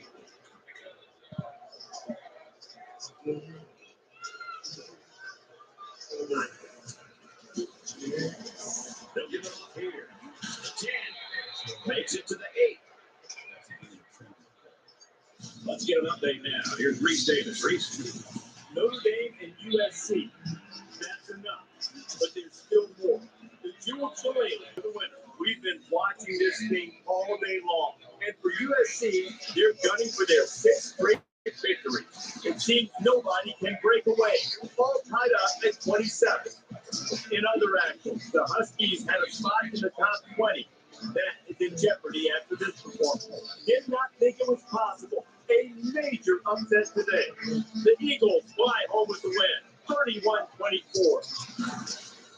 All right, thanks a lot, Reese.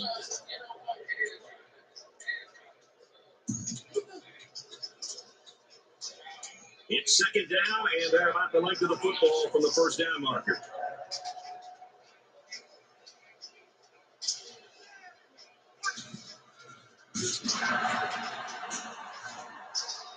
Y'all niggas, that's not you there. Y'all niggas. Y'all do no goddamn 2 points for that anymore. Do you know? Yeah, now. I mean, shit, y'all know this. You see y'all take the goddamn box.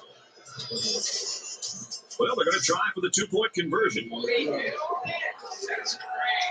Davis wants to pin these guys deep, and you got to think he'll be looking proper for it. Wisconsin's going to have to use their second time out of the half.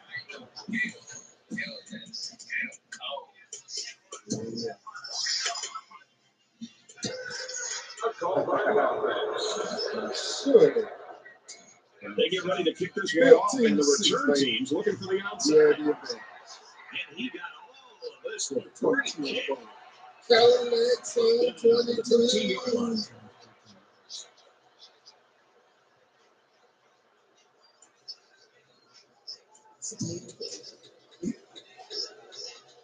So if you're the offense here, what's your mindset right now? Well, I think they're anxious to get back out on the field. Last time out, they drove right down the field, so they know they can win.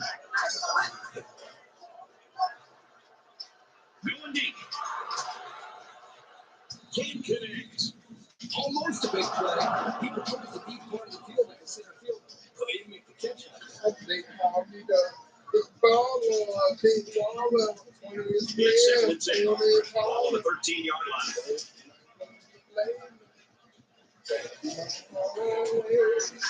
Better be my way.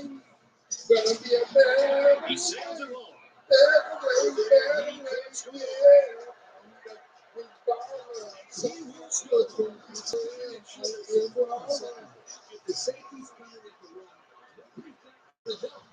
Great use of play action to create the touchdown. Good job, dude.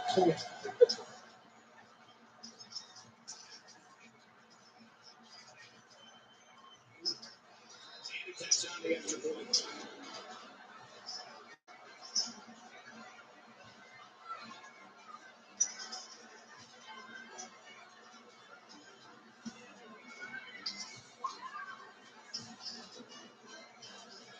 Everyone's all lined up and ready for the kickoff. He kicks it off, and he got all that one. And it sails out of the end zone for a touchdown.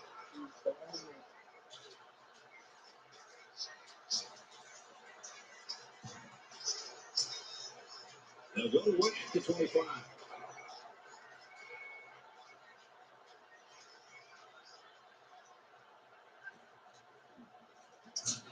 He gets out to the 28-yard line.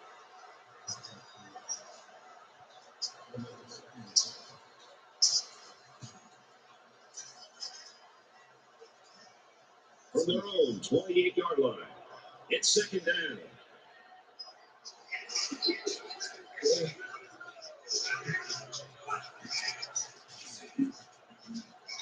Catches it, and he's looking for more. And he shoved out of bounds around the 48-yard line.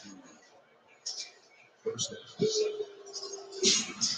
Oh, this is a great job by this young man to get the ball out of his hands. He was facing an all-out blitz and didn't panic at all. It's a nice pass and a new set of downs to show for it. First down, 10 to go. Ball on the 48-yard line.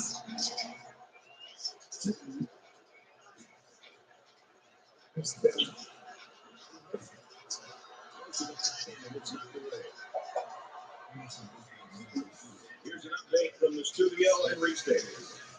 Their rivalry dates back generations. The 5-yard and the trophy and the battle for the jewel fillet. There was never any room to breathe in this game. That's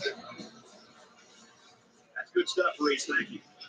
That'll bring it into the first quarter of action. West Virginia's got a 16.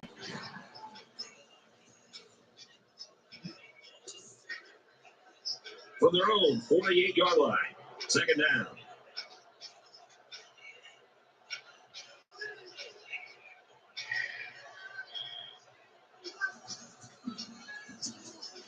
Underwood takes a hand on it. Nice run, and he's brought down. Underwood gets about 4 yards on the play.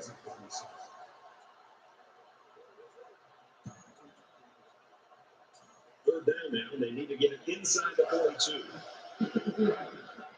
They put everyone up on the line.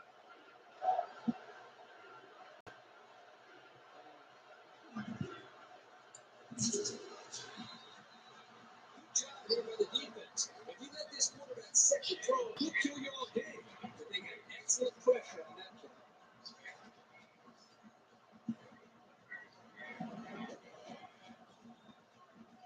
Big kick here to try to pin the offense deep in their own territory. And this one is a beauty. So this one goes into the end zone, and that'll be a touchdown.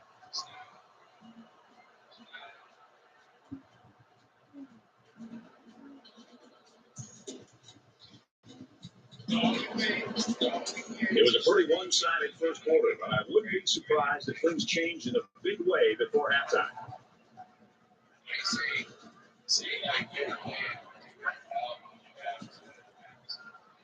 He wants it.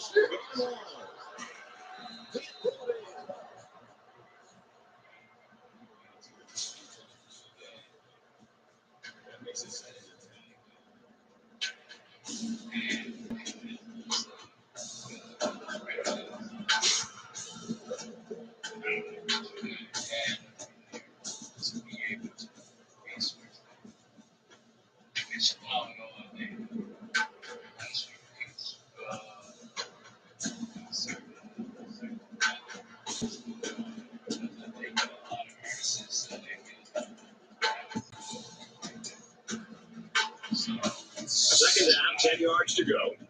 Ball on the 20.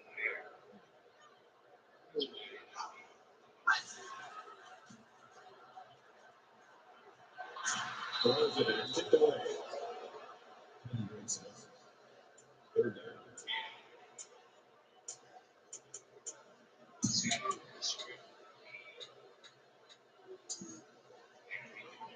Third and 10 coming up. Ball on their own 20.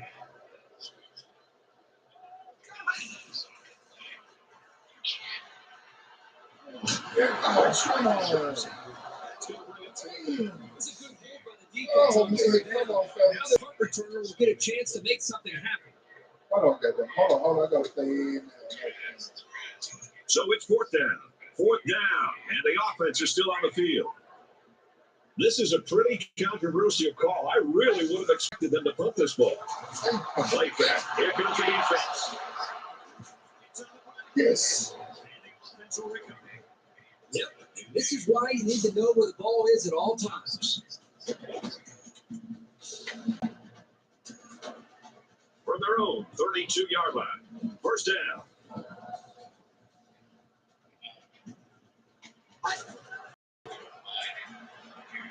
He wants it all.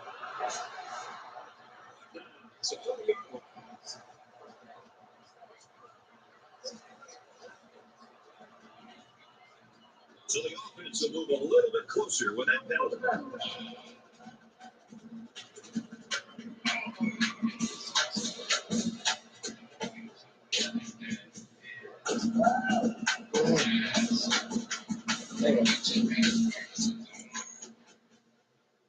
Because like you can't do it with like shorts, like certain music you can do like with shorts if it's descriptive to YouTube. You can do that. You can do it like that.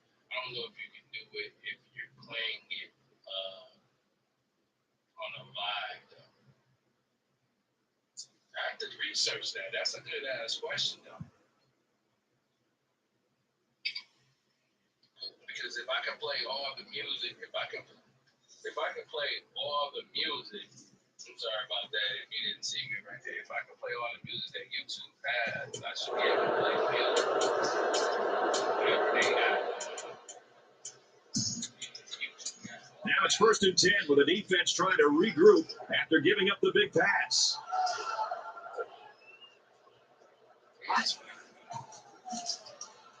With a quick throw. That could have been a huge shift in momentum if they were able to hold on to that one. Wow, that's close. From the 15-yard line. Second down. Subscribe. I think you should be doing Jefferson gets a carry right side. Makes it out to about the 7. A gain of 8 on the carry.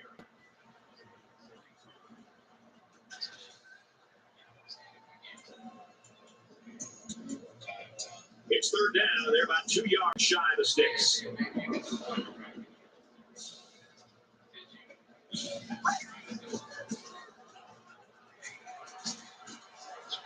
He is drilled at the 1. Sometimes you see a quarterback trying to force the ball into coverage instead of tucking it and running for the marker. That time, he made the right choice to keep it.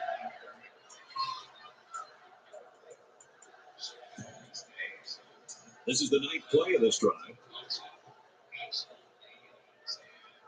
They spread the field in the gun with 5 wide receivers. McCullum gets the call. And so they punch it in on the ground. Kirk's doing a great job of putting the offensive line, making a good strong push and allowing the runner to get in there for the touchdown.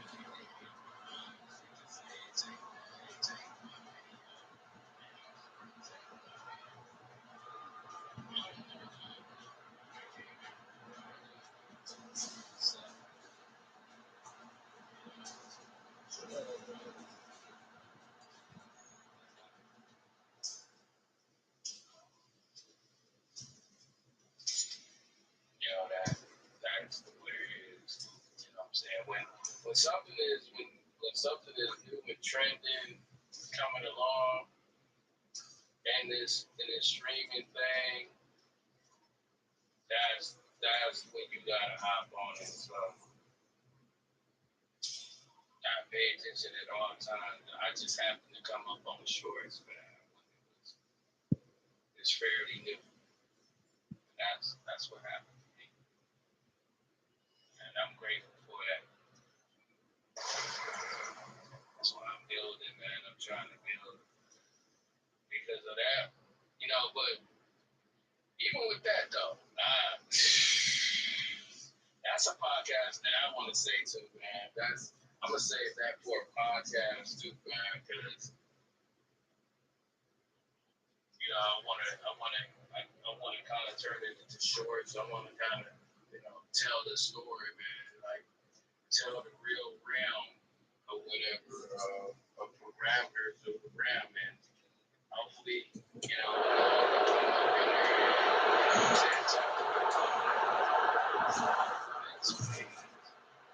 It's the PAT.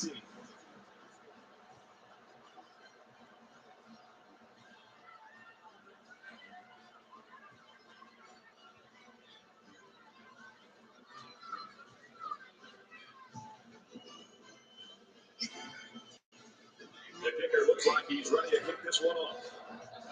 And this is just a booming kick. And they can forget about returning this one.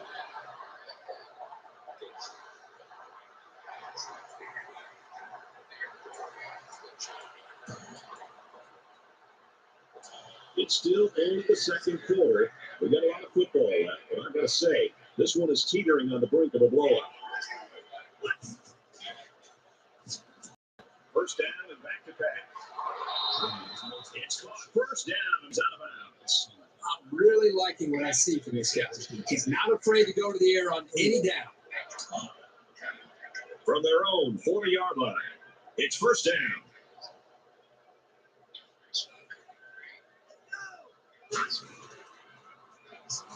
Wants it all.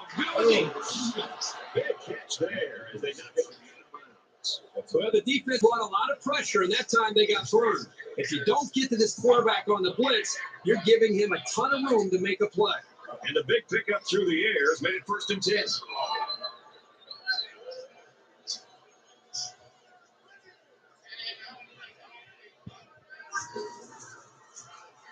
Deep ball way out there. The defender had his hands on it, but it's incomplete. This is a very well-coached defense. They know to get their hands up in the air and to try to knock down passes. From the 24-yard line, second down.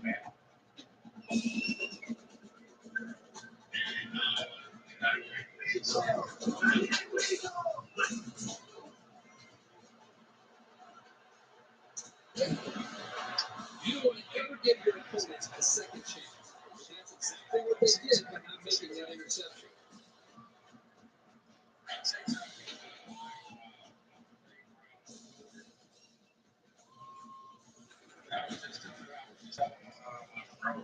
It's third down and 10. Ball on 24.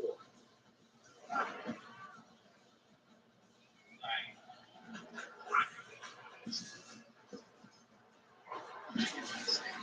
level. The 17-yard line. It'll be short of the first after a completion. A good effort by the defense to make sure they got him before he got to the marker.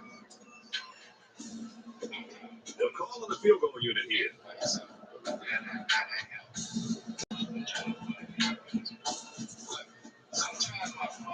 Kicks up. And it is good. Well,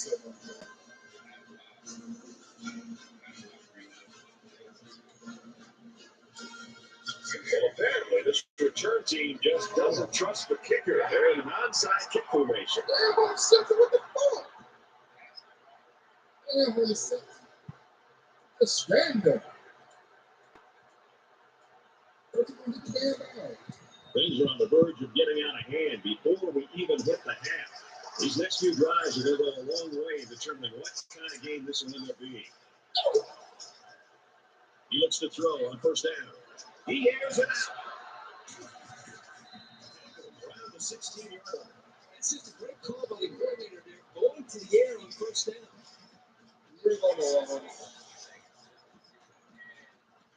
So the big game resulting from the pass play leads us with a 1st and 10.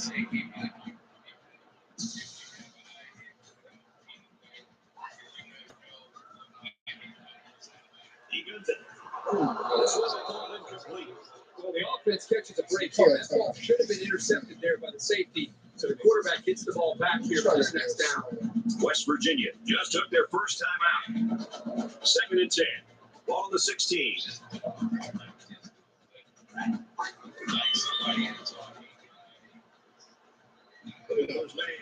What the guys? Leave on hit the Lions. So they're too bad. 3rd and 10. Ball on the 16-yard line. So an empty backfield with 5 wide receivers. McCullough on the run. He's taken down the 16-yard line. 4th down. So the kicking team is on the field. They'll try for 3. Kicks away.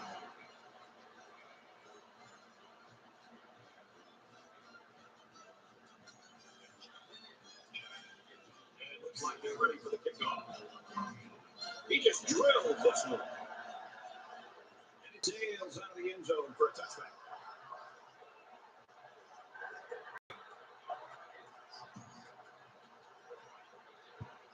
It's still only the 2nd quarter.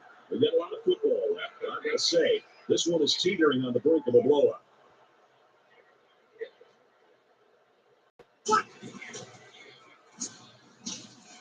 Makes the catch and look out. He's tackled at the 32. He ran a good-looking route and picked up positive yardage. That he did, and he made a good catch. That short passing game is where you see all those hours in the summer that you put in pay off.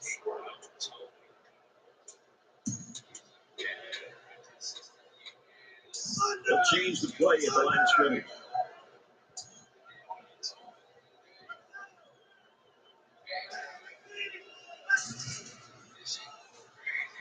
Back to pass. Here's a quick throw.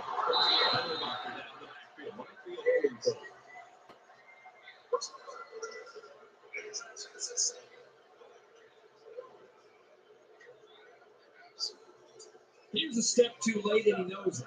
Learn not to make those kinds of mistakes.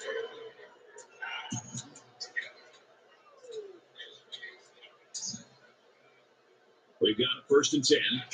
Ball on the 47.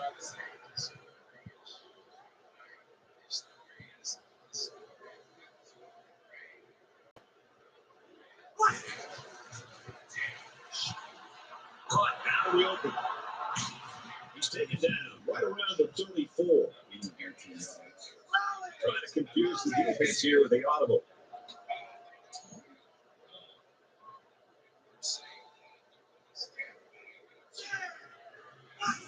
And he stops the clock with a spike.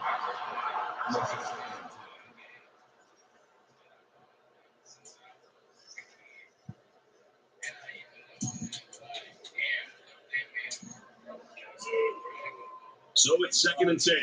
Ball on 34.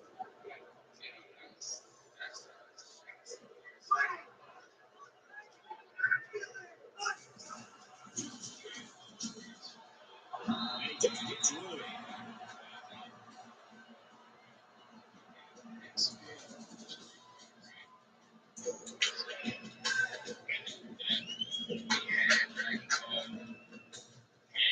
Third down, and they need to get it to the 24.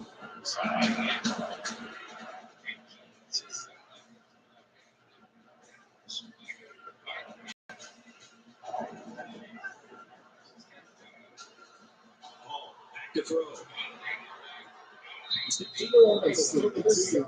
Yes. Listen, this motherfucker. Know how to make it different from Capcom. Yeah. We won. And they figured it out. We won. The Guilty Gear format. We won. Now let's hear from Aaron Andrews on some injury news. What do you got for us, Aaron? Thanks, guys. Well, the training staff is over here to look at him right now. They think he suffered a concussion on that play. The injury is severe enough that he will not be returning to the game. Brad, I'll send it back up to you guys in the booth. All right, thanks for the update, Aaron. Certainly not good news. Let's hope he doesn't miss any extended playing time. As a kid, just, you know what I'm saying?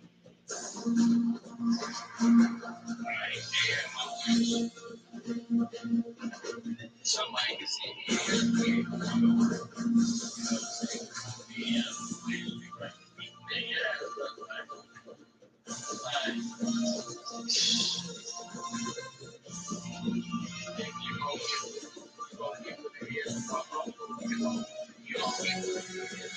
And for McCullough, his efforts today have earned him player of the game.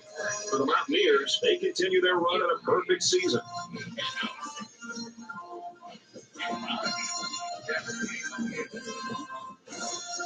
Thanks for being with us for another NCAA Football 13 matchup. I'm Brad Nessler saying so long. For Aaron Andrews and Kirk Herbstreit, we'll see you next week.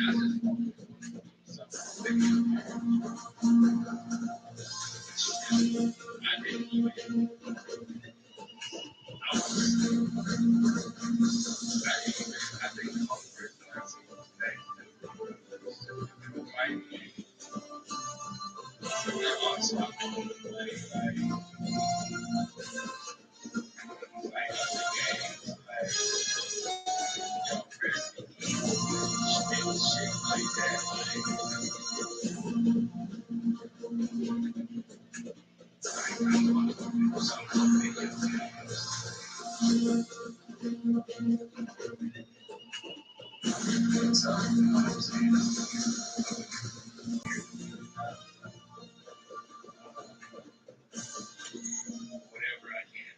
I know the game. The game should have started in 2013, though, when it was up. But you know, coming from the environment I'm coming from, Canberra shy, should have just did it, bro. Should have just did it. Should have just did it because I don't know if my cousin knew when he took me to this event where he was dealing with Dragon Ball was foremost.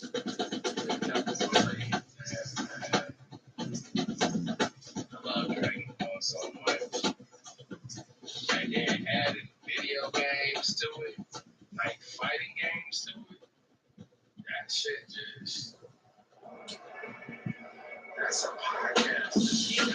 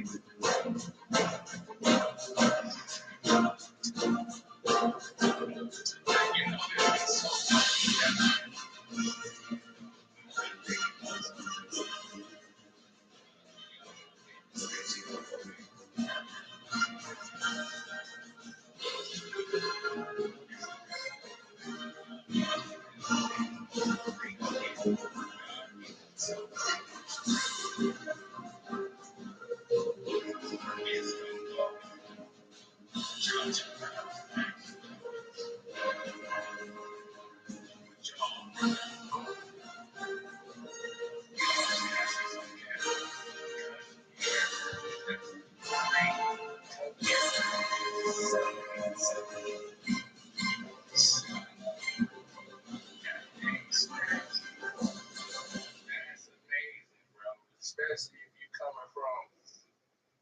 See, this is something that I want to talk about. Coming from an area where I had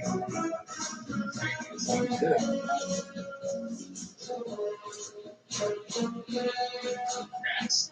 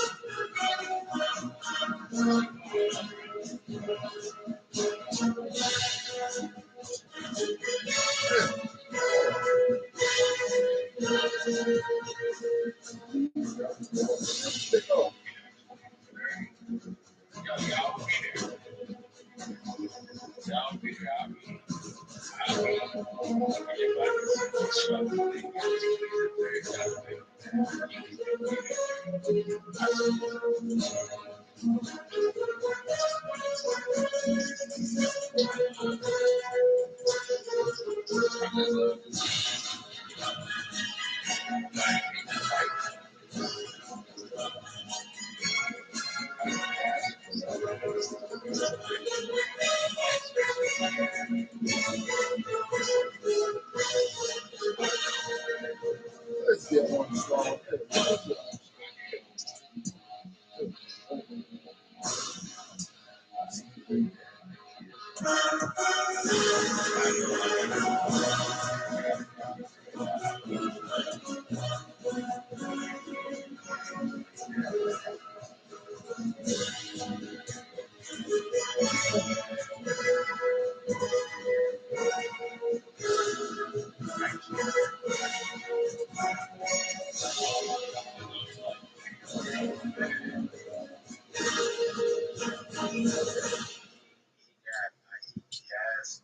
I gotta get him into sports because sports is gonna teach him. That's an end with that.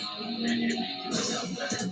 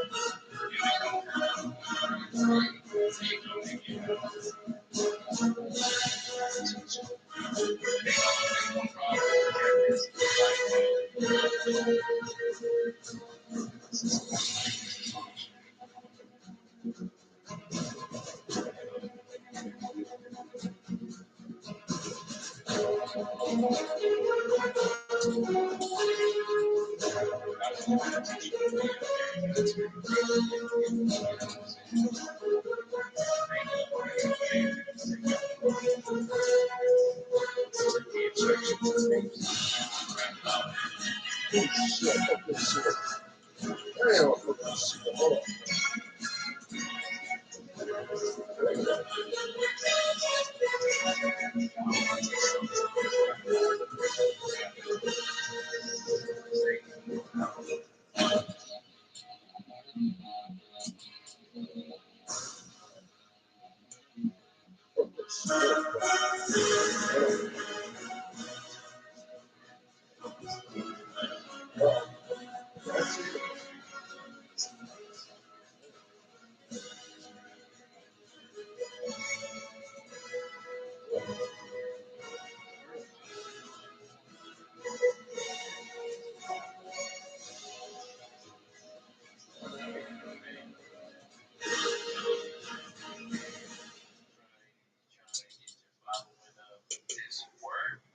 Just trying to be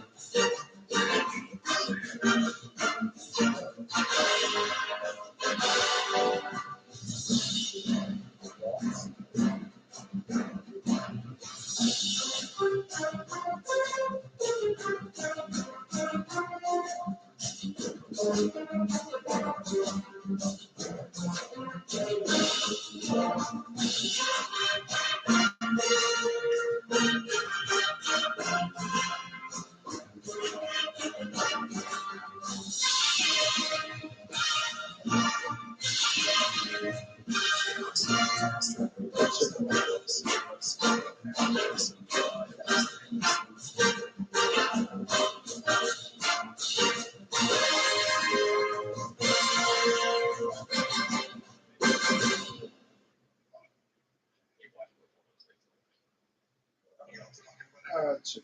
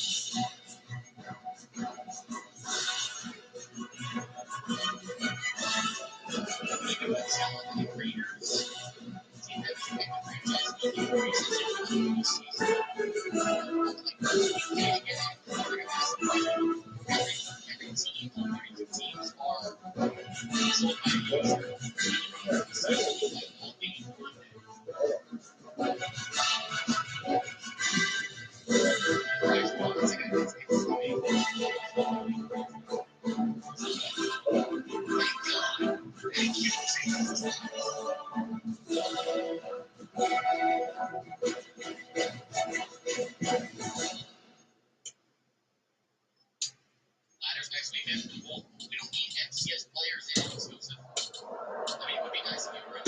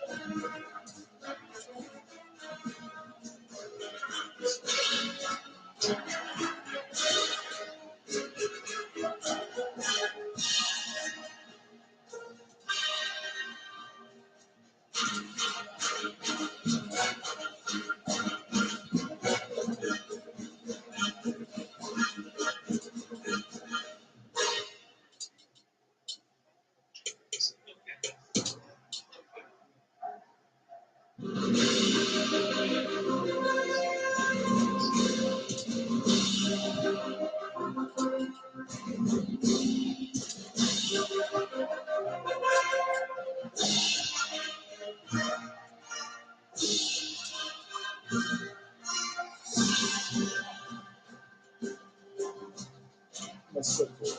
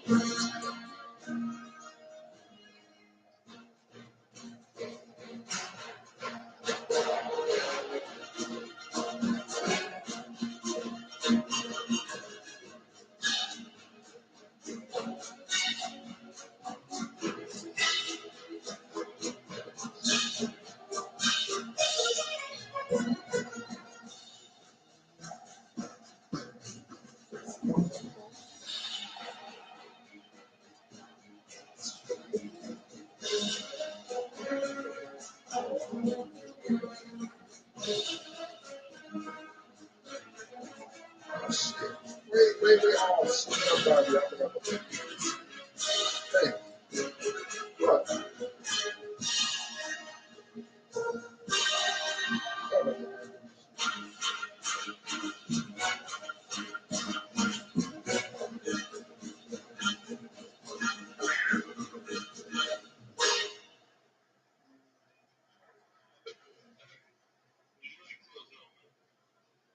what?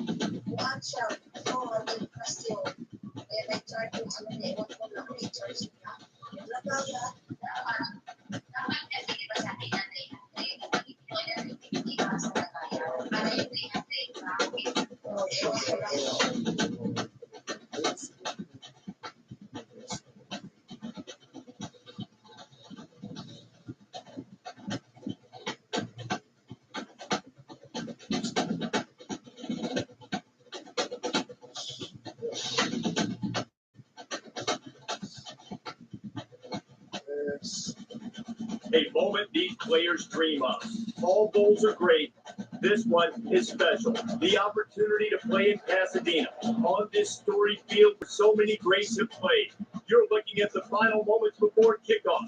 The intensity is rising and the Rose Bowl is just around the corner. That's going to do it here in the studio, but don't worry, we'll be keeping your finger on the pulse of everything that's going on everywhere else across the country.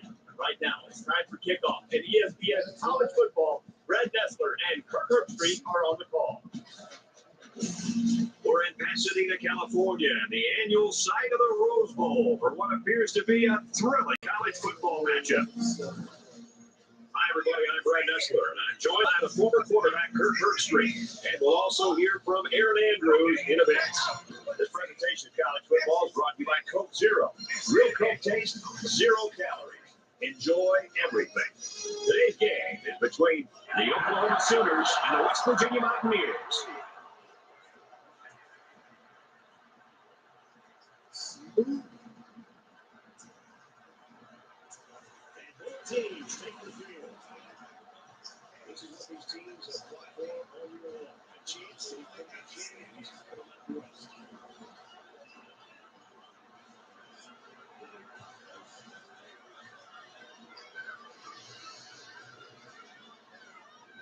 Before we head down to the field for the coin toss, we'd like to remind you this game is brought to you by Coke Zero.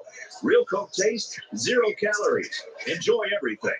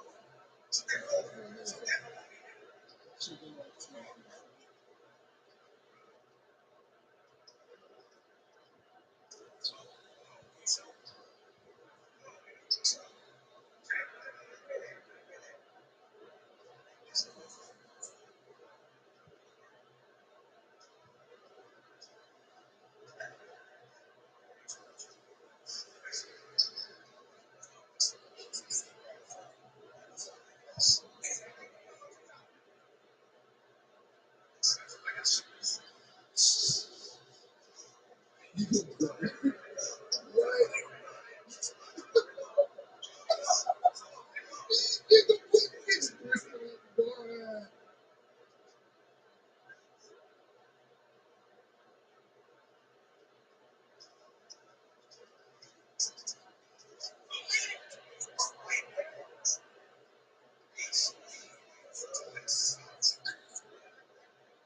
just put Peter Flip on that, though. I did the same thing.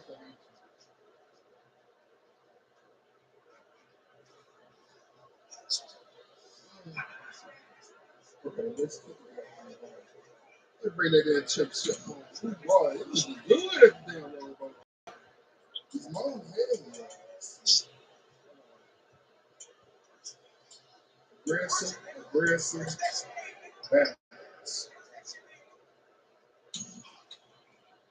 The fans are on their feet awaiting the start of this game as the players line up for the kick. He sends this one deep. And they can forget about returning this one. Reese Davis is standing by for this update. Supremacy in the ep6. Oh, man, that's the worst thing in the world.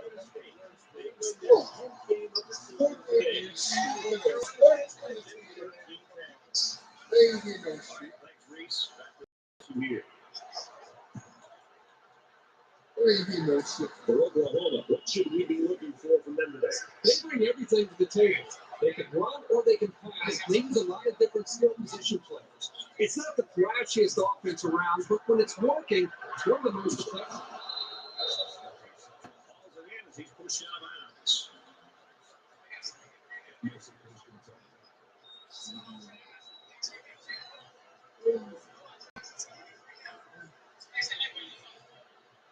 Trying to change the play.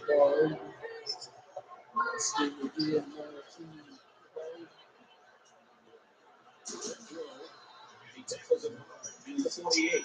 Davis gained 6 yards with a short completion.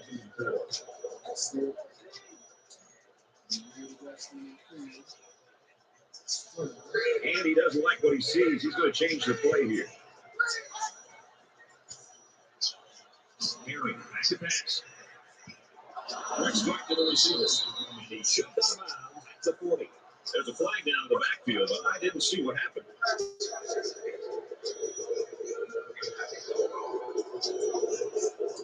This is just an unnecessary hit. He should have been disciplined for a play like that.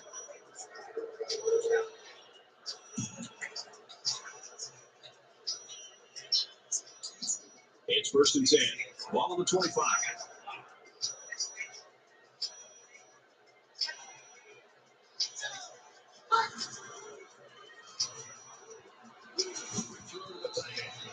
And he's taken down at the 20-yard line. Sanders gains about 5 yards on the play.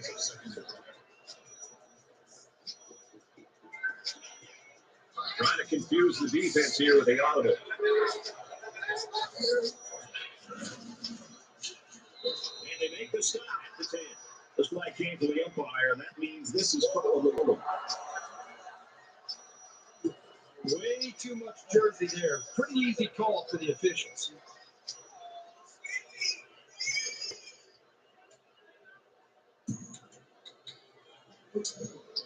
Second down, 15 to go. Ball on the 30. He's taken down about the 34-yard line.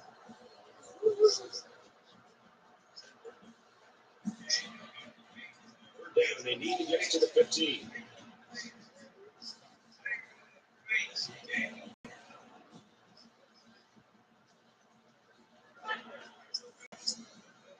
Deep pass to the end zone.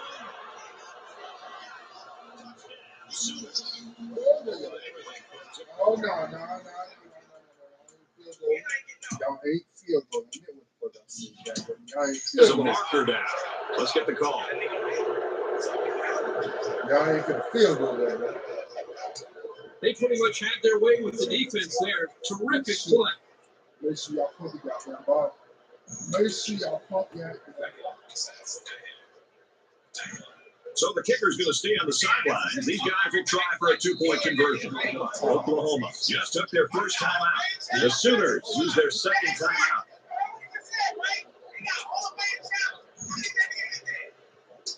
Oklahoma's out of timeouts. Yeah.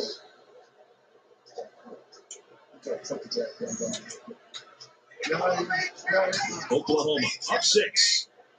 What y'all looking at? Fuck y'all motherfuckers. I respect y'all in real life, but on this game, y'all get y'all ass whooped over, you know. I respect y'all on this game Let's go to too. the studio for this Reese Davis update.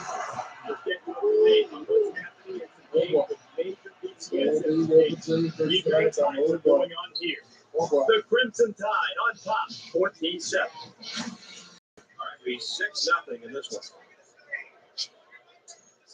Apparently, this return team just doesn't trust the kicker. They're in an onside kick formation. And it goes into the end zone, down for a touchback.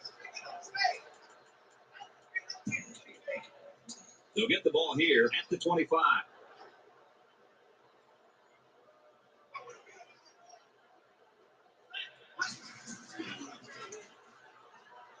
Throws it deep. And he's taken at about the 31. Big game there for the first down. There was some miscommunication down there by the defense that allowed for that big game.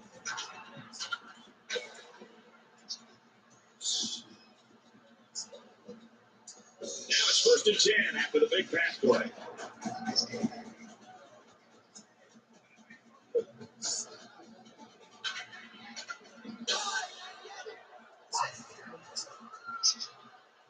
Going for it all, but the end zone.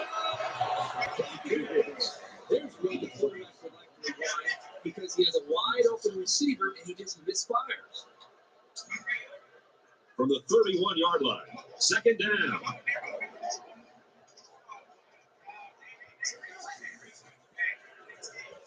Get the fuck out of my way, bitch. And he can't get away from the pressure. 3rd down, and they need to get it to the 21.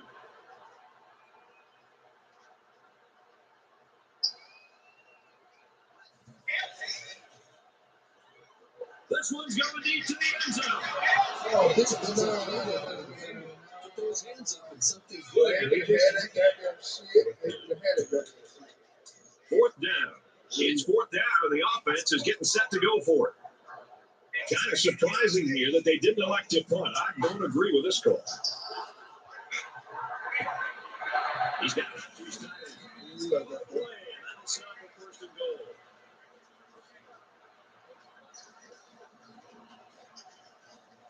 And the defense gives up some free yards to the offense. You know, penalties can ruin a team's chances to win if they commit too many.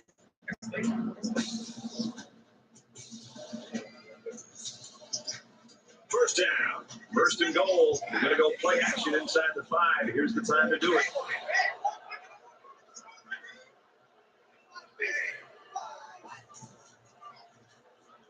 Scrambling around. Keeps it. He's got a touchdown.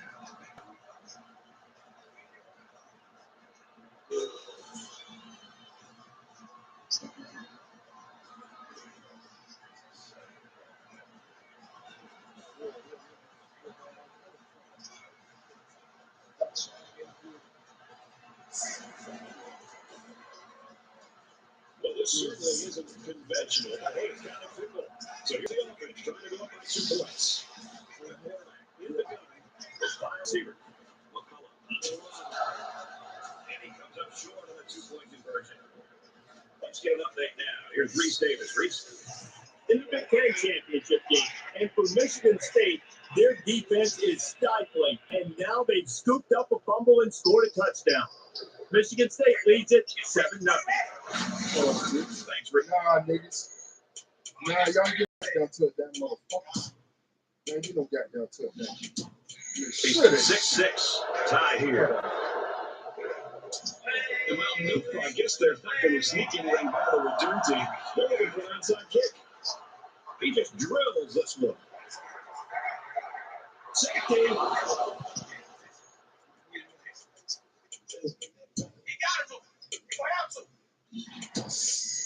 I'm not sure if he doesn't know the rules or just forgot them or what, but you never Ever run back into the end zone.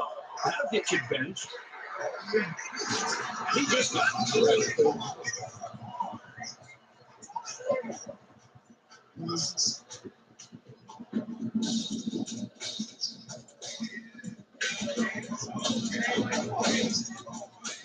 They'll take over at the 34. West Virginia is up 2.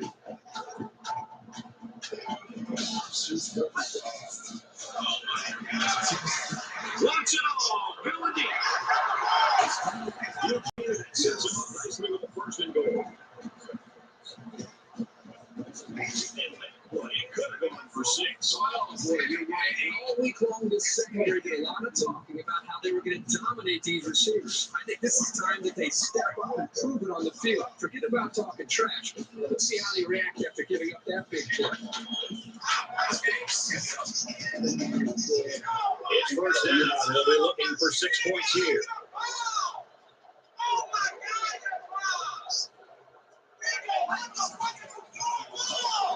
Play fake. Defense bearing down.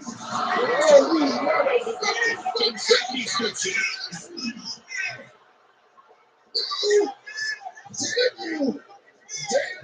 Hell no. And he scores. Touchdown. It makes me nervous anytime they try to pick up the ball and run with it instead of just going. Man, did it work out for him here for a big-time play in the score.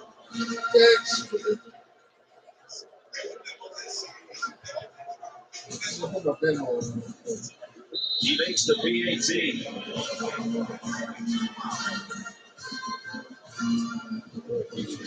They get ready to kick this one off, and the return team's looking for the outside. This one's going to be down in the end zone for a touchback.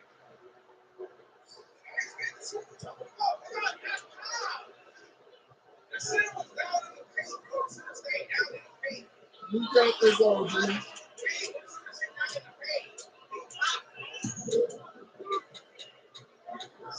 They'll go to work at the 25-yard line.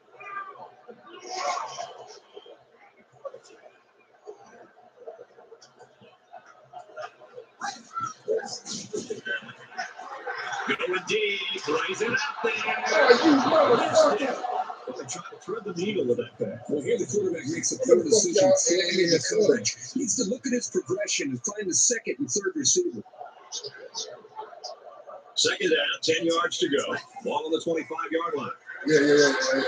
He airs it out. Come on. Yeah. Fuck y'all bitches. Yeah, bitch. Yeah. When you can slice apart a defense like that, it puts a Run this bitch in there. Now it's first and goal with the defense trying to regroup after giving up the big pass. Another trip in the red zone here for the offense. They want to give it up like they did last time. He's going to try to tackle. He can't wait down, motherfuckers. He got 3 yards there on the scramble.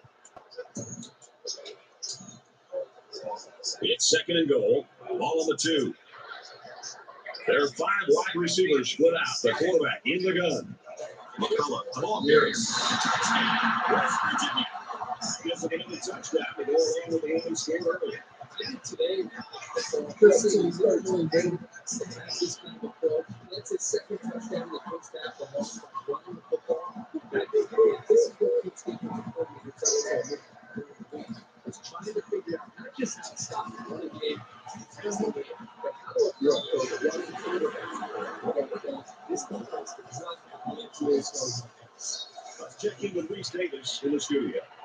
The cauldron of intensity that is the SEC championship game, and we've been keeping an eye on this one all day. Back and forth they go, 2 heavyweights slugging it out. Alabama leads it 14-10. All right, thanks a lot, Reese. Looks like they're ready for the kick. Excellent kick. And it sails out of the end zone for a touchback.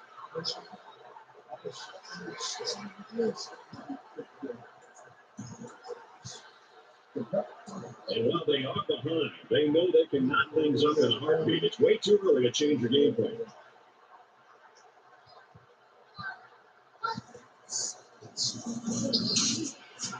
they get nice yardage on that one.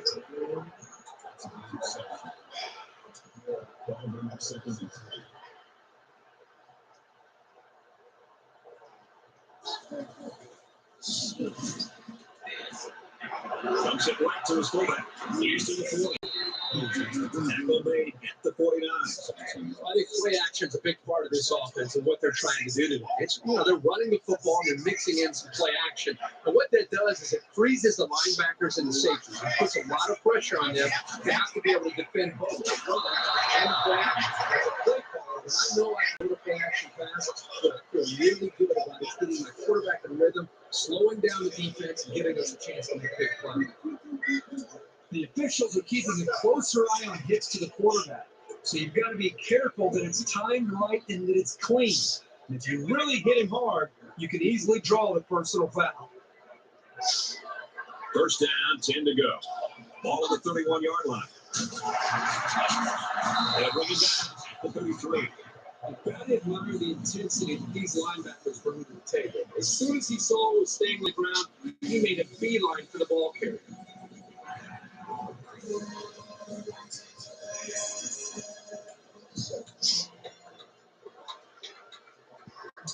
Second down and 12. Ball on the 33.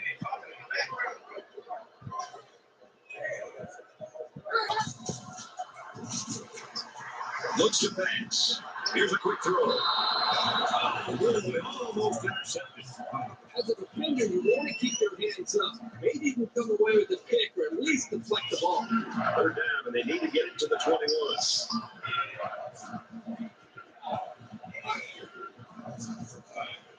And he might want it all here and does. Unbelievable. He had a pick in the end zone and it just slipped right through his hands. Wow, he is really kicking himself after that one. Fourth down. They're going to try a long field goal here. Oklahoma is trying to take the lead here. We're going to put 18 on the board, guys. It's up.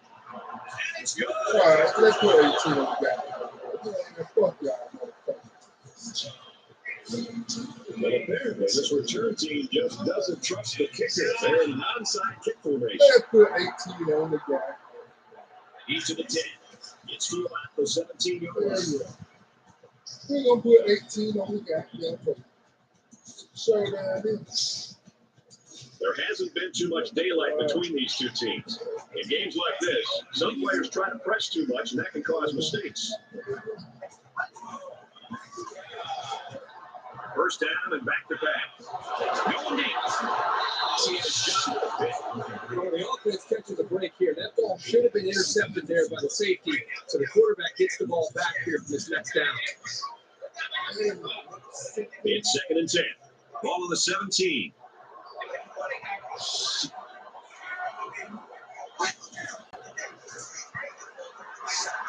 He sails it home. Complete. And now he gets it about the 19.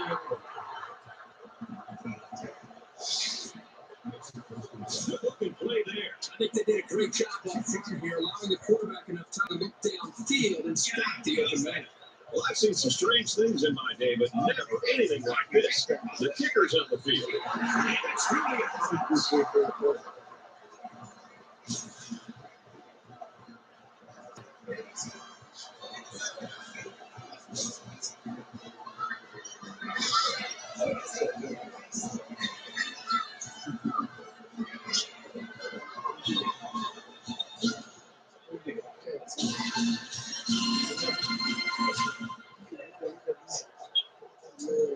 West Virginia is ready to kick it away.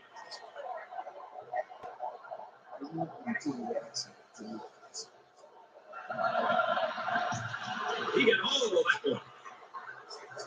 And they can forget about returning this one.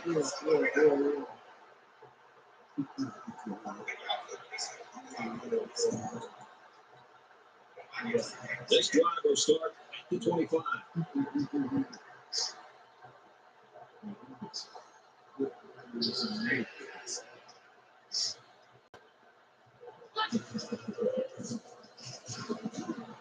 Keep his eye on makes the catch. And he's level at the 34-yard line.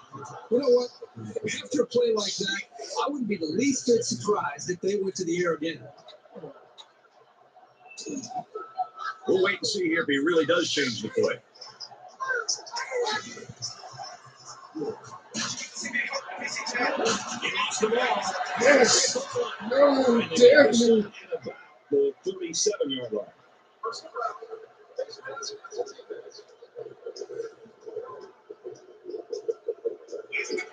They're giving away 3 yards and only making life easier for the guys on the other side of the ball.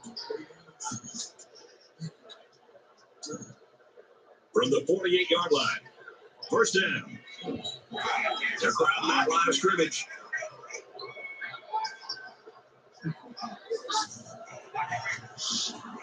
Little handoff. And he's taken down around the 27-yard line.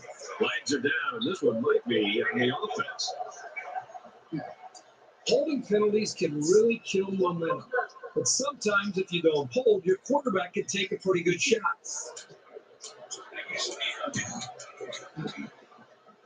So the penalty puts him back for a first and long.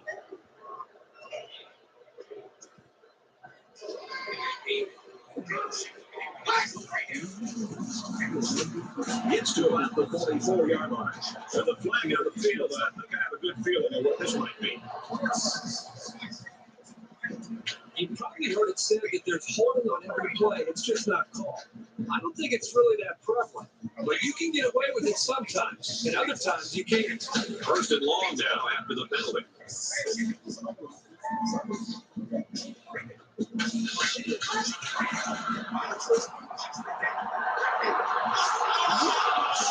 Ball is loose. Good ball.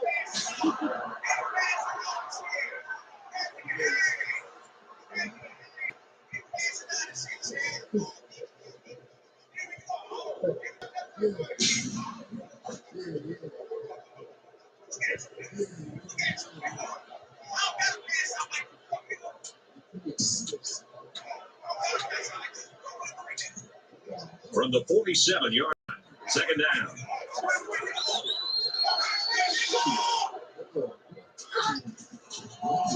He delivers. Grabs up, he might go the distance. Down the sideline. The wideout here truly knows what he has to do to contribute to make his team successful. Where was the coverage there? There wasn't anybody near it. Oklahoma is up by 4. Indians the extra point.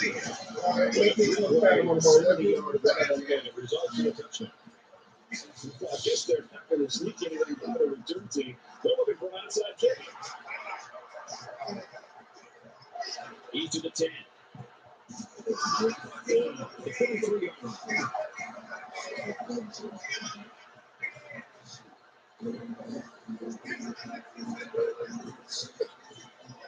They'll go to work at the 23.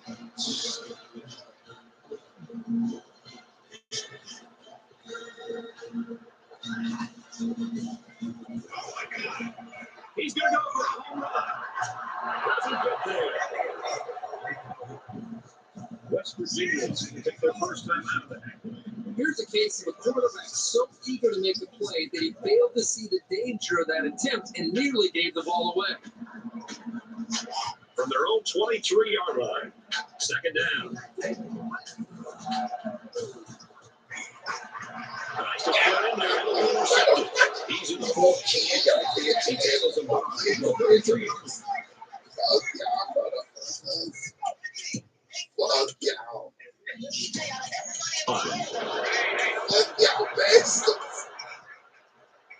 Well, this isn't conventional. The kicker's on the field.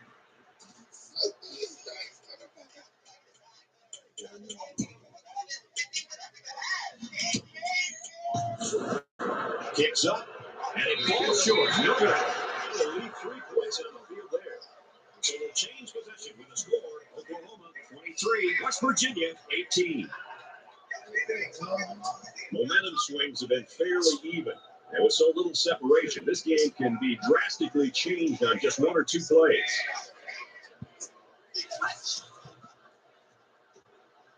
Wants to go long and You do everything you can to keep the ball out of the hands of these receivers.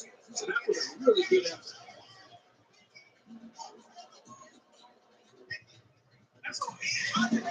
second down, 10 to go. Ball on their own 33.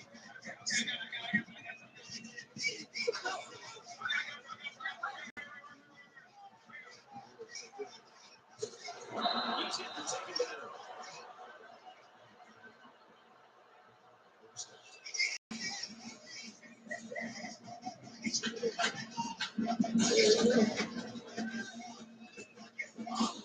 From their own 45-yard line, it's first down.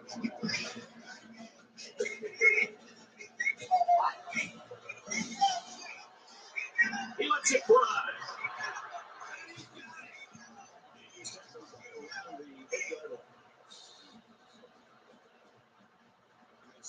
Here's a great example of what this man is capable of. As receivers go, he's as electric as they come.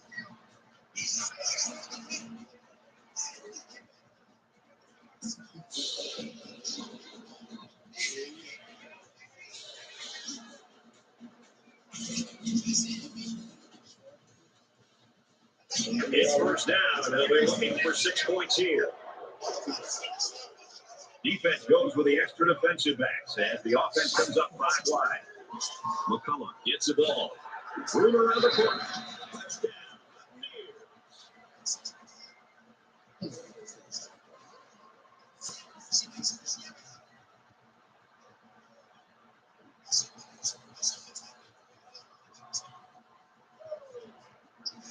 Making a triple dip, folks. I know this defense prepared for his running ability, but even so, he's had a great day.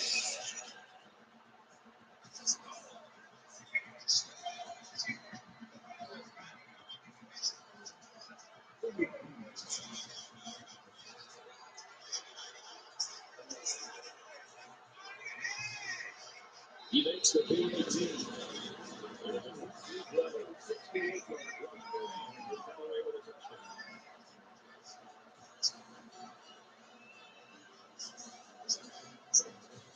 Everyone's all lined up and ready for the kickoff. He moves it deep downfield, and it sails out of the end zone for a touchdown.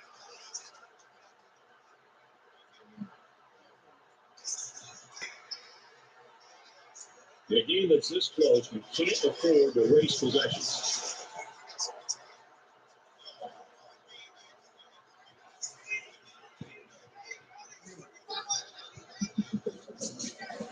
He gets out to about the 28-yard line.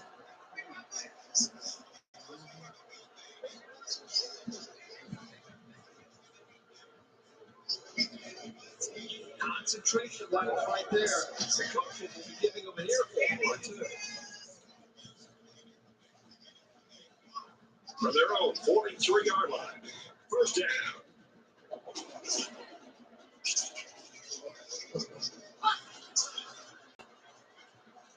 Quick strike, and he drops it.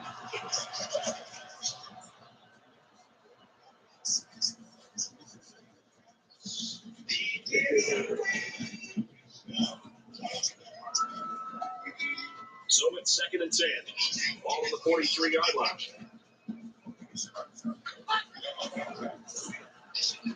They'll give it off here. He's tackled around the 42-yard line.